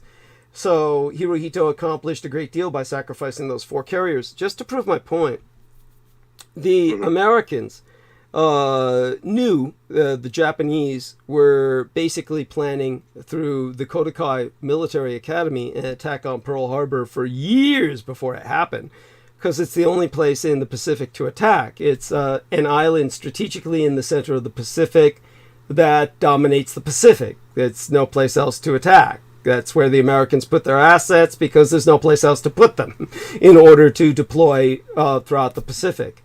So you can put them other places, but they're not as universally relevant or influential as Hawaii.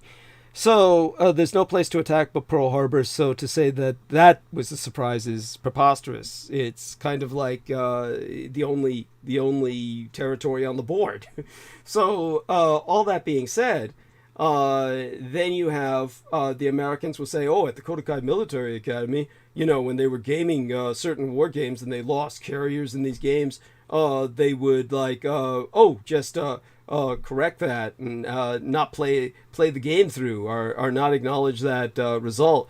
And oh my God, I could go to town on all the times the Americans have had their entire fleets wiped out in war games, like happened with the Marine Corps General, Mr. Jack Ripper. His name was Ripper, was actually his real last name.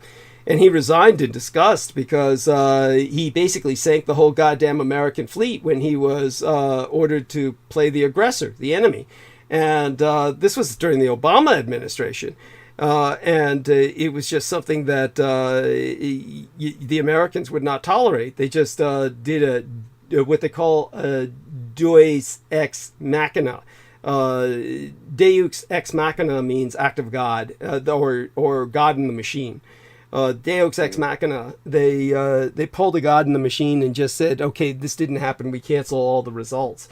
Exactly what they always accuse the Japanese of having done, which the Japanese never did. And on the other hand, whenever they try to historically game out the Battle of Midway, the Americans have proven time and time again, don't take my word for this, anybody can look this up, at the U.S. Naval War College, they wargamed the Battle of Midway all the time. And they have proven that it was literally impossible for the Americans to win. That the Americans could not possibly have won at Midway. There's not a single game they've ever gamed where the Americans have won. So you realize then that Hirohito sank his own carriers. He did not want those carriers extant. He definitely wanted to rein the Navy in, and those carriers made them an offensive force that was overextending Japan's supply lines. So the only way to rein the Navy in was to basically blow up his own carriers. That was something that he did. This naval combat was a thing of the past. He knew that he was told that he had to develop an air force, and that's what he developed with the dirigible force that then penetrated America's airspace and basically did what it did to force the Americans to surrender, which was basically land and display to the Americans their capacity. And if anybody asks why didn't he just attack America, of course that would have killed the largest market in the world, which is the only thing that he needed to make his nation the richest in the world. So his nation became the wealthiest in the world after America by forcing the Americans to open their market, which is all he ever wanted. All the Japanese ever wanted was that. So understand that what the Japanese need to be made aware of, and most of them aren't aware of this, because this is just a kind of Japanese personality quirk. There's a Japanese social quirk or certain Japanese characteristics, and one of them is the imperial family is completely detached from the public. They really do not care about the public knowing anything. You might say that's a weakness, but what good would it do them in so many cases if the public knew what they knew? If the public of Japan knew what the imperial family knows, the public of Japan couldn't handle it. So this is why they have an imperial family. So they just kind of keep the public in the dark about a lot, not too much, but enough. And the Japanese know enough where they pretty much enjoy a higher quality of life than almost anywhere else in the world. But when it comes to your average Japanese person, they know almost nothing about World War II. Average. There's plenty of young men who are geeks, nerds, World War II nerds, and they might know all kinds of things about World War II. But they don't really understand the strategic dynamic of what happened. So again, until my book gets translated into the Japanese as public are very much blinded. Now, that for another day. But with that, I turn it back over to George Knight. Okay, take it from here. Oh yeah, thank you, Douglas. And that's what I presented to my my former colleague. That's what I said to him about that it was the Japanese that occupied 1,000 miles of territory over the Aleutian Islands, which is what because people like my father will tell you that the Battle of Midway was won because it prevented the Japanese from bombing the United States from Alaska. Of course, the opposite is true. It prevented them, as you mentioned about the transatlantic that road that they were. The Japanese were preventing the Americans from bombing Japan from Alaska. Yeah. Yes, go on. Thank you, Douglas. And that's what I presented to my my former colleague. And the correspondent outside of Washington, Elmer H. Davis, he was the man creating the narrative. He was the man giving the public relations office what to publish to the American public. Right. But by the way, let's let Nemo on to say goodnight to everyone. Nemo, say good morning to everyone, Nemo, before you leave.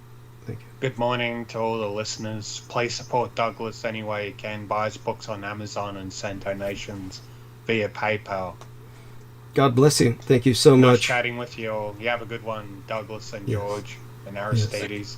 Thank you. We love you dearly. Hugs. Right. Thank you. Bye for now. And okay, so just you and I, George. Continue, please. Yes, by all means. Oh yes, thank you. And so he was the man that would relay to the public.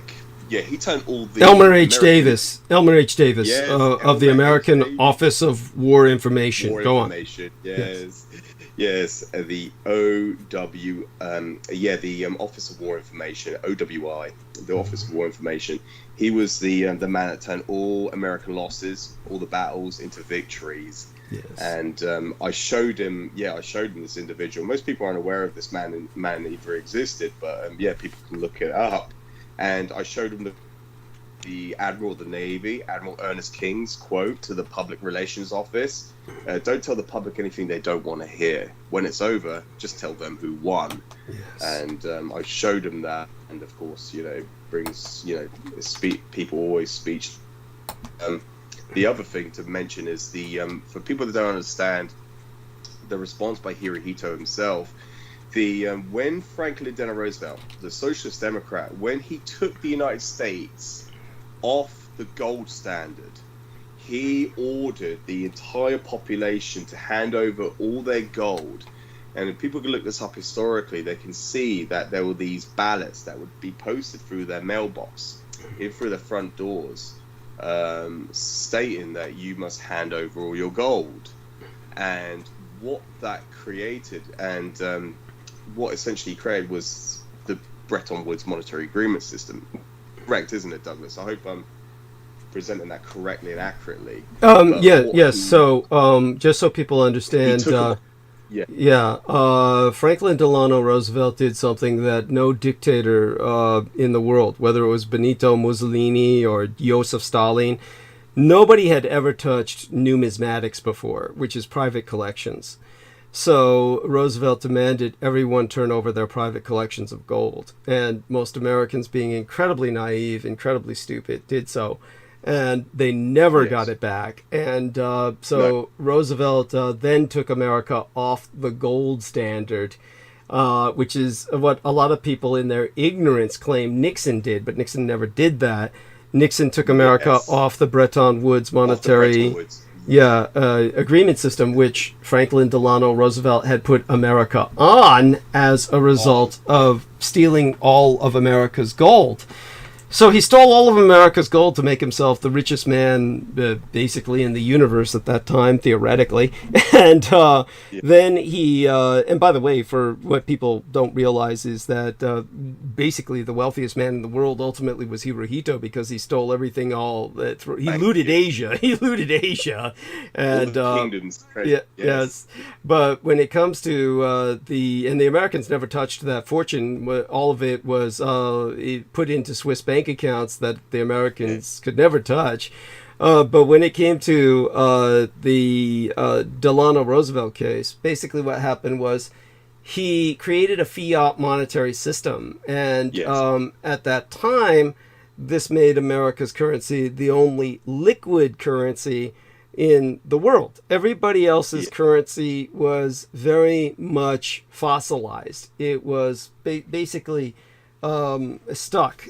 All of the world's powers were congealing into autarchies, what are called autarchies.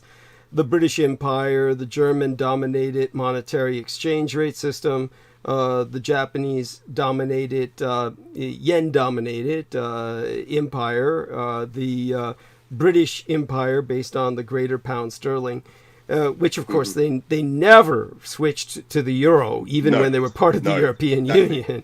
They would never do that. So when it came to these different economies, they were all very much illiquid. They were illiquid economies. But since the American economy was floating on air, just nothing but paper that they could just keep printing, it was the fiat currency. Now, of course, the entire world has changed now. The world is awash in liquidity. But in those days, this was something completely new. And by that, the Americans made themselves the de facto currency of the world. And this is what caused the difference between themselves and the Axis powers, was they said, everyone nail your currency to the American dollar, which made the United States dollar still the supreme currency in the world today. And it's going to take a lot to knock that down. It took 2 world wars to knock down the greater British pound sterling. So it would take the equivalent to knock down the U.S. dollar. But when it comes to the situation right now, the dollar is still predominant, even though the world has all gone liquid with their currencies. But for the longest period of time, the Bretton Woods monetary agreement system meant that everybody had to nail the currency to the U.S. dollar. But then what happened was the system became warped, perverted, when at the end of the proactive prosecution of hostilities in 1945, Franklin Delano Roosevelt effectively surrendered the sovereignty of the United States to the Kingdom of the House of Saud, and basically had the U.S. dollar nailed to the output of Saudi petroleum, creating what was called the petrobuck. So the entire Bretton Woods monetary agreement system became hooked on that, became slave-circuited to that, became subsumed by it. Then when Nixon tried to regain American sovereignty, reclaim it by taking America off the Bretton Woods monetary agreement system, that's when they wiped him out. They wiped him off the map and character assassinated him and got him dispensed with as president. The U.S. dollar crashed and never really recovered ever since. But still, it's still the predominant currency in the world because of what had happened with the Bretton Woods monetary agreement system. So all that being said, back to George. Yes, so put context around that, of course. I was just basically extensively bring credence and qualifying everything you were just saying about Emperor Hirohito's response, why he did not annihilate the United States, which he could have done, which is, he was not excessively utilizing the Navy as his form of offense. Instead, he was turning towards his the covert program, the covert air force, the Black Project of the supermassive dirigibles instead. But if he took out the United States populace, then he would have crashed the world market, because every nation state on Earth had their currency pegged to the United States dollar. Yes. And so except Axis nations. Except Axis nations. And that's what divided the Axis to the Allies. Thank you, Douglas. Yeah. And this is why Hirohito did why he when the Americans were forced to sue for peace, if they had not done so, then he would have Unleashed. communist- yes, deployed his biocidals. But Which would have you know, left Japan obviously- like Vietnam. It would have left Japan like Vietnam, victorious Third but world. dirt poor. Yes. Yes, go on. dirt poor third world nation. It would have gone back to the years of shogunism. Shogun. Yes, thank you. Yes, and so that was the ultimatum that this is what was known as the Showa ultimatum. If that's Yes. true, I Showa, believe that's correct. yeah. It's been a little while since I've talked about this subject. Yes. Quite all right. But, yeah, thank you. But yeah, this was the decided point, the decisive conceivable outcome of World War II, and you know, this is what led to the victory. And I mentioned about the the newspaper articles. I showed them an image of Harry S. Truman showing this article saying that Dewey beats Truman. Yeah, yes, that's right. And I showed him another photograph of, you know, Harry Truman holding up another newspaper article saying that, and quote unquote, Japs surrender. Yes. And I said, both these headlines are lies. I said, and he's giving you that same grin. Yes, yeah, that shit-eating grin. Yes. Yeah, shitting grin. Yes, it Douglas. And I presented that to him, and it's just laughable. It's truly, I really do. I can never. It cringes me out. It literally is. And like I presented earlier, it's a faith. People have a true faith that they are the victors of World War II, and it's just one of these things. And you know, personally, I don't feel like it's my, you know, it's not my job to try to convince anyone. I'm just there to share the information, and if they, you know, this is me talking personally now, Douglas, to yourself. Mm-hmm. You know, I shouldn't have to dwell on that or make it, you know, I shouldn't let it get to me when, you know, if people turn around and say, well, this is all just, you know, whatever, this is just all fabrication or a farce. It's just all, it's none of this is true. It's like when I present this, it's like it goes without saying because it's all evident. These are the facts to verify it. And it's just when these individuals say that facts are individual facts, people can make up their own facts. It's not the case. People are entitled to their views and opinions, but they're not entitled to their own facts. And historical facts are things that are irrefutable, indisputable. But yeah, with everything we just got into, this is when I'm presenting this, they left speechless. They're left shone away, and they don't know how to respond. And like you said, there are these nerdy, geeky historical archetypes out there that try to claim that they know a bit about World War II, but really they don't know anything.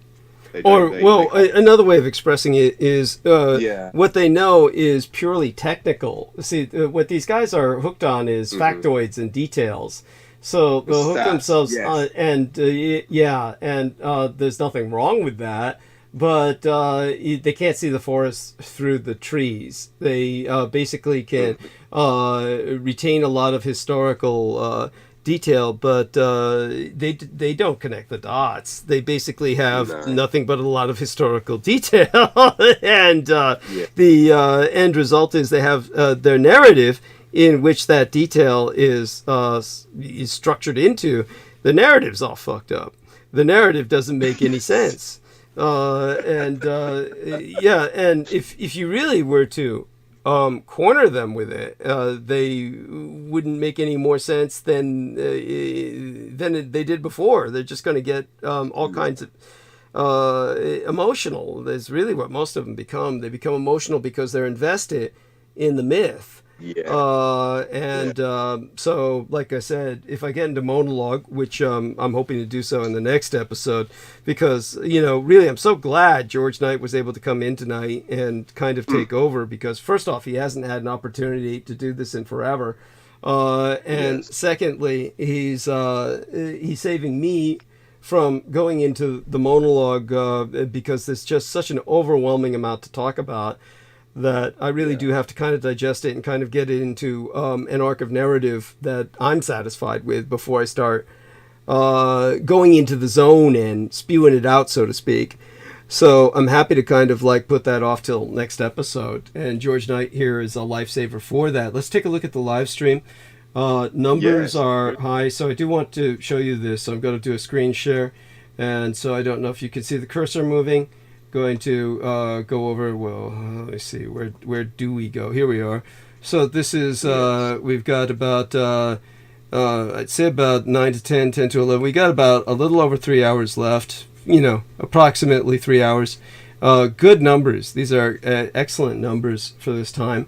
So you're holding everybody, and just go to it. Just continue to go at it. Continue to share with us whatever you feel is important. And I think probably the best way to express this is, first of all, we have to understand that we're in an extraordinarily dangerous period of time. We're obviously headed towards another world war. Civil wars have the potential to erupt everywhere, whether in England or Israel or the United States or China or Russia. All of these places have the potential for civil war to erupt, and at the same time we're all heading towards a world war.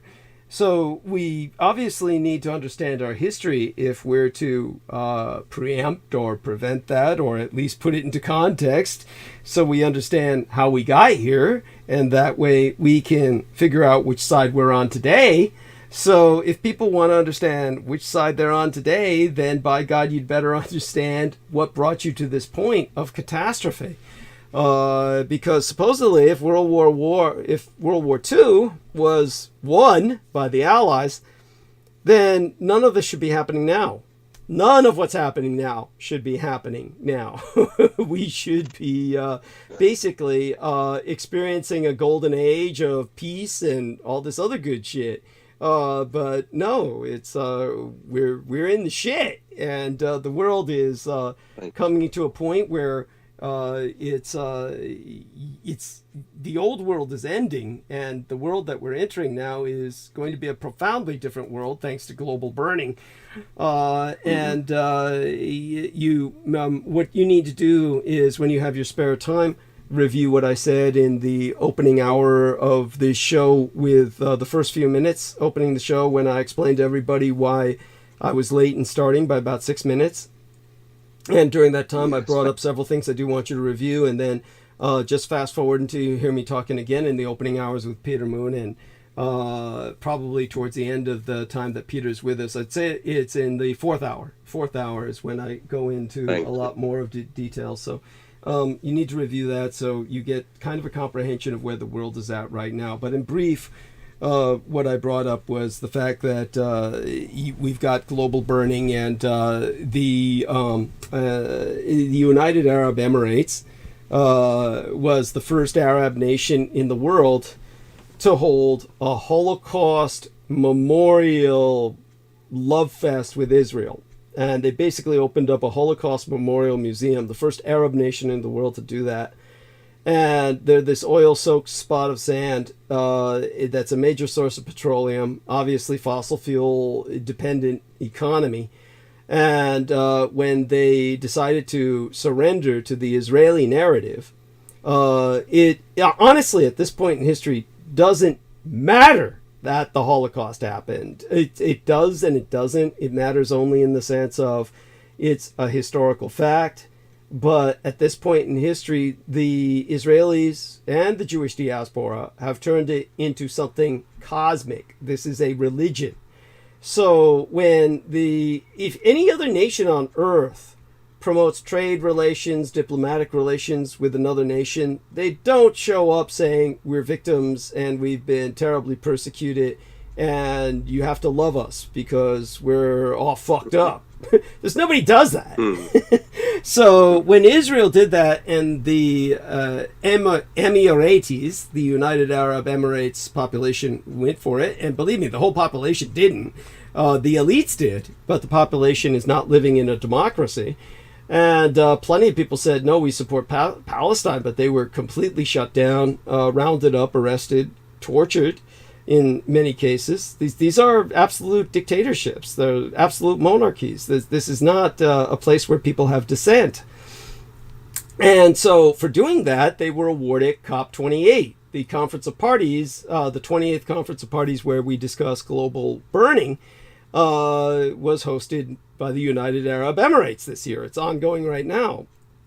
And so they have the man who's the president of COP28, who's supposed to guide the talks where we solve climate crisis. He's this guy named Al Jaber, literally Jaber, like Jabberwocky or jabbering. And Al Jaber, I can't think of anyone more appropriately named, runs the United Arab Emirati National Oil Company.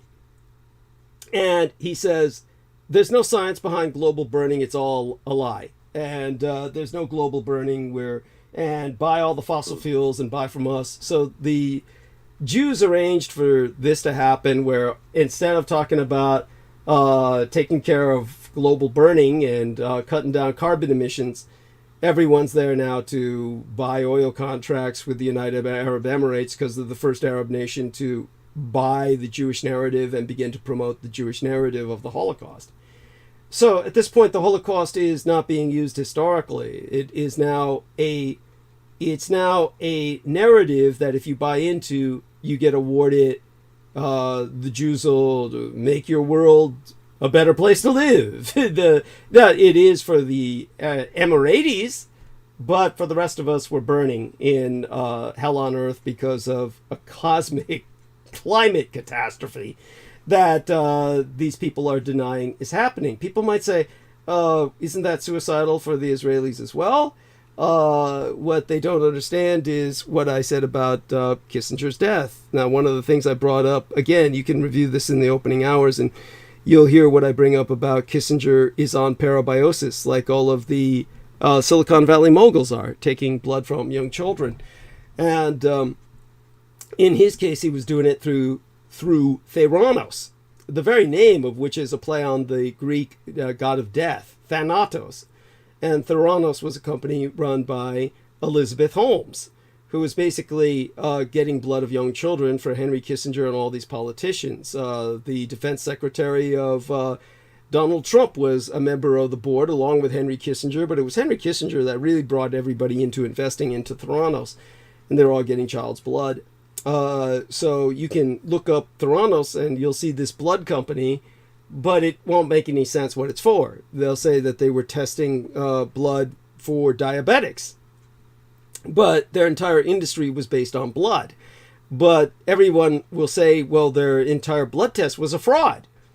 Now think of this, a major company being invested in by Henry Kissinger, and the entire board of directors are all these politicians, including Rupert Murdoch, the man who runs Australia effectively through his media machine. None of them are scientists. None of them are tech moguls. These are all politicians. And so they were doing through Theranos what the Silicon Valley moguls are doing through their own blood boys that they adopt. But in this case, they were just getting younger and younger infants to drain of their blood. And Elizabeth Holmes was going to expose this in a crisis of consciousness. And then they assassinated her character assassinated her by saying that she was ripping them all off. And now she's spending 10 years in jail. She'll be lucky if she survives that, if they don't murder her in prison. So this is some of what I was bringing up with Theranos and Henry Kissinger and all the rest of that. This is all part of the world we're living in. So with that kind of context, you'll review and get the details. Beyond that, continue with World War II. This is why it's important for people to know about World War II and America losing. Yeah. And the West losing. So. Just the Russians and the Americans losing. I mean, look at the Russians and how their combat operations are in Ukraine, and you can't believe these people won World War II. So go on. No. Oh, yeah, Douglas. No, it goes without saying. God. Just, where do you go? It's really profound when you listen to people and they speak about Russia and people like Elon Musk saying the ability of launching nuclear weapons, and they're running on that that they are propaganda.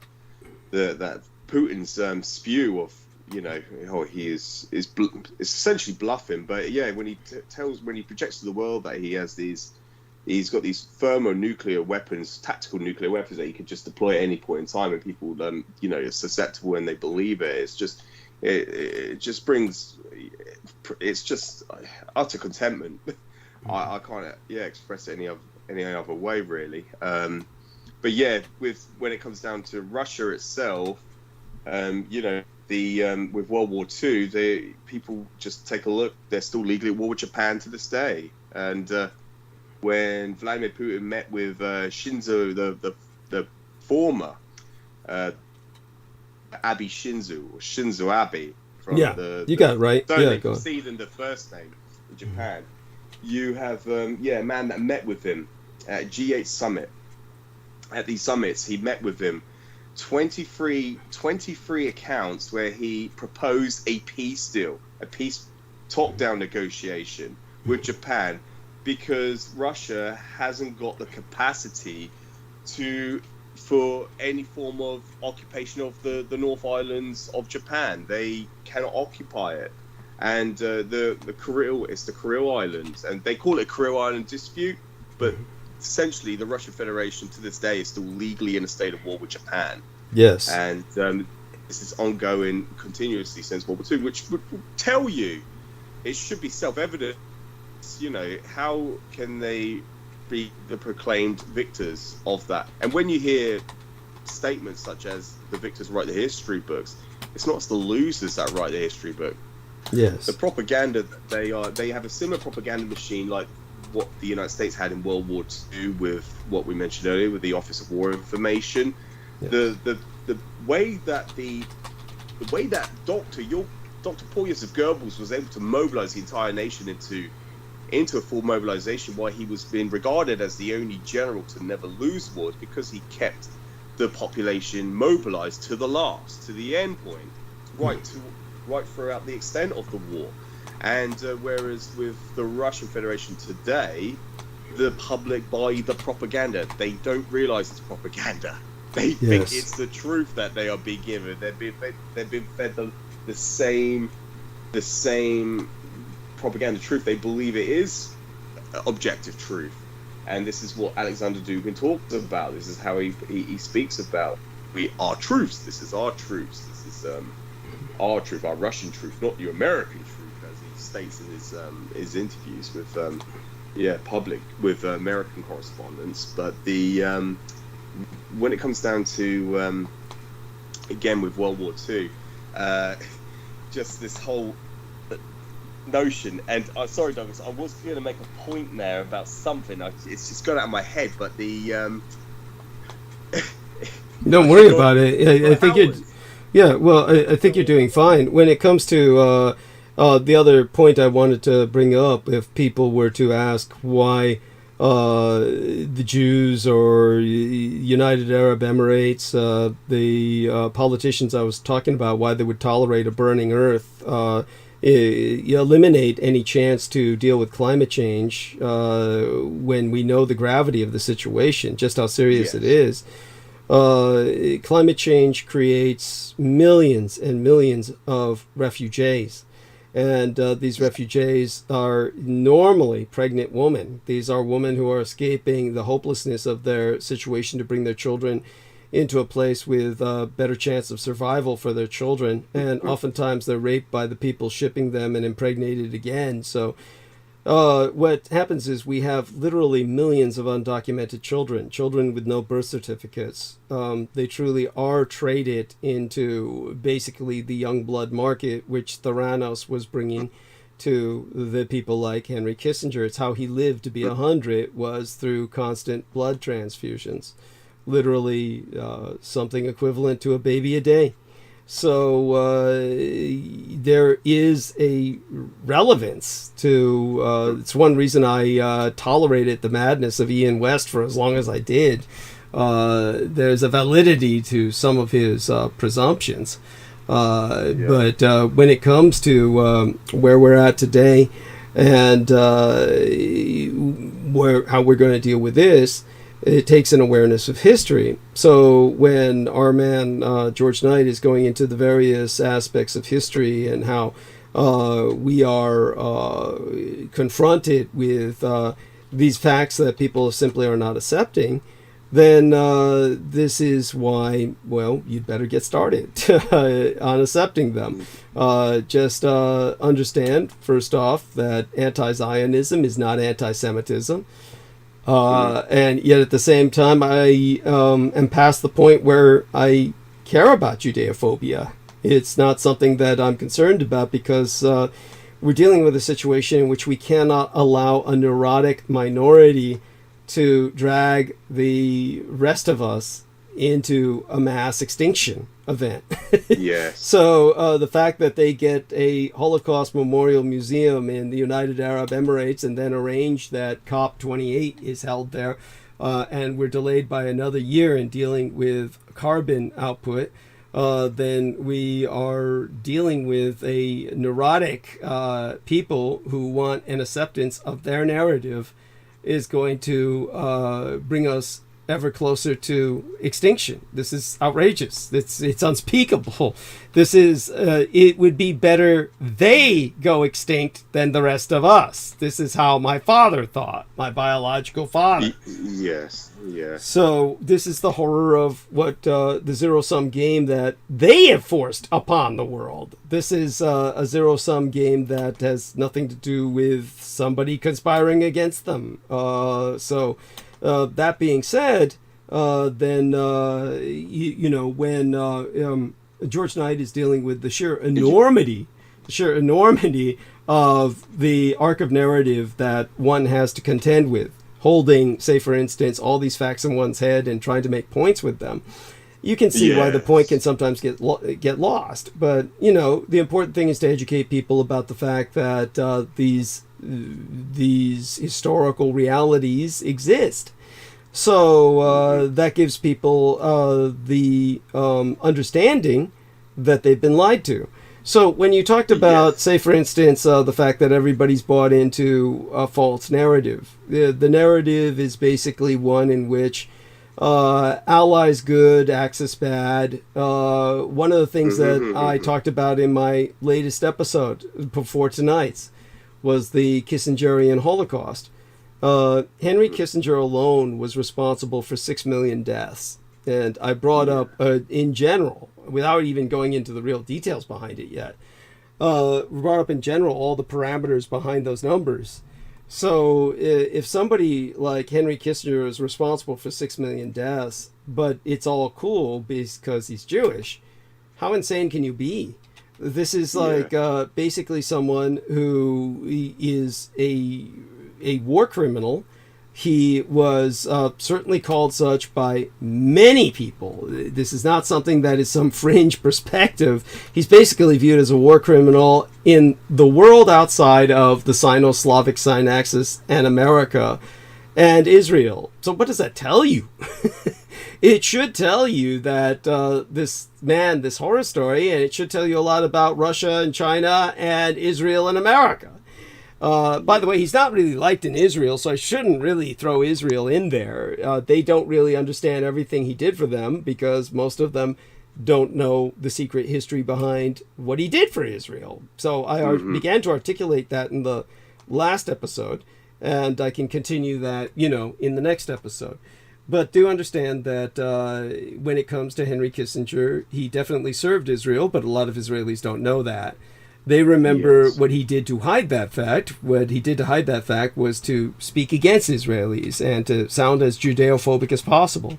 That way he looked like he hated his own people because he felt that would make him accepted by the Americans. And it worked. They just felt that, he doesn't like Jews. He's serving America, when in reality everything he was doing was for Israel.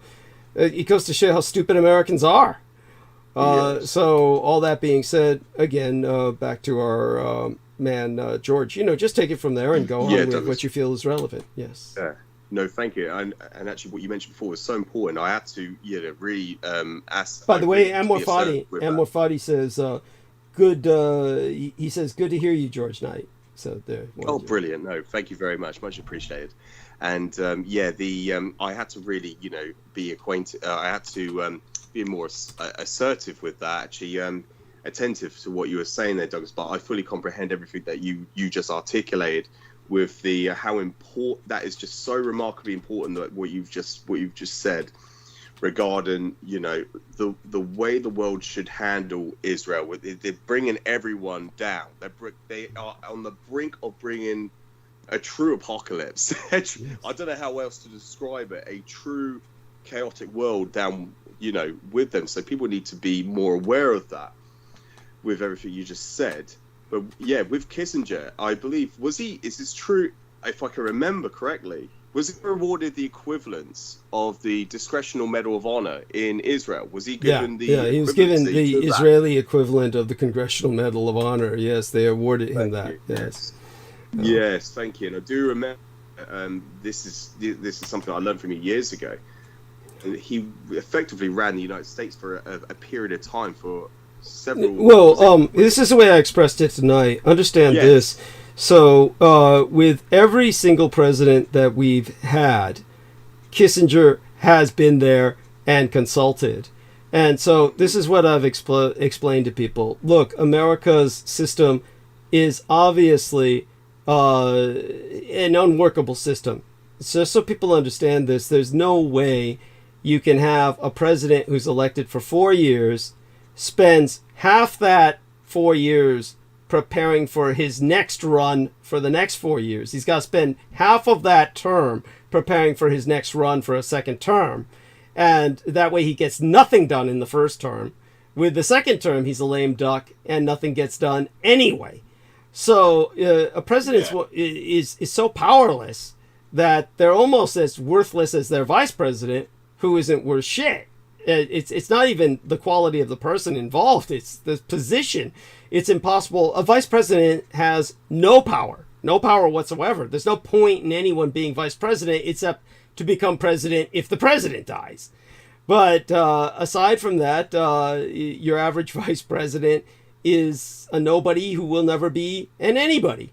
And that being said, nobody remembers vice presidents. It's like a running joke, unless, of course, the president gets killed and they become president, like basically what happened with Harry Truman and Roosevelt during World War II.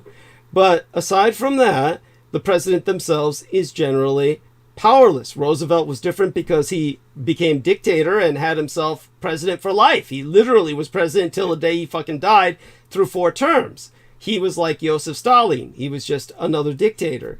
But when it comes to any other president, because of laws, the president can get effectively nothing done. You're elected for 4 years, spend half that 4 years running for the next 4 years. Then the next 4 years, you're a lame duck who can do nothing. So all American presidents have been handling are basically domestic policies. They've done just whatever they can, and their name gets attached to foreign adventurism. But the reality is, though they may be placing all of the rubber stamps, the names upon these orders, how does America maintain an empire with effectively no leadership? So with effectively no leadership, American empire is impossible. That's where Kissinger came in. The person, when Nixon took America off the Bretton Woods monetary agreement system, the Arab people whom the petrobuck was serving, the American dollar being pinned to the output of Arab petroleum, once he took us off that, then the Arabs struck back by launching a oil embargo. And this oil embargo was so destructive during a period of hyperinflation, which it led to under Jimmy Carter. The oil embargo was so oppressive that people in America were killing gas station owners. That's a fact. It's not urban legend or a rumor. Americans were killing gas station owners and stealing gas because nobody could afford gas in those days. That's how bad it was. So when it comes to the horror of the gas situation in America and how that was produced by the oil embargo by the Arabs, that destroyed the Nixon presidency. And of course they forced him to resign. All the character assassination was just cover to get him out to satisfy the Arabs. Who was running America? Kissinger. And Kissinger ran the American empire. So what happened was when Ford became president after Nixon as vice president taking over, then of course he pardoned Nixon and then said, what the fuck do I do? And Kissinger said, don't worry, I'm running the show. And Kissinger basically aligned all of America's future to Israel. He basically surrendered all American sovereignty to Israel and said, we're going to back Israel 100% in this 6-day war. They went all in, and everybody said, don't do it, America. Don't do it. Japan was totally dependent on Middle Eastern oil. Europe was dependent on Middle Eastern oil. But the Americans did it. They backed Israel against the Arabs. The Arabs all became Soviet satellite states. The Americans lost everything. The US dollar crashed and has never truly recovered, even though it's still the universal dollar, because of what we did with the Bretton Woods monetary agreement, which had everything else pegged to our dollar. We're still the currency, but nevertheless, it never really recovered in terms of its buying value for your average American. And the end result has been a catastrophe. But Israel has done nothing but prosper. Israel has prospered by stealing American technology, which it then sells to the Chinese and the Russians. And all of this through Kissinger and his basically rendering Israel some would say the 51st state in the American Union, but that really doesn't do it justice. All 50 American states are simply sub-provinces of Israel. And Israel basically runs America.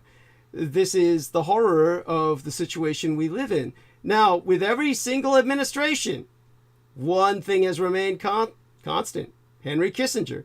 Henry Kissinger. He visited Vladimir Putin more times than Steven Seagal.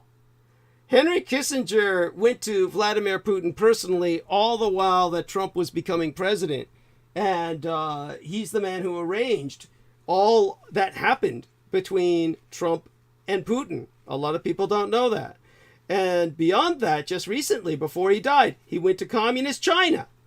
He went to communist China where Xi Jinping rolled out the red carpet and said, Kissinger is our man. Now, this is a private citizen. He should be shot for treason. But no. Treason, I was gonna say. Yeah, but no. He just is, quote unquote, running the American empire. So he did this to the age of 100, living off one infant's worth of blood a day, transfused into his system, and basically is the kind of genocidal monster, truly a blood-sucking monster. Literally, you wouldn't call him a vampire. It's an insult to vampires. He's a parabiotic parasite. And this parabiotic parasite, living off of climate refugee children, undocumented climate refugee children, the Jews want the world to burn so that they can continue getting these climate refugee children to extend lifespans. How do you think these Holocaust survivors live so long? When they went over to fucking United Arab Emirates, they brought with them a bunch of Holocaust survivors to parade around. I mean, at this point, they must be redefining the term Holocaust survivor like a rubber band. It has no meaning anymore. Or these people are existing by a preternatural means. Or, as I said, parabioses. It extends the lifespan. And as a result, that's how many of these Holocaust survivors are surviving. They're just parabiotic parasites.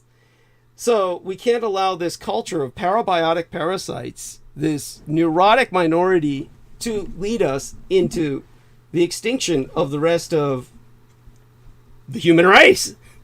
It's madness. If it comes down to a question of them or us, yes, kill them all. I mean, do you really have a choice?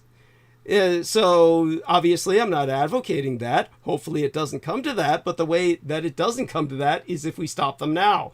And the way you stop them now is by basically ending Zionism. This is what Greta Thunberg has said. Greta Thunberg has come out, and they're all antithetical to her now because she said it's time to destroy Zionism. So that's profoundly important. Yes. Yeah. That being said, yes, by all means, take it from there, George. Yeah, thank you for reminding me of Douglas. That's what I knew. He was under Nixon. I knew it was under the Nixon administration. Shortly after that all happened. It was during the 6-day war. Thank you for reminding me of all that. That was something that I wanted to get refreshed on. That's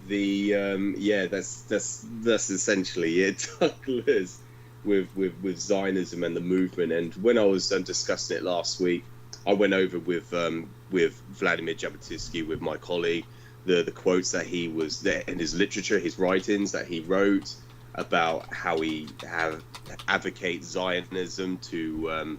Well, he wanted to cultivate anti-Semitism. He wanted to cultivate anti-Semitism. Go on. He was promoting it. Yes, he was promoting it in order for them to. It's for the colonialist agenda of claiming the land of Palestine as their own. And this is I just presented some of the quotes that he wrote about it and about how they should destroy the Jewish diaspora, or the Jewish diaspora will destroy you. In other words, he was basically connovating or promulgating the whole genocide of the Jews outside of the land, the promised land, the land of Israel, the land of Zion. What he was advocating was the genocide, and the Zionist movement were basically exploiting or using the German Workers' Party, the Third Reich, as the proper what you want to call they were the propagators, the men instigating it. They used them and exploited them, and this is why Adolf Hitler had no choice to make the decision he made. He had no choice in the end. Even though they cooperated, they were basically just being used. So this is another fact of reality that people aren't aware of, that they need to be made aware of, and just to know who the true perpetrators of the Holocaust was. It was the Zionists themselves that wanted it, who called for it. And it's presented in history book. It's presented out there. It's presented by the literature written by Vladimir Jabotinsky and other prominent Zionists, the leaders of Zionism, of the modern Zionist movement. And so, yes, another thing that, and Ben Shapiro is one of them as well. This is, it's utterly profound. But thank you for that, Douglas. And I wanted to actually just ask you a question, because there's very few questions I need to ask you, but there was, didn't Henry Kissinger himself have some form of influence on the one childbirth policy in China? Yes. What happened was the other thing I wanted to be. Yes, thank you. He made a secret visit to China before Nixon did, and he rendezvoused with Deng Xiaoping, who would become the next communist Chinese dictator. Deng Xiaoping, of course, had a very hostile relationship to Mao Zedong. Mao Zedong's Red Guard had killed his son, thrown his son out of several stories up from a window because Deng Xiaoping was known as a capitalist roader, which was a very dangerous thing to be known for in those days. And so Deng Xiaoping was willing to listen to Henry Kissinger, who conspired with him against Mao Zedong. And basically, he was told that he would receive the largest International Monetary Fund loan and World Bank loan that the world had ever seen to help kickstart the communist Chinese economy on the road towards capitalism. It was the Japanese, of course, investments and Japanese technical expertise that would lead to China becoming the factory floor of the world. But in the beginning, when it was just trying to open up their market, that alone was revolutionary enough during Deng Xiaoping's original motion towards that policy. And Henry Kissinger said, in return, I want you to instigate a one-child policy.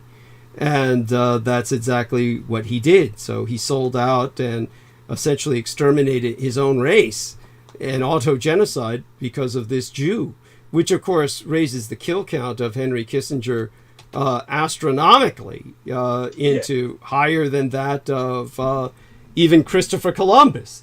That makes Kissinger one of the most murderous men in the world. So I've just sent you 2 quotes from in your private box. You can download that at your leisure. That would be more evidence for what you're speaking about. And aside from all of that, that's the connection. And so I do want people to understand that horror of the Kissinger Holocaust, and it takes us well beyond, of course, the 6 million and into all of the babies that have been murdered in China, which is just at this point just astronomical. You can't even count. So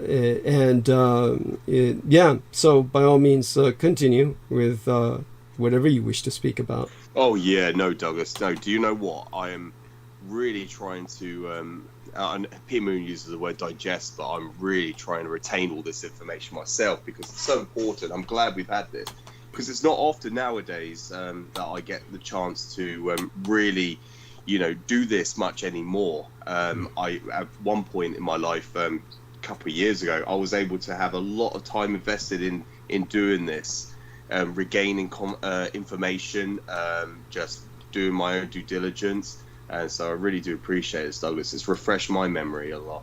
And I'll look forward to relaying this to people, certainly, because it would make more sense for people to somewhat try to make a comprehension about what's going on, with current affairs, current political and world affairs at this moment in time. We could go into more of World War II, Ukraine, or in Israel.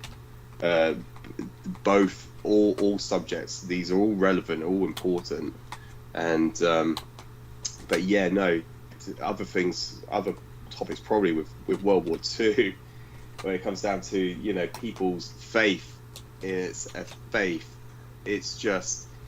I remember listening to one of the general public just say, well, how did we get to this point? And as you presented earlier with the question, how did we get to this point? We're the victors of World War II. How did Britain become so, just completely impoverished at this point of we're undergoing a cost of living crisis? How did this even happen? And people are asking these very relevant questions, but if they assert what we have been saying, then it should make some form of sense to them. Then they will know where their point stands in history. They know how we got to this point. And if we did win, then we wouldn't have this problem. We wouldn't be in this crisis with everything. And it was important because you mentioned about the global crisis, the Earth heating up, the global catastrophe, which is imminent and inevitable. The Russia themselves, they denied the realization or the reality of global warming. Yes. Now they're at a point where their stance has obviously shifted. They've changed. Their paradigm changed. They realized, like you mentioned earlier about immigration, refugees. Yeah. Obviously, where they're situated, it's a frigid climate. Frigid. It's in the northern hemisphere of the Earth. Russia realizes, well, if we don't acknowledge this, then we're going to have a mass immigration. Yes. We're going to have, people will be bringing, NATO will be expanding. Yeah, that's their They'll be invading us. they would be so fucking lucky if they were. Honestly, it's like I said, if that happened, that would just be such a relief for them. They would just get such an economic reform. But basically, just so people understand, Russia is burning. Russia is burning with the global warming. Siberia has been on fire for months. Yes, it's their world is dying. and people have no idea how bad it is. It's like it's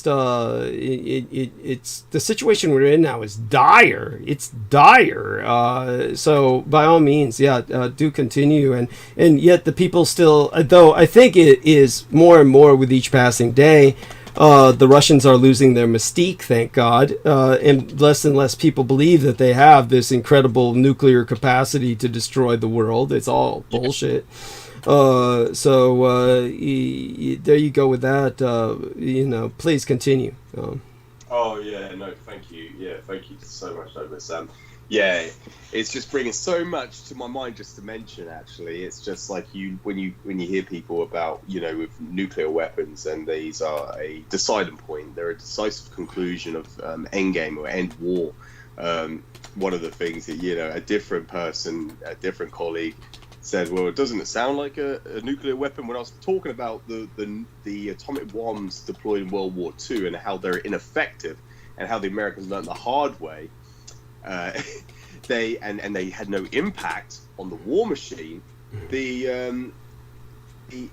When I'm presented with all of that, and the individual went, well, doesn't it sound like it? To me, it sounds like a victorious weapon. Does it sound like it to you? Of course, he was relaying the Oppenheimer movie, the new yeah. The guy who plays Oppenheimer is the guy who plays Iron Man in the Marvel Comics franchise. Yeah, that's it. And Pinky Blinders and and all that. It's and 28 days later, 28 weeks later, that zombie apocalypse movie. Yes. Well. Oh my God. This individual, it's just it's so laughable. It's just oh God, it's just bringing so much to my mind right now, Douglas. Actually, I was actually reminiscing on James Channon, that movie, The Men That Stare at Goats as well. George Clooney portrayed James Channon. It's like you just look at the Hollywood actors; they get to play these individuals from history, and you just see this, and it's like, oh my God, with Brad Pitt as well. And when you mentioned about the influence they have, just automatically just remind me of that really fallacious movie. What's it called? I'm trying to remember what it's called. It's there's so many of them. Eli Roth. He played in Inglourious Basterds, Quentin Tarantino movie. Oh my God, it was just a Jewish masturbatory, a masturbatory fantasies. Excuse me, I can't pronounce it. Masturbatory fantasy. Yeah, thank you, Douglas. Without you. No worries. I just think about all these individuals and their and of course Leonardo DiCaprio, Brad Pitt, all all affiliates with Quentin Tarantino. This man portrays these as Nazi haters, Nazi killers. However he refers to liberators, whatever. They're just Nazi haters. Yes. And then they're tutophobes. They hate Germans. Germanophobes. Yeah. Yes.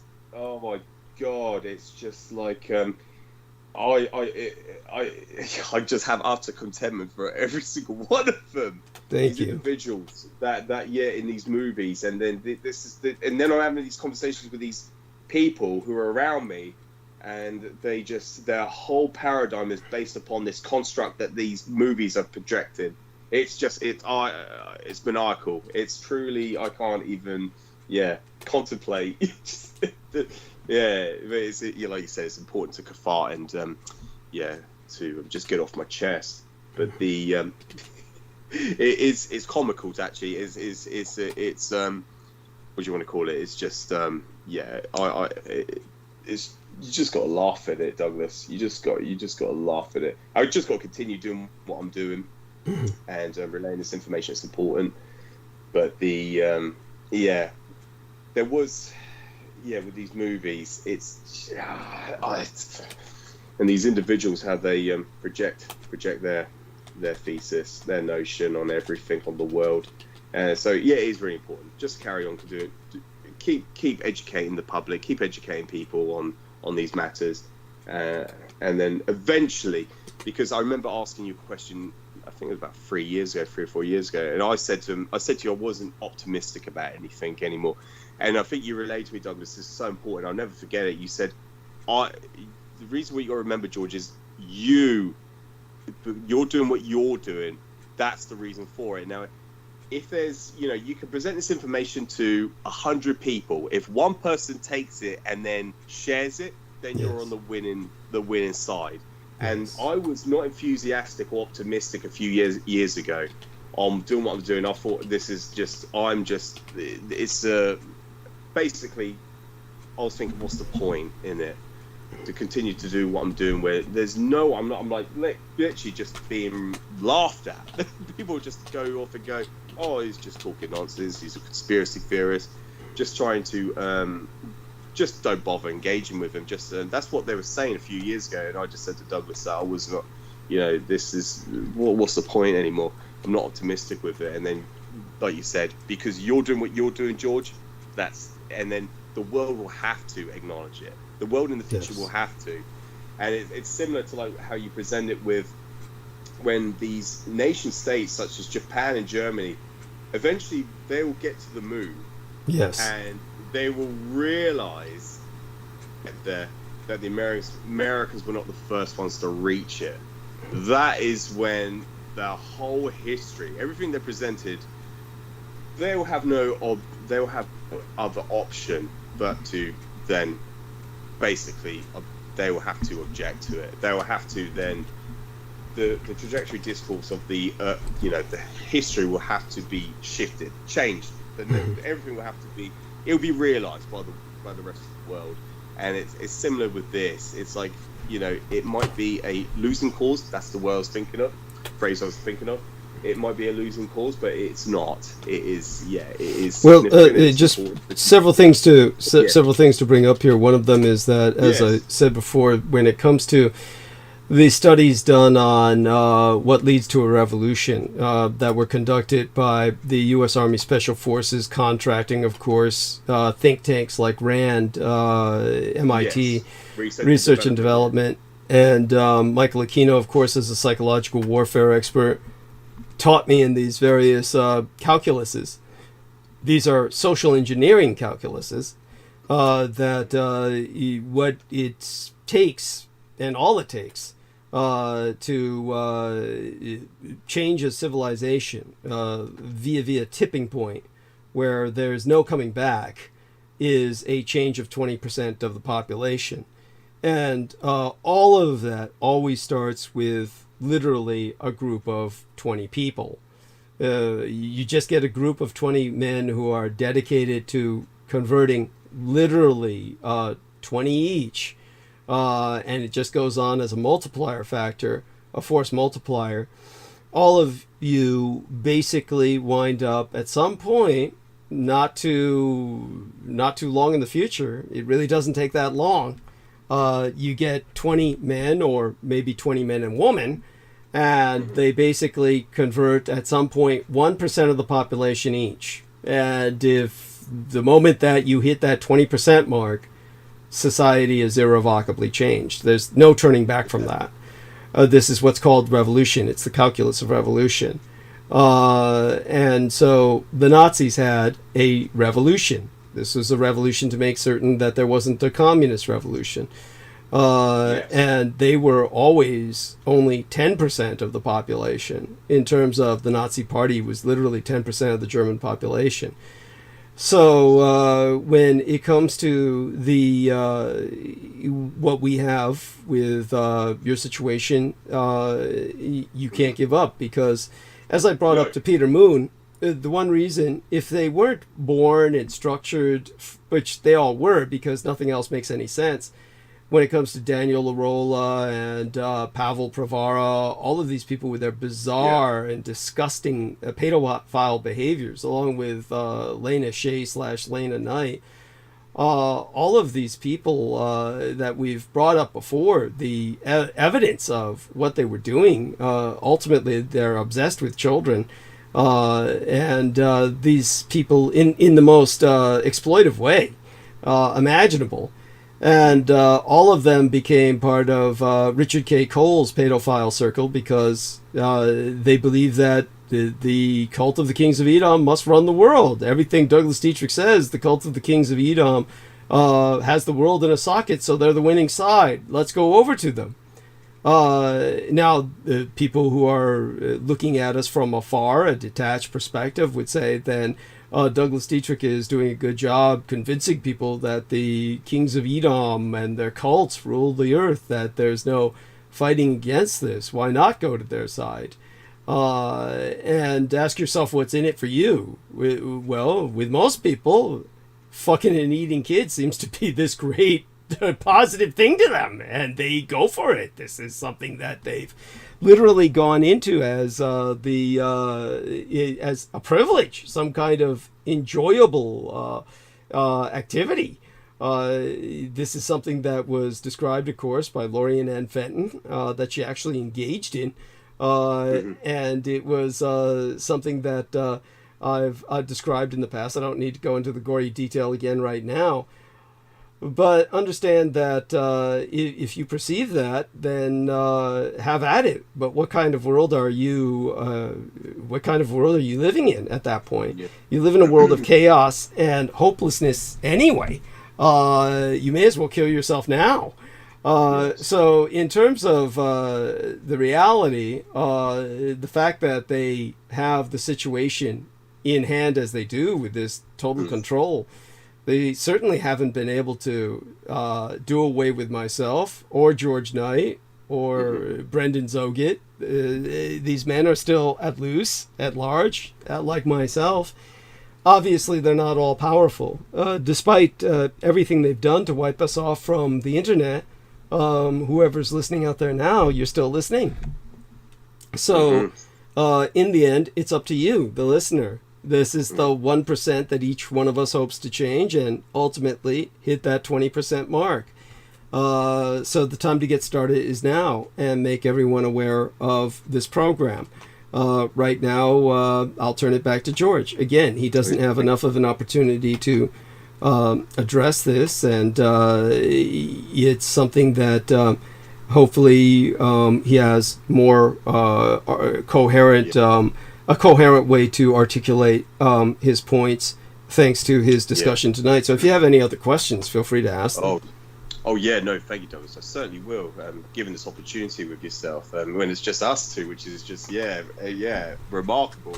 Usually there's, having been graced with the presence of Brooke for such a long time, at least we get the chance now to actually talk, in a dialogue with one another. Which I very much appreciate and I have gratitude for. To also speak about the mass control of the populace. Michael Aquino was obviously recognized as a psychological warfare expert in the field, and I know that he publicly stated. I know he has publicly stated this, but I remember hearing it from yourself as well, Douglas, that he'd always referred to with the population. He could quite easily take over the world, but the population is too stupid. Along those lines, if they weren't so stupid, he would be able to take over the world. That was something that he actually said himself. But he, certainly with that was his purpose. That was why he was given that title. It's because he can control the doctrine. He was able to indoctrinate the belief of the population, and so obviously during Vietnam during 1969, when man started walking on the moon, we've gone over this before, Douglas. When Sergeant Melvin Brown was speaking, was after witnessing the landing, the module landing of the Apollo 11 mission. In 1969, when he saw this, when he saw this with his own two eyes, he basically had he started speaking about his experience, what he experienced, and I have uploaded on my YouTube channel the interview with the daughter of Sergeant Melvin Brown. He had two daughters, and he was relaying to them that he witnessed the bodies Yes. He was in the Jeep, the military, the army Jeep, under orders to collect these bodies and bring them. And I believe I can't recall the name of the base, but it's irrelevant anyway. When he lifted up the tarpaulin of the from the bodies, when he lifted we're talking about what before it was Roswell. It was fuck, I'm forgetting now myself. Thank you, Douglas.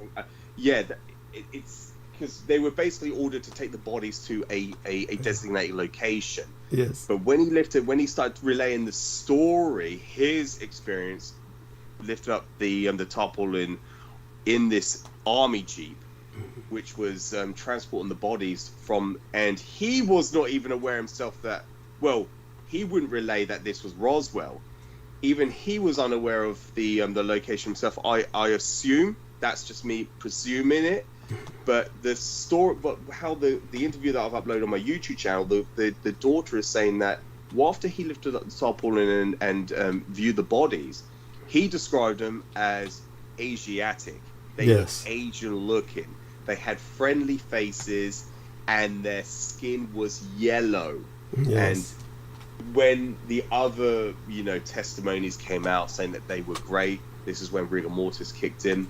And then she tried to allude that it was probably the tarpaulin is green, so it reflected and gave a yellowy, singy color to the bodies reflectively. But no, it was Melvin Brown knew what he was describing. These had yellow skin, and they obviously were Asian Pacific Islanders. These were the exploited prisoners of war.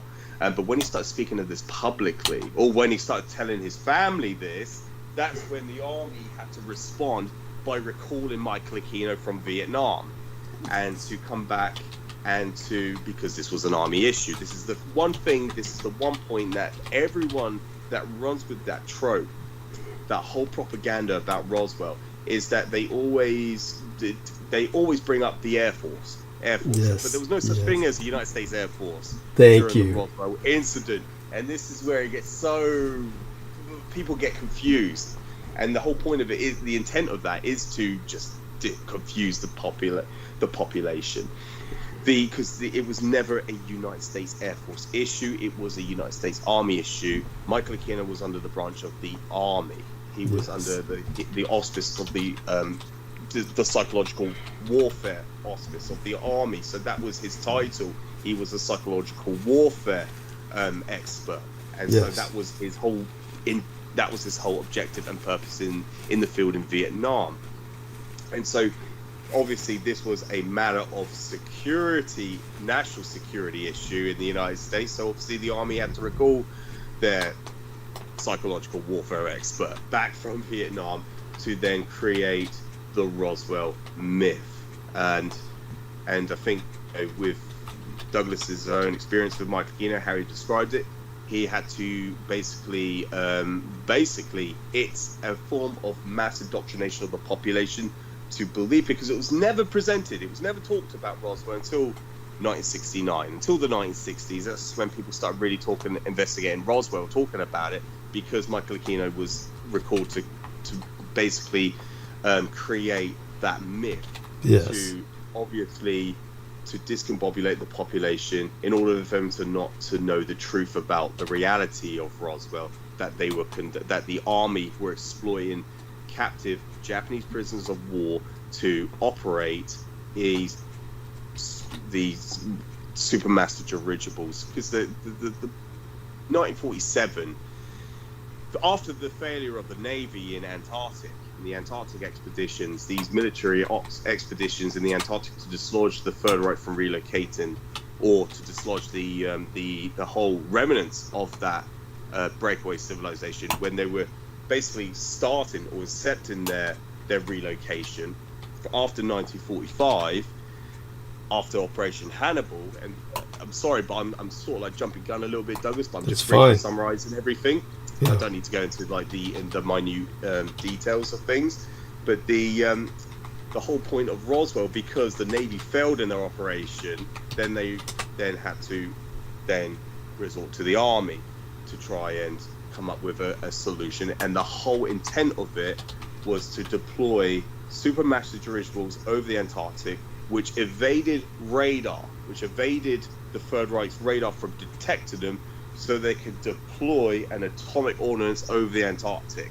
That was their response. That was the whole objective, and that was their solution, because the Navy had failed in Operation High Jump. Yes. So that was the reason why they turned towards the army at Roswell, which that was where they stationed the bomber group, the 509th Bomber Group, which was the only atomic wing in history, and their mission statement states they were the only atomic bomber wing in the world that could deploy atomic ordnance. Which of course was a lie, as we present in the book The Roswell Deception, but that was their propaganda sales pitch. Go on. Yes, exactly, Douglas. Thank you. So hence why no form of extraterrestrial coming from a different star system, traveling interstellar, and I'm talking space travel as opposed to time travel, or as opposed to extra dimensional travel through space and time as they presented it. They wouldn't just crash land at an army camp, an army base where the so-called 509th Bomber Wing was stationed, and then it just so happened to look Asiatic. It's just preposterous.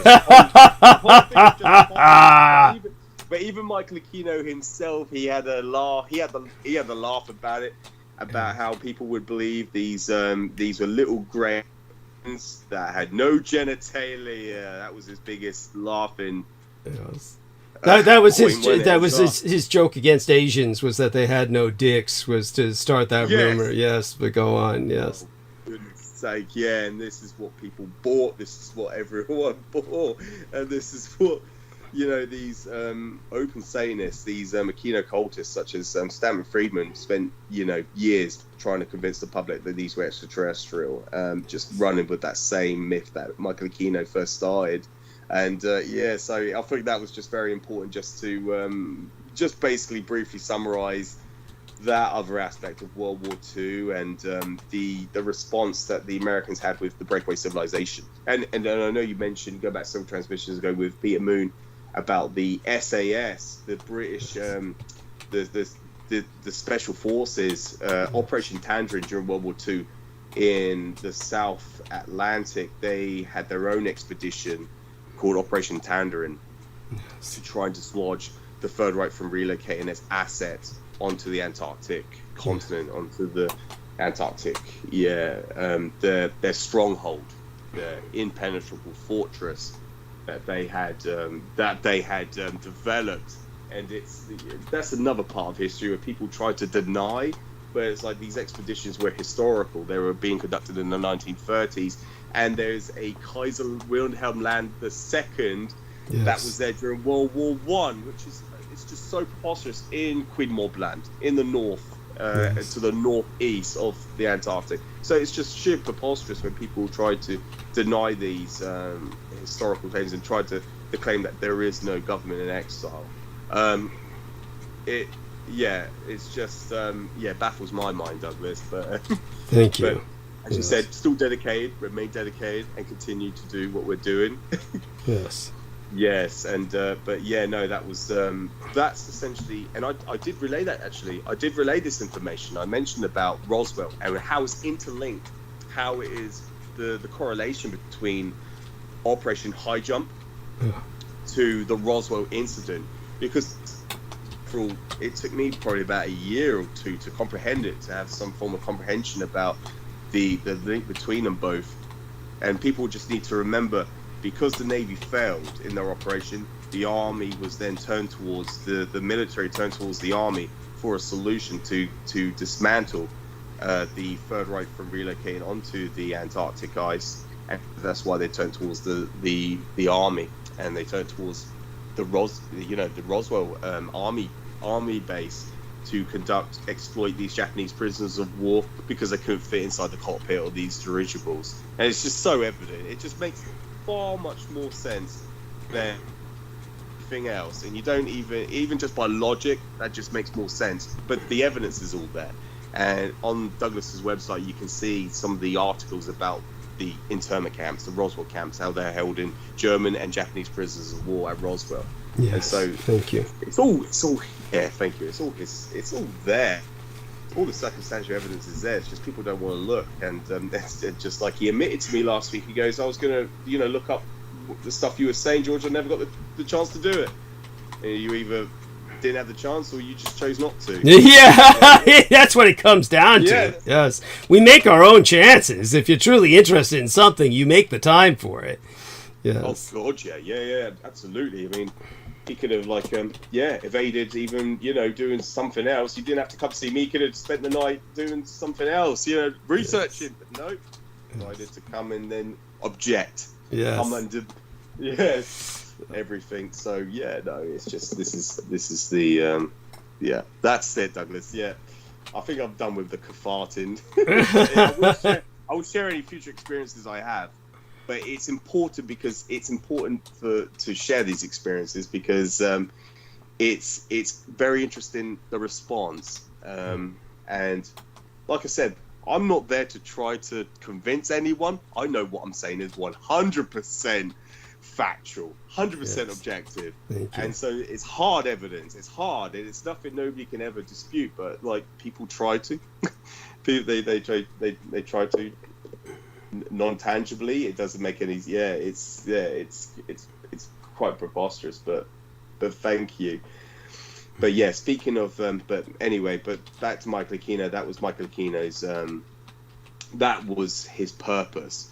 He was there to indoctrinate, and it's the same with Peter Levender as well when he wrote the book, The Unholy Alliance, to try to portray the National Socialists, the Third Reich, as Satanists. The people conflate these two things, and that's how most people generally they see him today. They just see him as a renegade group of Satanists. But that's thanks to people like Peter Levender, who was an Aquino cultist as well. Yes, who wrote the still is, even though Aquino's dead. Yes. Yeah, exactly. He's still trying to fulfill. Well, why do you feel that you've never suffered an Aquino astral assault or an Aquino psychic assault? That you don't have bad dreams about him? How do you escape this? Do you feel? Oh yeah, Douglas. No, thank you. The only experience I ever had, and I'm glad you mentioned this because I know, like with Brenda Zoget and Nemo, they have like swastikas and they have wards around them. Whereas I don't have that around me at all, but I understand the significance of them. And this the thing I always portray to people is, why do you think it's banned, the swastika? Why do you think they banned it? And it's the same with like. And the other thing I wanted to talk about, I'm glad Brooke's not here because she'll scream at me about dogs as well. About, when Aquino when he was ushering in, when he was working with, when he was trying to usher in these entities, he would usher in, when he was trying to call upon Satan himself, he appeared as the Egyptian god Set, or as Brendan, I think he briefly mentioned earlier.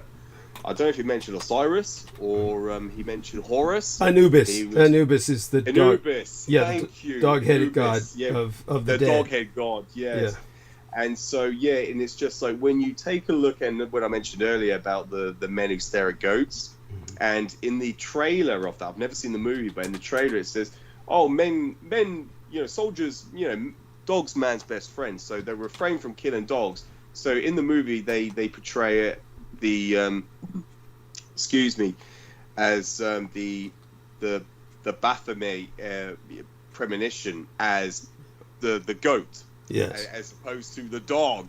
Whereas when you look at the temple as Set, Michael Aquino had and he has publicly admitted as well that when he was called upon Satan himself, he came into the form as Set himself.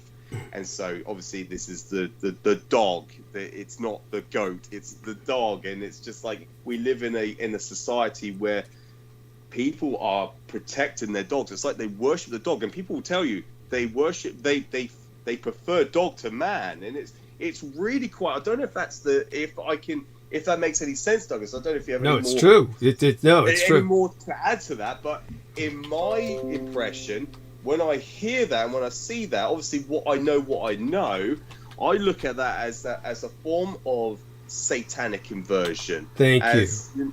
Yeah, and I look at, and you know what? I can share this publicly. It doesn't matter. But my daughter, she loves goats. Yes, and great. I'm like so grateful. She talks more about goats than she does dogs, and I'm like, Yes. but everyone else around me hate goats. They say I love the taste of goat, but they worship the dog.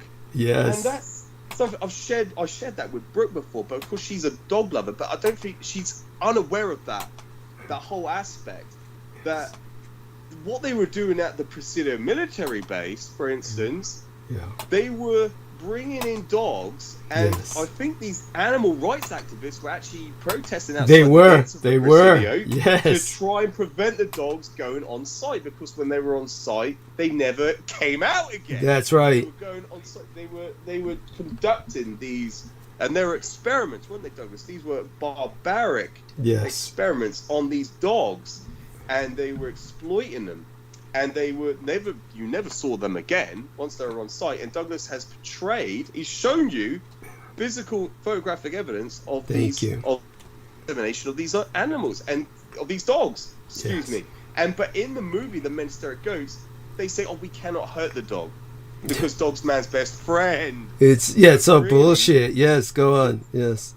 It's all complete bullshit. And so when I hear of this, and I'm so grateful when when I listen to my daughter goats, and I'm there praising her. Yes, goats. There's nothing there's nothing satanic about the goats. When people watch the Hollywood movies Insidious, they're portraying it as the clover hoovered foot of a goat. They're portraying it as the god Pan. And this is the church doctrine conflation of that, and there's something, and that's another aspect I always try to present to people, to try to make them aware of why we have this antithetical behavior, antithetical response to these subjects, because the way that it's been outlined throughout history, they are deliberately confusing people, and it's deliberate, it's completely, and it's so important that, and I loved it listening to you going back several transmissions ago, Douglas, when you talk about where we get the term panic from, where it derives from. It's from the term panic, people panicking in the woods, which is where in Europe under the paganism, the church converted people, and they said this is the representation, because in the Bible itself there's no physical representation of the devil himself or Satan himself. So the way that church doctrine has indoctrinated people, the populace, is by presenting that the Norse pagan god is the representation of the devil. And when you look at this common modern day culture of the representation of Satan, of the devil, and they always portray it as the goat. And so that's an inversion, that's a satanic inversion of that.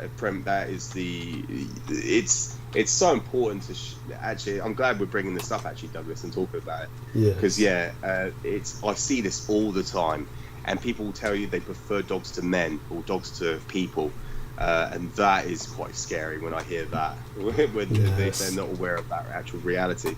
But during this period where Douglas was at the Presidio, they were these satanic rituals on these dogs, and they were using them. They were using, and as you said, Michael Aquino himself was using these as a form of sacrifice. He was not letting anything go to waste. And so that's very important. And there was another point I was making as well, Douglas. Another thing to bring up, which is important. By the way, Mary in the chat room and Acid Kick 96. He says I love goats too, and Mary says I had 2 pet goats. I love goats. Yes, so there you go. Thank you. Yes, it's so important. They're remarkable animals. Yeah, absolutely. I think they can probably share. That's the thing in the Muslim world. In the Muslim world, they have no purpose, which is why they're not. It's similar to pigs. And when I had the two other colleagues, different colleagues, and I'm talking. The thing is, I don't interact much with with friends much anymore because we've all grown up, moved forward. So the only people I interact with is mainly work colleagues. So that's why you'll hear me speak of work colleagues, because we have these discussions. But when they bring up that, in the Muslim world, in the realm of Allah, in the realm of submission, they look upon the pig as a dirty animal. So that's why they refrain from eating pork, where there is an actual logic behind it. Yes. To maintain and to keep one pig alive, you using water. Well, just to the amount of water they consume to keep one pig alive. Not talking about stock, but one pig alone, you can sustain an entire village, an entire family for the amount of water it takes. So that's the reason why they don't consume it. But it's just amazing how this form of, and indoctrination is another. I'm using that word quite a lot recently, during this transmission. But that is how people in the West are indoctrinated to think of, it's another form of xenophobia, I guess, or a form of basically another form of confusion where, they're very antithetical towards other cultures. I see that quite a lot. But when they speak of in the Muslim world, they don't eat pork and the Jews also don't eat pork, by the way, for the same reason, because they're Semitic. These are people. These are Hebrew-speaking or Arabic-speaking people of the desert. So they both refrain from eating pork, and there's other factors also into that. And but when you hear of this, it's just so profound. It's people really have no idea. They have no realization about true history. They're unaware of this information. They're unaware of all this. So they'll just spew and regurgitate all this fallacy, this crap about us. And it's maniacal. Thank you. Yes. And I don't know if I was going to mention more about the main hysteric ghost. George Clooney portrayed James Channon, and obviously when James Channon appeared on television or appeared in public interviews, he would come in army uniform, whereas Michael Aquino had to never be presented in army uniform, even though it was quite adamant. It was quite apparent that he was, he's a lieutenant colonel in the military. And when he appeared on Geraldo Rivera, that's the correct. That's his actual name, isn't it? Yes. Yeah, Geraldo. Yeah. Go on. Geraldo Rivera. Yeah. His real name is Jerry Rivers, but in case you didn't know it, Geraldo Rivera is a pseudonym. He's really a Jewish guy named Jerry Rivers. Yeah, so go on. I thought he was. Yeah. I thought he was actually, Douglas. Yeah, and Oprah Winfrey. He appeared in his acolyte uniform. He couldn't appear in his military uniform, his military attire. He had to, come on. But James Channon could appear with army uniform, and this is George Clooney portrays him in the movie The Men Hysteric Ghosts, and they mentioned about Jedi Knights. That's the best thing. I saw that in the trailer as well, Douglas, because I haven't seen the movie, but I've only seen the trailer. But they mentioned about the Jedi Knights, and of course I have a copy of the book Mind War by Michael Aquino, and he mentions about the Jedi Knights. Oh, and Stargate. He mentions everything. Yes. And another important thing to bring up for viewers is you can actually look at Michael Aquino's actual YouTube channel, and his YouTube channel is still out there. He has now got something like 900 subscribers, 800 to 900 subscribers. When I first discovered him, he had a small number of subscribers, and I think it's just exploded. Yeah. It's just disaster. Well, no doubt thanks to me. Exactly. Exactly. Because when I first saw it had nothing. But you look at the playlist, and that's public. People can look at his playlist. So if you click on his actual YouTube channel and you take a look at his playlist, everything Douglas has spoken about, whether it's Howard Phillips Lovecraft or whether it's the Nazi Bell, the Die Glock, it's on his playlist. Not to mention all the homoerotica. Thank you. Yeah. I'm glad, because I remember screenshotting that, sending that to you years ago, Douglas. I was like, look at this. Look at these erotica stories. He's listening to these erotica stories, and it's just like, oh my god, don't ever click on it to review it, because it's like, I clicked on it and just listened to the first minute or two, and it was just so cringy. I had to listen, and that was, I was literally just looking at it just for my own research. But like, I was like, Jesus Christ! So I looked at everything, and either some of these videos have been scrubbed, but they're either to do with the Third Reich, Howard Phillips Lovecraft, they're to do with Nikola Tesla. They've got everything Douglas has ever talked about. Oh yeah, and I think it's got Christine Joanna Hart, and I think it's got Sarah Rachel Adams as well. There we are. Yes. It brings up everything. It just backs everything up. It qualifies everything. Yes. And so yeah, that's what I thought was important to mention, because people can. I do recommend people just to click on it and just to look at that playlist, not to review any of the content. Of course, some of it is actually relevant. Oh yeah, 9/11. Christopher Bolin, the man who presented about Israel being behind 9/11. You know, and he goes into that. It was just solely Israel, but of course, when it comes down to the subjects of 9/11, it requires massive amounts of context to put things, to make sure it requires articulation, because it is so, that is one of the subjects that people get so bogged down on such minute detail that it just confuses everyone. So it's one of those subjects that you need literally hours to present it in its proper form of context, because like when you look at what Christopher Bolin, even though he is regarded as like an investigative journalist, he has done some extensive research on the subject, but he presents it as it was solely Israel. He doesn't mention about the domestic involvement in the United States. Of course, there had to be a cooperation with the domestic policy in the United States in order for the assailants or the vigilants to conduct that operation in the first place. You need some form of cooperation in order for them to succeed. And obviously, it's one of those things where it's contradictory. He contradicts himself quite a lot as well. And also doesn't mention about the House of Saud involvement as well, the Saudi involvement. And this is where you have to put things into context in order for it to make sense. But yeah, Michael Aquino was alluding to that also, everything that Christopher Bolin presented, talking about, yeah, it was done by Israel. And of course, not arguing with that. Of course, there is you know, there is hard circumstantial evidence that we've gone over again in the past. But that's also on his playlist, just to bring up. We won't go into 9/11 tonight, Douglas. It'll take way too long.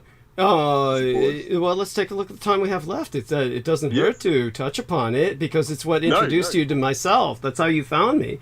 We got, basically approximately 2 hours left, but more like an hour and a half or an hour and 40 minutes. Go for it. Talk about 9/11 and talk about the fact that, yes, Michael Aquino, yes. What do you think was his purpose in promoting essentially a kind of Judeophobia? Yes, because that's exactly how it was, how I perceived it, exactly how he presents it. Yeah. It was basically saying that, because of course he has. And I actually recorded it. And when, I spoke to you privately for the very first time, I asked a question about, I said about Israel's involvement. I remember you saying to me, you answered straight away, and you said, well, they were certainly in the know. Yeah. So they were complicit in that whole incident. They were certainly in the know about it, but they weren't the ones involved. Essentially, to explain to people, they basically took massive advantage. They certainly had, through their intelligences, they had the intelligence. They knew that 9/11 was imminent. They knew it was coming.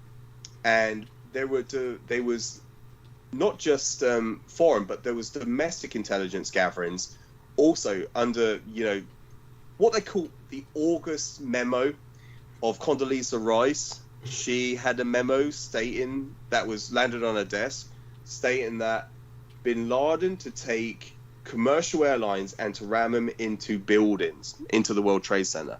They had prior knowledge gatherings of this event happening.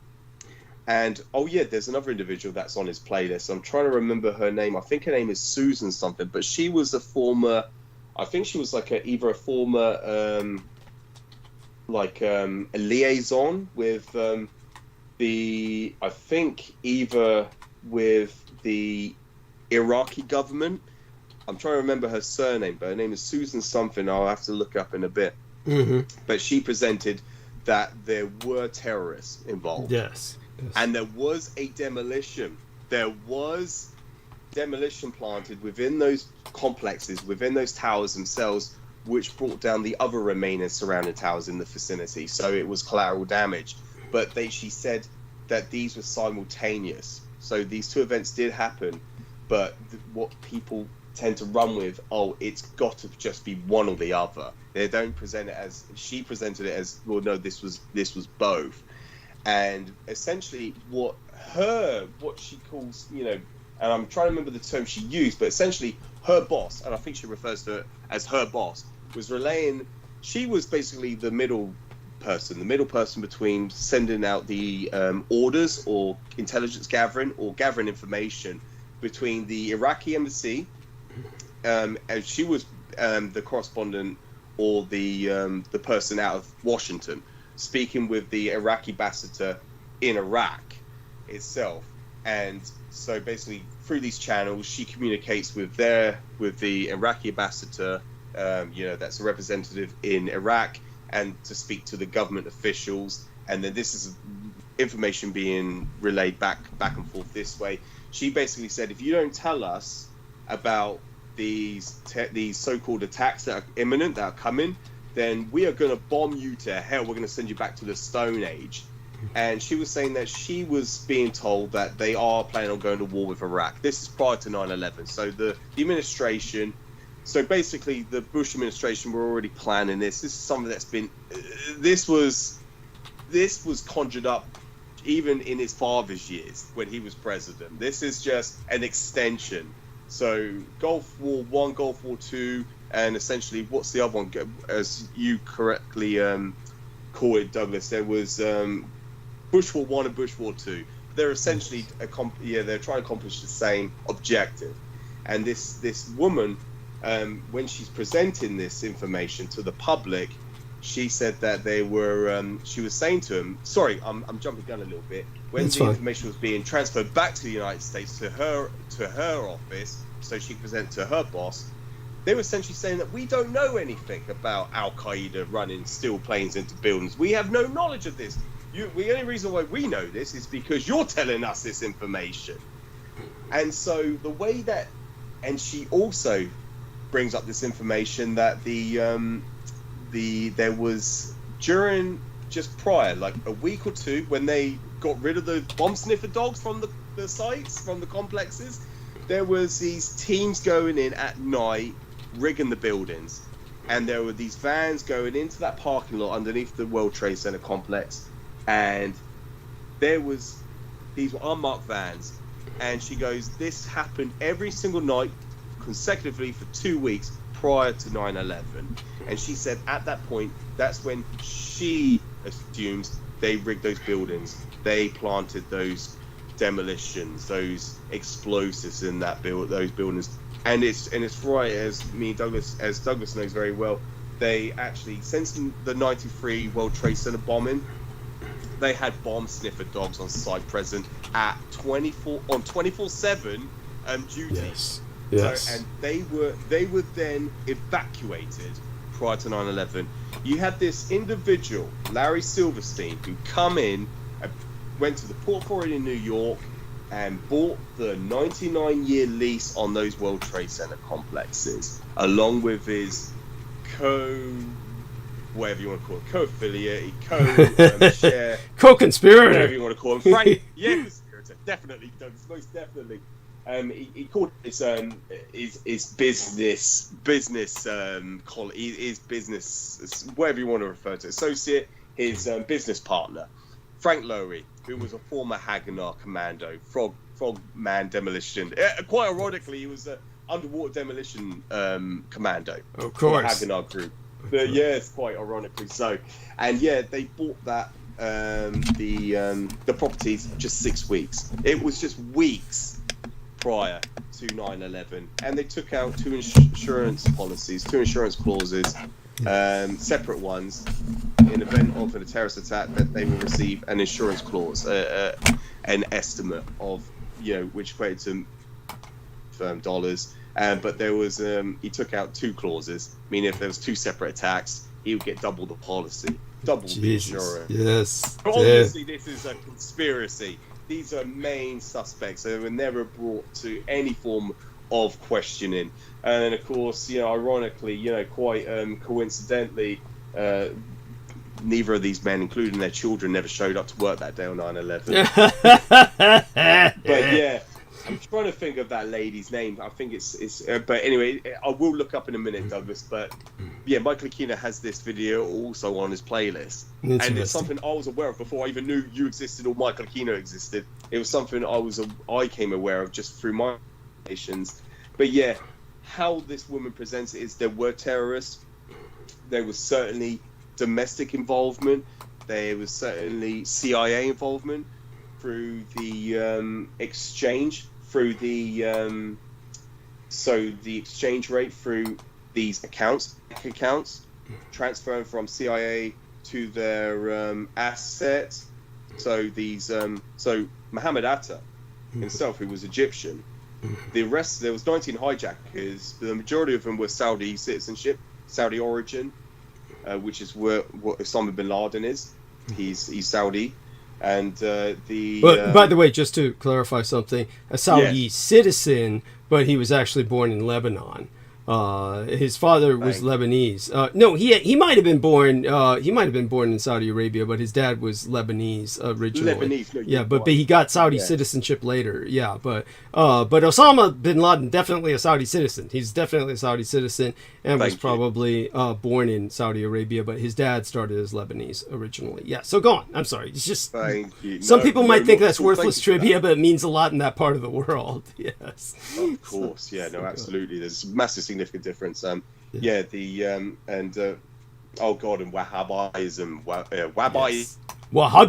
Wahhabism. Yes.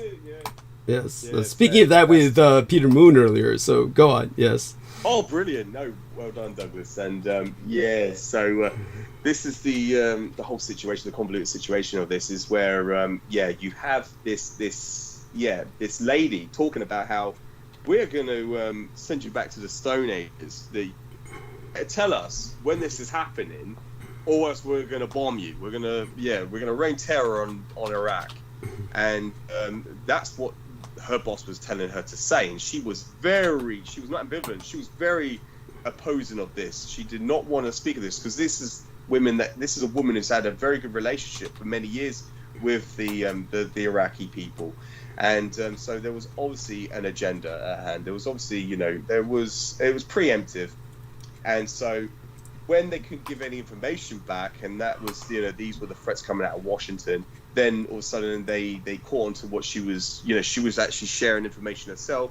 That's when they what do you want to call it? That's when they tampered with her house.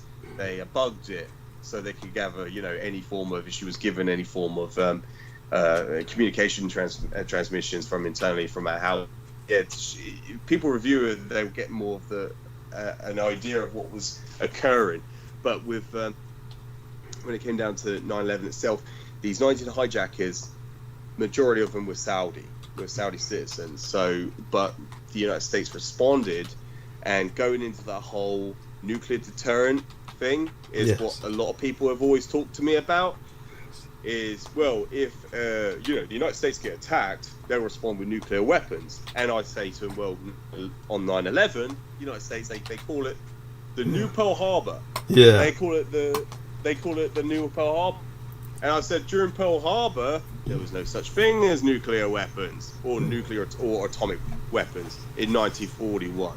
Yes. And I said they couldn't respond with nuclear weapons at that point in time because they didn't attack the United States. But I said in 9/11, they did attack the United States. Yes. And a foreign operative attacked the general public. It's a terrorist attack. Yes. When did they respond with nuclear weapons? There's no answer. Yes, so thank you. The whole thesis is a lie. Thank you. They have no defense. And like you said earlier, Douglas, there is no defense. Yes. And what do? The year prior, and this is common knowledge, this is in the public domain, there was something like, I think, anywhere between 1,100 to 1,500 exercise drills to intercept any form of strategic or offensive attack on the United States continental. So over the continental United States, and it was successful. But on that very day, and this is similar to what happened on Pearl Harbor, they were conducting exercises where they took all the interceptors, all those jets, and they scrambled them to the United States.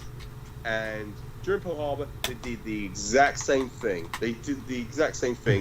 And you know, I don't need to go into the thing with Pearl Harbor because I can't remember the individual's name who was on the ward, the ship. I'm trying to think of the man in charge. I'm not thinking. Oh, the captain of the USS Ward, or Nimitz was, of course, on the aircraft carrier, the Enterprise, sitting outside of Pearl Harbor. Enterprise. Okay. That's it, Douglas. Yeah, the Enterprise. Thank you. But yeah, anyway, we won't go into Pearl Harbor. But on the day of 9/11, there was no fighter interceptors. There was nothing to scramble. So there was no defense. It was non-existent. And when you think of the Pentagon, it's supposedly the most secure airspace in the world. It has, and the Pentagon itself, it has 91 security cameras facing outwards. There is no security cameras on the inside, and it's just like, even in the UK, you go to any form of secure building, there is no security cameras on the inside. Well, if there are, these are external but internal areas. But on the inside, there's no one watching you because nobody's policing you. So in the same with the Pentagon, nobody's going to police the police. So there's security cameras facing outwards, but it doesn't capture what hit the Pentagon. Yes. And this is the other thing that's very confusing for people. It is, and the only footage they ever showed you is from a security gate, which is frame by frame, where there's a relapse of several seconds, so you don't capture everything in direct motion. And so, when it comes down to 9/11, there is no fighter interceptors. Now, by the way, they were in the air for over an hour. And all the air traffic controllers were trying to locate these planes. They went off radar for a period of time, because people can look at the flight paths. And the individual, I remember his name, is Hani Honjo. He was the man who supposedly done 70-degree flight turn and crash landed into the one side of the Pentagon. It's got 5 faces, obviously that's why it's called the Pentagon, in the shape of this satanic pentagram.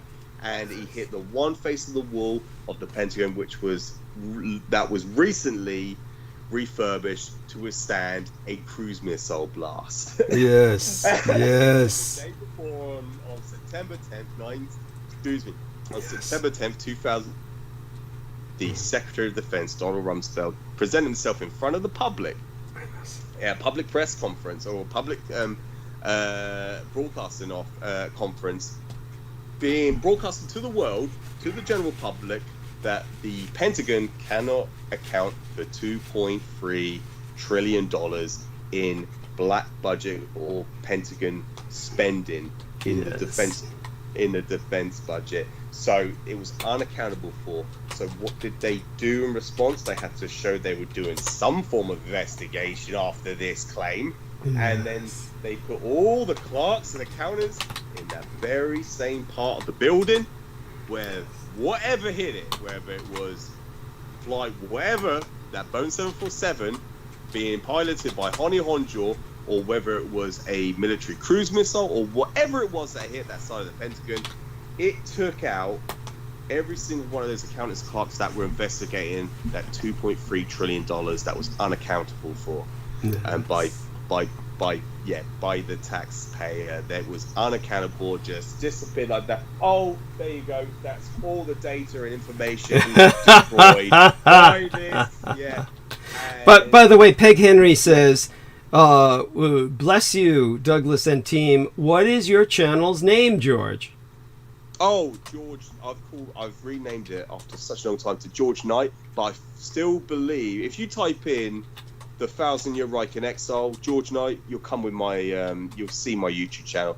But I think, because I created it as Bizarre HD, going back a long time ago, it was like a gaming heading, it was spelt wrong as well, because I had no other option to call it anything else. It is, that was, my YouTube channel was Bizarre HD, Bizare HD. But if you type in George Knight, the 1,000-Year Reich in Exile, it's the only channel you'll see it straight away. Yes. And my profile avatar is, you know, right of our wedding day, my and my wife's wedding day. So you'll see a wedding photo, and so that's me. That's my YouTube channel. Excellent. And so yeah, you can see the interview conducted with Sergeant Melvin Brown's daughter, and yeah, that's very important for people to look up, and including Harry S. Truman's his presentation to the world of Proclamation 2714 of Yes. the termination of hostilities of World War II, and that's also presented on there as well. Tell people how that's very hard to find on YouTube. Yes, that's yeah, oh yeah, it certainly was. Yeah, so yeah, there is, and not just that, also Douglas. Yeah, there's another video that they've literally cut it short. They've cut it short because yes, so basically the peace treaty of San Francisco was signed on September 8th, 1951, but on September 4th, 4 days prior, had President Harry S. Truman presented the very first coast-to-coast broadcast. So the first continental broadcast. It was basically, it's like transatlantic. I don't think it's transatlantic. I think it was the first West Coast to East Coast continental transatlantic broadcast. Yes. And that was very first aired on September 4th, 1951. And that was out of I think that was out of the opera. That was the Opera House in San Francisco. Yes. That was where that was broadcasted. Yes. And he goes, this is the very first coast to coast broadcast in history, and it says that at the beginning of the video. And he talks about, I am happy to present myself the very first coast to coast transmission in history, and it's to talk about the peace treaty of San Francisco terminating the state of war between the United States and Japan. Then it cuts short. Then it cuts off. The video is stopped. And that's something I should also upload onto my YouTube channel. Please. But I have the entire transcript of that entire transmission. I have the text form of that where they speak about we're opening up our markets to Japan. Thank you. And yes, and this is I have the entire transcript in text form. Yes. And Which so, is yeah, basically unconditional surrender. That's unconditional surrender. Yes. Go on. The Americans, yes. And so yeah, that's another thing we could go into probably another time, Douglas. Yeah, with the Potsdam Agreement, what that means, because you can go into all of this tonight. We still got an hour and a half left, so go for it. Jesus Christ. Yeah, no, keep yourself hydrated and go for it. Yeah, this is the episode you've earned. You've been trying to get to this episode. Yes, and people have kept taking it away from you. People kept interrupting you. Different things have happened. It's like the world was conspiring against this. So now that you have it, take full advantage of it. Yes, make it happen. Yeah, no, thank you.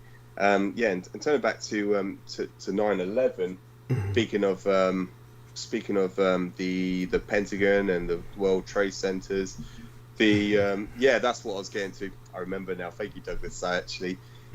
When you had this attack at the Pentagon. Now the date of that, September the 11th, 2001, was exactly 60 years to the very day that General Leslie Groves, the so-called godfather of the Manhattan Project, he unearthed that groundbreaking ceremony.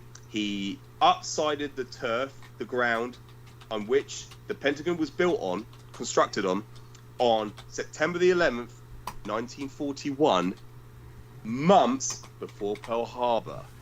Yes. And what he stated was, we need the largest office block building in the world to unleash the greatest and largest war the world has ever seen. We are going to construct the Pentagon. And that was when, on September the 11th, 1941, that's when General Leslie Groves conducted the groundbreaking ceremony to incept that office block, that office building entirely made out of concrete, entirely, permanently made out of concrete, which people cannot deny. They made it entirely made out of concrete, and it was because they needed every single rivet, every single strain of metal to be going into the fuel to fuel the war machine. They needed all that valuable material to go into fueling the war machine. So they made the Pentagon entirely made out of concrete. They used ramps as well. They constructed it using ramps. So the what you want to call the mechanical devices would have to travel up ramps and so forth. And that was the whole construct of the Pentagon. It is the largest office block building in the world. And on that day, so 60 years to the very date, there should have been thousands and thousands of people to commemorate the 60-year anniversary of the construction of the Pentagon. Yes, and on that that's day, right. And on that very day, on September 11th, 2001, there was no military asset, general, officer, lieutenant, anyone the halls were echoing. The halls were echoing with emptiness. There was, yes, go on. Yes. Everybody was gone. Everybody just happened not to show up to work. Everybody happened not to show up to work. Talk about conspiracy. Talk about it, Douglas. We couldn't go on about either. You know, it's just completely just think about what we're saying. Just think about everything you're listening to. The 60 years to the very date, there is no one that shows up, and the only people that die, and there was that. I think, if I can remember correctly, the individual whose testimony, I think there was. I don't know if there was there a survivor. One of the ladies, I don't know if it was. I think it was. I don't know if it was a black African woman that survived. Or there was, I can't remember exactly. This is something I cannot, recollect accurately. I don't remember either, but go on. No, yeah, so we'd have to look it up. It's not true at all. Yeah. Yeah, there's no point even going into that. Yeah. But the clerks and accountants that died, the victims, they were all the accountants and clerks that were investigating that $2.3 trillion that were missing from Pentagon spending, from Pentagon budget, from the military defense spending. So these were unaccountable for, and the only people investigating it were killed, were dead. Yes. So therefore, no more investigation. Yes. That just cleans that slate. There's no form of investigation now because all the information has been destroyed. At the one face, and that honey-honjal pilot decided, instead of ramming directly into the Pentagon on the opposite side, he decided to do a 270-degree turn and hit that one side that was reinforced to withstand a cruise missile blast. Yes. So, talk about conspiracy. Talk about it. I would like someone to refute that because that. Well, not only that, it's let me see here from my notes. The civilian pilot who flew Flight 77 that crashed into the Pentagon, he participated in a drill in the year 2000, just the year before 9/11.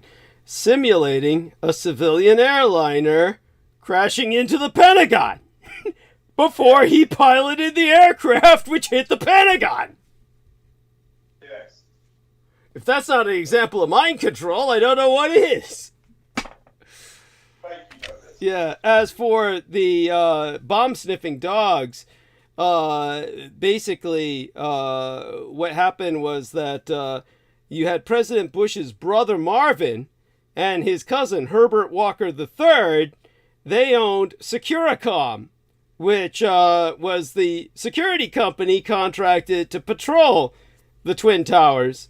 And 6 days before 9/11, they ordered the withdrawal of all the bomb-sniffing canine patrols. So that's because it took 6 days for them to completely pack the towers with controlled demolitions, which is exactly what that is. Anybody can look at those buildings collapsing and see. You don't need to be no goddamn explosives expert to see that it's controlled demolitions. Yes, that took down those towers. Yes. Thank you. Set charges and yes. Thank you, Doctor. I just quickly took advantage then. I just went to the toilet, but I could still hear you. Thank you. And I'm used to it. I'm used to it with Peter Moon. Peter Moon does that, and then I have to hold the stage for him. Yeah, so... And, Larry Silverstein, he was supposed to pay millions of dollars in asbestos removal when he leased the Twin Towers 6 months before 9/11. And instead, he made billions from this insurance policy, as articulated by... our man, George Knight. You know, talk about there's so many Jews guilty of mass murder, crimes against humanity. Co-conspirators. Yes, it's disgusting, and they continually present themselves as victims. This is what makes it so sick. Thank you. And there's nothing Judeo-phobic. Yeah, go on. Yes. Yeah. Oh, sorry, Doug. I didn't mean to interrupt. But no, it's fine. About what we're saying is because of these individuals doing what they had done, this has resulted in millions of lives lost. Yes. From 2001 to this present day, just that incident alone. Yes. You can thank them for everything. You can thank them for the invasion of both Iraq and Afghanistan. Yes, that's right. Yes, thank you. Yes, thank you. And no wonder why. I'm sorry, I can't believe I'm actually saying this, but no wonder why these nations want to produce nuclear weapons for their own deterrent. No wonder why Iran wants to nuke Israel. Yes, thank you. I'm sorry, I can't believe I just said that because it's something I never ever thought till that moment I could say it. But just thinking about everything we've articulated, you have to ask yourself that question, and it's not condoning what they're doing or what they've ever expressed and what they've stated and anything like that, because we can go over that. It's quite the opposite. It's true, actually. But just think about it. Well, I mean, I would go so far. I mean, honestly, if we're in it all the way, we might as well say that, honestly, I could easily make the argument that nations that acquire nuclear weapons seem to become actually more responsible. Both Pakistan and India have nuclear weapons, and they haven't hurled them against each other. So just because Iran gets nuclear weapons doesn't mean it's going to use them. It's simply, if anything, perhaps one needs to encourage them to get nuclear weapons. Because Israel has them. Look at Ukraine. Yes. Look at Ukraine. It gave its nuclear weapons up. Yeah, and look at what happened to them. So giving up your nuclear weapons is the stupidest thing to do. 2 years ago now. Yes. Thank you. Thank you, Doug. It's quite very, very true. It's just like my God, it's and look at here's the problem. Ukraine now faces the Republicans in America trying to give up their funding. And nobody's talking about Ukraine anymore. They're all talking about sending weapons and ammo to Israel. And whose fault is this? It's because Volodymyr Zelensky, as a Jew, said, I side with Israel when this all came down like an idiot. Here, the Ukrainians had elected him as president to prove they weren't Judeo-phobic, to prove they weren't quote-unquote anti-Semitic. And everybody knows how I hate that term. And then here's the big mistake they made. Well, he's a fucking Jew. So when Israel went to war, like an idiot, he sacrificed his own nation by saying, I side with Israel. And then the Americans said, fine, we'll give all the bombs and bullets to Israel. And now we're in danger of losing Ukraine. Look at what voting in a Jewish president got the Ukrainians. Better off to be Judeo-phobic, I assure you. This is. Thank you, Douglas. Yeah. Okay. Yes. So go on with whatever else comes to mind. Yeah. Oh God, yeah, no, thank you. And just look at when you had the Iranian insurgency going in through the borders of Iraq, and just to present to people, if you don't know the whole what do you want to call it, the whole basically what's happened in Iraq, when in 2003 the general consensus of the public was, the reason why the Americans are going into Iraq is because of oil. And just think about what the Americans have done. Well, we certainly haven't gotten any fucking oil out of the deal. Yes, go on. Thank you. Yes, exactly. Yes. And so for people to understand, the Americans, when they went into Iraq, they've completely irradiated the entirety of the oil refineries in Iraq. And I don't know if I conflate this wrong, Douglas. I don't know if I did it last time. But were they working depleted with uranium? Uranium? That's it. It was. Uranium. Thank you. I thought it was. I did say it right last time. Thank you. So they literally, they've radiated that landscape of Iraq. Yes. That if you ever, and this is why I tell people, don't ever go to Dubai. Yes, thank you. Don't ever go to Dubai. And, you know, forget all the glitz and glamour and the lights and the towers that reach the heavens. Forget all that. Just, if you stand and you look out towards, you can see, if you stand on the United Arab Emirates, the coastline of Dubai, and you're looking out, well, you're on top of the skyscrapers, you look out, you can see Iran to the north. If you look towards the west, if you're looking out towards the ocean, you can see Iraq. And that headwind blows in one direction.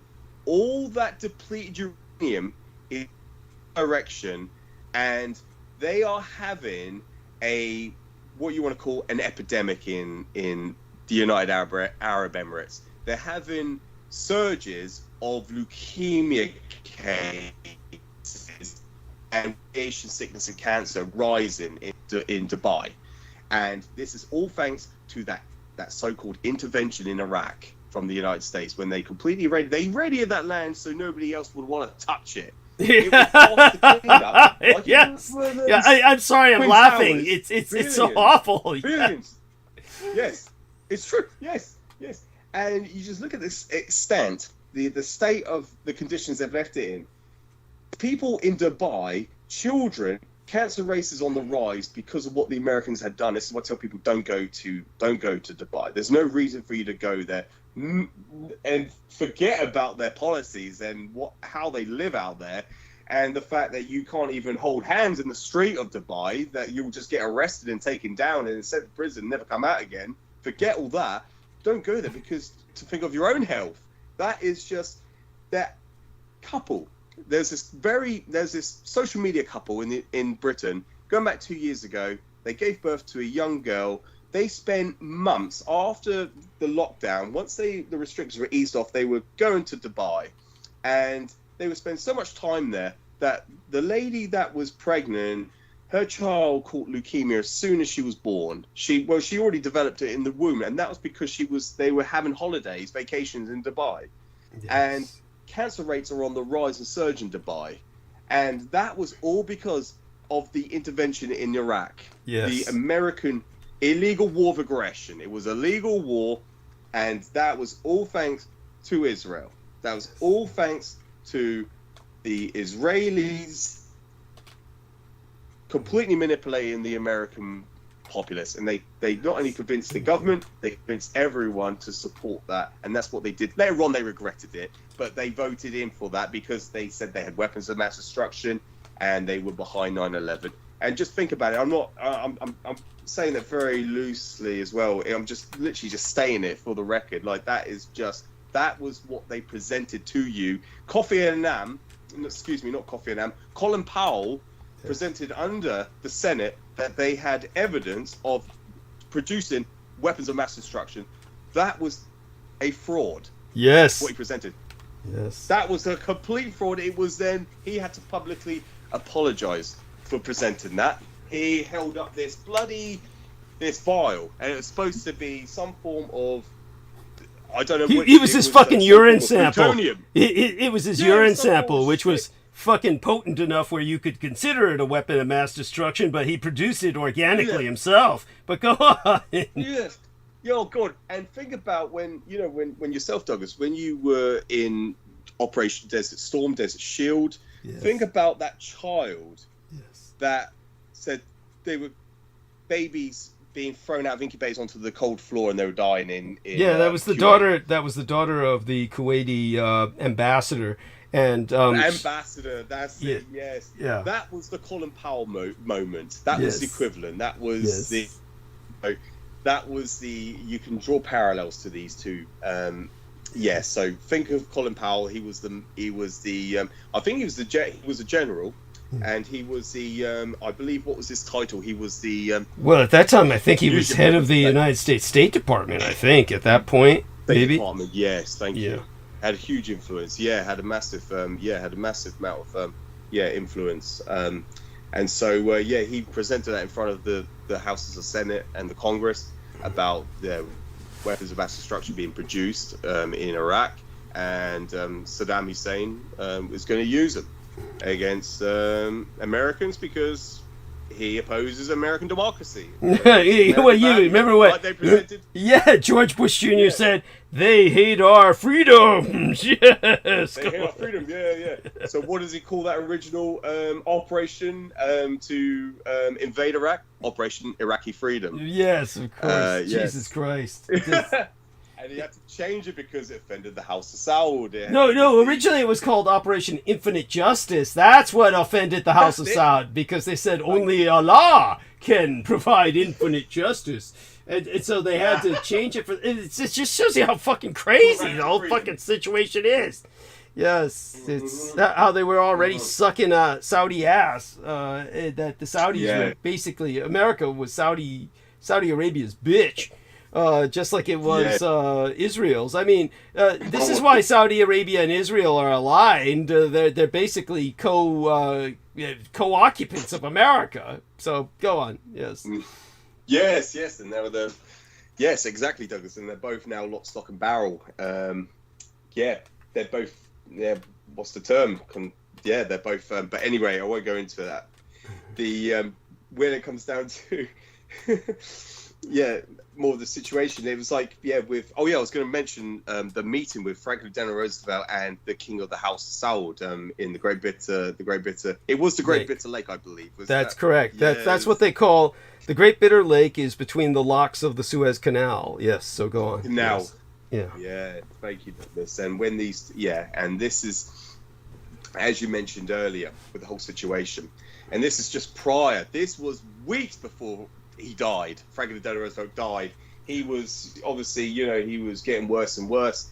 But like he met with, he basically sold his soul, sold everything, to the King of the House of Saud. And just so people are aware, and I have actual photographic images.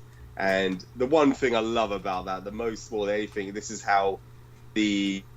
when the King of the House of Saud went back and told his kingdom, the Americans now are bitches. Franklin Delano Roosevelt just gave everything back and sold their whole sovereignty to the King of the House of Saud. And he goes, I'll give you these sheep. Yes. I offer you these sheep as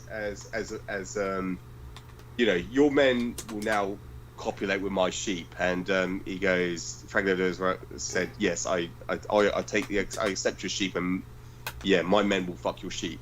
Yeah, pretty much. Yes, truly. And this is so true, and it's not an urban myth. It's historical, and I do have the photographs of all the sheep going on board the military ships after the disembarkment, after the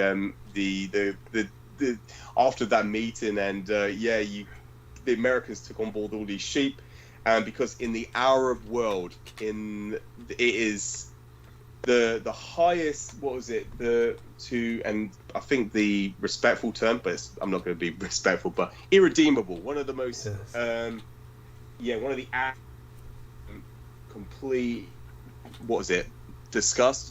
disrespect is to have sex with an animal. Yes. And so that was why the King of the House of Saud offered the Americans the sheep, so they can then copulate with. So then they had sexual intercourse with, because it is the lowest form of insult. Yes, it's the ultimate insult, and just so people understand, it's not that the American troops did this, though of course we're not really sure. It may well have happened when nobody was looking, but it's not that the American troops did this, but the fact that President Roosevelt took that insult and just sucked it, just swallowed it. Was the greatest victory for the Saudis. This was like what they brought home as like, look, the Americans really are our bitches. That yes, as Peg Henry says, how disgusting. Yes, it was. This is all true. They did the sheep, and they took them on board. Yeah. They took them on board, and whether they had sex with them or not, it's like, leave it down to your imagination. President Roosevelt accepted it, which is the lowest form of complete disrespect. Yes. In other words, he truly groveled. He prostrated himself. He truly surrendered. All talk about unconditional surrender. Yes, he surrendered all pride. Yes, go on. Oh, God, Douglas. Yeah, no, thank you. And so when we were talking about with 9/11, again, this is and Michael Aquino's acknowledged this himself. He knows that there was certainly involvement with Israel and the involvement with talking about the dancing Israelis and the students as well in the World Trade Center, because many of those floors were vacant. They were basically unoccupied, but many of the floors had what they call Israeli art students in these vacant floors that were unoccupied, and they would present themselves as art students. Yeah. But the reality was I don't think they even were art students, according to if I can remember what I can recall through my investigations. Definitely not. Definitely no goddamn art students, though they claimed they were. Yes, go on. Yes, thank you.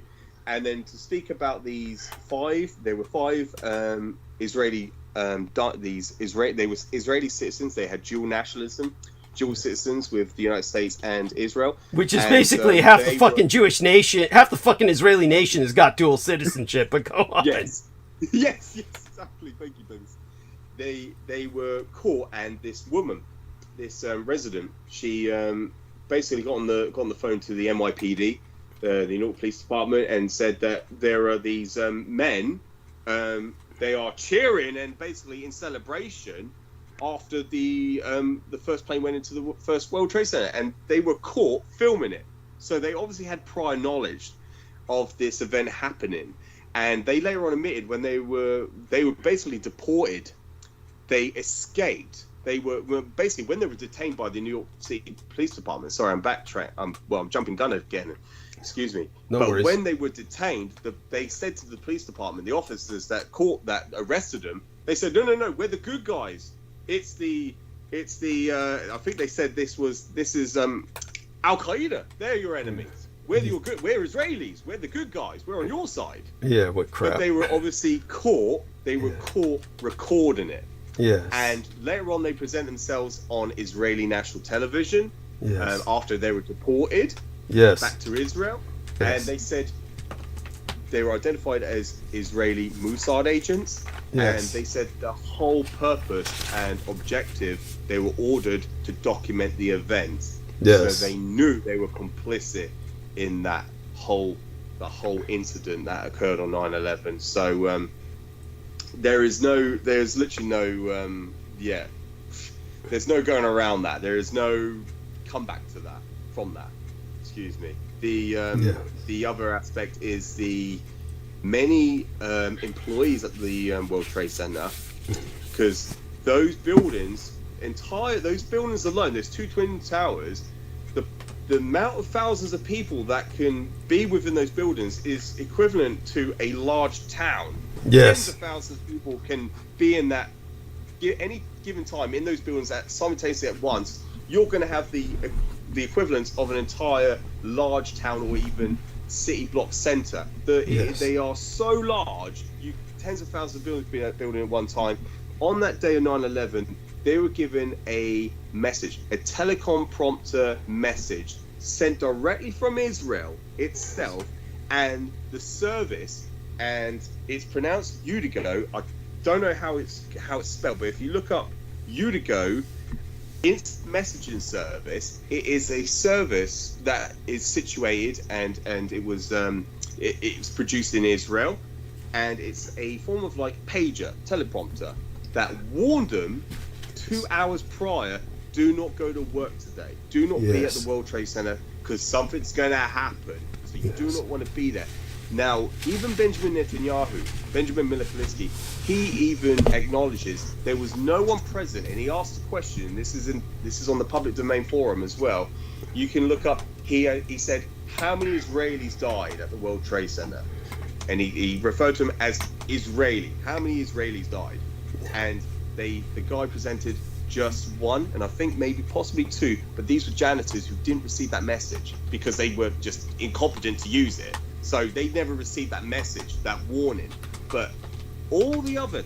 And by the way, he had to be making that up in terms of Jewish people dying, because whoever heard of a Jewish fucking janitor? That's they were all Mexican immigrants. Yeah, so that's just a joke. Doing scut jobs. Thank you, Douglas. Yeah, absolutely. So that was literally it. That was so essentially, theoretically, no one died. Yes. That was Israeli. Yeah, that's right. The only two nations in the world that had, every single nation on Earth had at least one citizen that died in those towers. The only two nations on Earth that did not experience that loss were Israel and the House of Saud.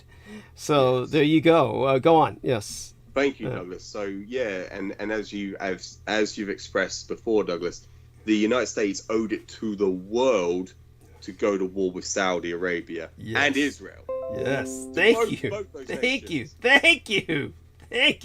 Not to mention to war against itself because of Bush's involvement, their own president's involvement. So they should have gone into civil war as well against the Republican Party, but go on. Yes, thank you.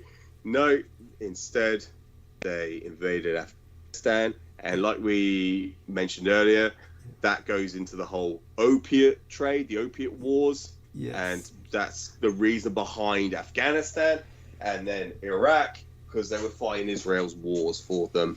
So whenever you're explaining, whenever you're explaining the drug economy, again, don't forget the pie chart. Always say the pie chart of the economics of the world, where you see the pie graph, where you see this is oil, this is some kind of economic service, technology sector, and you've got these different divisions of the economy, but it's pie a la mode, and all of that big gloppy black budget ice cream scoop on top of the pie is narcotics, recreational narcotics, which is far more money than all of the other aspects of the pie graph economy combined.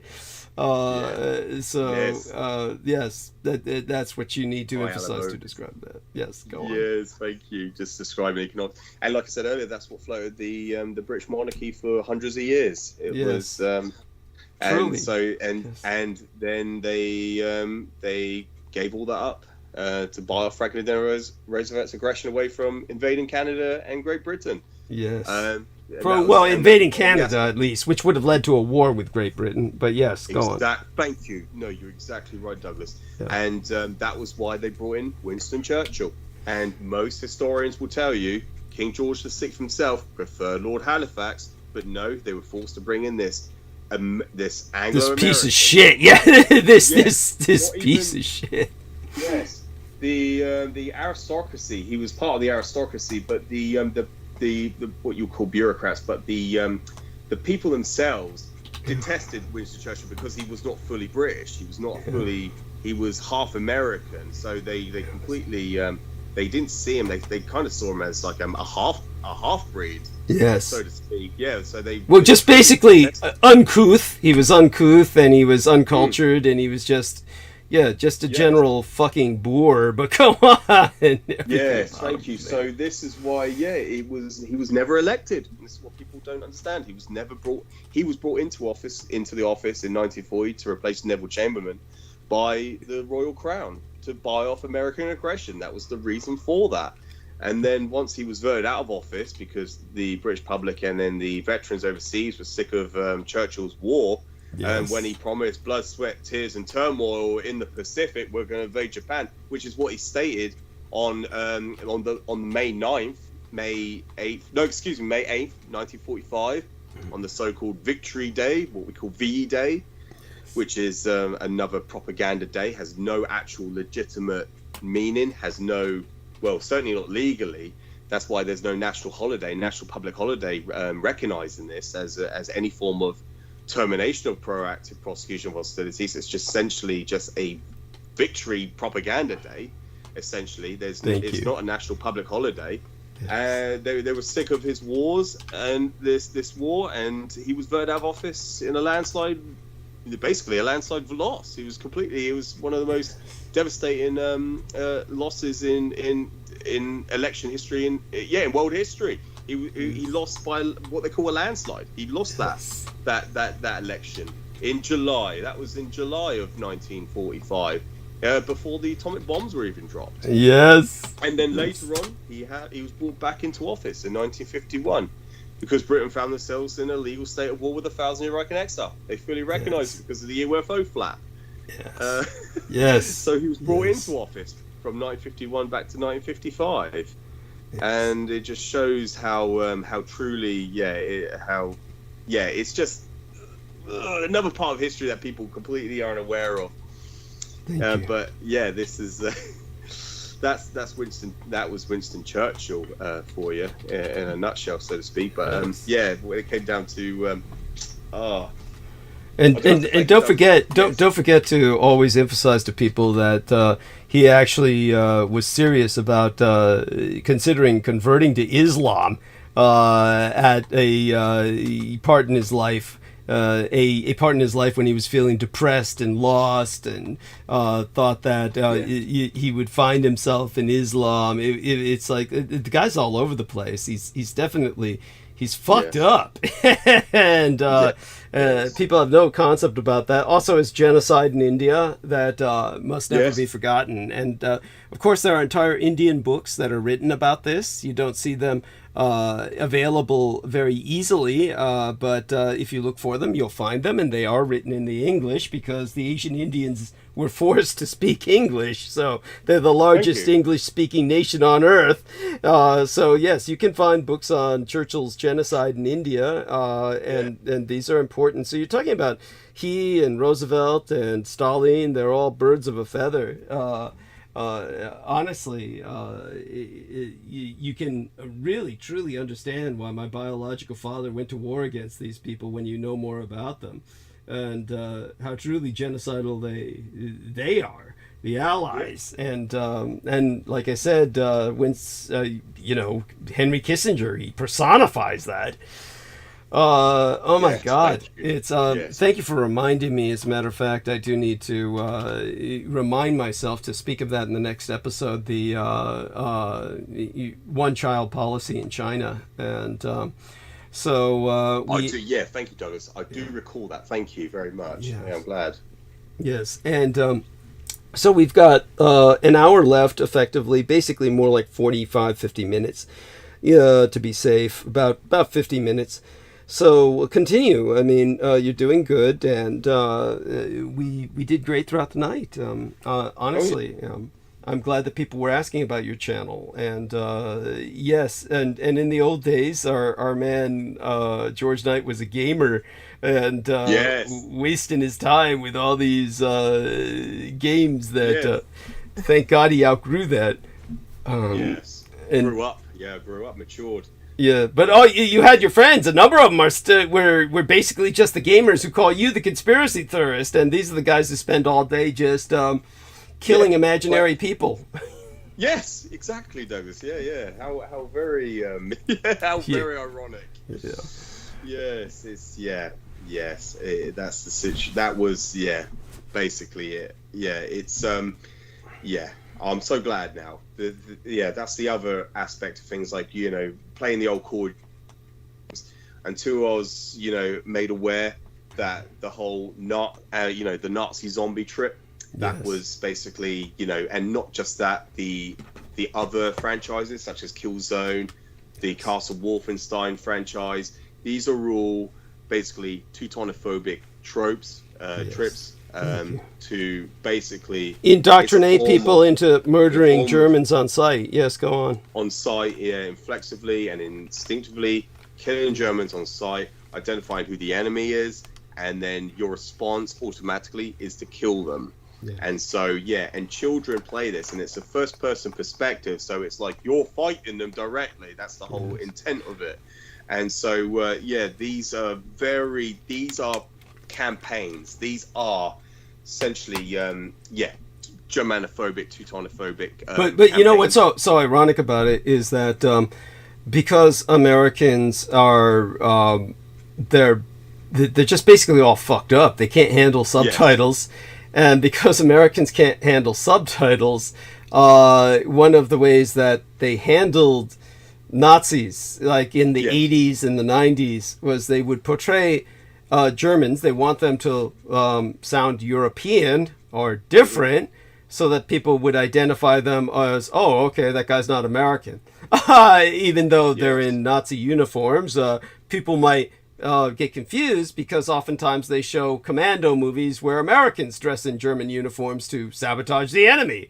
So in order to prevent that confusion, what they started doing was hiring British actors to play the Nazis. And this resulted in people like Anthony Hopkins ultimately segueing into other villain roles where he became Hannibal Lecter. And you began to get this like run of villains in Hollywood that were basically had English accents, because it was he speaks a foreign accent. It's so they could perceive him as something alien and strange. I mean, think about what I'm saying. We're talking about somebody who's speaking English, but because they speak it differently, it's enough of a difference where Americans find it foreign and strange. And if you project them as a villain, it can appear sinister. And but anyhow, the majority of Americans grew up watching basically Englishmen portraying Nazis. So they began to think that Germans or Nazis speak with a British accent. So the first thing you may or may never have noticed about Killzone is that all of the Helghast they're all speaking with a British accent. I don't know if you noticed that. So I've not played it.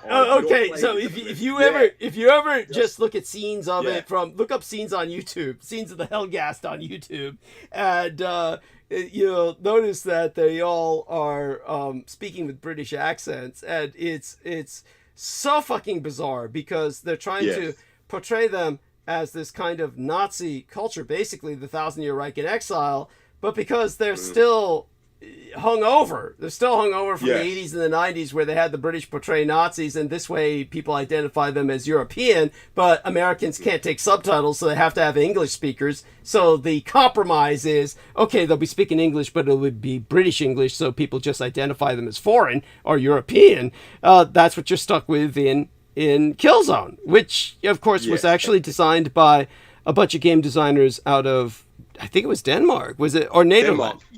Denmark or Netherlands? The Dutch, yes. And correct. Which, by the way, is, for those of you who don't know, the largest amount of foreign SS volunteers, which the SS had foreign volunteers from all over the world, but the largest percentage came from the Dutch. And this is because, of course, you had many people fighting for an independent Flanders. And so you can look up The Lion of Flanders is a book written by one of these, the man who led that Dutch Nazi movement, and De Grelle. His name was Leon De Grelle, Degrelle. And Leon De Grelle was fighting for an independent Flanders in the, and this, of course, is something that's an important historical and cultural point to make, considering, our friend in Nederland and everything he's going through with his desire to visit Wewelsburg Castle. And, oh, by the way, we got a nice little note from our man in United Germany, which, as he points out, isn't very united because the East and the West are still so different culturally. Andriy Nemezhzinski, who pointed out, you're on the air right now to listen to. So he's pointing out, of course, that despite all of the suppression that we've undergone, that they still haven't managed to completely scrub me from the internet, that they still ultimately have failed. I'm still out there, a voice in the wilderness at the moment in history, but still out there. So understand this is prior our converting 20% of the population. So, but this is what, if each one of us converts 1%, and there's 20 of us, not even 20 of us yet, but eventually if there are, then if each one of us converts 1% of the population, then we've turned the tide. And so, I think honestly, I'm surprised that you meet much resistance in England. The reality is that I think when you take a look at the they had what was it, a big scandal recently. There was a bunch of it was a World War II memorial day in Britain, and a bunch of guys dressed in Nazi uniforms showed up, and everybody felt intimidated, and they said they're going to outlaw Nazi uniforms in Britain at these World War II memorial events. You can look that up, and maybe you can thank you. Find out more information about that. No, definitely, Douglas. Yeah. But I think there's more and more British understanding of being on the wrong side in World War II and how this has devastated their own culture. So yes. I'm surprised. But then again, you're really talking only to people that you immediately meet at work. Yes, no, exactly, Douglas. Yeah, so that's the issue. That's the problem, actually. There's not a diverse range to reach out to at this moment. But that's something else I was going to mention earlier about the swastika, which is, when I was talking about the swastika earlier, the American government forced the Native Americans to give up the swastika, which they had for thousands of years. Thank you. The indigenous people had that for thousands of years, and they gave that up. Don't know. This is part of what's so disgusting to me, is that the Jewish people insist on wiping out other cultures, a cultural genocide based on their own sensibilities, and that's just again how genocidal they are culturally or physically. It's disgusting, and fuck them. Fuck them. And that was the other thing I wanted to mention, Douglas, actually, is because the one thing that all these atheistic people, these nihilistic atheists or anti-theists, they deny that we are basically, created in the image of God. And so, but many of these Edomites, these people, they would always call for the genocide of humanity because they're trying to destroy the image of God. They're trying to erase him from existence they believe, by killing humans, by killing us, by destroying us, you destroy God's existence. And so that's I don't know if, I can't articulate that. You said it well enough, yes. Thank you. I hope that makes some sense to people. But the other thing I wanted to mention about the other nuance of World War II is people like Piers Morgan, who is financed, who his employer, Rupert Murdoch, who's employed him under his wing as his former propagandist also. He has always said, he's publicly stated that if we lost the war, we'd all be speaking German. Jesus Christ. And oh my God, and that's the other thing that they state, which is so benign. It's banal. Go on. Thank you. Yes. And you just take a look at like what you mentioned with what Britain did. They forced the Asian Indians to speak English. Yes. You just take a look at what we did in Wales, to the Celtics, to the Scots. We forced them all to speak English. Yes. And you just take a look. It's a projection. So that whole projection of, if we lost, we'd all be speaking their language. And it's just, no, that is a projection of what you have done to the world. Thank you. What the United States have done. The United States speak English. Yes. Why do they speak English? Because where they have come from. They don't speak native tongue. They don't speak the Arawak language. Yes. They don't speak the English language. It's something we do. We do that. That's something we do to other cultures, other nations. We force them to abolish their language, and we force them to speak English. And so the whole point, when you go to Japan, they don't speak English, they speak Japanese. So thank you. Yes. Yes. And the other point that I remember you telling me before, Douglas, to always relay is that when you go to United Germany, as you mentioned, it's not truly united. It's they don't speak the King's English, they speak American English. Yes. It's just just another one of those statements that I have to like, I frown upon. I'm just like, oh god, it's just like another one of those statements that they say, like that in like my colleague last week. Oh, if they revealed, exposed, or they disclose the evidence of extraterrestrials, then religion will be ceased to exist. It will destroy religion. Then there'll be no. And it's just like the same trope, the same statement that they say that, oh my god, there's an infinite number of stars out there, a massive amount of stars. It could be, it's like a Googleplex number, number of stars. So there's got to be life out there. There has to be. There's got to be.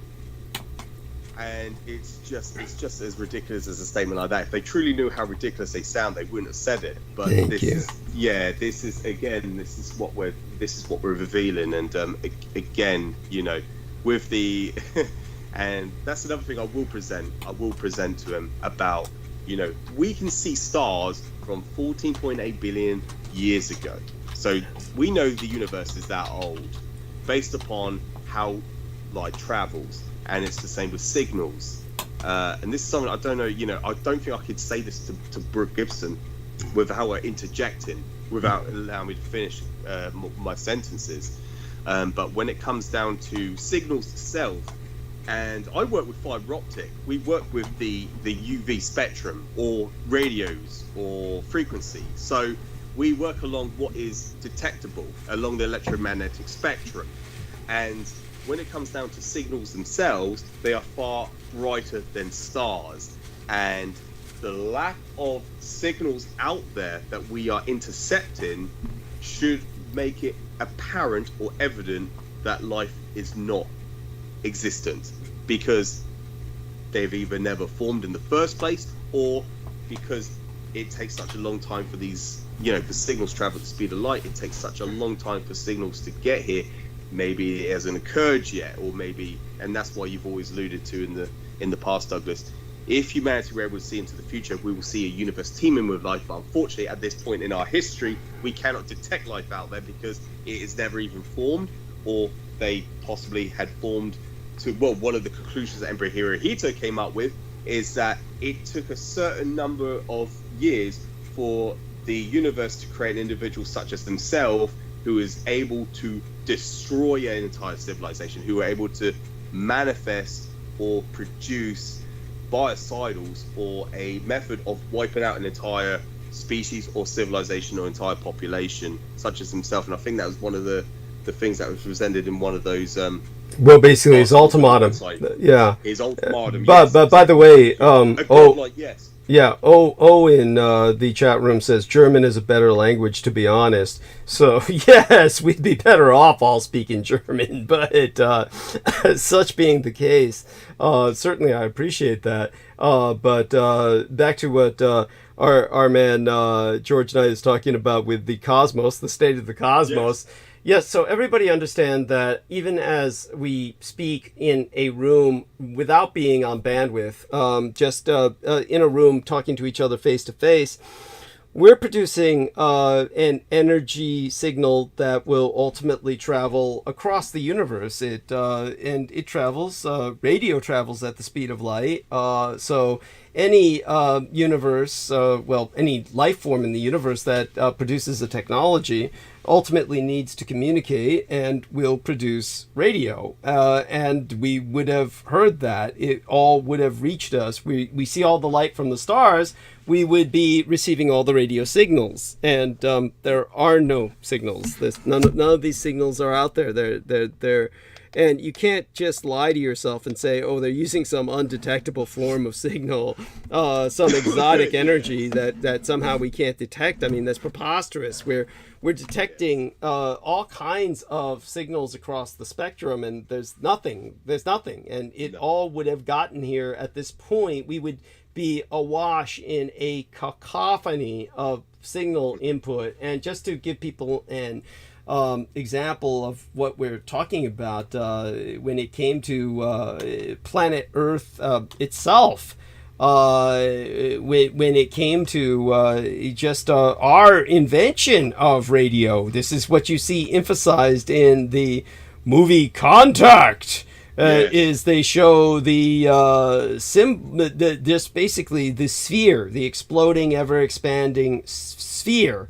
the ball of radio wave communications that's expanding out into the universe. And so when it comes to this radio wave expansion, we basically exploded in terms of our radio signals overnight. We became this incredible radio star. Our radio sphere became larger than that of the sun within a very short period of time, because the radio travels at the speed of light.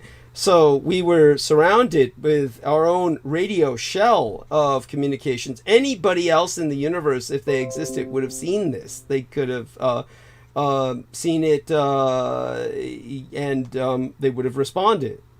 Yes. Or invaded. Like, because, yes. Like flies to the fecal matter, or like Yes. yeah, like bees to the nectar. It's like it would have been, we would have been overwhelmed by it, by the response. Yes. We're essentially, it's a massive beacon, and so it will be emitting those signals outwards, and so we would have been overwhelmed and gathered by any form of civilization, that we would have made our existence apparent to them, and we would have been interjected by now. But there has been nothing. And like with their signals, we would, if there was an existence out there, their signals would be it would be overwhelming for us. Our governments would have to invest billions of our own money, taxpayers' money, into technology that would redirect that signal out, so it would intercept with our communication technology, because it will be interfering with ourselves so much. It will be a national security issue, and so that does not happen. And Yes. if you think about how we're concerned about radio interceptions already from foreign adversaries, can you imagine from a civilization out there? It would be so detrimental. It will be an international security issue. It will be a global international security issue. And so, yes, we don't have that. That's not existent. SETI, the Search for Extraterrestrial Intelligence, which is being funded millions to search for this because of that concern. Yeah. And so, it is non-apparent. Yeah, it doesn't exist. It's just so people, again, to reemphasize, basically TV as well as radio crosses space at the speed of light. And so if there really was any extraterrestrial communications, we would not be able to point a radioscope at the sky without being bombarded by all of these communications. And our own planetary radio signature broadcasts our presence to the rest of the galaxy. So basically, our sun, as I said, you've got it now surrounded by radio noise, and this was approaching 180 light years in diameter around the time of World War II.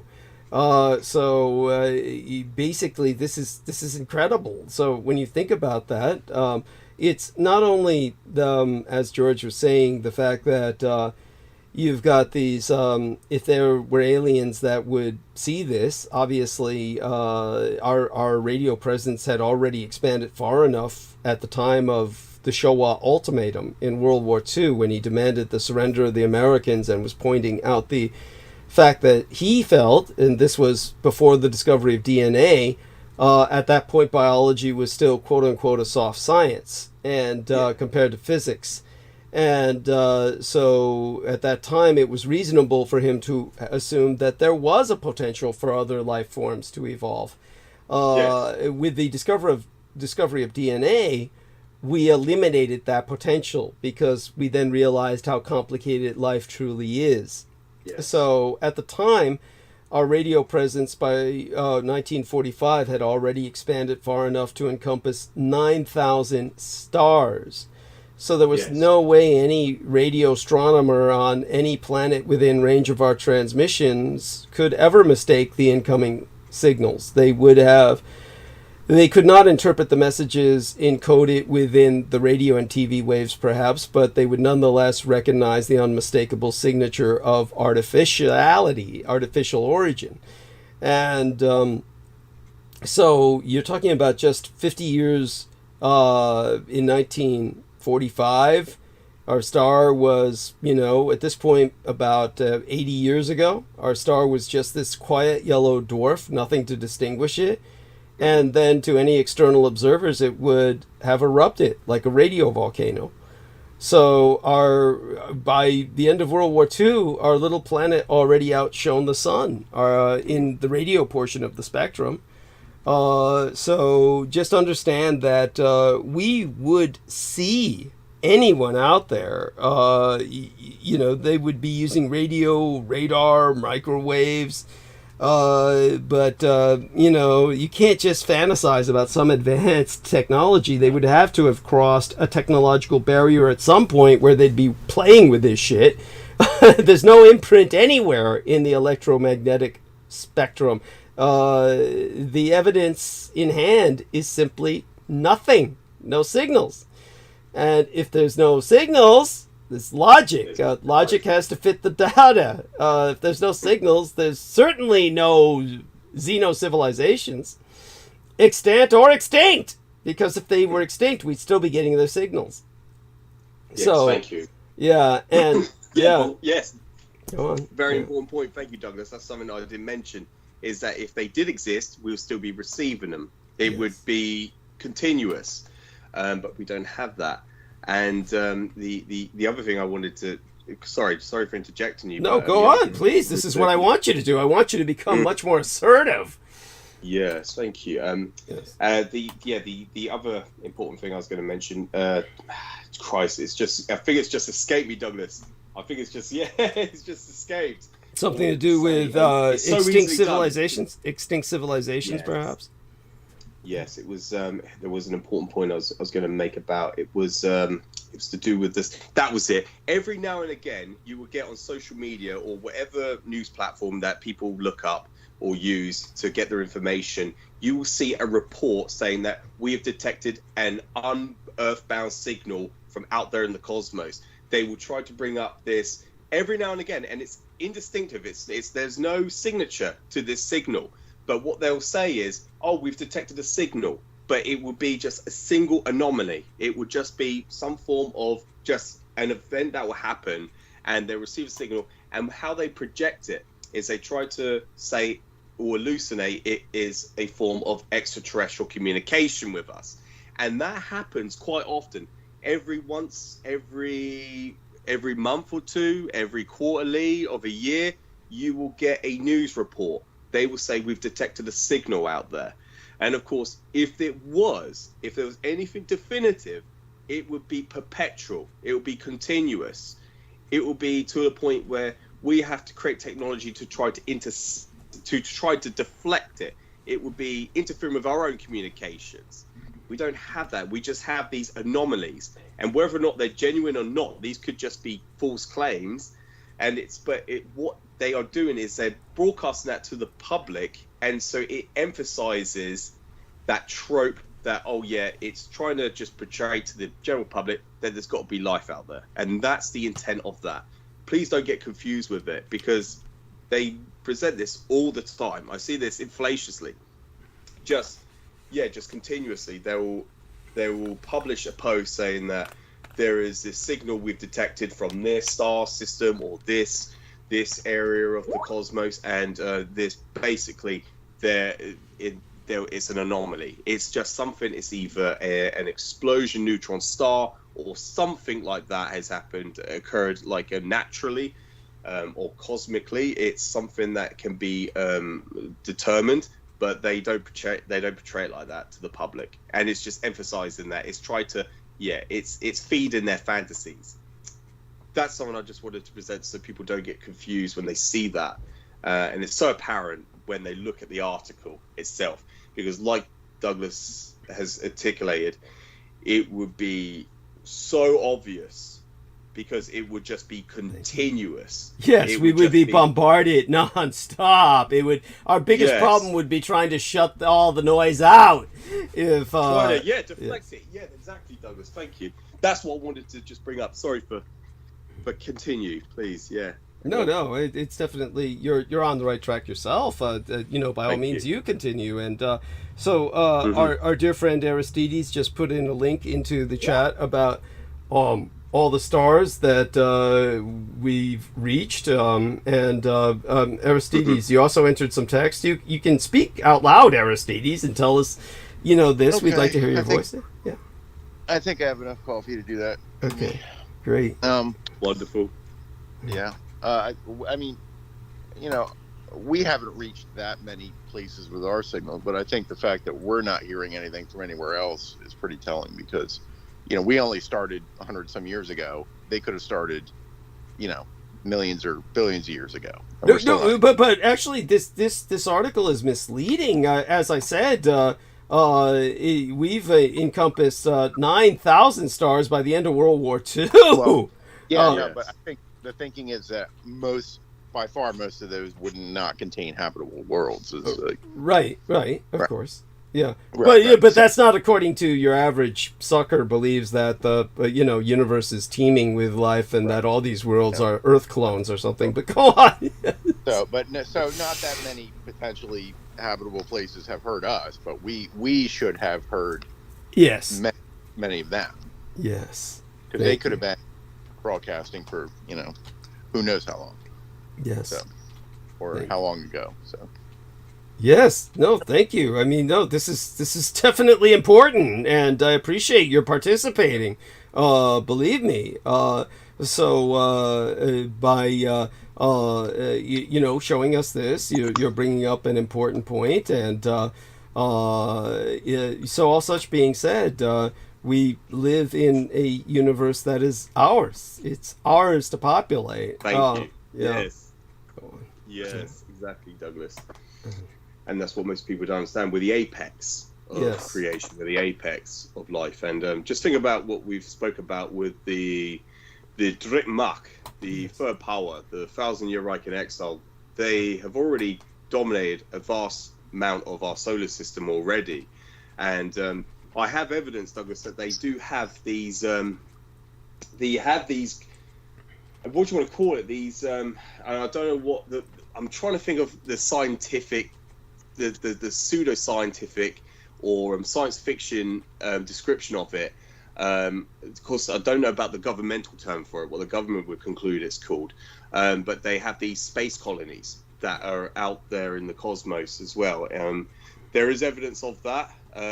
Seen photographic evidence of that as well, and but the 1,000-year Reich, as you said in the last transmission, the people that present this to, they better hope that they are the 1,000-year Reich and not some extraterrestrial, because anything happens to us, we know our species will live on forever, and that's something I've always said for age. I've said that for years now.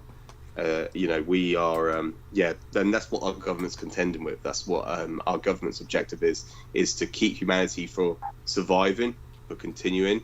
The problem that they're contending is with this government in exile that they're still legally at war with. And so their intent is to try to reverse and try to understand their technology that they're able to shoot down and retrieve. And, it's something that people need to be aware of. It doesn't matter whether you, I, or anyone else lives or dies, we will live on forever, and we will live on with the 1,000-year Reich. And it's in another aspect of the UFO phenomena, the extratemporal side of things, the extra-dimensional. I've always concluded that this is the 1,000-year Reich in exile in the future. Yes. That are coming back, because we're the baseline. We're gene pool. We're the gene pool, the baseline gene pool. Yes, go on. Yes, thank you, Douglas. Yes, so that's so important. That's the way that people need to, when people say they need some form of what's the word? Some form of not consultation, but some form of reassurance of themselves and their, what happens and what the answer is, that's what they need to remember, is that we will live on, that we will continue in the future, and so there is no worry. But we are the apex of, and like Douglas has said in the past, we have met the alien, and the alien is us. Yes, we are and dependent on our adaptation to multiple environments out there in the cosmos, because of course we are only adapted to our earthbound environment. But when we start to colonize, which is our ultimate government's objective, is to terraform other planets out there in the cosmos, other solar systems that we're able to then eventually colonize, and then perhaps, sustain a form of civilization there, establish it. We will then ultimately adapt to that environment, and so we will evolve and adapt depending on what the essentially the gravity force is there. So Yes. This is like, as Douglas presented, this is where you get like these very like the where people allude to as the tall whites, and so when they're getting projected these effigies, or these what do you want to call it, these apparitions, yes, or thoughts, or agitations. This is how you got to think. This is how humanity will evolve in the future. I'm talking about our future descendants, so our future generations. We will have to adapt and evolve, and eventually have to colonize the universe. That's theirs for us. That's all there for us to take. That all belongs to us, and it doesn't. Don't listen to any of the people that say to you, there is more intelligent civilizations out there, and they are visiting us. They are coming from out there, and that's essentially the cargo cult. That we are. There is no such thing as God. There are these extensive and intelligent civilizations out there, and they're coming here, and they want to either protect us, or they're going to save us, and they don't interact with us in the so-called, in their own conventional sense, in their own thesis, what they are projecting. So I'm not explaining it very well, but just for people to be aware of that, the reason they are here, and we're still legally at war with them, but these are not the extraterrestrials that you would perceive in your Hollywood movies like Independence Day or Mars Attack, or any of these other caricature interpretations of extraterrestrials. That's something I wanted to share, Douglas. But just for people to be aware that when we do colonize the star system, we have to adapt to the environments that we choose to colonize. So we will adapt, and we will look far more alien than what you would find at the bottom of the ocean on Earth. And so just to make people aware of that. So we have met the alien, and the alien is us. It's our future descendants, and that is what that's the conclusion our government has come up with. Thank you for its investigations. Thank you, Douglas. And I don't know if you want to add any more to that. Well, I would say that I mean, I'm not quite sure if there's a need to add anything more to that. I mean, you've covered it quite well. T-Tank Berry says support DDD and Team Dietrich, God bless them. We've got maybe about it's about 11:41 in terms of the hours we've been on. We've got a few more minutes. So, gentlemen, you've been remarkable. Thank you, Aristides, for staying with us. And thank you so much, George Knight, that you were able to finally realize spending an episode with us. Yes. And very glad that this happened. He's tried this in the past, and there was a conspiracy of events that's always prevented him from and I think all our listeners need a refresher course, real refresher course of all the core subjects that I've spoken about for years. So rest assured, probably he'll be back to being busy next week. We'll see. But hopefully you can still join us for at least I think the same time next week I'm be able to be on for not as much as tonight, but for a large amount of time. Because I've got some annual leave to take up, so I will be with you and hopefully this has elucidated some questions. Maybe people that are listening now can maybe think of some questions and maybe ask next time. And then I'm just grateful that it's just been us and to have just a general discussion. But if anyone wants to come on and like ask questions, feel free to do so, and that will be highly regarded. Certainly, yeah, it makes a starting point of conversation, or to get onto some important topics and points to make. Certainly, but yeah, I will be on for a few hours next week, Douglas, with yourself, so Excellent. we can continue. So as well, Sunday, it's coming Sunday. Yeah. And of course, people can expect once I enter monologue, then I'll, once I start talking, I won't stop. And that'll be something that we can look forward to after things wind down with George and whoever else joins us on the next episode. It was just, I think, a relief that George came on and helped basically cover the show tonight, because it prevents me from falling into the zone and just exerting myself over much. I think I made the major bullet points so that people understand the horror of the dire gravity of the situation, but we'll get back into the details of those points by next episode. So today was Wednesday. We made it into Pearl Harbor Day, and Pearl Harbor Day in Japan is on the 8th, but was nevertheless on. It's kind of the same day as today, but they're always a day ahead of us, 24 hours ahead of us. So Pearl Harbor Day is the 8th for them, and so there you have that. For us, make certain that you pay your respects to the dead of World War II, of course, and understand that none of this needed to happen, that all of this happened because Franklin Delano Roosevelt was getting fat off the drug trade in Asia, and then, of course, was planning to bomb Japan and started World War II. So you'd better read the Roswell Deception and get your history in order. Our thanks to Andrei Numerzhinsky, our dear friend in Germany, and we hope Dan Vandermeulen is okay with everything he sent me. I'm certainly grateful, and I need to thank him for that. Good, I did respond to what he said. And with that, let's take a look at how much time we have left before we check out. But do both of you gentlemen say good morning to everybody. Say good morning to everyone. Dear George, first. Yeah. Say yes, thank you, Douglas. Yeah, good day to everyone, and good morning wherever you are, who's ever listening in. And thank you for listening in and checking in with us. And please continue to support Douglas and all of us. So, yeah. Thank you very much for joining us, and look forward to being back with you next time, Douglas. Thank you. Hang out for a few more minutes. Do say good morning to everyone, dear Aristides. Yeah, good morning, and sorry I couldn't be with you for more of the broadcast, but I will go back and listen. And thank you. George Knight was on for quite a long time, so I understand. Yes.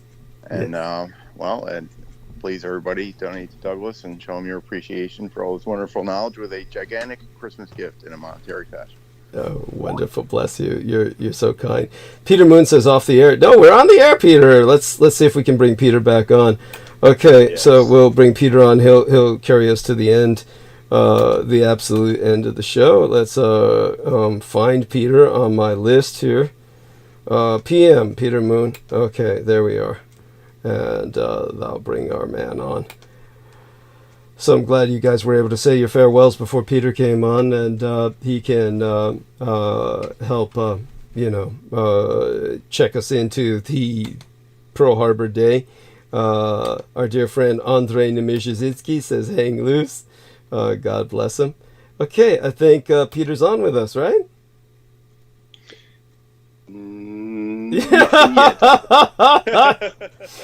It's still ringing. Yeah, it's let me tell him calling. Okay, and here we go. And see if he responds. I'll be happy to call him again. Yeah, it's weird. It's ringing for a long time with him. Usually it just, will kick off after a while and say that the individual's not available or something. But Yes. it's like, yeah, it finally said Peter Moon unavailable. So let's see if he... answering this call. Well, there we are. Merge him. Okay, this should work. It says missed call, but now he should be on with us. There it is. No, I had to call you. Okay. Yes. There we are. Good morning, and say good morning to all our listeners. We only have a few minutes left, but it's perfect to bring you on at this time so you can help us transition into Pearl Harbor Day. We got about 10 minutes. Go for it. The stage is yours. I think more like 5 minutes, but good morning. And, I came down, I realized, I said, Douglas is on. And is this a time for us to have our private talk afterwards? I guess, yeah, for a few minutes, sure, I don't mind. Yeah. I mean, you had suggested that. Yeah, I mean, I'm pretty brain fried, but I'll be happy to talk for a few minutes at least. Yes. Yeah. It's up there. That's why I came down. I mean, I don't know what I missed. I got quite a bit to process from what you said while I was on the air. So, I guess you went into that more of the geopolitics of what's going on. To tell you the truth, I was very relieved because George Knight had finally time off, and George Knight has been waiting for a very long time to get a full episode with us, and tonight we were finally able to realize that. So it was actually a relief because, as I said, there is so much to talk about. I really want to kind of put together a kind of a few notes for myself so that I'll just have a point by point to go off of when I go into monologue. That's good because what you delivered was so intense in that short half hour that you did at the beginning of our show. It was. I mean, that requires a lot of processing and digestion. He talked about Unterland, Third Reich stuff. Yes, that's quite correct. His specialty, and I think that's so important and very. So that was it. Talk too much about it, I might end up down there. But of course, down there is now kind of all around us, since there's also that space element of that breakaway civilization. So, yeah, it's civilization has become breakaway. It's all factionalized. Yeah, it's. I'm not quite sure if Unterland is factionalized, but it might be. I'm talking about our world on the surface world. Yes. And from what I understand, the inner Earth is, factionalized too. I mean, there's all sorts of an assortment of Hieronymus Bosch creatures down there as well. Yes, indeed. So aside from that, Peter. What else comes to your mind? Don't forget, of course, not only were we engaging in a lot of intense things throughout the opening hours, as you said, aside from what I said during the opening half hour, we kind of returned to it again during the fourth hour that you were with us. So there was that kind of third and fourth hour. We went back into these subjects, and so everyone is... Yeah, I think that was important because we usually have the highest numbers in those hours. Those are usually the highest numbers. And we did retain high numbers through a good part of the night. And then, of course, it started to trail off as people had to go to sleep because of a work day. But it's still high numbers. I mean, our numbers these days are much higher than they ever were. Like right now we've got the 22 concurrent viewers. That used to be like more towards a maximum. Now we usually have twice that number as a maximum.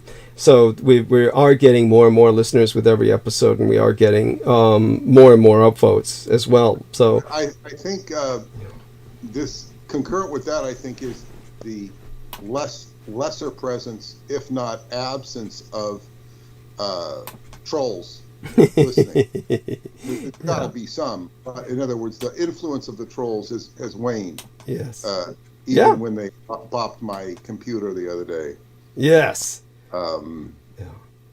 It's their influence is waning, I believe. Yeah, I hope, I pray you're correct, of course, and we'll just you know, I never, of course, bank on anything. I always hope for the best, but expect the worst.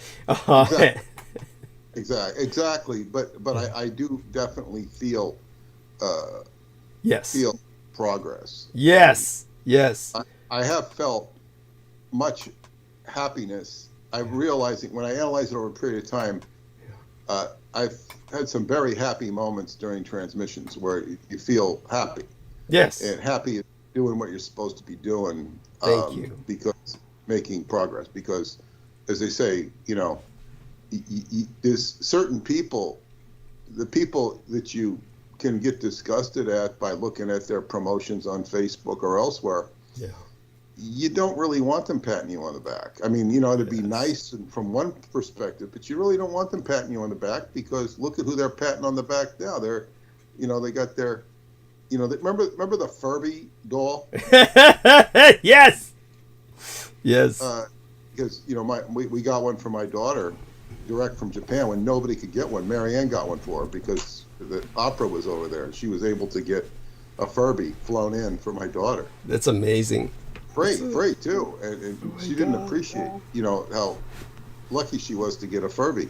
But I wonder, you know, Furby is like they could make a Cho. You know, it's just like everybody has a little Cho. And maybe someday you can tell us what was behind the Pokemon stuff. I never understood that. I never was into it. My daughter had a minimal participation in it. Interesting. The person to ask would be Brendan Zogit. He's more the specialist in such affairs. Actually, had some collectible items from that or something. He certainly knows much more about that than I do. I can tell you the generalities of it, but he was definitely the one. I mean, I know where it draws its inspiration from, but he's definitely the guy who can go into detail. So we'll do that soon enough, sometime in the near future. So we've got about 4 minutes left before I'm going to sign off. Do say good morning to everyone. Take your time.